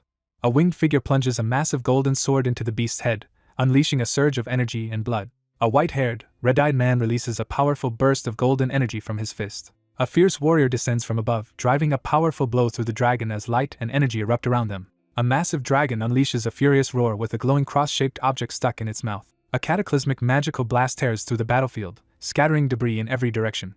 Only 14 black dragon arrows are left. A young man glares defiantly as 3 glowing spears hover dangerously close to his face. A colossal surge of purple energy bursts upward from the raging water, shaking the entire scene. A massive beast sinks motionless into the depths as light filters down from the surface. A character suffers a brutal injury as their right arm is dismembered. A massive dragon bursts through the smoke, revealing its sharp fangs and glowing eyes. A demonic figure erupts from the flames, unleashing overwhelming power with a massive sword. A colossal flaming sword bursts forth from the smoke, radiating ominous power. A powerful creature stirs as its glowing reptilian eye pierces the darkness. A massive dragon emerges from the smoke and fire, summoned before the onlookers. 2 armored figures launch a coordinated attack against a massive 3-headed dragon surrounded by swirling magic. A figure raises a glowing sword, asking for forgiveness before striking. A character charges forward, striking a massive shadowy creature with George's legendary sword. A legendary sword called Graham is revealed, crackling with red energy. A somber figure expresses gratitude to the dragon for lifting a curse and laments being unable to bid farewell in person. A white-haired knight cradles a fallen figure and orders an unseen presence to retreat. A clawed hand slams into the ground as its owner vows to avenge their fallen master. A furious figure threatens to kill if confronted again, as a wounded dragon snarls with tears in its eyes. A monstrous creature emerges from the swirling purple energy. The group freezes as the enemy abruptly stops moving, prompting a tense reassessment of their strategy. A character warns of impending danger, eyes narrowed with determination. Someone silently calls out for their father. The tree of life begins to tremble as powerful energy swirls around it. A massive blast of blue lightning engulfs both the dragon and the lone warrior as the attack is unleashed. A powerful name is invoked, filling the scene with ominous energy. The man crouches forward, preparing to unleash the dragon's slayer power. Someone reflects on their past words with uncertainty. Someone declares their oath with determination. A monstrous creature is slain as a large, ornate sword pierces its throat, sending green blood flying. An unseen character struggles to resist a powerful urge. A lone figure approaches the monstrous beast's closed eye, lantern held high. Forgiveness is granted in a tense, pivotal moment. A monstrous figure bursts forth from a swirling vortex, unleashing a violent surge of energy. A surge of blue energy gathers as a character channels their life force to forge a sword. A monstrous figure is summoned from magical waters and greets its summoner with reverence. A transformed figure surges with blue lightning, preparing to fulfill his duty. A glowing, energy-charged sword is raised as a massive beast's eye looms ahead in a tense standoff. Zephyr prepares to face the empowered opponent, ready for the decisive battle. A countdown announces that only 12 minutes remain before dragonification ends. The white-haired man unleashes a devastating attack with his massive, dark energy-infused blade. The previous limitations are dismissed as irrelevant. A colossal dragon crackles with lightning as it attacks alone, winged swordsman standing defiantly atop twisted roots. A character unveils the dancing blade of death, a weapon that burns life force and defense to grant overwhelming attack power. An urgent question arises about how to prevent the impending disaster. A clawed hand crackling with golden energy seizes the sword with overwhelming force. A crucial decision is being made with unwavering concentration. A lone figure unleashes a massive wave of destructive fire, engulfing the area in flames. All alternative plans are being discarded to focus on a single course of action. A surge of golden energy engulfs the figure as he activates Berserk Dragon mode, drastically boosting his power at the cost of shortening the dragonification duration. A shadowy dragon unleashes a massive burst of blue lightning. A fierce clash erupts as one combatant charges forward with golden blades against a torrent of blue magical energy. A massive surge of electrified energy slams into the ground, erupting in a blinding explosion. A winged figure braces behind a large shield, blocking a massive blue energy blast. A dragon-shaped artifact hurls a surge of blue lightning energy in a powerful attack. A white-haired young man fires a massive blue energy blast at his opponent. A massive energy slash rips through the ground, scattering debris in all directions. A powerful magical vortex erupts, filling the area with swirling blue and yellow energy. A dragon-like creature is struck by a massive, lightning-charged attack that tears through the landscape. A colossal, mysterious tree emerges beneath a glowing red sky, signaling a foreboding development. An elf, visibly shocked, announces the appearance of the Tree of Life to the surrounding knights. An armored elf man shouts in alarm as a red-haired elf woman recoils in shock. Zephyr delivers a stern warning, his expression fierce as debris floats around him. A martial artist learns that mastering the Dragon King style requires understanding and controlling the flow of strength rather than perfecting specific techniques. A hooded man explains how engraving a technique on the body will amplify physical strength. A massive sword strike collides with a surge of energy, sending blue and yellow light exploding across the battlefield. A voice explains that even a small amount of strength can be used to overcome a stronger opponent. A powerful sword, crackling with energy, tears through the air in a devastating attack. A dragon-like creature releases a fierce attack at a sword-wielding figure surrounded by blue energy. A white-haired fighter channels golden energy and draws his sword, preparing for a decisive attack. A surge of energy sweeps through the scene, demonstrating the movement of strength from one source to another. A hooded figure channels intense magical energy into a glowing leaf, demonstrating a powerful technique. A single leaf, charged with energy, slices cleanly through several thick wooden logs. A surge of golden energy overwhelms and defeats the massive dragon. With fierce determination, the protagonist slams a massive glowing axe downward, unleashing a surge of energy. Zephyr recoils in shock as a burst of blood erupts suddenly in the midst of battle. A monstrous creature's claws pierce through Zephyr's chest, sending blood spraying as he suffers a devastating wound. A hidden object, possibly a weapon or bone, is discovered deeply embedded in the flesh. A character urgently identifies the beast's unhealed wound as its critical weakness. A devastating blow smashes into the surface, unleashing a violent shockwave. A fierce battle erupts as a dark-winged figure clashes violently with a glowing opponent in a burst of energy. A sudden transformation ignites as a sharp red eye snaps open in shock. A fierce attack with a blazing sword collides against the monstrous serpent's energy blast. A monstrous hand lunges to stop the creature from escaping into the water. A sword slices through the black shackle, releasing a surge of energy. A relentless warrior dives underwater and attacks a massive dragon-like beast with his weapon. A horned, winged figure dives down and unleashes a barrage of powerful energy beams. Energy surges as the empowered figure unleashes a fierce burst of power. A lone figure unleashes a fierce underwater attack against a massive dragon, causing a surge of explosive energy. A figure erupts in a monstrous transformation, roaring as dark energy surges around him. An elf woman urgently warns that they can't locate the target while it's underwater. Someone silently recalls their mother and father, lost in somber thoughts. He dodges a glowing, lethal attack with intense focus. 3 electrified spears surge upward in a flash of energy as the plea for guidance fills the air. A powerful explosion erupts, sending fiery energy beams and shockwaves across the area. A man urgently reports that the attack missed and struck the Tree of Life instead. A hand unleashes the remaining 8 magical arrows with urgent force. A coordinated barrage of attacks slams into the Tree of Life, triggering a massive explosion. A massive wooden barrier shatters violently, sending debris and dust flying. A blue, dragon-like creature launches a fierce attack against a figure ensnared by dark, thorny vines. A relentless warrior hurls a devastating magical attack at the monstrous beast, sending energy surging through the case. A silhouette slams a glowing kick into the monstrous tree-like creature. The transformed warrior charges forward and unleashes a devastating, glowing attack against the monstrous enemy. A radiant, serpentine dragon bursts forth from the churning water. A white-haired warrior unleashes a devastating attack against a massive dragon amid a fierce clash of energy and light. 2 monstrous hands collide underwater, unleashing a surge of blue magical energy. A critical realization takes hold, shifting the course of events. A towering dragon threatens to kill the silver-haired figure if he ever returns, demanding that he leave immediately. An armored figure removes their helmet and apologizes with visible remorse. A powerful hand slams a massive, wrapped weapon into the ground, shattering the earth. The armored warrior prepares to confront the looming threat, unwilling to retreat. After underestimating his opponent, the protagonist recalls being swiftly defeated in battle. The dragon roars in agony after realizing its horn has been cut off. A hand drives a mystical dagger into an opponent's side as energy bursts from the impact. A parchment reveals that the White Queen's finger, a bone stake from the first queen, seals its victim's power with a 10-year curse that cannot be lifted by the affected individual. Haunted by regret, the armored character reflects on how learning the world's secret ended a cherished friendship. Someone declares a strong desire to avoid meeting again. A figure stands before a massive dragon, recalling a memory from 1,000 years ago. A decisive moment arrives as a crucial individual is singled out. The revelation exposes a case of mistaken identity, shocking everyone. A demonic entity erupts from the darkness, unleashing a surge of fire and chaos. A successor is being ominously foreshadowed. A monstrous eye suddenly opens underwater, signaling the creature's awakening. Someone examines another person's appearance with curiosity. A silver-haired warrior channels energy and prepares to unleash a powerful attack underwater. A lone figure stands triumphant amid the fiery battlefield, revealed as the new dragon slayer.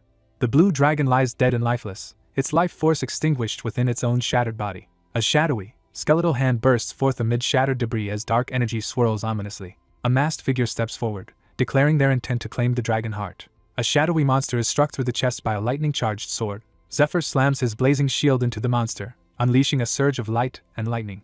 The armored character launches a ferocious attack, eyes blazing with determination. A winged figure hurls a massive, fiery attack at the shadowy opponent. A devastating surge of energy erupts, tearing through the surroundings with explosive force. A dark hand conjures a glowing key, securing the dragon's corpse and preventing anyone from approaching the dragon heart. Haunted by memories, someone witnesses the horrific massacre that devastated their previous life.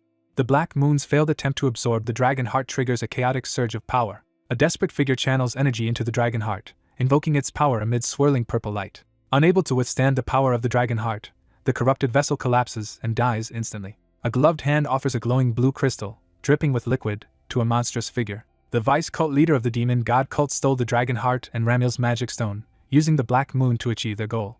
A demonic gauntlet surges upward, unleashing a wave of dark power. The narration reflects on the aimless wandering of the last survivors who have lost their home. A demonic figure mocks the downfall of those who once deceived and conquered, now reduced to ruin. A menacing figure senses the mingled scent of dragon and human, finding it intriguing. After escaping the dragon's stomach, the character prepares to encounter elves.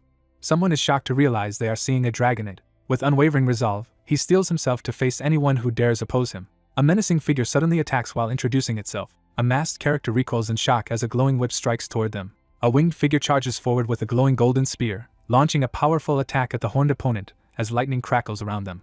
A white-haired figure unleashes a powerful strike against a tree with a massive, glowing cross-shaped weapon, sending energy bursting outward. A monstrous, clawed hand bursts into the scene, signaling a terrifying transformation. A giant golden drill powered by swirling energy crashes down as a figure releases a devastating attack. A fierce glare signals the imminent release of overwhelming power. Someone realizes that the target has escaped while a chained ancient tree looms in the mist. A horned, winged figure taunts a shadowy opponent, claiming the recent move has revealed a weakness. A character explains the risk of attacking an unknown enemy first, emphasizing the danger of being countered. The masked figure exposes the protagonist's time limit for using the dragon's power, warning it will only last another 1 to 2 minutes. The white-haired young man narrows his eyes, frustrated as he realizes his opponent is more perceptive than expected. Clutching his body as dragon scales spread across his arm, he realizes he has only 48 seconds left in dragonification before exhaustion will force him to collapse. Cornered and low on resources, the protagonist devises a plan to lure his opponent into making a move. A shadowy figure threatens to spare the wingman's life only if the dragon heart is surrendered. A sinister figure declares a desire for revenge against all elves, clarifying no hostility toward humans. Zephyr activates the dragon tongue skill, unleashing powerful magic to seize control of the situation. Clawed feet strain against glowing magical restraints as the captive struggles desperately to break free. A powerful figure restrains the winged combatant in midair with glowing magic as the victim panics, unable to move his legs. A surge of lightning and energy signals a powerful figure charging into the fray. A surge of energy erupts as the character's hidden power begins to awaken. A figure quickly conjures a magical barrier to block the incoming energy attack. A bloodied man with a glowing red eye shouts furiously at his opponent for interrupting him. Exhausted but determined, the protagonist pushes his limits to unleash the dragon tongue, his arm glowing with a powerful blue aura. Summoning his remaining strength, the character grips the Sword of Light, preparing for a decisive final attack. A powerful figure asserts control, refusing to allow what is happening. A flaming, armored hand seizes an opponent's arm, engulfing it in fire. A fierce battle erupts as a powerful, fiery attack is unleashed against the demonic opponent. He screams in fury, overwhelmed by a sudden surge of frustration. A white-haired man channels crackling yellow energy as a monstrous dark entity looms beside him. Frustrated by his dwindling mana, the warrior unleashes a desperate, lightning-charged attack. A white-haired warrior charges through blazing flames toward a dark magical sphere. An anxious figure quickly casts a protective barrier after narrowly escaping danger. Unable to fight after being released from petrification, he stalls for time by talking. A surge of dark energy suddenly floods the area, intensifying the tension. Engulfed in swirling purple energy, the protagonist summons a venomous creature to launch a counterattack despite his legs being bound. A transformed figure channels dark energy and unleashes a powerful venom spear, combining elven and demonic abilities. The protagonist, injured but resolute, releases a surge of fiery energy. A surge of power fills the air as the character's eye glows red and sweat beads on their face. A crazed demon exults in overpowering a stronger enemy, reveling in their agony caused by his venom. The dark figure gathers energy in his hand, preparing to end the confrontation swiftly. A menacing figure unleashes dark energy and prepares to give a fatal farewell. A horned figure pauses, sensing an ominous disturbance as red symbols appear in the air. Massive, jagged tendrils violently surge from the stormy water. A devastating blast tears through the monstrous figure's chest, sending blood and energy erupting from the wound. A shocked character becomes trapped as tree roots erupt and ensnare him. A masked armored figure exposes the corrupted roots of the Tree of Life to their sinister opponent. One character angrily blames another for using a skill that absorbed all the poison in the area. The victorious fighter hovers above the defeated enemy as the Tree of Life and the lake remain untouched and restored. In a tense recollection, someone remembers how the Dragon Heart and Black Moon's magic stone were forged into weapons that unleashed poison fog and a venom spear. He quickly devises a plan to use the venom spear's poison-absorbing ability to eliminate the forest's toxin. With the lake and its roots purified, the forest begins to recover. The protagonist, surprised by the tree's assistance, acknowledges his original plan to end the fight with the Sword of Light and expresses gratitude for the unexpected help.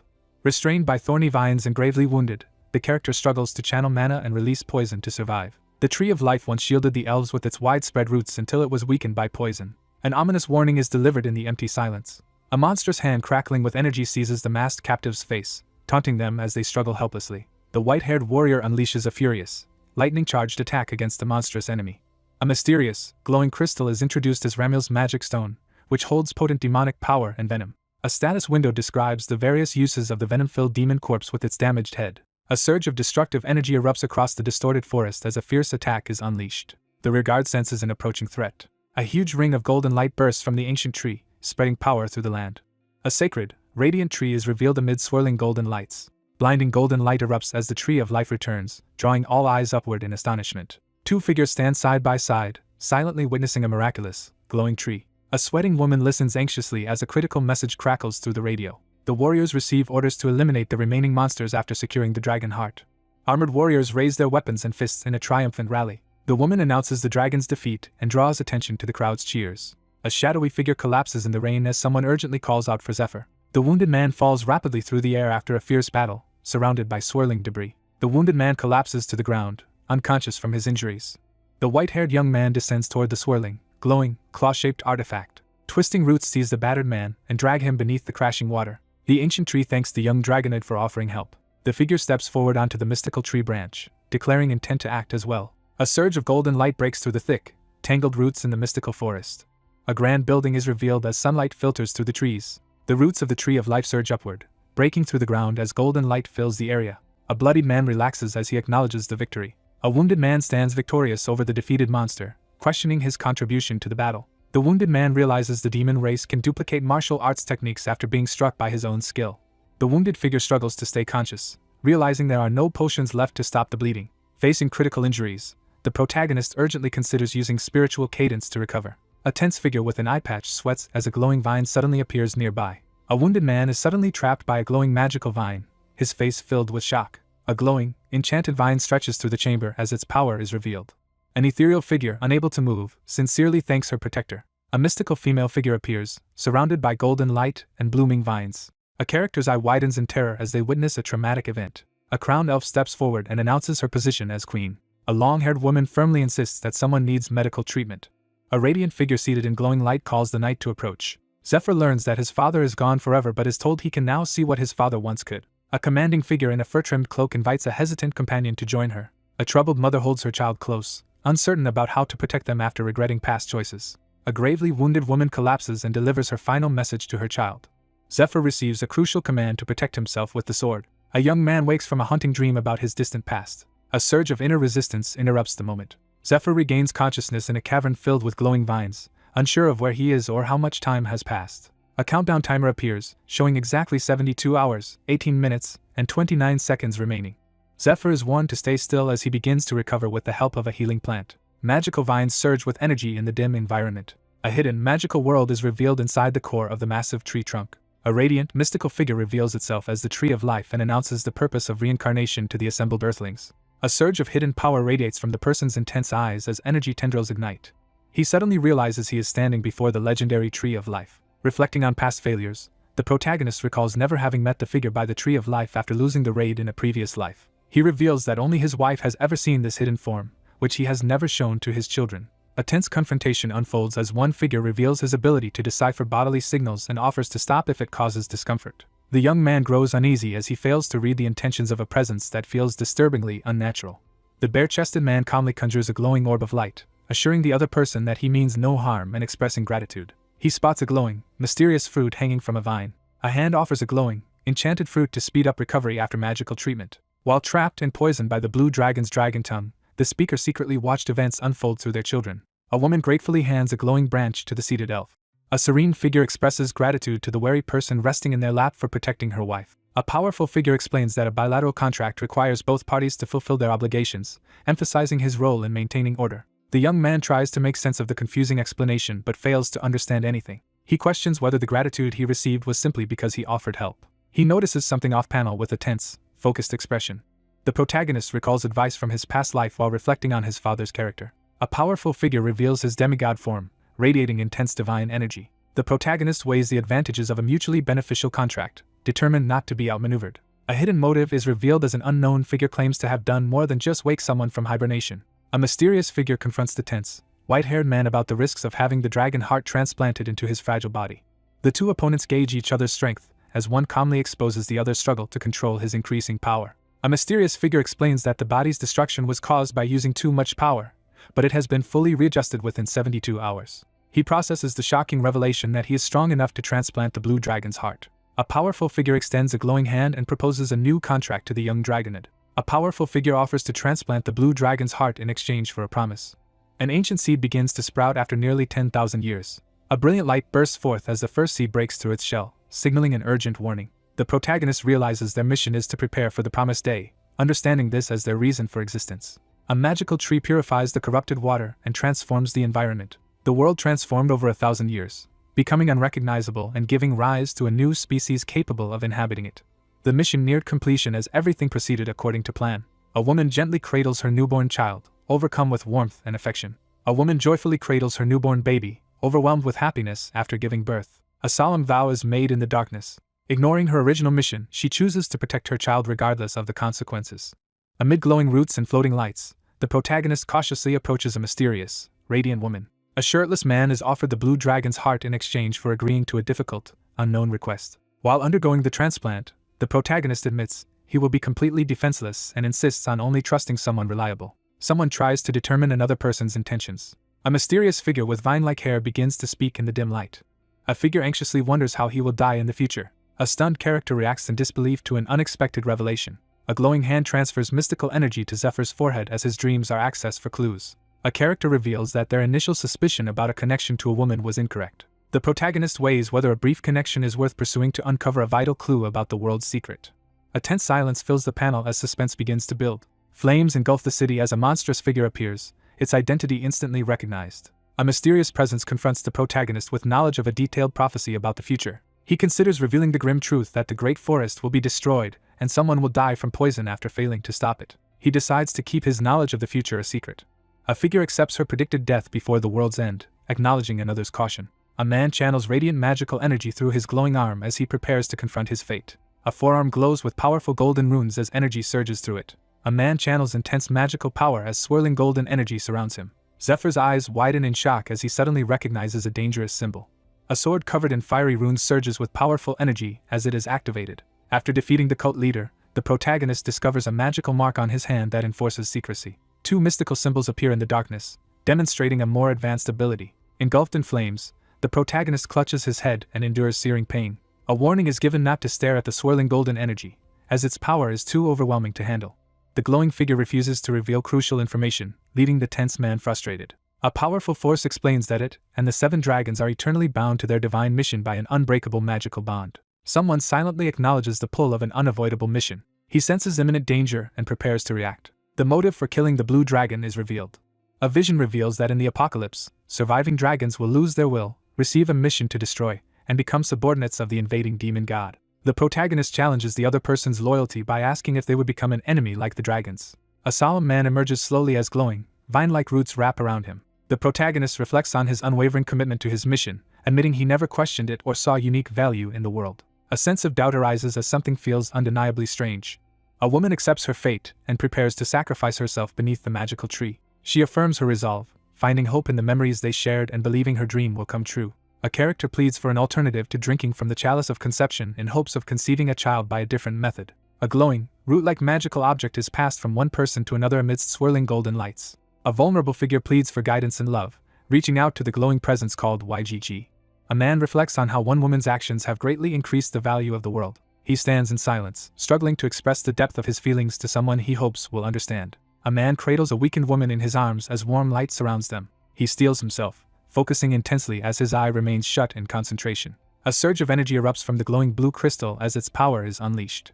A mystical figure transfers powerful energy into the injured man to help him face the world's end. A man seals a fatal pact, demanding his own death if his mission endangers his family. A surge of golden energy bursts forth as a powerful attack is unleashed. Blue energy erupts as the white-haired man kneels, preparing to unleash his power. Frustrated after his attempt to intimidate failed, the young man broods over being cast as the villain.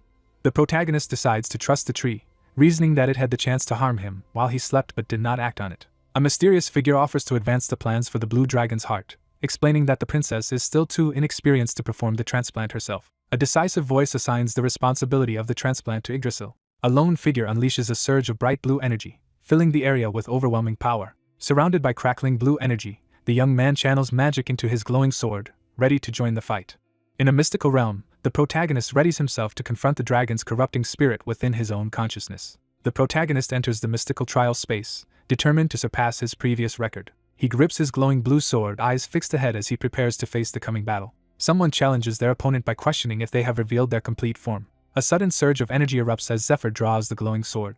Someone silently admires what they see. He suddenly realizes something critical, his face drenched in shock and sweat. A white-haired figure taunts their shocked opponent, reminding them of their fierce battle. The character quickly realizes the opponent is struggling with an unfamiliar fighting style. A horned figure radiating blue energy sits calmly before a tea set and calls the dragon's slayer over with a taunting command. Stunned by the revelation, the protagonist realizes the blue dragon is not only present but also female. The panel introduces Yggdrasil's small incarnations, describing their various forms and revealing that Sylvestra could communicate with them from a young age. A calm character reassures someone that Zephyr is safe with his father. The group anxiously speculates that someone may have vanished because the tree of life consumed them. Two elves observe as one speculates that treatment is taking place. A worried man questions if they should intervene, fearing Zephyr may be captured by the tree of life. A mysterious power, possibly the dragon heart, is sensed within the figure referred to as father, raising new suspicions. Someone anxiously anticipates Zephyr's return. Two enigmatic figures discuss how someone will change completely after the raid. The protagonist is astonished to witness the dragon reveal her polymorphed form, something he never saw in his previous life. A character analyzes the reasons behind why beings choose to change their forms. Zephyr silently considers the unusual behavior of another person. Someone doubts her ability to deceive others. A character calmly admits being weakened by poison and acknowledges the other's victory. The dragon-like figure relaxes on the throne, drawing strength from the energy permeating the space. A draconic figure confidently acknowledges a new alliance, citing her master's permission for shared power. A golden seal cracks open, releasing a surge of energy into the darkness. Two figures sit on ornate thrones as one pledges obedience under the crackling threat of golden energy. One character mocks the other over tea, causing visible discomfort and tension between them. He recalls narrowly surviving a dangerous battle in his past life thanks to the unpredictable temperament of a dragon. The dragon, impressed by its opponent's strength, decides to give time for recovery before the next fight. After enduring relentless attacks and revivals, Zephyr's skills improve dramatically, viewing his tormentor as a harsh teacher. The trainee pushes through relentless martial arts drills as a harsh mentor shouts threats and demands greater effort. A scarred man angrily declares his hatred for humans. One character confronts the other with sharp questions about their troubled expression and apparent amusement. A horned woman calmly accepts her impending death, expressing relief that she is freed from her burdens and ready to watch the events unfold. A calm character reflects with satisfaction on their final battle, feeling no regrets. Zephyr stands before the glowing blue gate, preparing to face the challenge ahead. A philosophical insight explains that a person's soul can be understood by observing what their hands hold. A hand begins to paint on the canvas with a brush. Someone strums a lute, filling the scene with calm focus. Someone ominously suggests that for people like them, the tip of their swords decides everything, foreshadowing an imminent conflict. A lone sword stands embedded in the broken earth, symbolizing the culmination of struggle and personal growth. The confident figure admits admiration for the opponent and considers granting them his power. A character fixes a determined gaze, intensifying the tense atmosphere. A determined warrior clashes with a dragon, wielding a massive weapon in a fierce battle. A figure reflects on the possibility of reaching a long-sought place as a mysterious spire looms in the barren landscape. A mysterious entity grants the character permission to use the body's power, leaving control of it entirely up to them. A menacing figure issues a dire warning as the armored man grips a glowing crystal. Someone is surprised by how easily she agreed to cooperate. The young man activates the glowing crystal shard as energy surges around him. Grateful for saved time, the narrator reflects on having many tasks ahead. Two swords collide, releasing a surge of blue energy as the aftermath of their intense confrontation is remembered. The protagonist confidently offers to cook a meal as a gesture of gratitude. A serene figure dismisses the question, calmly asserting her dominance as a clawed hand hovers nearby. A powerful blue energy blast erupts, filling the scene with intensity. A colossal ancient tree emits a surge of golden light, illuminating the surroundings. A glowing root emerges from a radiant light in the dark wooden surroundings. 4 figures face each other tensely in a sunlit forest clearing, one gripping an ornate staff in preparation for a confrontation. A young woman turns toward the light, momentarily stunned by an unexpected presence. A powerful man stands illuminated by golden light as a woman gazes up at him with awe and uncertainty. A confident young man confronts someone outside, demanding to know why they are waiting there. A serene woman warmly greets the arriving person she has been waiting for. A massive tree root shatters from a forceful blow. A man and woman share a warm embrace in the golden sunlight. A radiant figure solemnly announces that another fragment of the ancient god has been claimed by a new master. A winged woman acknowledges that the course of the world has shifted further. A stern armored woman demands news about Cardinal Aldine as a subordinate apologizes and a messenger urgently enters with a letter. A shocked character learns from a letter that Sir Aldine has been murdered. 2 townspeople exchange troubling rumors about the disappearance and possible death of Aldine's twin knights at the Third Parish. A figure wielding a glowing sword strikes down a dark opponent in a burst of holy power. A figure plots to kill the saint who defeated the twin knights, aiming to secure a spot among the strongest 10. A group of armed figures advances toward the fortress, preparing to head to the Third Parish. As the empty throne looms above, a brutal struggle for power is about to ignite among those who covet its authority. A prophetic figure foretells the arrival of someone at the end of the millennium. A figure sits beneath the ancient tree as a prophecy foretells the arrival of their savior. A gauntlet hand draws the legendary sword as dark energy swirls around. An armored figure claims victory with an ornate sword as a wounded knight, shocked by the weapon, is helped by an attendant. The knight demands to know if he has earned the right to meet the princess after his triumph. A colossal ancient tree is revealed, its roots sprawling through a misty, sunlit landscape. The mana flowers activate around Yggdrasil, rapidly purifying the area and releasing energy into the surroundings. Armored fighters rush forward together, striking down the last of the monsters. A character reacts with shock and tries to process their unfamiliar surroundings. 2 women move cautiously through the sunlit grove, alert to their surroundings. The majestic capital city of the Elf Kingdom, Elvenheim, is revealed. The group returns home and embraces each other in relief and gratitude. A warning is delivered, signaling that the moment is not yet right. A massive foot crashes down, startling the 2 men as someone arrives with unmistakable authority. 2 elves scream in terror as they witness a horrifying event. A man solemnly announces the queen's arrival as she appears before the crowd in an ornate wheelchair, drawing odd reactions from those present. A startled girl with mismatched eyes calls out for her mother as an elven man stands beside her. 3 elves reunite in a tearful group embrace as sunlight streams over them. A wounded fighter braces himself with his bow as armed enemies close in from above. 3 figures kneel in silence before fresh graves, paying their respects. The area is now clean after all the waste was removed. Stone golems lift a massive net of fish toward the wagon under the direction of a hooded mage as others watch. Yggdrasil was occupied with the purification, leaving it unable to handle additional tasks. Their movement allowed them to gradually overcome their sadness. The group arrives at the shattered ruins, surveying the aftermath in tense silence. 2 elves cling to each other in grief as they mourn the destruction of their former home. The blue dragon was defeated, bringing hope back to everyone. Despite their newfound peace, a wave of sadness spread among them. Rain pours as a tree branch sways under the dark, stormy sky. Despite their earlier progress, the group now faced endless losses. A somber reflection acknowledges past losses and the drive to achieve victory. They bury the dead on the hillside as grief weighs heavily on everyone present. The official announcement declares the end of the Blue Dragon raid as the crowd erupts in celebration. The elven leader solemnly pledges eternal gratitude to their allies for rescuing the elves from crisis. 2 leaders seal a non-aggression pact with a firm handshake, marking the start of a new alliance. As applause fills the room, 1 man realizes he has finally found the answer he was searching for since the raid preparations began.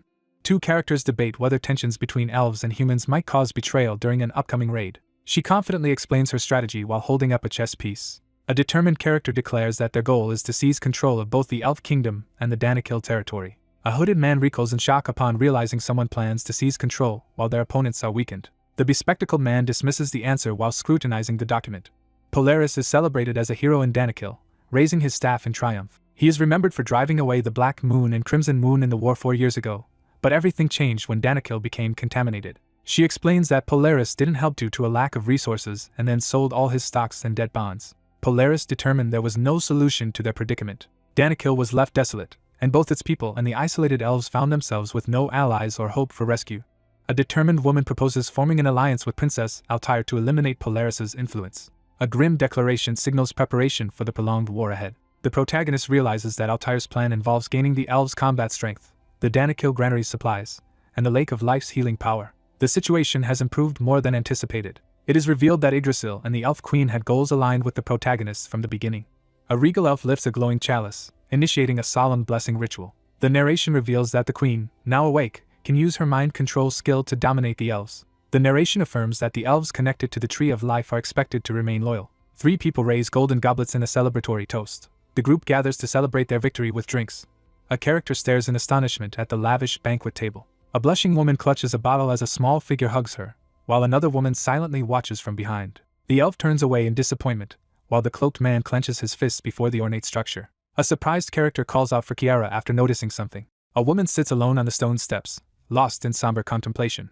A blonde elf tosses an apple and confronts a red-haired elf sitting on the stairs, who looks startled. A smug boy confronts a troubled girl who sits alone, mocking her for leaving the party and provoking a confrontation. A blonde elf angrily tosses an apple at a red-haired elf, who blocks it in frustration during their argument. 2 people sit together in the dim room, quietly eating apples in silence. Someone quietly reflects on how quickly things have changed since Zephyr arrived in the Great Forest. She reflects on the defeat of the dragon and their unexpected return to Elvenheim. A blonde elf reflects on the recovery of the mother and the Tree of Life, then calls out to someone named Kiara. A red-haired woman teases a blonde elf-haired man while waving an apple, making him visibly uneasy. Cornered and desperate, the protagonist steels himself to keep fighting. A young woman firmly announces her decision to leave the forest.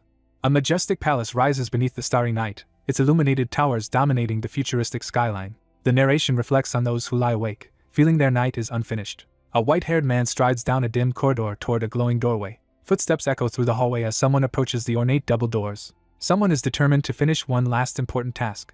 A woman stands before the glowing window, lost in longing. A hand moves closer to the glowing surface, preparing to open the sealed door near the statue. A woman with long dark hair glances back, drawing attention in the soft, glowing light. A noblewoman stands in a lavish hall, surrounded by admirers presenting her with roses. A man passionately vows to do anything for the princess, dramatically raising his hand in devotion. A knight clad in black armor vows to protect the princess at all costs. A guarded figure admits disappointment and distrust in those who claim to protect her, believing they would abandon her if they knew the truth. She walks alone through the thorny forest, reflecting on her solitude and the absence of romantic connection with her companions. A barefoot figure pushes forward alone through thorny ground, resolutely accepting a difficult journey in pursuit of a skilled swordsman. A wounded figure kneels and unleashes a surge of corrupting purple energy as he struggles to maintain control. A terrified girl recoils as a bloody, glowing purple hand lunges toward her. A terrified girl runs from a massive, shadowy monster crackling with ominous energy. From that day forward, nothing was ever normal again. A character resolves to use political marriage as a strategic tool to achieve victory over formidable enemies. A fierce battle erupts outside as a woman watches anxiously from the window.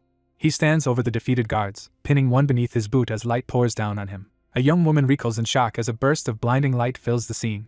A pivotal memory surfaces as a glowing burst of light fills the scene. The young man steels himself as he prepares to face the challenge ahead. A grand structure stands beneath a tranquil, starlit sky. A silver-haired character scowls and grips a shield tightly, belittling an opponent. A tense exchange unfolds as the young man defensively questions the woman's teasing remarks about the elf queen and her connection to Daniel. A woman reflects on how the princess has changed since Sir Zephyr arrived, admitting her reasons for staying go beyond her assigned mission. 2 figures prepare to speak with the village elder while instructing a worried companion to keep watch nearby. A woman reassures her protector that the Tree of Life will keep her safe and encourages them to relax and enjoy the banquet. A woman drunkenly laments being abandoned by her close friend, while a man stands nearby and observes her emotional outburst. A man encourages the grieving woman to drink more and assures her that if she becomes stronger, she will be reunited with her friend. 2 characters discuss their confidence in Zephyr's ability to handle his situation as they talk under the night sky. The man pauses anxiously outside the ornate door, gathering his courage before entering Altaire's accommodation. A woman challenges someone to defeat an enemy within 10 minutes, promising to resume an unfinished activity as a reward. He reflects on his earlier excitement after a quick victory, but now grows uneasy about facing a formidable opponent known for unpredictable tactics. A ruined object crackles with purple energy as it is carefully examined. A woman prepares to cast a mind-controlling spell with a kiss as ancient magic activates. He reveals the truth about his previous life to the person beside him. A tearful, wounded woman clings to another person in a desperate embrace. A white-haired man passionately kisses a long-haired woman, holding her tightly in an intimate embrace. The group allowed events to unfold naturally as the situation progressed. A figure quietly steps onto the bed, leaving a single dress shoe behind in the gentle morning light. An intimate moment is interrupted as one character hesitates and pulls away. A solitary figure reflects on the unequal intensity of feelings shaped by memories of a previous life. He stands by the ornate door, growing impatient as he plots how to make her pay for playing with his emotions. A hand wraps firmly on the door, breaking the silence and announcing someone's presence. A young man enters the room with determination, ready to face what awaits inside. A character's eye widens in shock as they suddenly realize something horrifying. A woman in a nightgown opens the door and faces the man standing in the shadows. A woman blushes and shyly tucks her hair behind her ear in the gentle light. The young woman lowers her gaze in silence, visibly anxious as she reflects on her thoughts. She lowers her guard, her emotions laid bare. With unwavering resolve, the protagonist silently vows not to fail again. A nervous young woman struggles to remember what she wanted to say. Two characters stand face to face in a charged silence, caught in a moment where emotions nearly spill over. A white-haired man and a dark-haired woman share a passionate kiss in a doorway filled with golden magical light. Two characters share a passionate kiss, lost in the moment. A character reacts with surprise after tasting something sweet. A hand grips the fabric near a bare shoulder as tension rises. Sunlight streams through the empty room, signaling an impending event. A white-haired man stands guard over a tense woman lying in bed, ready to protect her from any threat. A man leans in close to a woman's neck as she closes her eyes, breathless and flushed. Two hands grip each other tightly on the bed, illuminated by warm light. Someone fondly remembers being deeply loved in the past. A barefoot girl hesitates before a bed of sharp red and white thorns, bracing herself to confront the peril ahead. Someone reflects on their belief that they have faced challenges alone. She turns to look back, her expression steady as sunlight streams around her. Someone expresses a strong desire for companionship. He stands alone in the glowing sunset, gazing confidently toward the horizon. Two figures walk hand in hand toward the radiant light, moving through a forest path surrounded by thorny branches. Someone reflects on the moment they learned about their past lives. A strange blue light illuminates the large tent in the darkness. Someone finally admits struggling to endure the loneliness they tried to ignore. A somber reflection acknowledges the pain of losing everyone close. A woman lies on the bed, silently grappling with the burden of being the only survivor. She sits in quiet reflection, overcome by the weight of her concern. Someone admits they are struggling emotionally and feel compelled to take action. A sudden realization occurs, shifting the perspective of the situation. Surrounded by warm, glowing lights, someone contemplates the feeling of love.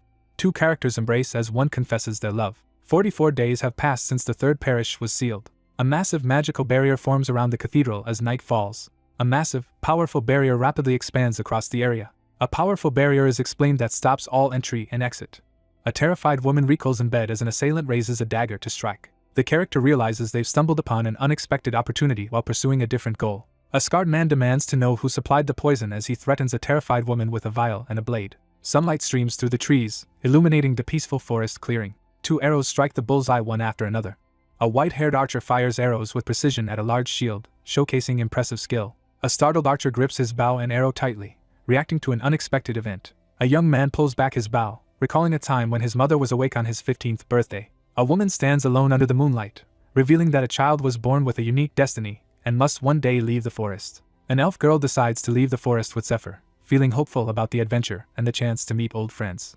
A focused archer draws an arrow and takes aim. One character demands to know why the other looked sad during the banquet. Rumors and blame spread among the elves, accusing a child of corruption and linking her to misfortune in the forest. A girl clings protectively to a glowing stag as someone insists she cannot remain in the forest. An arrow pierces the exact center of the target, splitting another arrow already lodged there.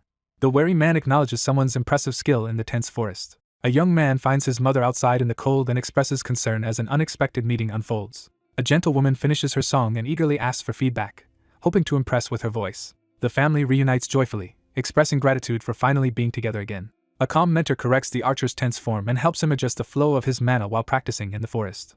A serene woman encourages someone to trust their allies and not face challenges alone. The protagonist stands frozen in shock as a fierce and explosive battle erupts between a monstrous opponent and a powerful fighter. A young man receives vital training instructions that are essential for uplifting the moon. A stern elf woman orders the startled young man to leave the forest with Kiara. The robed figure rushes urgently down the ornate hallway. A messenger urgently knocks on the princess's door to deliver an important letter. A man cautiously peeks through the ornate door, startled by what he sees. A serious man demands an explanation from a startled messenger who arrives with an urgent letter. A startled man with glasses reacts in shock as he is confronted unexpectedly. A stern man urgently delivers sealed envelopes, requesting the princess be awakened for an emergency meeting. Zephyr abruptly notices a mysterious seal and reacts with shock. Several key figures gather in tense silence around a sunlit table, preparing for a critical meeting. A character observes that the entire group has assembled. One woman struggles with a hangover while another watches her with a faint smile. Someone apologizes to the group for calling an early morning meeting. A woman sits calmly and announces she has important information to share before proceedings begin. Two newcomers are formally introduced to the group as permanent party members. A pale-haired elf teases a flustered companion, revealing that their mother had planned everything in advance. The narrator recalls their mother coming to find them that morning. A red-haired elf girl hesitantly accepts a decorated crown from a seated elf, questioning why she was chosen to receive it. A wise figure foretells that someone must one day leave the forest to fulfill a unique destiny. The last seed of the Tree of Life is entrusted to the next queen with the hope of a new beginning. A prophecy reveals that raising the chained, glowing tree will lead to a new kingdom and offer a way to break the tribe's cruel fate. A magical artifact is handed over as the speaker reveals that the recipient was intentionally chosen for their unique connection and apparent weakness. One woman embraces and comforts another, expressing how much they both long for this miracle. Overwhelmed by fear of the truth, the narrator considers leaving without confronting anyone. A character reflects on the genuine affection their parents had for them. The female character expresses her gratitude as she stands with her back to the audience. A character firmly resolves to abandon their previous way of thinking. He silently reflects, his gaze sharp with determination. After the dragon raid, 2 newcomers receive praise and are told they'll be joining the strongest group, leaving one of them confused by the title. The woman formally welcomes the 2 newcomers as core members, outlining their responsibilities and promising full support from the party. A hand sets notes on the table as the meeting officially begins. She weighs her options as chaos erupts on both fronts. A composed man begins briefing the group about a letter received from their operative in the 3rd parish. After raiding the tomb of the abominable princess, the armored figure sealed off the 3rd parish and went into hiding to obscure the true location of the dragon heart. He considers the possible rumors about the dragon heart circulating among those unaware of his true identity. Speculation grows about the fate of the dragon heart as investors, auctioneers, and even the Temple of Light become entangled in lawsuits and financial chaos. An older man explains that uncertain investors have hired a joint defense council to secure their profits. The Temple of Light's finance council, who invested in Lucius' party, now seeks to place all the blame on him.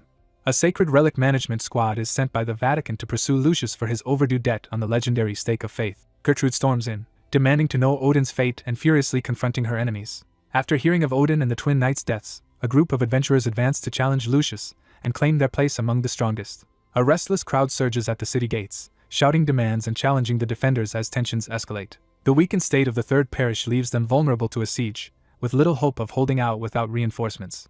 A man reads a letter revealing that a knight has finally won Dame Ophelia's marriage, as another person listens intently. He recognizes the weapon as a legendary one they all know well. The legendary sword Requiem is dramatically introduced, radiating with power. A poised figure welcomes an important guest at Lindell Castle, marking the beginning of a significant meeting. A courteous attendant welcomes the guest and leads them toward the ornate doorway. The narrator reflects on having chosen Requiem as their final weapon in a previous life. A determined young man recalls his power as a spectral version of himself brandishes an enchanted sword in the background. It is revealed that neither the speaker nor the sword saint currently possesses the object in question. A barrier is forcefully split open, breaking the tense silence. A tall, armored man enters the room, startling the 3 adventurers at the table. A red-eyed character leans forward and demands to know the other person's identity. A white-haired man coolly considers whether to kill the continent's new strongest arrival. The legendary title of the continent's strongest began with one night. A victorious commander is celebrated in the palace after defeating the mercenary king and securing a decisive win in battle. A knight from the Qian Kingdom's Lion Knight Order admits he is not the strongest. The protagonist reflects on his position among the strongest fighters, noting that he only ranks 6th among humans, while the mercenary king is 9th. The king demands to know the identities of those stronger and weaker than the shadowed figure, who agrees to answer. The world's most powerful heroes are introduced in a dramatic sequence, each representing a legendary title and weapon. Legendary warriors are named one by one as an armored man stands illuminated by light. The mercenary king and the twin knights are introduced as formidable new rivals. A message announces the imminent departure from Lindell, signaling a turning point in the story. A group discusses how the reputation of a renowned knight has inspired skilled fighters worldwide to challenge those he recognized as strong. A serious man explains how the strongest 10 warriors became legends by defeating numerous challengers, leading to the creation of the continent's top ranking. A character reviews the few significant changes in rankings over the past 2 years, mentioning notable defeats and an execution for treason. A sharp-haired character recalls a fierce battle with a human knight during a struggle for control of the forest 7 years ago, and contemplates their own status among the strongest 10. 2 young men review an old ranking list and discuss how restricted information now helps them avoid unwanted attention. A composed figure calmly explains that to gain fame, one must either defeat one of the strongest 10 or possess their keepsake. After Adarius appeared, chaos quickly escalated. After news spread that his master had died, numerous fighters emerged to compete for a place among the strongest 10. At that moment, the theft of the Black Dragon heart turned its perpetrator into a wanted criminal, throwing the world into chaos. A woman reads an urgent letter revealing that an unknown swordsman has appeared, claiming to be the last disciple of the legendary sword saint. A woman explains that John Hall poses the greatest threat to the demon god cult leader's plans. The master's true identity is revealed as the legendary white dragon Nemeshuna. A woman realizes the princess learned lost magic by forming extraordinary connections, including becoming a disciple of a dragon. 2 characters discuss whether a suspicious name might be fake or a misunderstanding related to human customs. The man learns that the white dragon was not killed by the black dragon but sealed away, sending her incarnation every century to search for promising individuals. She realizes there is a contradiction in the timeline regarding the Sword Saint's teachings 6 years ago. She suddenly realizes that someone is pretending to be someone else. She studies the situation in silence, formulating her next move with a confident, calculating gaze. A character firmly acknowledges that Adirius is a true disciple, citing information received from Zephyr. The character internally justifies her suspicion toward Adirius during the conversation. The group braces for the consequences now that the identity of the master has been exposed. The narrator carefully plans how to conceal knowledge of the future while guiding others toward a desired conclusion. A tense discussion unfolds as a man urgently warns that the Requiem sword must not fall into the hands of the demon god cult leader. Several people anxiously discuss the widespread rumors and possible consequences after a sword was used in a public duel for a marriage proposal.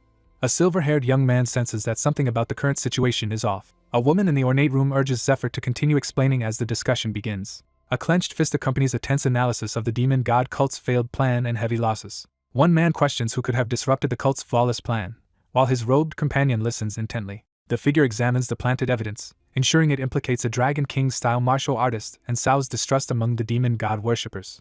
A hooded figure inspects a vial of deadly poison, confirming its unexpected presence and the involvement of the Eastern One's disciple in the operation. Realizing an unexpected alliance among her enemies, the character is shocked to learn they killed Aldine during a crucial mission. A captive is tightly restrained by magical chains and blades, pressured to prove innocence by finding the real culprit. The white-haired young man analyzes who the demon god cult will suspect for the recent events, while his hooded companion listens in the shadowy hall. The protagonist considers how the enemy might suspect someone powerful enough to influence both the saint and Ned against the demon god cult's plans. Someone suspects that a hidden figure may be influencing events. She closes her eyes and centers herself, preparing for what comes next. A woman sits confidently on a throne-like chair, smirking as she contemplates her next move. A cautious man suggests that the situation may be a trap designed to lure the princess. Two startled figures stare ahead in shock, tense and bracing for what comes next. Inside an ornate room, two characters discuss the risks of traveling to Lindell and the need to verify the authenticity of a suspicious sword using dragon hearts. A woman asserts that approaching the object will allow them to verify if it is genuine. The protagonist prepares to depart for Lindell, ready to secure the sword or eliminate any threats if it proves to be a trap. The protagonist reaches Lindell before sunset. A stern man confronts the group at the table, realizing someone is impersonating the princess. A red-eyed young man demands to know the identity of the person before him. He considers the cult leader's delayed response to the sword saint and reveals his own urgent reason for coming. A pink-haired woman protests as someone grabs her shoulder, insisting the fight was won fairly. Someone warns the others to stay back, heightening the tension. Two armored figures close the distance between them, each bracing for a direct confrontation. Two armored men lock eyes in a silent, tense standoff, each refusing to back down. A menacing figure boasts about encountering a powerful opponent, eager for the fight ahead. A confident figure challenges their opponent and declares readiness to fight anywhere. The young man agrees but hints at an additional condition. A young man activates the dragon tongue skill, commanding his target to crawl like a dog as magical energy swirls around him. A red and white-haired character is violently thrown backward by a surge of magical energy. Magical glyphs flare around the protagonist's arm as he panics, realizing his body is moving against his will. The furious protagonist confronts the composed man in the hallway as a guard watches. Someone panics as they react to AD being suddenly dragged away by an unknown skill. Nina urgently insists they help, warning that the man they just saw is dangerous. A golden-haired woman calmly explains that they should not interfere with AD, who only came to finish a fight. Amid chaos and rising monsters below, two companions discuss delaying their departure despite urgent obligations elsewhere. A flustered girl tries to confess her feelings while a small companion points out her obvious infatuation. Driven by excitement, he fought relentlessly through waves of monsters, finally defeating the boss monster alone after a week. The warrior unleashes a frenzied assault, savoring the chaos before finishing off the boss. A grateful nobleman publicly offers his daughter's hand in marriage to the young hero, leaving everyone shocked. The red-eyed knight suddenly remembers his duty to the princess and quickly rushes off. A desperate voice pleads for loved ones to be brought along in the chaos. A frightened girl is cornered against the door as another girl advances on her with a club. Two anxious characters urgently discuss the danger of angering a volatile fighter and worry about what action to take. Two people decide to secretly follow and observe as one offers magically cooled water to the other. An armored figure struggles to push himself up, magical energy crackling around his hand. A man breaks free from his restraints, radiating energy as he shouts in triumph. He observes that the opponent broke free from the Dragon Tongue command in just 12 minutes, far faster than expected. A mysterious being is caught off guard when a human unexpectedly uses Dragon Tongue, triggering memories of its former master. The determined figure demands to know whether their opponent serves a dragon or possesses a dragon heart. A figure activates the Earth's Cradle skill, channeling energy through a gauntlet hand and into a powerful sword. An armored figure lowers their helmet and warns their opponent not to expect mercy. A masked, armored figure surrounded by blue energy reveals his identity as the disciple of the Sword Saint. He analyzes Idirius's overwhelming strength, attributing it to a powerful mentor, innate talent, and exceptional items. The legendary silver lion mithril armor, crafted from a white dragon's bones, is revealed to grant powerful resistance against extreme conditions, poisons, curses, and even dragon skills. With those abilities, he can adapt and fight effectively no matter the circumstances. A determined warrior charges at a colossal dragon, wielding a glowing sword despite lacking a dragon heart. Someone wonders about the current level of his abilities. A gloved hand displays the glowing Requiem emblem as someone confidently addresses the group. A resolute man reveals a legendary sword, its blade surging with ominous energy after slaying a dragon. He reacts sharply, locking eyes with the threat as determination and alertness fill his gaze. A figure reveals that a dragon heart is hidden within their chest. Water is poured into a clear glass cup. A tense challenge is issued. If a single drop of water spills, the opponent wins both Graham and the dragon heart. An armored figure confirms that the wager for victory is Requiem. The white-haired man taunts his opponent, declaring that if he wins, he will choose a humiliating nickname for them. The silver-haired character mocks his defeated opponent, belittling their intelligence and demanding acknowledgement. With a smug grin, the character taunts his opponent. Weapons crash together as a surge of energy bursts out in the heat of battle. A frenzied fighter recklessly declares a high-stakes challenge while brandishing a glowing sword. Two devastating energy attacks crash together, erupting in a blinding explosion. Two warriors exchange powerful sword strikes, sending bursts of energy through the air. A fighter impressively wields a massive sword with one hand, showcasing remarkable skill and control. A character smirks in the shadows and questions the strength of his opponent. The armored figure unleashes a powerful defensive skill, surrounding themselves with energy to reduce incoming damage. A determined fighter unleashes a powerful upward strike, sending a massive armored enemy flying. A wounded armored figure cries out in agony as blood pours from their mouth. A massive blue energy blast shatters the rocks with overwhelming force. A massive shockwave rips through the rocky terrain, leaving destruction in its wake. Two alarmed girls rush forward, reacting urgently to a shocking event. An older man evaluates his opponent's increased strength with clear astonishment. A figure crashes down with explosive force as Zephyr watches calmly. An armored fighter laughs and declares approval after testing his opponent's strength. A masked warrior blocks a devastating magical attack from a silver-haired swordsman. Two powerful combatants collide mid-air, unleashing a surge of energy that fractures the ground below. A determined fighter swings a glowing weapon and yells, challenging the opponent to a true battle. A shadowed figure lunges forward and strikes at the glowing blue hand rising from the arcane circle. Blue energy erupts around the masked figure as he unleashes his hidden power. A white-haired man summons a massive blue dragon that forcefully slams his opponent into the ground, sending debris flying. A wounded man is caught off guard as he is pinned under rubble and surrounded by crackling blue energy. A male character in glowing armor struggles desperately as magical restraints immobilize his entire body. A surge of blue energy surrounds the figure as the dragon's power activates, granting telekinesis at 23.1% output. A gloved hand releases a surge of telekinetic energy, sending a powerful force outward. A surge of blue energy explodes from a glowing fist, blasting through the debris. Zephyr unleashes a surge of magic, blasting his opponent high into the air. The narrator recalls how, in a previous life, an individual named 80 rose to become the strongest among the top 10 through sheer talent and skill. A white-haired young man tests his magical abilities while someone reflects on his current level and potential for future growth. A woman stands in the rain, silently struggling to reveal her true motivation. A man reflects with relief that his rival never met a certain woman, knowing such an encounter would have made the rival impossible to control. A combatant slams their opponent into the ground as blue magical energy flares around them. A new fate is set as the path and first challenge after leaving the master have changed. A determined figure asserts control over a powerful, glowing sword-shaped energy. The silver-haired young man claims victory and demands to be called master, asserting his dominance. A flashback begins as the limited time given to someone nears its end.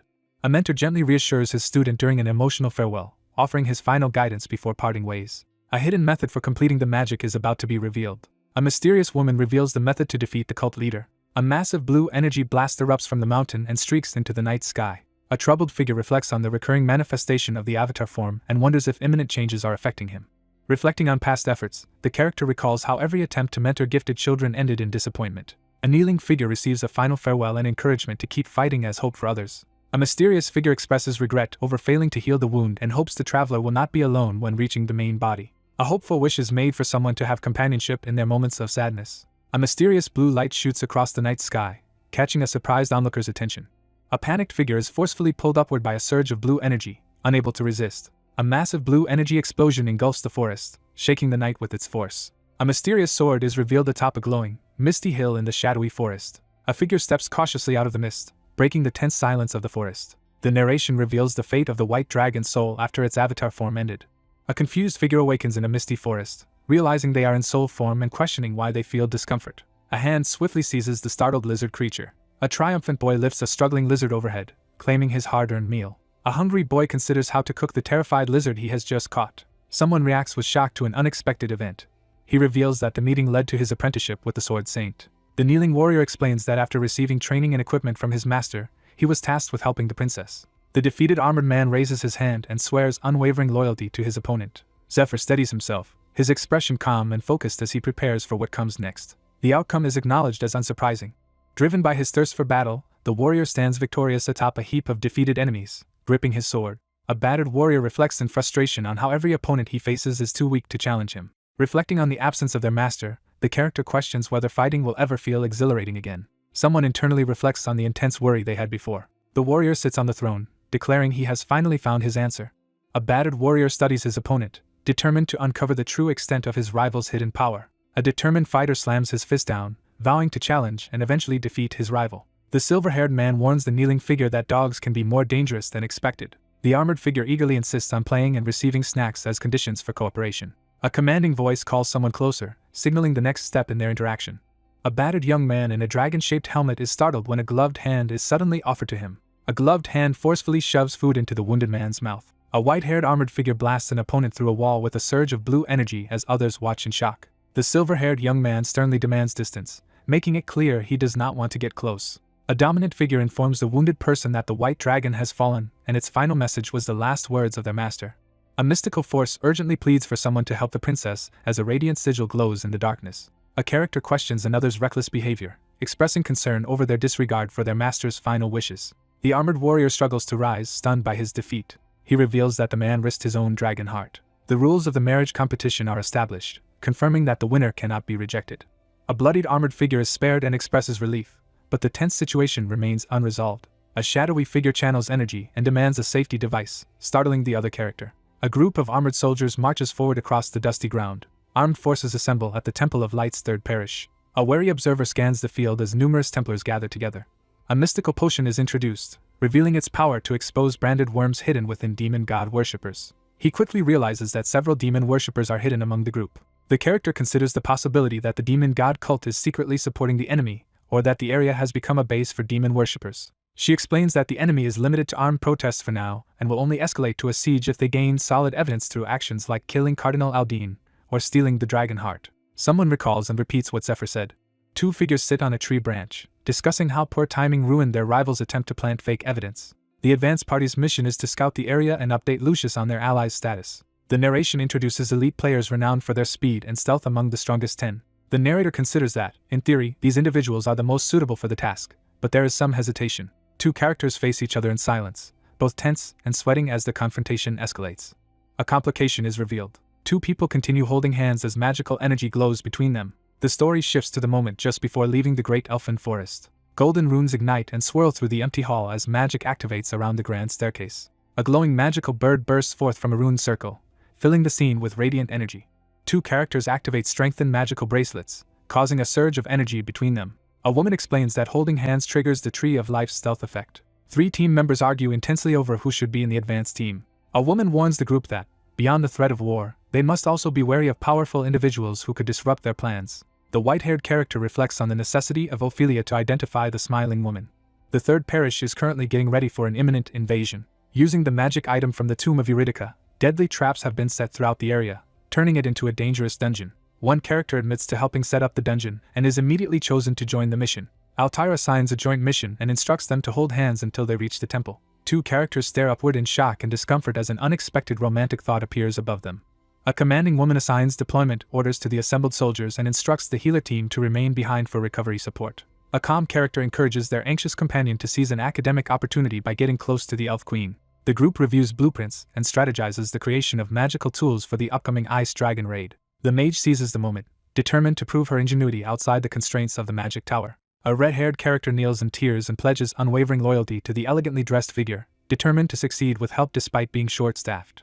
Orders are given for the group to move quickly toward the third parish. A grand castle comes into view, marking the arrival at Lindell Castle. The mystical helmet activates its training mode, forcing the wearer's actions under magical control. A frustrated trainee chops onions while complaining about being stuck in training despite his master's passing. A white-haired man commands his opponent to improve and displays a glowing red jewel that serves as a punishment and tracking device.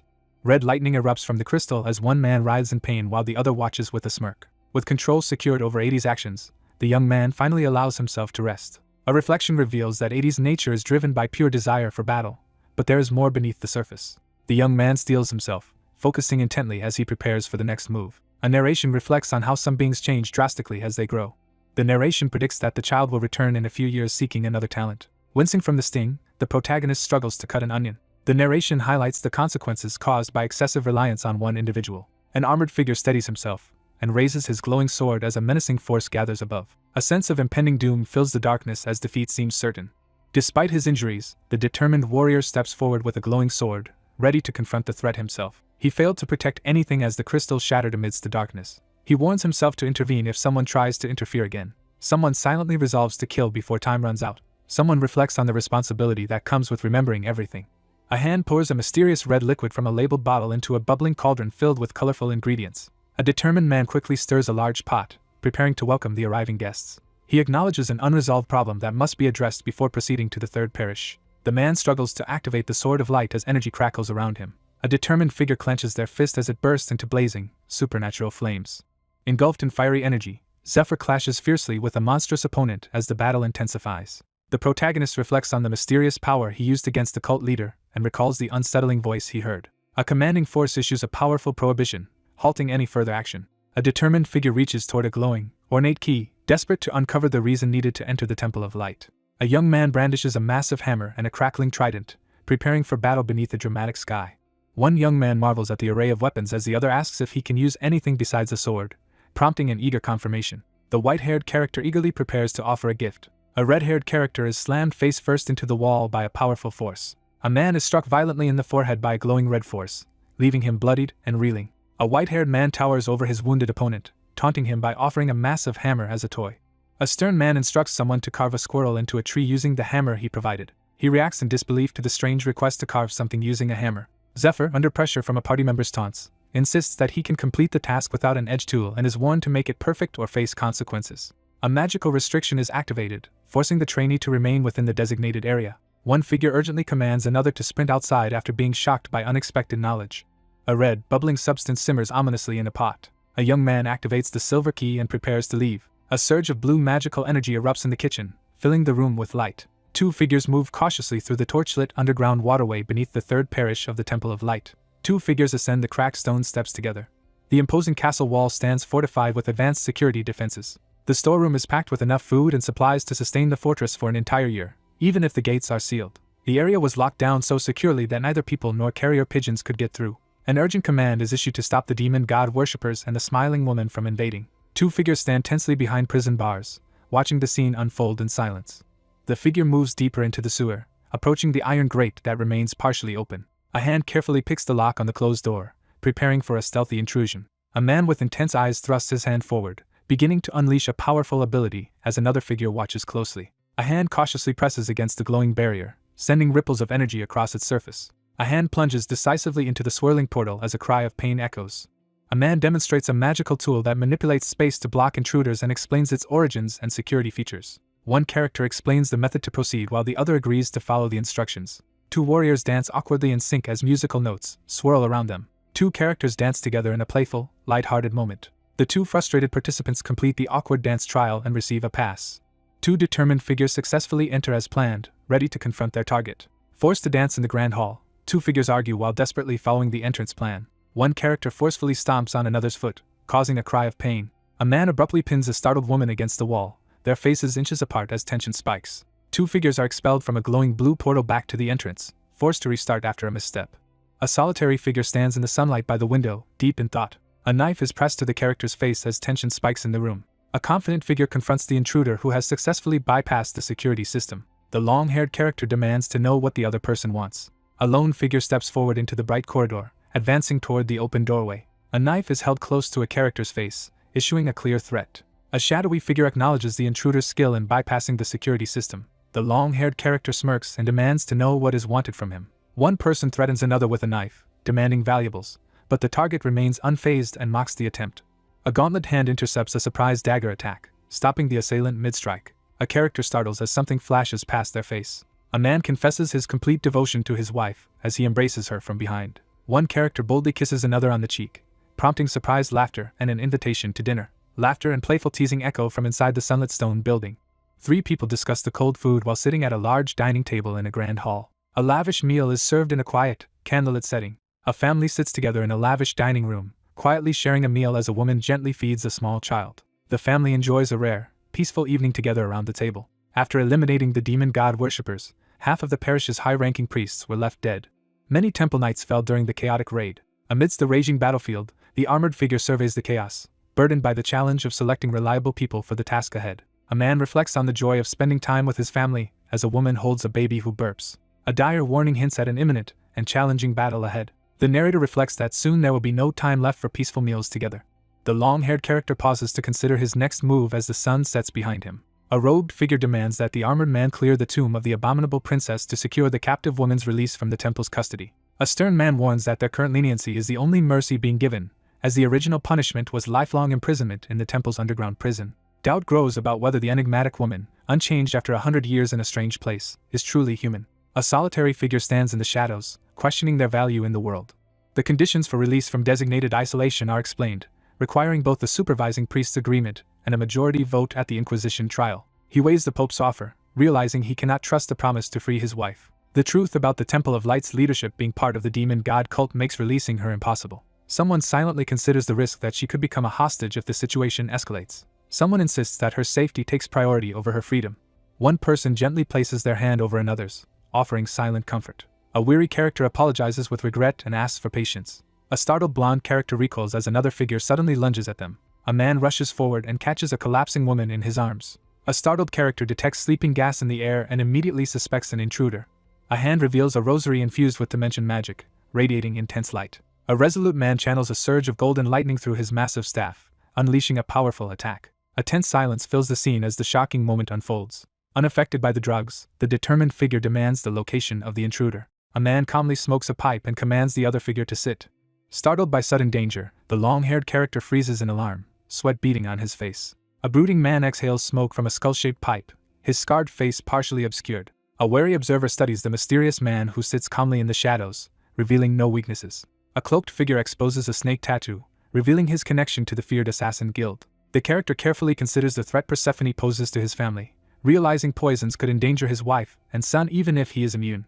A character is suddenly struck by a shocking realization. Someone wonders why sleeping gas was used, suspecting a hidden motive. A wary figure analyzes the intruder's unusual tactics and questions the true motive behind the use of sleeping gas instead of poison. The protagonist realizes that someone is deliberately testing him with riddles. A long-haired character questions whether the visitor was sent by their father, intensifying the tension.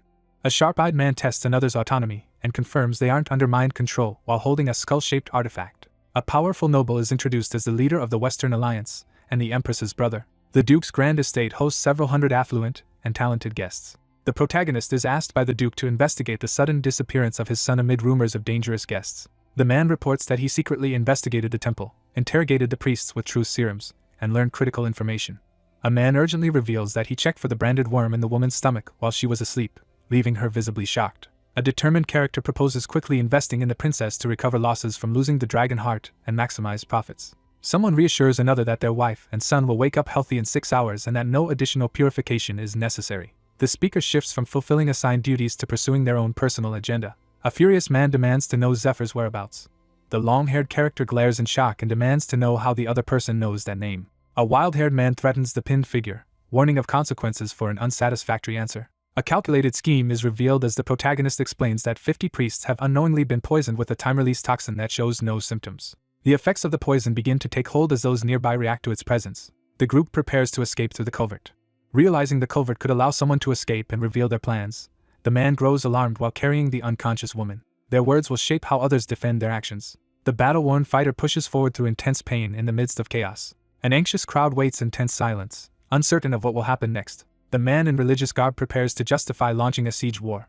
A menacing figure threatens their opponent with poison and demands information about Zephyr while holding an antidote vial. A heavily guarded culvert is protected by a magical force field, traps, and vigilant patrols, allowing only authorized entry with designated magic. Hidden runestones have been deployed within the stone wall. Glowing magical glyphs activate, forming barriers that block the stone corridor. A glowing magic formation activates, linking the runestones together. Robed figures stagger forward with vacant expressions while others collapse from a strange affliction. The purpose of the magic formations is being explained. A figure steps into the glowing magical energy, triggering its activation. A magical barrier activates an alarm whenever it detects trespassing. A character reacts sharply to an urgent signal, eyes filled with determination as tension rises. Alarms blare as a figure in white armor prepares for battle, while another man watches cautiously from the shadows. A calculating man smirks and threatens his opponent, making the situation more tense. With only minutes remaining, one character demands answers while the other stands firm, gripping a mysterious smoking object. He steels himself, his eyes narrowing with determination as he prepares for what comes next. A confident man reveals that hidden knights are ready to subdue the drugged priests.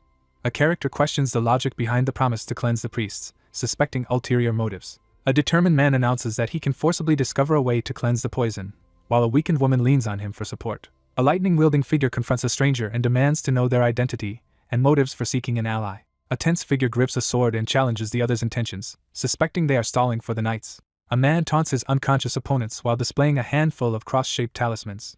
A character suddenly notices the knight's rosaries swinging, realizing their significance. Two knights have fallen asleep while on guard duty in the waiting room. A tense challenge is issued, urging a decision between fighting or prolonging the confrontation. A sword slices through the air as one character warns the saint of impending disadvantage. A man blocks a sword attack and warns his opponent not to try anything reckless. A glowing hand slams into the man's back, releasing a surge of energy. A lightning-charged palm strike crashes into the opponent as he tries to block with his sword. A man concentrates as he gathers magical energy, preparing to cast a powerful spell. The protagonist realizes too late that an unexpected threat has caught him off guard. A blade hurtles toward the character's upper body in a sudden, tense attack. The blonde character recoils in shock and quickly denies the accusation. Someone senses the presence of an intruder in the chamber. A massive red energy blast tears through the darkness, crackling with lightning. A character unleashes a devastating lightning attack, shattering defenses in a burst of explosive force. The protagonist tests the mist bracelet and confirms its stealth power by remaining completely undetected. Analyzing the opponent's barehanded attack, the character quickly deduces his hidden location. Two cloaked figures clash swords in a burst of energy, each pushing back against the other with intense force. The protagonist charges forward, determined to keep his distance while preparing a hit-and-run attack on the poison user. The sword shatters in the fighter's grip during the heat of battle. With fierce determination, the character steels himself in preparation for the confrontation ahead. A swordsman drives his opponent back with a forceful strike. A man unleashes a powerful magical attack with his glowing whip, sending energy swirling through the air. A giant serpent, surrounded by swirling green energy, launches itself forward in a powerful attack. A fierce battle erupts as one fighter unleashes a massive green energy attack, shattering everything in its path. The group discusses sending someone to the third parish to recruit an ally, but one member expresses doubt about succeeding. A confident man assigns a mission to capture a skilled assassin who specializes in poison, hidden weapons, and stealth, explaining that force is needed before persuading him to join. A trained fighter absorbs a strength-enhancing poison, causing his body to surge with temporary power as he grips his sword. The narrator explains that the effects of the poison vary based on its type and amount. The masked warrior prepares for battle, his power rising to match that of a dragon raid vanguard. Two men discuss the risks of using a rare poison for a new plan, questioning whether it's worth the effort. A confident young man reassures his companion that he can handle the task. A crouching figure prepares to strike, revealing the rare ability to dispel stealth as dark energy erupts behind him. A warrior draws a radiant sword blessed by the elf queen, ready for battle. A character greets the returning party with excitement, realizing the blue dragon raid was successful. A determined observer prepares to take action as two figures confront each other at sunset, one wielding a large scythe. He questions why his opponent revealed himself, and tries to analyze the unfamiliar technique used in the fight. Two men are hurled backward by a sudden, overwhelming force. She stands victorious with her rapier as her defeated enemies lie at her feet. Two characters argue over a previous mistake during ballroom dancing while another quietly observes, as they prepare to enter alone. She steels herself and prepares to enter the building, determined to follow after the other. A gloved hand channels mana into falling seeds. Someone recalls receiving something from the elves and pouring water on it. A magical plant bursts forth from the water as rain pours down. A lone figure steps forward to confront the monstrous, twisted tree looming over the battlefield. A wary armored woman orders the skeletal creature to block anyone from passing, but she remains uneasy about the situation beyond the misty pool. The protagonist urges the group to move quickly. Someone senses that their help may be urgently needed. A robed figure sprints barefoot across the grand hall, fleeing with urgency. A winged woman bursts through the ornate doors with determination. An armored figure crashes through the debris, making a dramatic entrance. A white-haired man sits on a shattered throne, gripping his spear as he acknowledges a familiar presence after a long absence. A stern character demands an explanation for the other's actions. The silver-haired young man mocks the unwelcoming environment and declares his intention to improve it. A character swings a sword and destroys the sofa in a burst of energy. A blonde woman recoils in shock, startled by an unexpected event. A powerful sword strike crashes down with overwhelming force. A winged woman recoils as a violent explosion erupts overhead. A distressed woman frantically pleads for someone to stop destroying the valuable furniture she arranged. The young man lifts his weapon, determined to destroy everything in front of him and replace it with something better. The giant tortoise raises an alarm with a loud bellow. A silver-haired man charges forward with a massive double-bladed axe, shouting as a winged woman watches nearby. The white-haired man declares that time is up as he approaches the large covered object, and a spear falls to the floor. A cauldron filled with a strange red liquid sits ominously, its contents being stirred. The panel describes someone recalling how they use a southern marination sauce recipe learned from their grandfather. The protagonist unfurls a massive shadowy cloak, unleashing a powerful force. A colossal rack of blue dragon ribs is revealed, leaving both onlookers awestruck. The meat, normally too tough to cut, has been perfectly tenderized by Ramil's poison. A glowing hand uses Ramil's magic stone to extract and purify the poison from the beast's body, ensuring the meat remains uncontaminated. The character swiftly cancels the magical attack, causing the venom spear to dissolve back into liquid. A glowing purple liquid is poured into a black cauldron, releasing a powerful aura. Carefully aiming, the character prepares to cook the meat with controlled dragon breath. A hand lifts the sword and prepares to slice off a piece of the raw meat for testing. A man carefully uses magic to cook a piece of meat, aiming to make it a perfect delicacy. A serene woman with wings savors a pleasant aroma, her eyes closed in contentment. A panicked woman quickly realizes she nearly fell into a trap. A winged woman gives the white-haired man full control over the room as long as he holds the magical key. A winged figure smirks and dismisses his opponent's efforts as pointless. Someone defiantly challenges the claim while cutting into a steak. One character tempts another with delicious food, and she eagerly gives in. A character eagerly tastes dragon meat and remarks on its perfect flavor. A character expresses a sense of trust and honesty. A character is suddenly grabbed by the face, overwhelmed with shock and fear. A silver-haired man grabs the face of a blonde woman and angrily demands to know what happened. The protagonist learns he is unable to use the Sword of Light just as he is about to claim it. Enraged by betrayal, the protagonist furiously confronts the traitor. A character defensively denies any involvement in betrayal, insisting there has been a misunderstanding. A violent outburst erupts as a forceful impact shakes the scene. The white-haired man storms off, leaving the fallen winged woman clutching the ground in pain. A resolute character grips a suitcase and announces a major change in direction. The man ends the spectacle and demands a much higher price for anyone who wants to keep watching.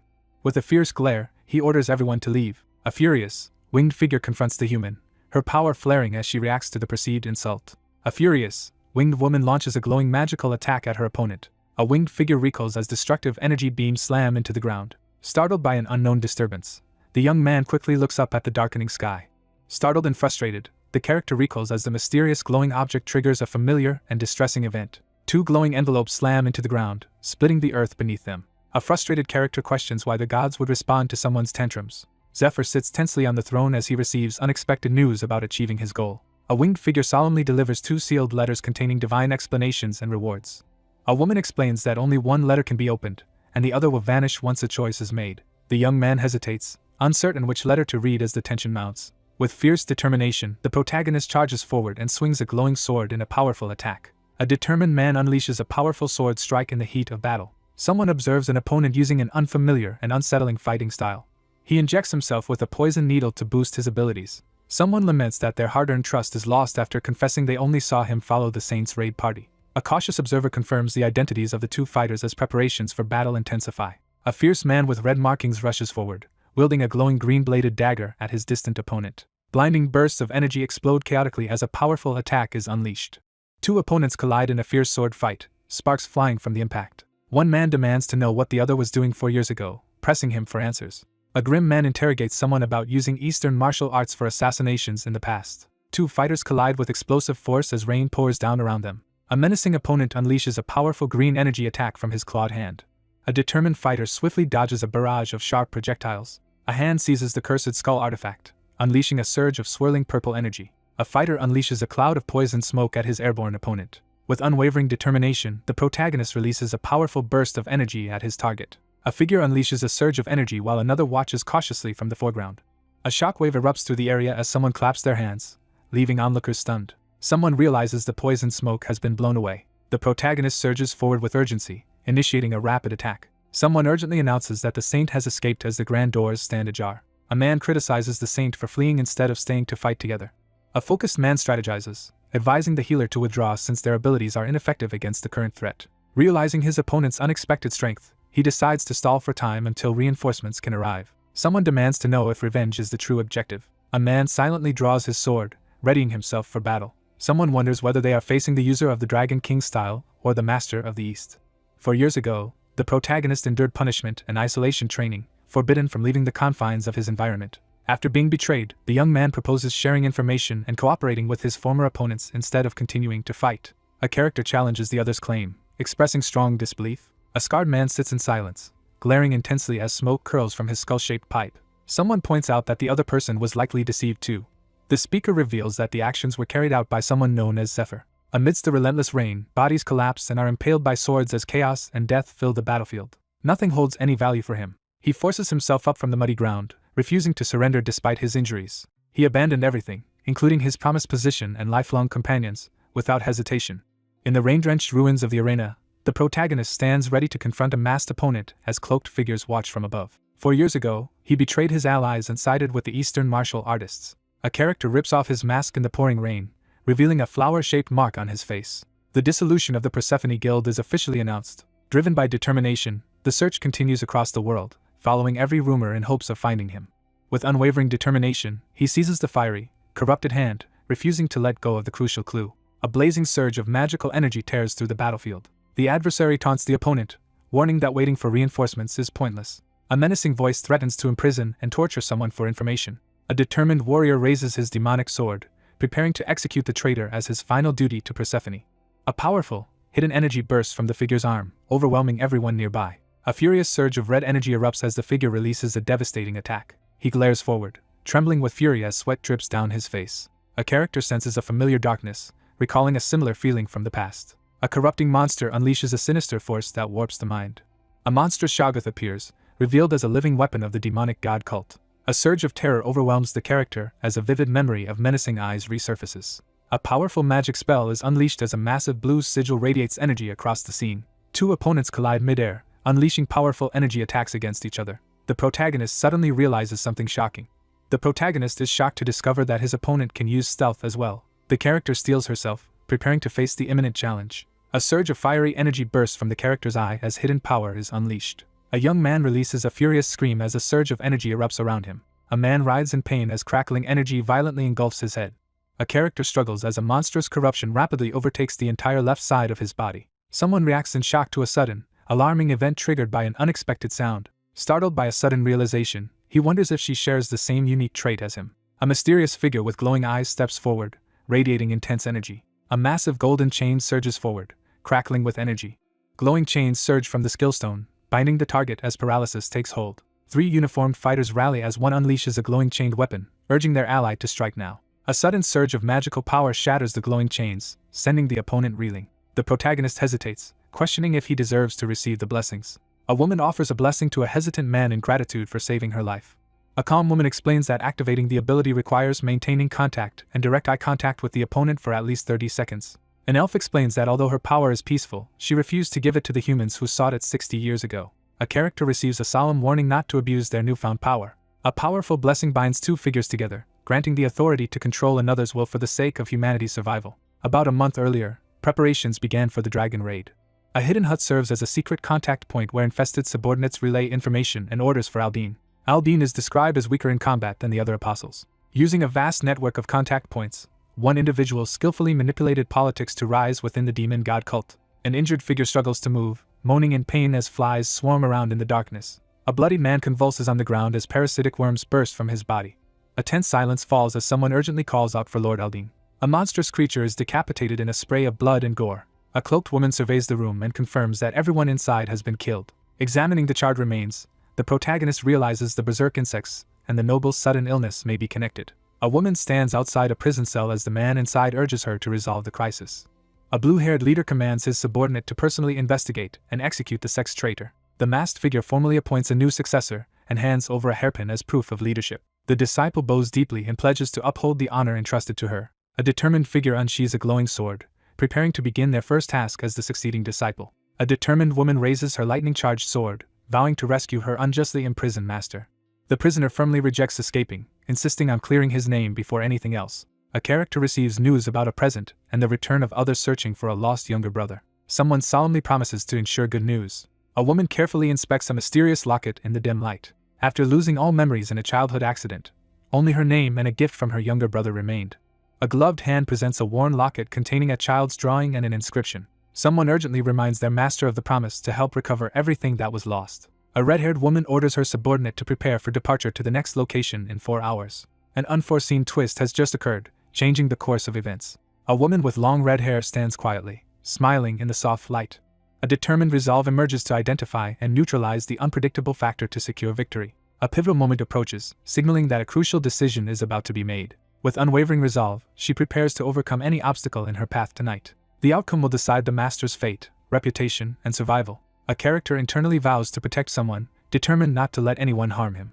It is revealed that the Master of the East secretly prepared several shadow disciples as a backup in case something happened to the main successors. One figure warns that a shadow disciple with dangerous skills is among their enemies. 2 figures secretly discuss their suspicions about someone learning poison, uncertain if their deception has been discovered. The man studies the smoking skull-shaped object, sensing that something is amiss. A character recounts how a secret use of poison 8 years ago led to their senior brother being caught and punished. 2 figures confront the possibility that a master secretly collaborated with a guild using a mysterious poison 8 years ago. The character reflects on the possibility that the situation is more complex, considering the unique techniques learned from the East. A character investigates the connection between 2 organizations by analyzing their shared needle techniques. 2 men discuss sensitive information and consider forming an alliance for the upcoming siege. The character pauses as a sudden realization begins to form in her mind. Someone notices that the red scar on the man's face has grown larger since their last encounter. A squad of armored soldiers stands ready as the sunrise signals the start of battle. Several days pass. Outside the castle, the opposing forces face each other in a tense stalemate. She kept watch from the spire, confirming there was no sign of the enemy preparing siege weapons or attacks. The group continued their monotonous watch, filling the time by drilling the soldiers and synchronized training. Seizing the distraction caused by the blue dragon, the character quickly begins preparations for the ice dragon raid. A missing element delays the next raid, forcing both sides to wait anxiously for the right moment. A group of guards suddenly react to an unexpected development, scanning their surroundings in confusion. A nervous church official urgently calls the inspector's attention to an unexpected figure, causing alarm among the group. A lone figure advances confidently as armored soldiers move aside to let him pass. A long-haired character abruptly recoils in shock after seeing something alarming outside the window. A character recoils in shock as he realizes a horrifying truth. An armored figure addresses a gathering of priests, nobles, lawyers, and others with a serious tone. A man in shining armor steps forward and confidently announces his rank and role in the Temple of Light.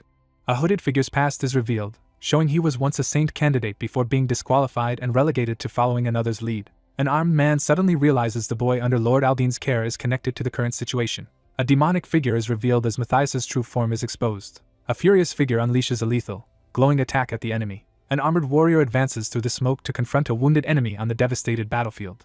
A shocked man reveals that the body was completely reduced to ashes, making recovery impossible. A silver-haired woman reveals that the supposed Matthias is actually a fake, exposing the villain's deception. A resolute woman sees through the deception that fools everyone else. A secret weapon, developed in secrecy by the Eastern Master, is revealed. A skilled practitioner is revealed to possess the ability to change her appearance into anyone. Leah Testarossa, known as the Smiling Woman, reveals herself by appearing with the face of Matthias, leaving the battered man in shock. A weary man reveals that the priests were once part of the Saints' raid party but were betrayed and trapped when the Saints' plan was exposed. The protagonist exposes the antagonist's scheme to steal the dragon heart by conspiring with a demon god worshipper. An armored man steps forward, announcing his mission to hunt down a saint and those who protect him for blasphemy. The group identifies the saint and the third parish as targets, condemning them for blasphemy. Reeling from shock, the character panics as their secret is exposed in front of everyone. One man explains that a woman lost her memories in an accident and no longer remembers the other man's name. A distressed figure cries out in agony for his sister. Tension rises as 2 armored figures confront each other, one drawing a sword in response to a bold accusation. A former heresy inquisitor learns he can only report a higher-ranked target instead of arresting him. He explains that with approval from 3 or more high-ranked priests, immediate arrest and interrogation are permitted. 3 priests with special authority are introduced. Someone asks if the other person is aware of something. A stern man warns of immediate execution for false accusations and activates a magical ring. A powerful relic is activated to judge truthfulness, ready to strike anyone who lies. A powerful angelic statue towers over the crowd, radiating golden lightning as everyone is ordered to kneel and confess. A fierce inquisitor publicly demands to know if the saint has allied with a demon god worshipper as tension rises among the priests. The story reveals that the original owner of the item sacrificed her eye to ensure impartiality in trials and, in return, gained extraordinary hearing. Themis' judgment analyzes subtle sounds to detect lies and automatically attacks when uneasiness is sensed. He calmly reveals that his skill in controlling his own body lets him lie undetected, even by holy relics. His eyes widen in panic as he realizes something terrifying. A figure releases a devastating burst of golden energy that surges outward with explosive force. A golden weapon surges with energy as it clashes violently against feathered wings. Two soldiers stare in shock as they realize the arrow has vanished before their eyes. A booted foot slams into the ground, unleashing a powerful shockwave. A robed figure condemns the appearance of a corrupt saint while addressing the imposing armored presence. An official from the Temple of Light's Finance Council forcefully approves the report as rain pours down. A stern official from the Vatican Relic Management Squad formally approves the report. A woman stands motionless in the rain, struggling to contain her emotions. With unwavering resolve, the character locks eyes on the challenge ahead. A hostile crowd surrounds the castle gates, abandoning their faith and waiting for someone else to break through. A mysterious presence announces itself as a magical flame burns brightly in the darkness. A determined man boldly declares that he will risk everything and urges a decision to ignite the conflict. An outstretched hand suddenly confronts the shocked, armored man. Someone expresses indifference toward the consequences caused by the saint. A visibly anxious man struggles to justify his actions, insisting he only wanted to check if Sir Albine was safe. A massive bolt of lightning crashes down onto the battlefield, targeting the defiant figure below. The armored figure interrupts the tense standoff by openly mocking the seriousness of the ongoing discussion. A powerful woman steps forward, drawing everyone's attention as a man with a sword stands ready behind her. Two armored figures recoil in fear as a powerful enemy is identified. A man is startled when he spots the princess's bodyguard unexpectedly arriving. A wary man tries to identify the unfamiliar figure standing beside her. A stern woman demands proof of the ritual's accuracy, and the agitated priest insists it is flawless. A woman challenges the reliability of a method by asking if it can detect someone who has been hypnotized into believing false information. A stern older man freezes in alarm as something unexpected happens before him. A tense accusation is made as one man claims another is lying and falsely blaming the saint.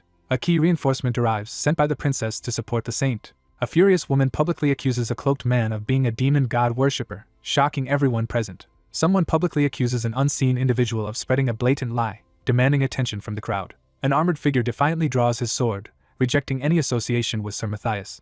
He realizes his transformation has ended as his clothes burn and his body returns to its original state. The guards freeze in astonishment as they realize the figure before them is an unknown woman instead of the person they expected. A mysterious figure appears before the startled crowd.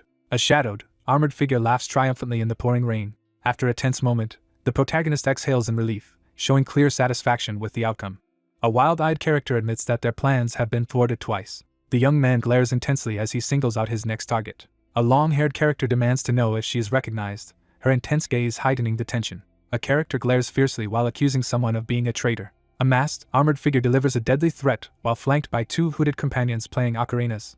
A powerful artifact called Hypnos Ocarina is introduced, revealing its ability to control the Shoggoth and protect its user from mind corruption. A hooded figure bites into a glowing magical object, unleashing a surge of purple energy. A devastating energy blast tears through the rocky landscape, scattering debris in all directions. A monstrous entity unleashes a deafening scream as crackling purple energy surges through its chaotic form. A monstrous Shoggoth suddenly appears, causing immediate alarm. The character realizes the control code is unexpectedly long and different from what was anticipated. A monstrous surge of glowing purple tendrils bursts forth, revealing an even greater hidden threat. A towering, mutated beast emerges, confronting the lone challenger. A menacing figure announces the start of a violent confrontation. A dragon releases a devastating roar, sending red energy beams surging outward. A lone figure releases a massive burst of energy atop a rocky hill, causing a cataclysmic explosion near the fortress. A warning is issued about the danger faced by those with weak magic defense. A soldier urgently informs his panicked superior that the mercenaries have secured the escape route. A character is suddenly struck with intense fear. Everyone immediately understood the true nature of the skill. A surge of catastrophic power erupts across the devastated landscape as flying creatures swarm beneath the fiery sky. Armored figures and monstrous claws collide in a fierce, chaotic battle. A swarm of monsters rushes toward the defenders as panic spreads through their ranks. A dark secret is revealed: it controls monsters. The meaning of the name Basilicos is explained. A force worthy of its legendary title is being described. Panicked soldiers scramble across the barren field as two cloaked figures watch from the foreground. An older man urgently warns the group not to split up. An armored soldier seizes another man by the collar in a sudden confrontation. A monstrous entity petrifies its victim with a deadly, blazing gaze. The Staff of Benevolence is activated, unleashing a barrier of purification that expands when multiple staffs resonate together. Two figures are thrown back as an explosion erupts around them. A man deploys a glowing purification barrier and urges his allies to focus on defeating the rampaging creature while he prepares a plan to kill it. A commanding figure urges his group to take the offensive as they prepare their crackling staffs. A powerful stone statue is activated with divine power to attack the castle gate's enemies. An armored warrior grips his staff and prepares to strike. A knight charges forward, wielding a glowing spear against a monstrous, many-eyed shadow as energy crackles around them. A lone warrior unleashes a devastating lightning-charged attack against the monstrous creature. An armored figure braces behind a shield as a monstrous, many-eyed creature lunges at him with a piercing shriek. A heavily armored figure is violently impaled through the chest by a surge of dark energy. The armored warrior slams a glowing fist forward, unleashing a devastating attack with his shield raised. A masked figure stands firm, enduring a relentless barrage of explosive magical attacks. A powerful sword attack slices through the air, radiating energy. An armored knight charges forward, unleashing a powerful magical attack with a glowing spear and shield. A detailed overview reveals the basilico's lethal abilities, emphasizing its immunity to physical attacks and threat to all living creatures. He quickly evaluates the enemy's magic and considers countermeasures using light elemental attacks. The monster prepares to unleash a deadly skill from the second mouth on its tail after chanting an incantation. The threat of the second mouth is explained. If it activates, most of the party will be wiped out and the fight will become increasingly difficult. Two men urgently assess the approaching monsters, with one reporting that flying types will arrive in 2 minutes and land types in 10. A character urgently activates a powerful holy relic and commands everyone to protect them for 3 minutes. The headquarters of the Holy Relic Management Squad appears, signaling a new location in the story. 3 robed figures receive a signal from the Golden Mirror, prompting them to prepare for the Cardinals to take action. 3 swords unite their power, unleashing a massive surge of golden energy. A legendary Holy Relic dagger is introduced, known for draining mana from anyone who holds it. A robed figure hurls a surge of magical energy at the ornate mirror. The golden mirror of the Holy Sanctuary absorbs the mana drawn by the dagger. A man struggles to remain standing as overwhelming power from the Cardinals surges around him. Realizing the mission's restrictions have doomed his efforts, the man despairs over losing everything he worked for in 40 years. A robed man urgently conjures a blazing magic shield to defend against a powerful assault. A shadowy figure restrains their opponent with brute force as energy crackles around a glowing sword. A commanding figure instructs another to fire towards the castle gate, while emphasizing adherence to the rules. A man recoils in shock, reacting intensely to the sudden mention of Dame Gertrude. A powerful vow is made, driving all actions toward a single purpose. A gloved hand releases a surge of golden energy from a glowing sword, launching a powerful magical attack. A massive explosion engulfs a character inside the stone chamber. Preparations are complete, signaling that the next phase is about to begin. A lone armored figure confidently reveals that their planted demon worshippers and Gertrude's obsession with Aldine will secure their desired outcome, regardless of complications. 2 cloaked figures discuss the necessity of resorting to all-out war despite personal reluctance. A shadowed figure explains that war can only be justified after exhausting all diplomatic options and formal procedures. The narration explains that having justifications for war ensures adherence to proper conduct and attracts the backing of influential allies. The decision is made clear. The Gold Dragon will not enforce any disciplinary actions. A shadowed figure slyly confronts someone about exploiting the saint while keeping their positions secure. A hooded figure explains the lifestyle of the upper class. 3 cultists discuss how their followers have infiltrated the Temple of Light's upper ranks. A resolute leader urges her siblings to unite their powers for the next challenge. A character unleashes a surge of energy through 3 swords, directing a powerful attack at a glowing orb. A critical second shot is about to be fired. An explosion erupts, sending a panicked authority figure scrambling and shouting for help. A devastating energy blast crashes into the ground with overwhelming force. Horses charge across the battlefield, kicking up clouds of dust as the battle begins. A glowing winged artifact is observed as someone reports they will reach the 3rd parish in 30 minutes. A group rushes through the forest on large beasts as the barrier of the 3rd parish's grand temple comes under attack. 2 women on horseback race forward as one urgently explains the overwhelming power and risks of the Golden Mirror. Riding swiftly, she warns that the station master deployed with Eurydica's relic is also in danger. An armored man readies his bow for a coordinated long-range attack as an elven woman rapidly calculates the target coordinates with her magic. A character activates a mysterious power as a glowing symbol appears in their eye. A blonde-haired character urgently orders everyone to jump on the count of 3. Altair urgently begins the countdown, raising her voice as tension escalates. A character slams their foot into the ground, unleashing a surge of energy as they launch their attack. A magical energy beam shatters the bridge, violently throwing the riders and their horses into chaos.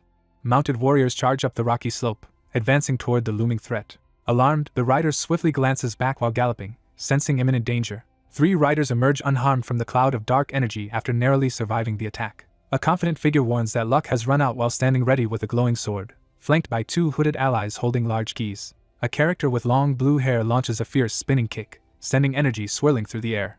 A masked warrior brandishes both sword and staff, declaring a deadly challenge. 2 swords collide midair, unleashing a powerful burst of energy. 3 fighters collide midair as swords crash together in a fierce battle. A young man urgently pleads for his sister to recognize him as glowing energy pulses from his arm. A fierce resolve ignites as the character focuses intensely, ready for what comes next. A character internally rejects a claim, unable to believe it about the other person. A lone figure unleashes a surge of powerful magic as fiery energy and magical symbols swirl around him. He firmly rejects any possibility of being related. A red-haired man is knocked back as he takes a powerful hit. A defiant character challenges their opponent's credibility while aiming a sword at them. A furious young man confronts his sister with anguish, brandishing a glowing sword. A sudden explosion erupts, startling a character who quickly turns to look over their shoulder. The fortified gate collapses as debris and light surge through the breach. Two characters stare at each other in shock, both tensing for what might come next. A character glares menacingly from the shadows, exuding confidence and intimidation. A massive energy beam slams into the ground, triggering a violent explosion. Crimson energy crackles as two opponents clash swords atop the rocky cliff. A female knight charges at a horned opponent to stop someone from reaching the temple. Two guards split up as one orders the other to protect a target, while drawing his sword. The hooded man firmly states their next objective while holding a glowing magical artifact.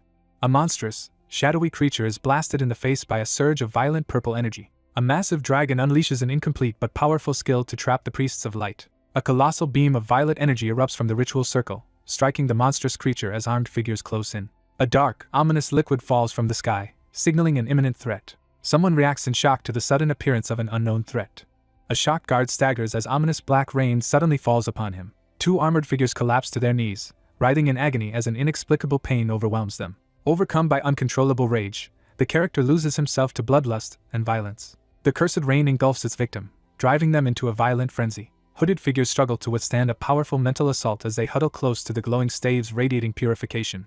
A robed figure blocks the giant beast's claw with a golden staff. A monstrous bird crashes down from the sky, throwing the battlefield into chaos as everyone scrambles to react. Amid the chaos and pouring rain, a panicked figure alerts allies that most of the staves are stolen, and cries out in pain as the purification radius shrinks. Only a few individuals, including the speaker, the demon worshippers with the ocarina, and Ophelia, are able to move freely without the threat of mind corruption. Weighing the risk of many lives, the character hesitates to decide whether to pursue her sister.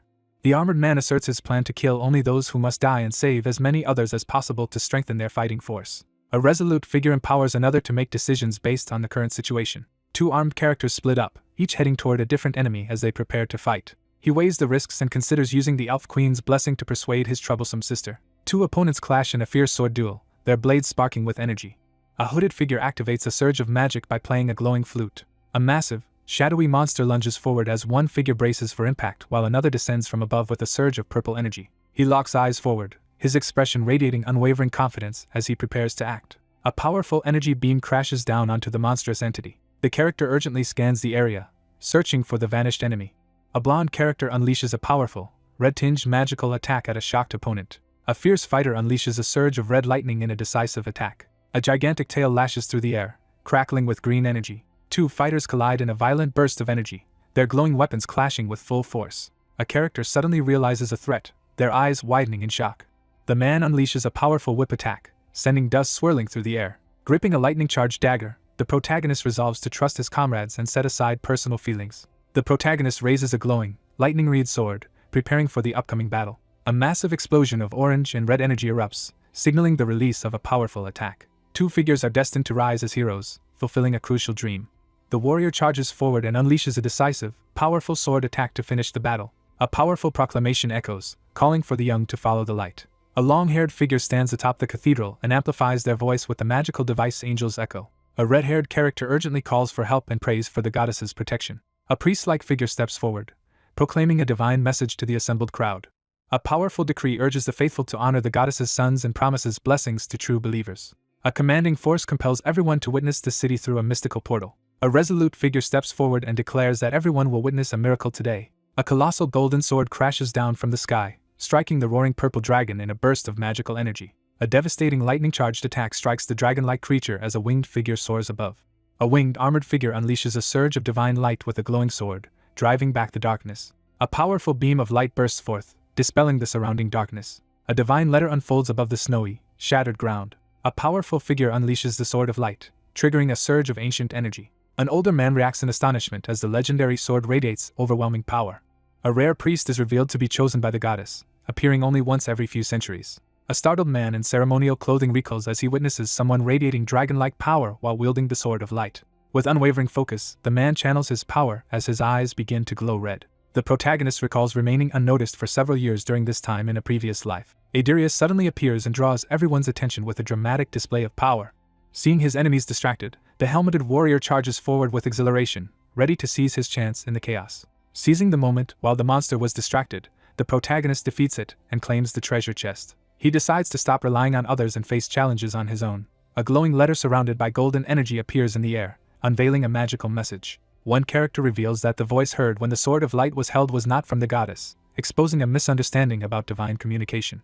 The protagonist pauses, recalling a crucial moment from the past. A powerful figure demands greater effort as the armored man faces them beneath a radiant blue light. A solemn messenger relays that the protagonist has earned the sword and will receive an even greater reward from the vault. The character recalls that an angel relayed a message during the incident with the Sword of Light, but there was no direct conversation or recognition of the angel's voice. A solemn messenger reveals that, despite meeting all prerequisites, the Sword of Light has chosen to reject the candidate. A composed woman announces that, due to the inconvenience experienced, a reward and a second quest will be given. A new divine quest appears, tasking the protagonist with protecting a key figure for 10 months in exchange for access to a powerful weapon. The man asserts control over the Sword of Light, focusing on the quest as his top priority. The protagonist calculates the limited time left before the battle with the 4 dragons and contemplates the constraints of their power. A figure in dragon-like armor unleashes the dragon tongue skill, radiating overwhelming power and intent to dominate both humans and monsters. The protagonist suddenly loses control and stumbles forward in shock. A man rushes past and lands a sudden blow to a woman's abdomen, leaving her reeling in pain. A towering attacker lifts a massive sword to strike down at the stunned, armored knight. A figure is overwhelmed by a surge of golden lightning energy. A shadowy figure erupts with dark energy, sending a surge of power through the enchanted sword. A powerful figure charges forward, striking down monsters with a surge of lightning-infused energy. The narration declares that everyone was mistaken. Dark energy erupts around her as she unleashes her hidden power. A character suddenly realizes something crucial, eyes wide with shock. A transformed figure unleashes a surge of crackling energy, radiating overwhelming power.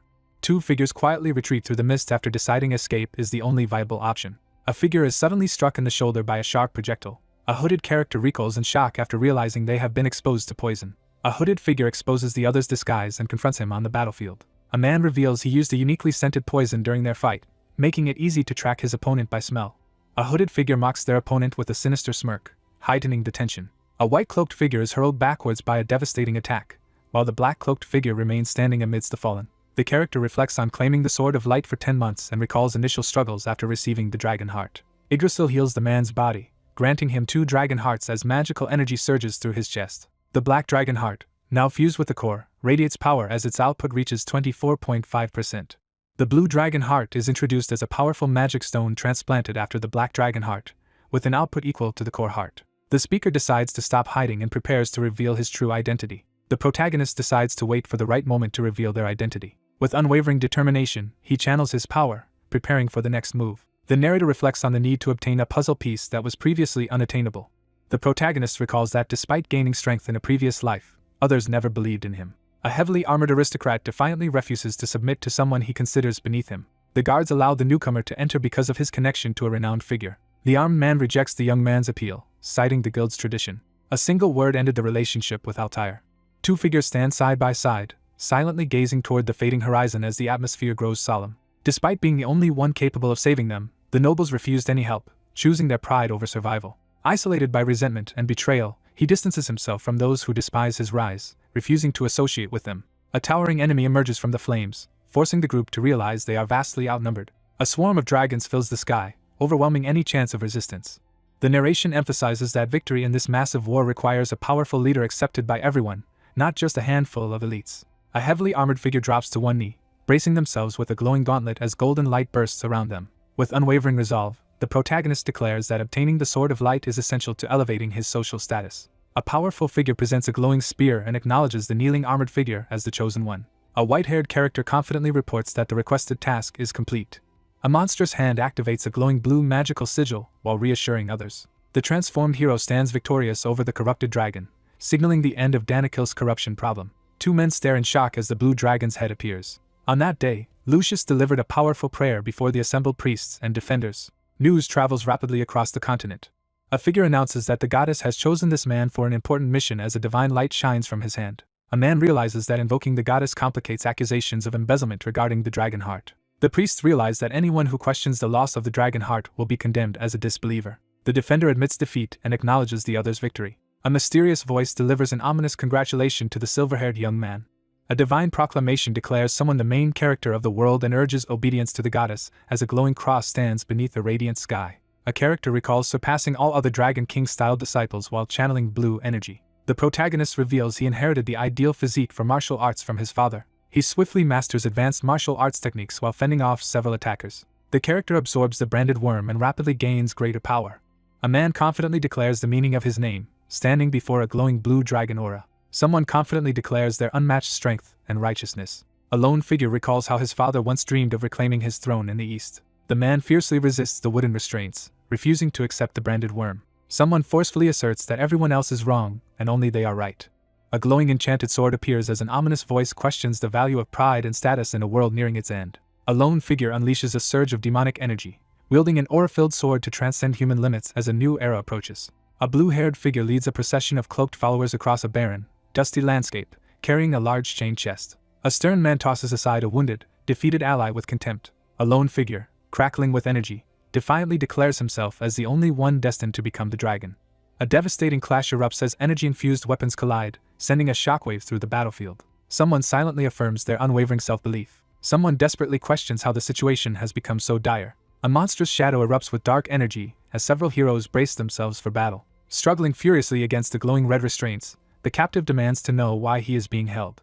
She evaluates the newcomer, recognizing him as a powerful threat surpassing the others. Several defeated enemies lie motionless among broken Dragon King-style masks, emphasizing the danger of facing them alone. A woman holding a decorated staff criticizes her opponent for not including healers or mages in their party. A shadowy figure unleashes dark magic, demonstrating abilities that drain health and mana while hindering the opponent's movements. A magic user unleashes steel vines that absorb an opponent's mana and grow stronger. Poisonous pollen fills the air, causing the soldiers to collapse as they struggle to breathe. The healer unleashes a powerful support spell that boosts attack power, attack speed, and movement speed for the team. A figure grips the legendary bow, preparing to unleash its immense power. A formidable dragon weapon is introduced, capable of shooting arrows 1.5 kilometers in 12 seconds. Empowered by a speed buff, one archer quickly readies his attack to pursue a slowed opponent. A white-cloaked woman mocks her captive as she restrains him with dark, glowing tendrils. A menacing figure delivers a deadly warning to someone below. A masked man, drenched in sweat and rain, screams in fury and pain. An arrow tears through the cloaked enemy's head, killing them instantly. 3 people brace themselves as a monstrous creature erupts from the ground, surrounded by twisting roots. She decides that killing the hostage is the most practical option to avoid future complications. She realizes that if the Son of the East is present, the smiling woman must have gone to Lucius. A fiery object hurtles through the sky as the group watches tensely, and one person stares ahead with unwavering focus. A mysterious ray of light flashes across the sky, drawing attention to an unusual phenomenon. A determined figure stands in golden light and promises to meet someone soon. After confirming the area is clear of enemies, the group prepares for healing before departing to the third parish. Night falls, and the sky fills with stars. The group arrives at the third parish, and a white-haired man kneels to kiss the hand of a dark-haired woman at the gate, while others watch. An elf with a quiver of arrows appears before the group, stunning everyone. Someone wonders aloud how many centuries have passed since an elf last left the great elfin forest. A worried advisor realizes that the princess's unexpected return with an elf and her closeness to a nobleman may have major political consequences. A scarred man examines a smoking skull-shaped object and decides Zephyr is not his target. One character firmly rejects the other's offer to arrange an introduction. A stern man glares suspiciously at the newcomer, openly expressing his dislike as the atmosphere grows tense. A scarred man with white streaked hair inspects a skull-top cane, his body tense. A sword is pressed against the neck of a red-haired, elf-eared character, forcing them to freeze in place. A girl with heterochromatic eyes shyly peeks out from behind someone's cloak, seeking comfort in the warm light. A red-haired elf girl with heterochromatic eyes casts a spell with determination. A wounded man glares forward, vowing not to let his enemy succeed. A frustrated man glares upward as he reacts to someone's unexpected return. A girl suddenly floats above the ground as a cloaked figure recoils in shock. The challengers lose confidence and consider retreating after realizing the saint is stronger than they expected. Screams of pain erupt and echo through the torchlit hallway of the Temple of Light's third parish. A defiant armored man fights to break free from magical restraints as guards rush in to arrest someone named Gertrude. A majestic palace of the Fraser Archduchy dominates the night as triumphant laughter resounds. A man reacts with smug amusement to unexpected news as a shadowy figure watches from behind. A man decides to visit someone who has recently entertained him, planning to offer a reward. A figure gathers swirling energy around a glowing medallion, recalling an unfinished promise. Dark mana surges as the gold medallion cracks under the strain, revealing the dangerous instability of this power. A powerful figure contemplates the next event for the second round, considering its significance for the kingdom. Banners representing different factions are raised high under the clear sky. The forces surrounding the temple quickly withdrew from the third parish. Hooded figures load the chain stake of faith onto wagons under strict supervision. A council member plots to exploit Zephyr as a new investment opportunity for the Temple of Light. The strategist urgently informs the group that recent developments will alter the original Ice Dragon raid plans and insists on regrouping with the clients to devise a new strategy. The 4th Parish Knights and Gertrude arrive to inquire about Aldine's location. A blindfolded, armored man sits chained and motionless inside a dark prison cell. They were imprisoned and left to await interrogation for heresy. One figure confesses anxiety about explaining that Aldine was a demon god worshipper and that they killed him. 2 church members discuss how the 4th Parish and the Lasker family only sent congratulatory flowers without asking questions, finding the situation suspicious. A calculating figure outlines how exposing Aldine as a demon god worshipper could shift the balance of power and force others to reconsider their position. 2 characters express their frustration that the situation remains unresolved despite recent events. An armored figure steps forward, accepting that this was the best outcome possible. In a summit hall, 3 knights celebrate their rare victory, acknowledging the protection of lives, honor, and wealth as one urgently calls out to the captain. Someone silently acknowledges the difficulty of the challenge. An angel descends and urgently delivers a glowing letter to Lucius. A hand reaches through a swirling portal to snatch the dragon barbecue ribs while someone watches with a mischievous grin. Someone recalls hearing strange muttering and realizes the consequences after seeing the letter from the angel. A divine emissary prepares to deliver a sacred artifact from the heavens. A devout follower receives a letter from the goddess and resolves to support the savior as part of a divine mission.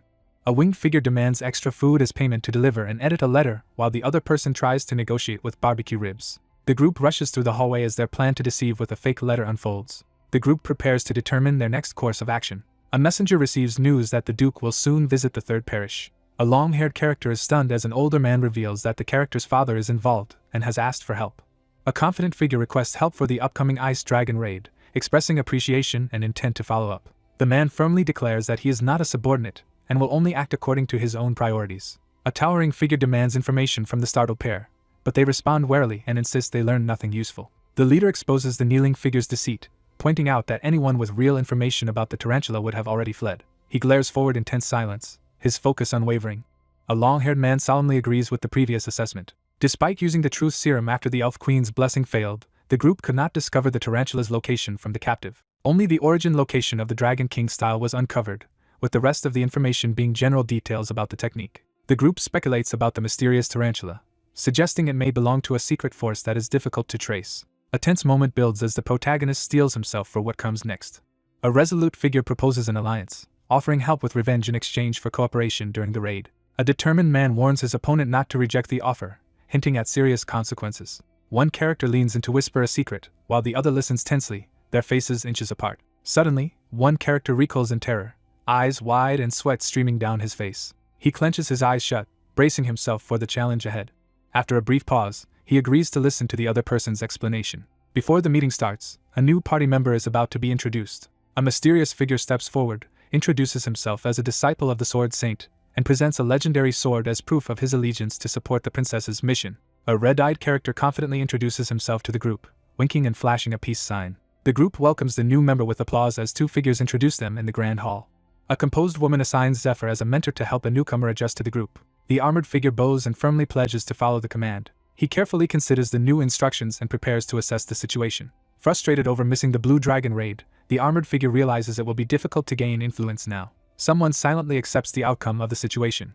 Someone reflects on the possibility that arriving sooner could have forced them to kill the Blue Dragon themselves. A warrior receives a dire warning that all dragons must be killed before the demon god descends and destroys the world. Someone hesitates, realizing obeying the order would mean killing the master's sleeping original form. The armored warrior firmly rejects slaying dragons, stating the true mission is to stop the demon god's arrival and support the princess' plan for coexistence. She considers forming an alliance with the dragons to make defeating the demon god worshippers easier.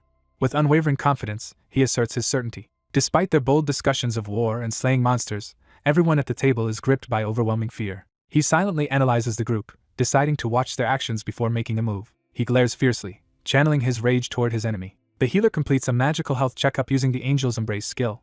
One person collapses in distress while another shivers on the floor beside a third who looks unimpressed, all reacting awkwardly to the party joining ritual. One party member excitedly marvels at the rare composition of the group, while another recoils in alarm at her enthusiasm. One character expresses frustration over missing an opportunity, while another angrily denies being part of the group and is abruptly removed. A composed woman questions the guard about the smiling woman as another greets her with respect. She admits she needs to investigate further before reaching a conclusion. The Elf Queen's blessing, a mind control power requiring physical and eye contact, failed to activate on the smiling woman despite all conditions being met. Sitting in the grand hall, she analyzes why the blessing on Ned remains unchanged, ruling out both prior blessings and curses. A woman speculates that the cause of the problem must be physical, possibly related to the brain, since all equipment was removed. She stiffens in shock, her eyes wide as she processes the news. A healer calmly explains that high-level healing can restore recent injuries but cannot repair wounds from long ago.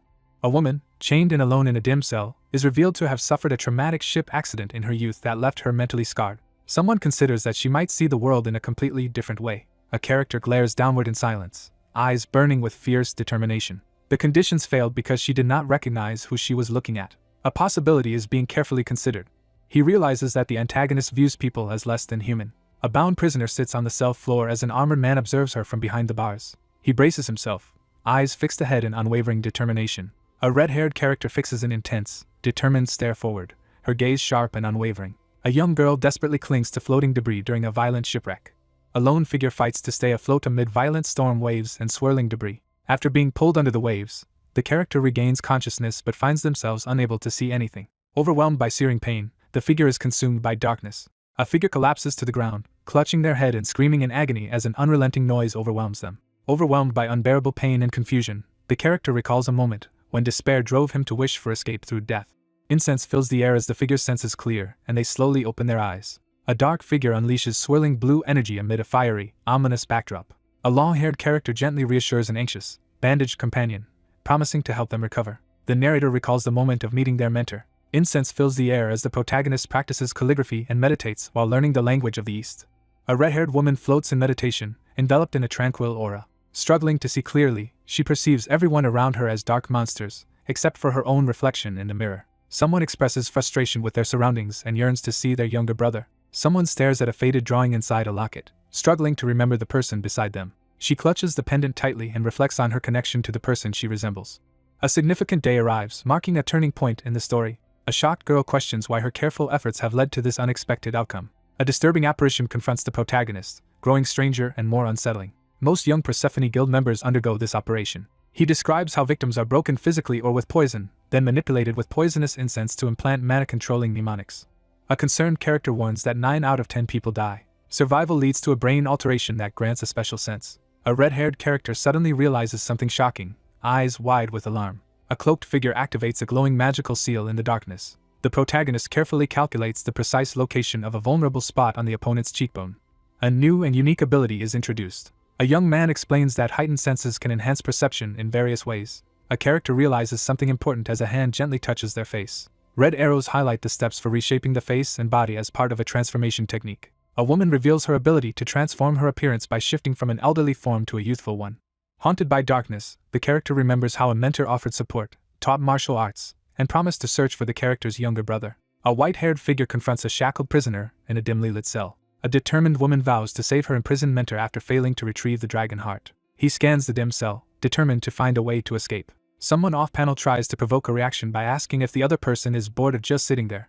A captive woman, resigned to her fate, asks for one final favor from her captor. A desperate woman begs for a chance to bathe, offering information and compliance in return. Tied up behind bars, the captive desperately begs the figure outside to set them free. A red-haired woman confidently invites someone to wash her, making a daring proposition. A character clenches their jaw, bracing for what comes next. A tall man confronts a kneeling woman in a dimly lit dungeon as she reacts with surprise. A knight in black armor lifts the red-haired woman's chin, asserting control in a tense standoff. She struggles to hold back tears, overwhelmed by emotion. A character realizes she has successfully manipulated the situation to her advantage. A silver-haired man in dark armor lifts the chin of a kneeling red-haired woman as the atmosphere grows tense and intimate. A defiant figure makes a bold vow to become an unforgettable war trophy. A gloved hand forcefully slips a finger into the tearful woman's mouth as she keeps her eyes shut. The prerequisites for gaining immense power, dragon hearts and the sword of light, are revealed. A psychological challenge is presented, suggesting that no one can overcome their natural instincts. The character pauses to catch his breath, visibly exhausted. The white-haired man aggressively demands the red-haired woman produce the branded worm, gripping her face as magical runes swirl around them. Her eye widens as she suddenly grasps the shocking truth. A giant centipede is confined inside a glowing red magic circle, struggling to break free. A gloved attacker seizes the man's throat as magical restraints flare around them. A figure collapses to the ground, screaming in pain as blood splatters around them. An armored man subdues a bleeding, bound woman as she coughs up blood. The white-haired man smirks with confidence, preparing for what comes next. Someone silently reflects on the consequences of returning to the past. A character suddenly realizes a critical truth, eyes wide with shock. A pointed observation is delivered, highlighting that nothing has changed. Urgent thoughts foreshadow an approaching conclusion as the night sky looms over the cathedral window. One character confesses her desire to be together as they stand closely, both gripping their swords. A red-haired woman demands trust as she asserts control over the situation. Accusations of betrayal surface as one character confronts another about being used and discarded. A red-haired character slams their foot down, crushing the monstrous centipede. An armored man threatens a bloodied, restrained woman, declaring he will spare her for her brother's sake but warns this is her last chance. A shadowy figure threatens the woman, warning her that her fate depends on how she behaves. Magical energy gathers above as a woman begins to awaken. A massive set of ornate doors slowly opens, revealing a flood of mysterious light. A silver-haired man in dark armor climbs the torchlit stairs as a cloaked figure approaches from above, setting the stage for a tense encounter. A woman stands with folded arms, watching closely as she questions whether the conflict has ended. A composed young woman steps into view, her calm presence drawing attention. An armored man explains that he is gradually restoring a woman's senses and memories to avoid dangerous side effects as he escorts her down the corridor. She decides to proceed slowly to minimize the risk of side effects. Two figures ascend the stairs while discussing their conflicting intentions toward the smiling woman. A scheming woman decides to exploit a talented rival for her group's advantage, while the man beside her reacts with uncertainty. While she remains unconscious, a safety device is created and placed beside her along with a sealed letter. The protagonist regains composure and prepares to tackle the next challenge. He steels himself, eyes fixed forward in determination. The narrator admits feeling reluctant about meeting her. The speaker reveals he initially intended to kill her but hesitated due to her connection to someone important, and now feels uneasy about a possible encounter. Confronted by her presence, the protagonist struggles to contain a surge of rage and hatred. One character struggles to comprehend another's decision to remain with the demon god cult despite knowing the truth, while others react with intense emotion. A young man looks down with a somber expression, reflecting on the significance of his past actions. Someone silently reflects on a future that can no longer be reached. He quickly turns his head as a gloved hand with a golden accessory lunges toward him. A white-haired man swiftly dodges glowing projectiles while a golden mask tumbles down the stone steps. He freezes in shock, realizing something alarming. A man cautiously climbs the stairs with a torch as a massive bare foot suddenly appears above him. Someone notices with concern that the string has come undone. A woman in a black dress confidently ascends the stone staircase, drawing attention as she enters. He sharpens his focus, determination clear in his eyes. She realizes her shoe is completely broken and can no longer be worn. A dark stairway appears, illuminated by a faint, eerie light. A woman enjoys a rare moment of tranquility, her expression serene as she sits in her ornate dress. A calm and relaxed atmosphere settles over the scene. In the darkness, her glowing skin draws all attention. A gloved hand gently holds a bare foot, creating a moment of quiet intimacy between them. An armored man lifts a woman into his arms and kisses her passionately under the warm light. A platinum-haired man leans in close and teases the woman about her jealousy. The man quickly denies being jealous, reacting defensively to the accusation. A woman gazes softly and intimately at the man standing close to her. A character boldly confesses their intent to seduce the other person. Two characters lean in and share a tender kiss as sparkling light surrounds them. Haunted by betrayal and pain from the past, the speaker vows never to trust others again. Two figures clasp hands firmly, united in a moment of solidarity. The narrator reflects on a woman named Altair, recalling her unique honesty. A narrator reflects on how words can be fabricated and considers the nature of truth. A poised woman with a confident smile is gently led forward by a gloved hand, accepting the invitation. A determined figure firmly declares his unwavering choice while holding another's hand in a glowing, ethereal setting. With the lockdown lifted at the Third Parish Temple, a major service is announced to mark the end of the raid. At the banquet, Altair publicly declared her intention to join the Ice Dragon raid. Anticipation grows over the treasure retrieved from Eurydice's grave. Two legendary artifacts, a crowned candle holder and a jeweled goblet, are revealed in a burst of magical light. The narration highlights the formidable lineup of the party, mentioning a dragon slayer, a high elf, the strongest 10, and a saint among its members. A blonde elf in ornate golden armor scans the crowded gathering with anxious vigilance. The stage was set to capture the investors' interest. A white-haired man observes the enthusiastic crowd and acknowledges the event's promising progress as applause breaks out. A character reacts with shock to an unexpected event. A figure in ornate robes acknowledges the recent accomplishments of two individuals. A crucial point is about to be revealed, heightening anticipation. The cult leader steps forward in the ornate hall, loudly drawing attention to Zephyr as the crowd reacts. The first prince of Kian Kingdom, Polaris, is introduced as a beloved and admired figure due to his status, intelligence, and charisma. He studies the supposed cult leader with open suspicion, questioning his motives. He smirks confidently, his red eyes glinting in the shadows. A silver-haired figure formally welcomes Cardinal Polaris inside the Grand Hall. She quickly formulates a plan to protect Zephyr from Polaris's schemes. One figure calmly assures the tense group that he is only a priest, while the others remain wary and observant. A young man smirks and boldly challenges his opponent by holding something up. The massive doors slowly open, revealing a blinding light from inside. A towering figure bursts into the crowded hall, startling everyone inside. Children burst energetically into the sunlit hall. A man reacts with shock as he learns unexpected news about children. A man in ceremonial attire encourages a group of children in flower crowns to begin their performance. 3 girls stand together, singing joyfully with their eyes closed. Surrounded by singing children with flower crowns, he stands surprised as they celebrate him. He anxiously tries to anticipate his opponent's next move. An adult introduces a solemn refugee child who lost his family to a dragon's deadly poison. 2 sisters, the only survivors of their village, sit together after losing their family to undead monsters from the tomb of the abominable princess. A caretaker expresses gratitude for the rescue and acknowledges her own limitations in helping the orphans. A kneeling man expresses heartfelt gratitude to the tall figure standing before him. With a confident, determined smile, the man silently contemplates his next move. Amid enthusiastic cheers, a woman suspects that the public display of congratulations hides a different motive. A man calmly explains that a dungeon bubble break 12 years ago triggered a continent-wide economic crisis caused by widespread dungeon-related fraud. New laws were established to prevent another economic disaster caused by dungeons. Dungeon law requires all valuable items found during a raid to be appraised by certified evaluators and reported up the chain of command. The protagonist confronts the crowd by citing a law that punishes false evaluations and hints at a discrepancy in the reported value of the Black Dragon heart. The group is stunned as the shocking result, 0 gold, is announced. A figure cites strict contract rules about dungeon loot to the group. Realizing the dragon heart was listed at no cost, the character exposes the false report. A long-haired character urgently shouts a warning to the cardinal. A man in a decorated white outfit laughs loudly and deflects blame onto the crowd. A caped figure stands in the glowing hall, boldly declaring that the dragon heart's value cannot be measured by gold, but only by the will of the goddess. A suspicious character questions Zephyr's true motives as he tries to fulfill the goddess' mission. She suddenly realizes that the real target was never the gold, sensing that something is seriously wrong. The man forcefully objects to anyone assigning a price to the dragon heart, emphasizing the sacrifice made to save everyone from chaos. Overcome with rage, the man explodes and hurls an insult at his opponent. A young man stands before the crowd, confidently proclaiming his happiness at being both prince and cardinal of the Temple of Light. A man urgently pleads with the king to halt the arrest, insisting the situation concerns the heavens rather than humans. He approaches the bishops of each parish to continue his plan. He presents the signed scroll as proof that he has secured 10 signatures from the parishes.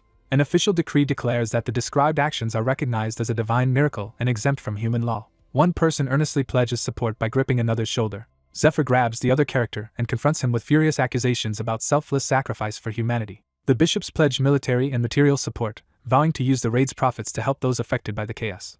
A frustrated character realizes that their plan has backfired as religion unexpectedly becomes an obstacle. They weigh the risk of losing their profits against the consequences of refusing to help without payment. One character hesitates, doubting that a proposed solution will actually address the problem. Polaris is revealed as the one responsible for the issue. He relinquished his claim to the throne, became a bishop in the Gold Dragon's territory, and gained even greater power than before. Challenging Polaris means provoking the powerful Gold Dragon, who will stop at nothing to protect him. Realizing that no one can defeat Polaris, the group considers how to make him retreat on his own. As the situation becomes hopeless, the group decides to leave while tension rises among the uneasy crowd. Accusations fly as someone claims Cardinal Polaris is using the Rescue Foundation to steal the party's profits. A mysterious man confidently taunts his opponent, making it clear he is not seeking another battle. The young man steps forward and announces his intention to fight. Struggling to continue, the young man is overwhelmed by self-doubt. A white-haired young man struggles to contain his laughter while being held by the collar and internally mocks his aggressor. Powerful organizations use this method to systematically undermine smaller guilds and individuals. An armored individual submits a request form to the official at the desk, securing promised support. Someone reflects on how deals are only honored at first before trust is broken. Requests are repeatedly delayed or denied as official letters pile up, highlighting overwhelming bureaucracy. After months of effort, only partial funding is available due to the parish's strained finances. A coin pouch spills out meager change as 2 battered soldiers stand in miserable silence, exposing the harsh reality of their situation. A hooded figure stealthily picks a large lock to break into a restricted area at night. A woman explains that retaining top party members requires paying them massive yearly contract fees to prevent them from being recruited by rivals. The legendary lance is revealed to have skyrocketed in value at auction, reaching millions in gold. Special equipment is created with enchantments suited to the target monster, factoring in both material and customization costs. The group travels through the forest with a large wagon, accounting for the various costs required to support their expedition. The group learns that raiding a dungeon requires purchasing entry rights with money. 2 guards block the chained entrance to the Temple of Light's dungeon as the costly raid preparations continue. With no profits and no support from the higher-ups, the party faces inevitable ruin. A dark-haired man taunts his opponent, questioning how much longer they can endure or if they have a secret plan. Someone warns that being special now requires strict self-control to gain others' trust. A character insults another by dismissing their status as a petty thief and highlighting their lack of experience in high society. A male character mocks Altire's impending bankruptcy and ridicules her need to maintain her appearance as a princess. One man provokes the other, escalating their intense standoff. The protagonist steels himself, refusing to give up. He sharpens his focus, preparing for a decisive moment. The southern gate bursts open as a blood-tainted wind sweeps in from the east. A massive red cloud engulfs the city, signaling an ominous phenomenon. The four horsemen of the apocalypse emerge, threatening to unleash plague, famine, war, and death. A character reels in shock after realizing the significance of a crucial quote. A powerful prophecy warns that only by obtaining the 5 stars of the dragons can the world's destruction be prevented. An armored figure recalls receiving the sword of light from an angel, gripping the glowing weapon with determination. It is revealed that the 5 stars represent the dragon hearts. The young man firmly states that he alone will keep the dragon hearts and the sword of light, refusing to hand them over. He asserts control over the distribution of the dragon hearts. A character glares forward with an intense, glowing red eye. Someone issues a strict directive, urging compliance. 2 figures seal their alliance with a firm handshake. 2 men seal their alliance with a handshake in the grand hall. A carriage approaches along the dark, silent road under the cover of night. A nobleman assesses his rival's unexpectedly calm response and suspects he is determined to keep the dragon heart. He suspects that his opponent plans to give the dragon heart to an ally in order to strengthen their group against him. A character observes his opponent's decision and mocks him for taking the difficult path. The consequences of his choice will lead to his downfall. A powerful relic shatters into 7 pieces, and the only way to restore its purpose is to reunite them all. Sinister laughter echoes through the dimly lit room as the curtains billow. A young man sits quietly in a moving carriage, deep in thought as he gazes out the window. The protagonist dismisses the threat of his opponent and prepares to move forward. The narrator questions the true motives behind the supposed cooperation with Altair and doubts whether the actions taken are genuinely guided by the goddess. He weighs the consequences of not using his mana detection skill in front of the crowd and quickly refocuses on his strategy. Someone reveals that they've ensured nothing will go wrong with the demon god's summoning and hints at another sinister plan. A startled young man grips his warhammer and questions the stranger about their connection to his master. A mysterious man in ornate robes confidently reveals that he is an old friend of Nemeshuna. Someone notes that the other person must miss their master a lot. One man leans in and reveals that there may be a way for the other to reunite with someone important, sparking surprise and hope. The young man steels himself, ready to face the challenge ahead. A gloved hand lifts a key on a string, signaling the next crucial step. 2 figures reflect on their setback but remain determined, focusing on the dragon heart as their remaining hope. She questions Zephyr's apparent happiness, suspecting that recent events were part of his plan. The protagonist reflects on how recent events clarified some of the cult leader's actions from his past life. The protagonist realizes that the appearance of the mysterious figure is linked to the dragon heart, and forms a new hypothesis after recalling a clue. The white dragon emerges as the main obstacle threatening the demon god cult leader's plans, prompting suspicion about her involvement in Aldine's death. He wonders why, in his past life, nothing was done about Adi, the disciple of the white dragon, for 2 years. 2 armored figures meet under the night sky as one begins to introduce himself to the other. The party's guardian deity, the ice dragon Mirnia, is introduced. He failed to gather the dragon hearts. The young man realizes the cult leader felt relieved. Doubt and despair settle in as the possibility of gaining enough power to win the war seems impossible. The protagonist reveals he deliberately misled others about his knowledge and intentions regarding the dragon heart. He mocks his opponent's defeat and reflects on how manipulation and pressure secured his victory. A monstrous figure, shrouded in purple energy, crouches on the floor as dark power surges around him. A character's eyes widen in shock as they realize something critical. One character warns that if the cult leader reveals his true power, the group's survival will be at risk. One figure reflects on how another, despite knowing the truth, kept their secret and followed the unspoken rules. He realizes his enemy could accuse him of being a threat, and use the gold dragon's powers to spark conflict within the Temple of Light. Suppressing his laughter, the protagonist silently mocks his adversary's arrogance and misplaced confidence. The cult leader remains unaware that his mistakes will not become apparent until much later. Clenching her hands, the woman vows that her adversary will forever regret missing his chance. 2 figures stand together under the glowing night sky, determined to surpass their previous limits. A luxurious blue dragon bourguignon stew made with red wine is presented under a warm light. A legendary steak dish is presented, drawing everyone's attention. A sparkling liquid from the lake of life is poured into a glass. A white-haired man insists they must work together and boost their stats to survive the ice dragon raid in the harsh snowfield. A group gathers around the lavish table as the meal begins with energetic encouragement to eat. 2 women react with delight and astonishment after tasting the dragon meat. Yellow lightning crackles as 2 characters react intensely to the revelation of a power that enhances mana, stamina, strength, senses, and elemental resistances. A subordinate eagerly offers his share of the Lake of Life's water to the captain, explaining its powerful effects. The group is urged to eat and rest in preparation for the busy times ahead. Zephyr shares that he learned to cook from his grandfather, who owned a restaurant, as Altair listens with interest. A woman playfully teases someone about hiding their cooking skills, prompting a light-hearted reaction. One character points out that Adi is the only one missing from the group today. A character nervously refuses to join the meal, making an excuse about a stomachache to avoid eating dragon meat. One character anxiously voices concern about being hated, while another calmly reassures them not to worry. A wary character assesses that his opponent will be limited, not only by the helmet. A tense standoff unfolds as the blonde elf confronts the two figures ahead. A character decides that eliminating their target immediately is the best course of action. Preparations for the dragon raid continued immediately after the cult leader's disruption. A man hands over the Lauren auction catalog and a confidential item list as the group examines the documents. A calm man in religious attire explains that the Lauren auction is the continent's largest, with millions of gold exchanged and strict rules for item displays. An auction employee explains the lengthy process required for items to be evaluated, cataloged, and officially listed for the Lauren auction. Two people discuss the 6-month delay for processing a request, worried it will affect preparations for the Ice Dragon raid. A silver-haired man in dark armor sets a deadline for 2 months while reading a document in a lavish room. He outlines a plan to exploit the auction rules, stressing the importance of acting before the date is set. The protagonist reviews a scroll, trying to recall which items from his past life would help in the upcoming Ice Dragon raid. Someone admits they are unable to act this time, expressing regret. The aftermath of the Ice Dragon's defeat reveals a critical change from the protagonist's previous life. An armored figure stomps into the water, making a decisive entrance. An armored warrior identifies the Ice Dragon's castle in the distance. The warrior surveys the field of fallen monsters and advances toward the frozen castle through the snowfall. Altair and several forces left the castle to pursue Ned, who had escaped with the dragon heart. Ignoring the others' protests, one character charges ahead to confront the dragons while the remaining two urgently try to stop him. The narration explains that the real reason for the character's departure to the port was likely to see if communication with the dragons was possible. An armored figure strides determinedly down the grand, sunlit hallway, footsteps echoing in the silence. The armored knight decides to contact the dragons before the princess does, hoping to avoid unnecessary conflict. The unexpected situation turned into a fortunate opportunity, as the figure boldly opened the glowing doors. A cloaked intruder steps inside as a hidden figure encased in ice demands to know their identity and reason for trespassing. Seated on her ice throne, the woman dismisses her opponent's actions as arrogant. A woman with long white hair smirks confidently, her blue eyes filled with self-assurance. The armored warrior glares ahead with fierce determination, preparing to strike. Someone is shocked to realize that a girl with horns and a powerful aura has appeared. A powerful burst of ice magic destroys and freezes the ornate throne. A blue-haired woman charges forward with unexpected speed, catching the armored man off guard.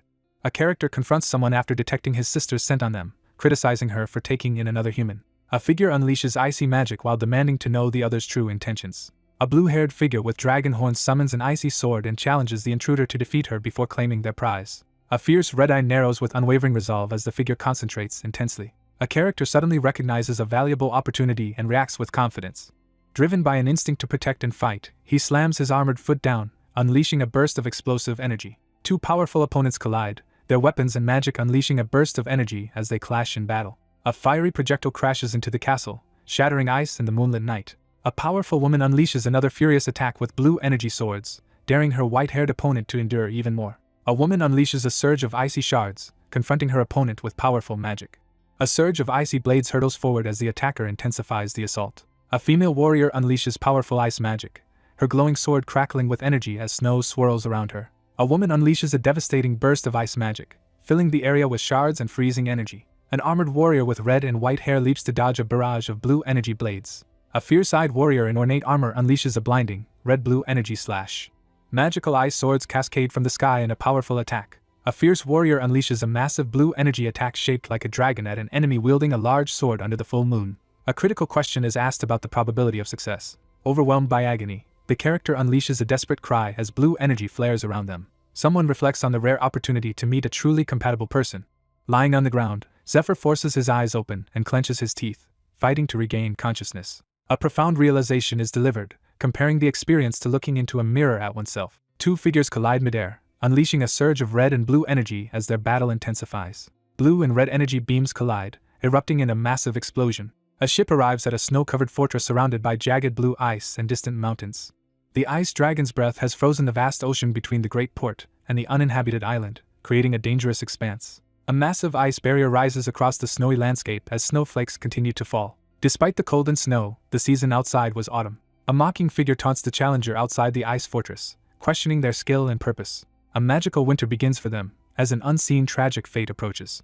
A heavily armored figure slams their foot into the ground, unleashing a powerful shockwave. A fierce warrior in a beast-like helmet unleashes a devastating, glowing energy punch. A white-haired character with blue horns releases a surge of icy energy, launching a powerful magical attack. A white-haired figure with blue horns unleashes a powerful magical punch, sending the dark-haired enemy flying. The blue-horned woman easily overpowers the frustrated red-haired warrior, asserting her superiority and mocking his lack of strength. A horned woman calmly offers a weapon, initiating a sparring challenge. A metallic hand slams into the ground, shattering it and unleashing a surge of blue energy. A battle-hardened figure demands his opponent's attack with at least 7 magic swords and remember to use Requiem. The wounded fighter grits his teeth and struggles to endure a surge of intense pain. A furious figure unleashes a powerful magical attack, causing energy to erupt around the glowing castle. A life ruled by instinct unfolded, filled with relentless fighting and eating only to survive. Gloved hands strike flint and steel, igniting a small fire on the tinder. A white-haired character with blue horns inspects a flint shaped like a key, commenting on how tools have changed since ancient times. 2 people sit by the campfire, quietly eating roasted fish together. Overwhelmed by exhaustion, one person collapses to the ground while another watches with concern. A draconic woman reflects on a human's unusual determination to keep fighting despite witnessing her power. A character reflects on the peculiarity of their sister's disciples, mentioning one who remained an empty vessel until age 12. A heavily armored figure defends with an unnaturally precise and unsettling presence. Haunted by memories, a brooding figure recalls the stressful encounter with the child from 20 years ago. A character's strengths and qualities are being listed as their hand reaches determinedly toward the light. The narrator highlights that the protagonist had many talents aiding his growth, but emphasizes one outstanding quality. A horned woman unleashes a spell as an armored warrior blocks her attack with his sword. Zephyr is struck hard in the face but glares back with unyielding fury. A figure laments missing the chance to strike because they were too far away. The character agonizes over why his power failed and desperately questions what he still lacks. Amid a fierce magical battle, the combatant rapidly evaluates techniques and searches for openings to gain the upper hand. A desperate figure strains to push past his limits as powerful energy beams collide in a blinding clash. The protagonist realizes he is completely overpowered by his opponent. An armored foot crashes down, unleashing a surge of red and blue energy. A character advances toward a formidable opponent as powerful energies collide in the darkness. The armored warrior charges forward, channeling energy into his sword for a decisive attack. Someone shouts with uncontrollable excitement. An armored figure channels crackling energy into a massive sword and prepares to unleash a devastating attack beneath the full moon. A brutal clash erupts as the combatant unleashes a powerful attack against a massive white dragon, sending ice and energy flying. The exhausted character collapses under the blue ceiling light to rest. Zephyr lies on the ground, silently reflecting on the 3 months that have passed since the last full moon. After 3 months of training, he realizes he is now strong enough to land a hit on Myrnia in her dragon form. The butler hurriedly tells the shocked visitor to return in 2 months, causing visible confusion. A silver-haired girl with blue horns urgently calls for someone to emerge from the glowing well. A startled figure sprawls on the cracked ice, demanding to know what is happening as they look up at the imposing person standing above them. A character's eye widens in shock as they realize something critical. A blue-haired character with horns excitedly gestures toward the glowing northern lights in the frozen landscape. A horned woman invites a man to sit with her beneath the glowing blue auroras. He stares ahead in stunned silence, bracing for what comes next. A mysterious figure reveals that their master once foresaw this moment. A dragon-like figure delivers an emotional message beneath the glowing aurora as another listens in silence. A character focuses intensely as blue energy flares in their eye, signaling the activation of hidden power. A somber tone sets the stage for a story from the distant past. The dragon heart shatters, and new beings emerge over centuries, each formed from the glowing fragments. Someone awakens to consciousness in darkness. A majestic white dragon-like creature awakens and shakes its head, releasing a cool aura. A majestic white dragon warmly welcomes a newly hatched blue-accented dragon into the world. The character reflects on feeling a unique bond with one dragon while regarding the others as strangers. One character recalls how he and his sister stood out, highlighting her strength and warmth as they shared a close bond. A white-haired, horned character explains that she is called the Ice Dragon because the title of White Dragon was already taken. The speaker reflects on their isolation after their sister's long sleep and the other dragons' changed behavior following Kaiserus's death. The speaker admits a deep desire to find someone who can understand and share memories of their sister. A white-haired woman adorned with blue crystal ornaments radiates a calm, powerful presence as she gazes forward. Overcome by despair, the protagonist admits defeat in his thoughts. A distressed figure bows his head, apologizing to his master. A white-haired character turns under the night sky and urgently asks the horned figure what is wrong. A resolute mission is declared to kill all dragons. He remembers embracing his beloved little sister in a moment filled with affection. Someone forcefully rejects the request. A powerful hand activates the Earth's cradle skill, channeling energy to conceal an item within the ground.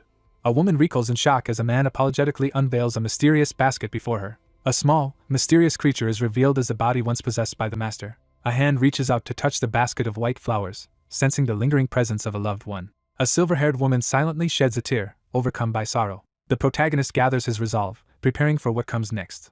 The protagonist decides to search for Princess Altair, another disciple of their master. A blue-horned figure confesses their refusal to follow in order to help exterminate all dragons. The protagonist reveals a plan to prevent the world's end without killing the dragons and asks for an ally's help. A dire prophecy is revealed. When the world's end arrives, the remaining dragons and the Tree of Life will lose themselves, become agents of destruction for the demon god, and only death can break this fate. The white dragon is reincarnated into a lizard's body on a magical circle, barely clinging to life. Kneeling beside the glowing magic circle, Zephyr watches as his exhausted companion collapses from sheer fatigue. A dying, spellbound creature warns that its corpse will briefly deliver a final message after death. With tears in his eyes, he receives a desperate mission to find the princess and prevent the world's destruction. The mission to eliminate all dragons is clear, and Altair is determined to see it through. Someone anxiously decides to hide important secrets, fearing that revealing everything would prevent the dragons from being killed. A desperate survivor begs for salvation, pleading to save the world and his people. A desperate cry for survival pierces the star-filled night. Rain pours down as a storm begins. A lone figure stands resolutely on the rain-soaked hill, bracing against the storm. He struggles with the burden of following his master's last wishes, which demand the destruction of her original form, her sister, and their entire kind. He clenches his teeth in frustration, struggling to decide what to do next. Despite needing to meet the princess, he keeps delaying his departure to help fight the monsters attacking the city. One day, he found something unusual in a dungeon near Nina's territory. Startled, the armored figure suddenly realizes the significance of what lies before him. A massive summoning altar appears, surrounded by piles of skeletons in a dark chamber. A surge of energy tears through the altar as the character destroys it to prevent the demon god's summoning. The protagonist defiantly rejects the need to kill dragons while confronting a mysterious, horned woman under the night sky. A woman gravely reveals that the demon god cult has created thousands of hidden summoning altars over a long history, making them nearly impossible to find. A red-haired young man warns that relying entirely on him is unrealistic and not a real strategy. A determined character demands proof of worthiness before agreeing to join forces. Sunlight illuminates Lindell Castle as a new threat looms over Altair's territory. A silver-haired woman firmly explains that the princess wants Artalis removed, urging action to either kill or persuade him. A composed woman introduces her fellow disciple, a knight in ornate armor, to the applauding crowd. The armored figure steels himself and resolves to handle the situation alone. A powerful beam of energy sweeps through the dungeon, striking down monstrous goblins as another dungeon is cleared. He gathers essential items to prepare for the upcoming raid. A masked warrior rushes forward, weighing the risks of approaching the poison blue dragon, knowing that any misstep could unleash destruction on the nearby territories. A character decides to join the princess's raid temporarily, aiming to recruit the blue dragon and shift the group's strategy. Investments in the blue dragon raid have increased, with one character acknowledging another's significant contribution. Someone acknowledges that their increased support is due to another's influence. A burly mercenary steps forward, introducing himself and explaining that he's here to help the party because he lost a bet. A scarred man holding a smoking pipe asks about the payment for his assignment. A group of cloaked figures approaches a glowing barrier and requests entry. A herald sounds a horn, signaling the start of the Blue Dragon raid as figures gather beneath stormy skies. Two armored fighters dash towards a lake of life as the battle intensifies around them. While preparing to confront the dragon, the protagonist silently reassures himself that his actions will go unnoticed despite the unexpected company. Determined to act, the protagonist moves closer, planning to heal the blue dragon before discussing the next steps. The demonic sword of sacrifice breaks apart in the air as its curse, to heal enemies at the cost of its own durability, is revealed. A lone warrior faces a towering dragon, sword blazing with energy as tension fills the air. A large supply of healing items has been gathered. A lone warrior grips his massive sword and braces himself as flames surge around him. Artalis briefly regained full consciousness. The sword's true power can only be awakened by someone with the dragon heart, making it both a requiem and a gravestone for those who face it. A resolute mentor warns that anyone who appears with the sword in the future must be dealt with harshly. A grim revelation declares that the White Queen is now separated from both the speaker and the Lord. A massive dragon bursts onto the scene, its jaws open in a menacing display. Someone rejects authority with unwavering defiance. A powerful force denies access to its energy, deeming the potential wielder unworthy. A lone warrior steps forward to face the towering dragon that blocks his path. A magical storm rips through the forest after the failed attempt to persuade the blue dragon. The blue dragon launched a relentless, suicidal attack, leaving no chance for escape. A surge of green energy erupts from his hand as he launches a powerful magical attack. With no alternatives left, the only path forward was to fight for victory and survival. An armored warrior unleashes a powerful, glowing attack with their sword. A devastating surge of energy explodes outward, shaking the entire battlefield. A fierce clash erupts as one combatant delivers a devastating attack, driven by regret. A powerful energy attack destroys the monstrous creature as the warrior expresses regret. A gloved hand seizes the bloodstained mask, marking the emergence of a new talent. Exhausted and filled with despair, he admits that his strength is not enough to protect those he cares about. The protagonist steels himself with a firm resolve to become much stronger. The masked character resolves to take control of the group to prevent the others from targeting Myrnia. A magical winged orb quickly activates a disguise as it darts through the forest at dusk. The group celebrates their victory over the blue dragon, while one member feigns enthusiasm about being part of the party. The protagonist decides to fake excitement about having his skills recognized. The armored character confidently claims the dragon heart as part of the agreed exchange. A determined figure plots to win over the group by hiding his true feelings and plans to seize control from the princess. He secures the dragon heart, determined to decide its fate after meeting Myrnia. A gloved hand unleashes a surge of magical energy as a glowing purple magic circle forms. A sudden shift in events takes place. Eyes wide with shock, the character suddenly realizes a disturbing truth. A catastrophic surge of poison spreads through the forest as the demon emerges from the blue dragon and corrupts the dragon heart, resulting in a devastating loss. A massive explosion erupts, shaking the battlefield. An enraged armored figure seizes another by the collar and demands to know why he was stopped. A desperate figure begs the dragon heart for its power as energy swirls around them. An armored fighter blocks a sudden attack, overwhelmed with rage. A determined man attacks the armored enemy and yells for someone to run. Seething with frustration, the man blames himself for missing the chance to kill the demon before it lost control. A scarred man mocks his rival's supposed expertise in handling the dragon's poison mana, challenging their abilities. A battered young man forcefully grabs another by the collar, angrily chastising them for risking everyone's safety by nearly spreading poison. A stern man announces the end of the contract and leaves the group, ignoring a worried woman who tries to stop him. A stern young man delivers a serious warning to the princess while gripping a smoking object. She tries to understand the true meaning behind his words. Altair watched 80 closely after hearing Fade's warning. Sometime later, an event occurred that caused her to forget his words. A massive dragon glides powerfully across the sky. A character reassures their companion by affirming their friendship and recognizing their worth. Someone firmly offers their help. A colossal dragon unleashes a devastating blast of icy energy onto the frozen forest. Marinia's ice breath froze the elfin forest and Danikil's farmlands. Danikil lost its agricultural value, but the frozen river stopped the poison from spreading across the continent. The ice dragon joins the party, and the warrior who fights alongside her earns the title of Dragon Knight. The party unknowingly started heading the wrong way. The party prioritized finding and destroying summoning altars, dedicating significant resources to the task. The leader of the merchantry was defeated during the battle for the Black Dragon Heart. Fade left because of the conflict with 80. Two party members tense up as they debate whether adding the ice dragon is a strategy to lower its guard before attacking. A determined archer declares the group's intent to kill the dragons to a stoic armored warrior. Tension rises among the soldiers as they question the intentions and prophecies of the elves standing apart. People chose to support the more outgoing and helpful individual over the one who was quieter and less social. A masked man in ornate armor asserts that earning public trust is more important than the cost, since the princess will pay.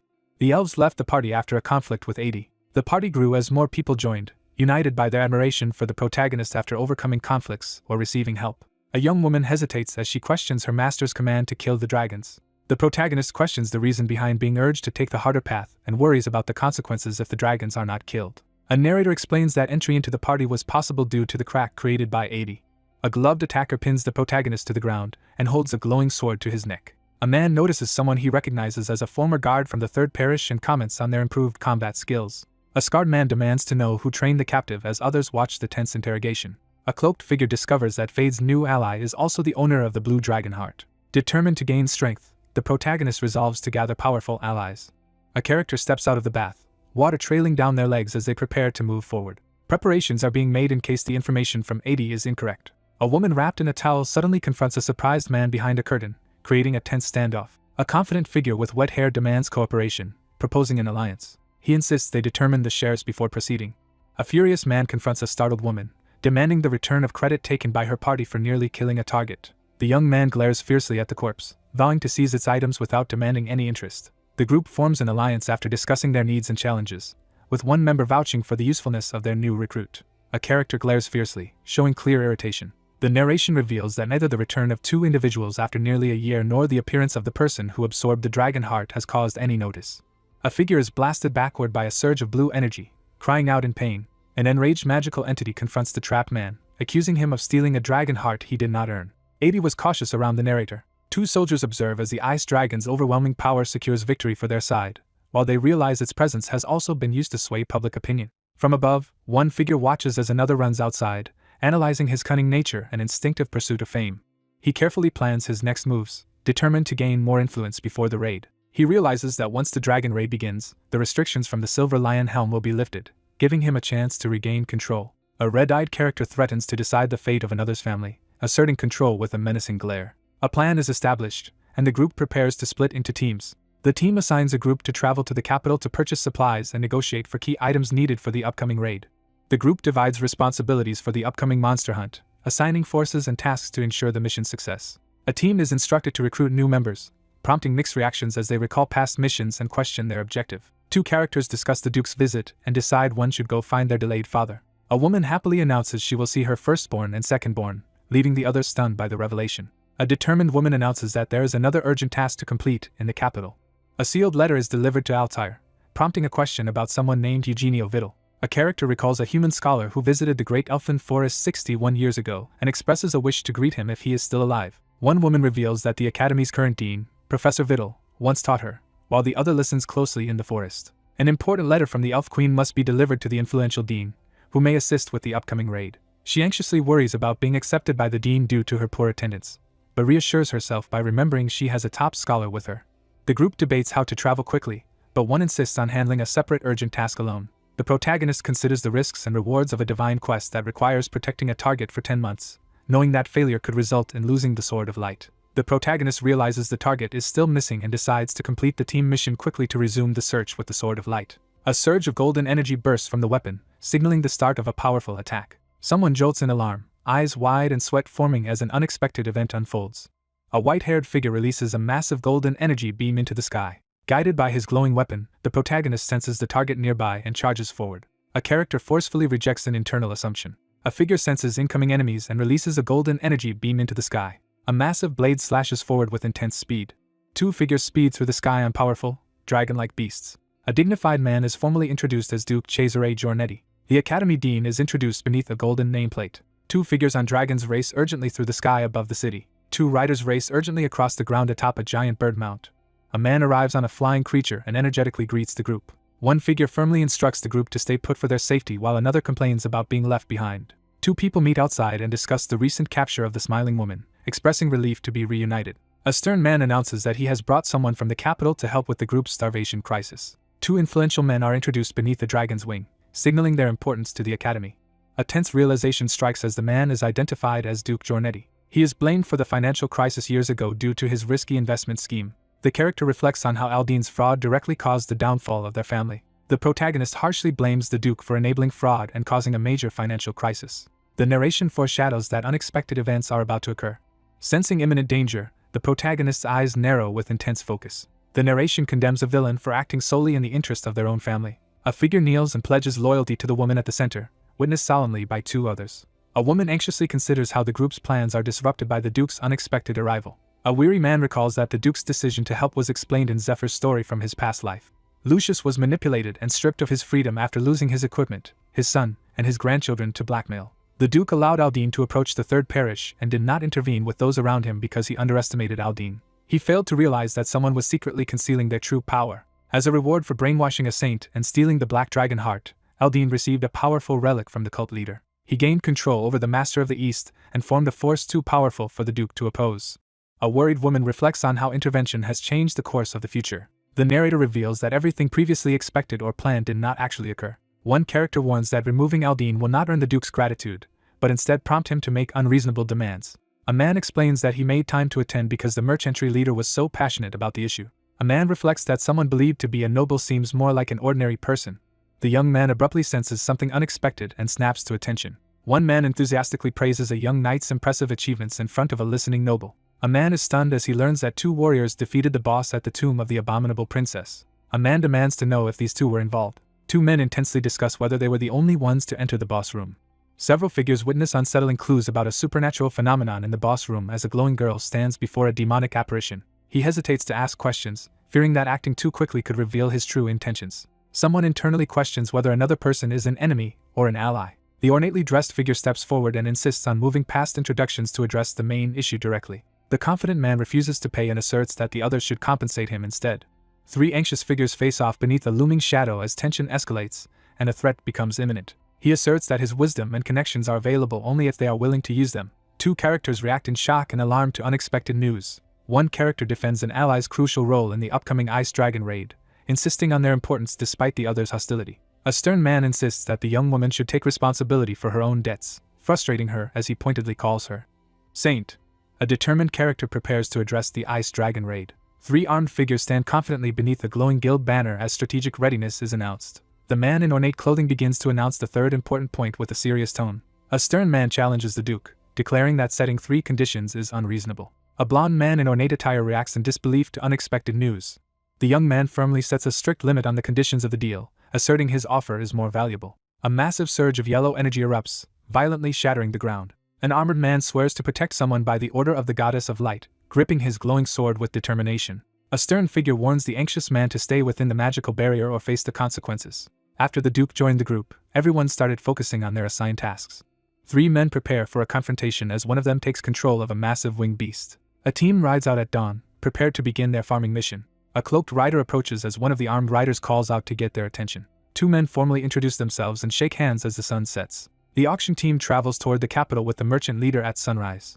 The scout team is introduced. A serious-looking elf man escorts a distressed woman past onlookers as tension fills the scene. 2 teammates nervously discuss why Zephyr is no longer with their group. A worried teammate demands to know why Eugenio Vidal is involved. Haunted by memories of his rumored father joining them, he reflects on the hardships and unresolved feelings that followed. An older man mocks his former rival, while a frustrated girl is comforted nearby. A horse suddenly charges forward, kicking up a cloud of dirt. The riders spot their destination and press forward with renewed determination.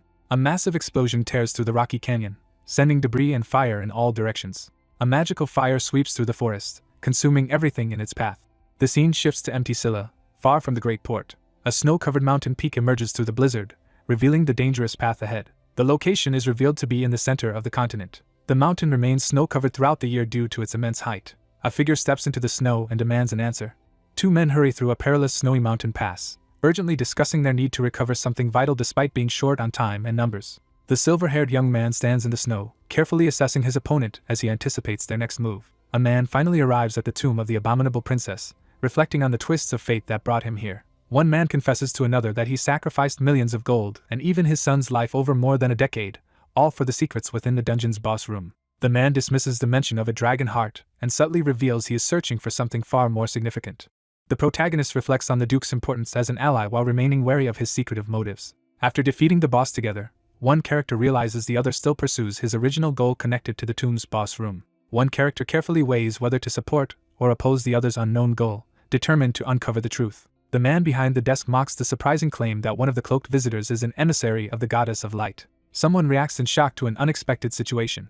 A clenched fist slams into the ground, sending out a powerful shockwave. A furious man in ornate robes demands to know why no one has heard of Zephyr until now. A hooded woman in the library explains that someone powerful has been deliberately concealed, leaving no trace in any records. A hooded woman explains that his appearance in the third parish coincided with a plot by Aldine and the Eastern Master to steal the Black Dragon heart by infiltrating slaves. A furious figure demands answers about a suspicious alliance and questions whether the reported deaths were confirmed. A red-haired character jerks their head to the side in shock, eyes wide and teeth clenched. A wary figure speculates that the disciple might have staged a fight and feigned defection to manipulate the current situation. The hooded character speculates that both Aldine and the Master of the East may have supported Princess Altair from the beginning. The sharp-toothed man dismisses the idea of complex explanations and insists that Aldine was defeated simply because he was weak. One character summarizes recent events while another listens in silence.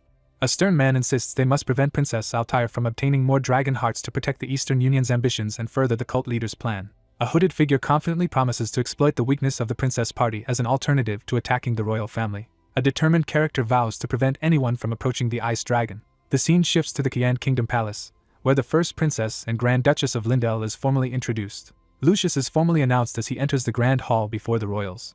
The king commends the two for defeating the blue dragon and clearing the tomb. A regal woman seated on the throne warmly expresses her pride in her daughter's achievements.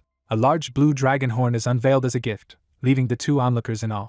A royal couple warmly praises the kneeling princess for saving many lives and returning safely. A composed woman confidently accepts the recognition. A unique power is introduced, the ability to distinguish allies from enemies. A mysterious power is activated by a slight touch. A hand seizes another person's collar with force, escalating the tension. A single, intense green eye narrows with unwavering resolve as its owner steels himself for what comes next. A distressed figure desperately calls out to their parents, as 2 ominous shapes with glowing eyes appear before them in the storm. The armored leader announces that, with 2 of the 8 world challenges overcome, it is time to celebrate and hold an award ceremony. A woman warmly promises a generous reward of treasure or territory to the person before her. Someone hesitates and begins to respond to their father after hearing unexpected news. In the lavish hall, guests quietly discuss the news of the princess's maturity. The group discusses how someone has become more compassionate and responsible since the Blue Dragon raid. A determined woman urges the royals to postpone the award ceremony and use the banquet funds to help the people suffering from the Ice Dragon's attack. A determined woman shifts the conversation to the critical matter of the Ice Dragon raid. In the guild's main hall, a group urgently discusses the formation of a rescue team for the Ice Dragon raid, surprised that the king has granted official approval. A man with pink hair calmly explains that dungeon laws protect party lineups from outside interference, except in cases involving rescue teams. The rescue team waits behind the raid party with supplies and support, ready for emergencies but not allowed to fight or earn much reward. A person explains that backup is only allowed if the raid party signals for help or if more than half the members are dead. A woman confidently dismisses any real danger to the party, claiming their skills make fighting unlikely. A woman confidently points out that gaining the Dragon Slayer's support comes at almost no cost to their group. A panicked man shouts that Zephyr is coming to take the Dragon Heart, not money. Two men clash over the risks of fighting and the consequences involving the Dragon Heart, with tempers flaring and accusations flying. A frustrated young man vents about his teammates' lack of patience and the burden of holding the party together. Someone halts the conversation with authority and insists on making a plan. The pink-haired character orders the group to focus on finishing their homework as their companions react with surprise. A determined man questions the reason young adventurers managed to take control of the powerful guild union. A woman expresses concern that although the princess must accompany them by the king's orders, their sponsors will not approve of the princess getting too involved. A confident man assigns a covert theft mission targeting the princess group's residence. A royal carriage approaches its destination as the evening deepens. Two women finalize their plan to join the dragon raid, realizing they must take action since almost no one else knows the island's secret. A high-ranking man tasks a determined woman with advancing the Ice Dragon raid from 2 years to just 2 months. The group discusses using a provisional contract with the port to push investors into buying the Ice Dragon raid rights. Two figures seal their alliance with a handshake, aiming to sway investors and force a break in the provisional contract. A dark-haired woman reflects on a missed opportunity before her companion informs her that they have arrived. A woman steps onto the chair, ready to act despite her hesitation. A stern man warns the princess not to rely on underhanded tactics before she leaves, while holding a crying baby. A determined man instructs someone to join the rescue team instead of taking unnecessary actions. A group arrives at the Grand Loran auction hall, preparing to use national funds at the continent's largest auction. A stunned young man realizes he has been scammed. Three confused figures confront the distressed man under the light, demanding an explanation for his words. One character vents about not being introduced to any women despite a promise made 2 years ago, while the others react with embarrassment and disappointment. One character pleads desperately for advice on getting a girlfriend while another stands triumphantly over him, and 2 others quietly discuss encouraging him. 4 women are presented as possible choices, each highlighted in a decorative lineup. A woman boldly announces her preference for a wealthy partner, surprising the others while one person notes that her answer was expected. A group of armored soldiers aggressively interrogates a cloaked figure about their connection to Zephyr, escalating the tension. A frustrated girl loudly denies any romantic involvement, while angrily confronting another person about unpaid debts and constant pranks. Overcome with frustration, Anna bursts into tears and angrily vents about being let down by broken promises. A man suddenly appears and confronts a startled group, leaving everyone in shock. One character furiously lunges at another while onlookers gossip and joke about the situation. A young knight firmly declares that she is devoted solely to training and protecting her master, dismissing any thought of romance. 2 figures walk away together on diplomatic business, leaving a frustrated woman behind with orders to learn dancing. A female character is suddenly embarrassed and frustrated as she finds herself wearing a revealing blue gown. A flustered woman is stunned to discover the man she dislikes is actually her dance instructor. Under the forceful grip of her superior, the reluctant knight is confronted and pressured to obey Princess Altair's command despite her clear distress. 2 characters awkwardly practice dancing as one repeatedly steps on the other's foot despite instructions. The princess firmly declares that she seeks a strong, skilled partner with a fighting spirit capable of opposing the demon god cult. The narrator realizes their preferences have changed after making a new discovery. A white-haired man helps a hooded young woman down as she quietly admires his large, gloved hand. A man unexpectedly pats a woman's head and then draws close to another woman, catching both off guard with his sudden affection. One character wakes up trapped in another's tight embrace and struggles to breathe, unable to escape. A black cat frantically tries to wake the half-asleep silver-haired man, who sleepily pulls the cat close instead. A desperate woman clings to a white-haired man, begging not to be left behind. A woman observes the sleeping man, curious if he is dreaming about his past life. A gentle hand reaches out to comfort someone lying vulnerably on a sunlit bed. One character playfully insists they witnessed something, while the other responds with disbelief. A young elven woman blushes and reacts shyly when asked a question. 2 men stand together, one expressing deep disgust as he condemns anyone with inappropriate intentions toward his younger sister. A furious young girl raises her glowing sword and angrily insists she is not a child. 3 characters discuss their disappointing romantic prospects while one of them smugly celebrates his own success.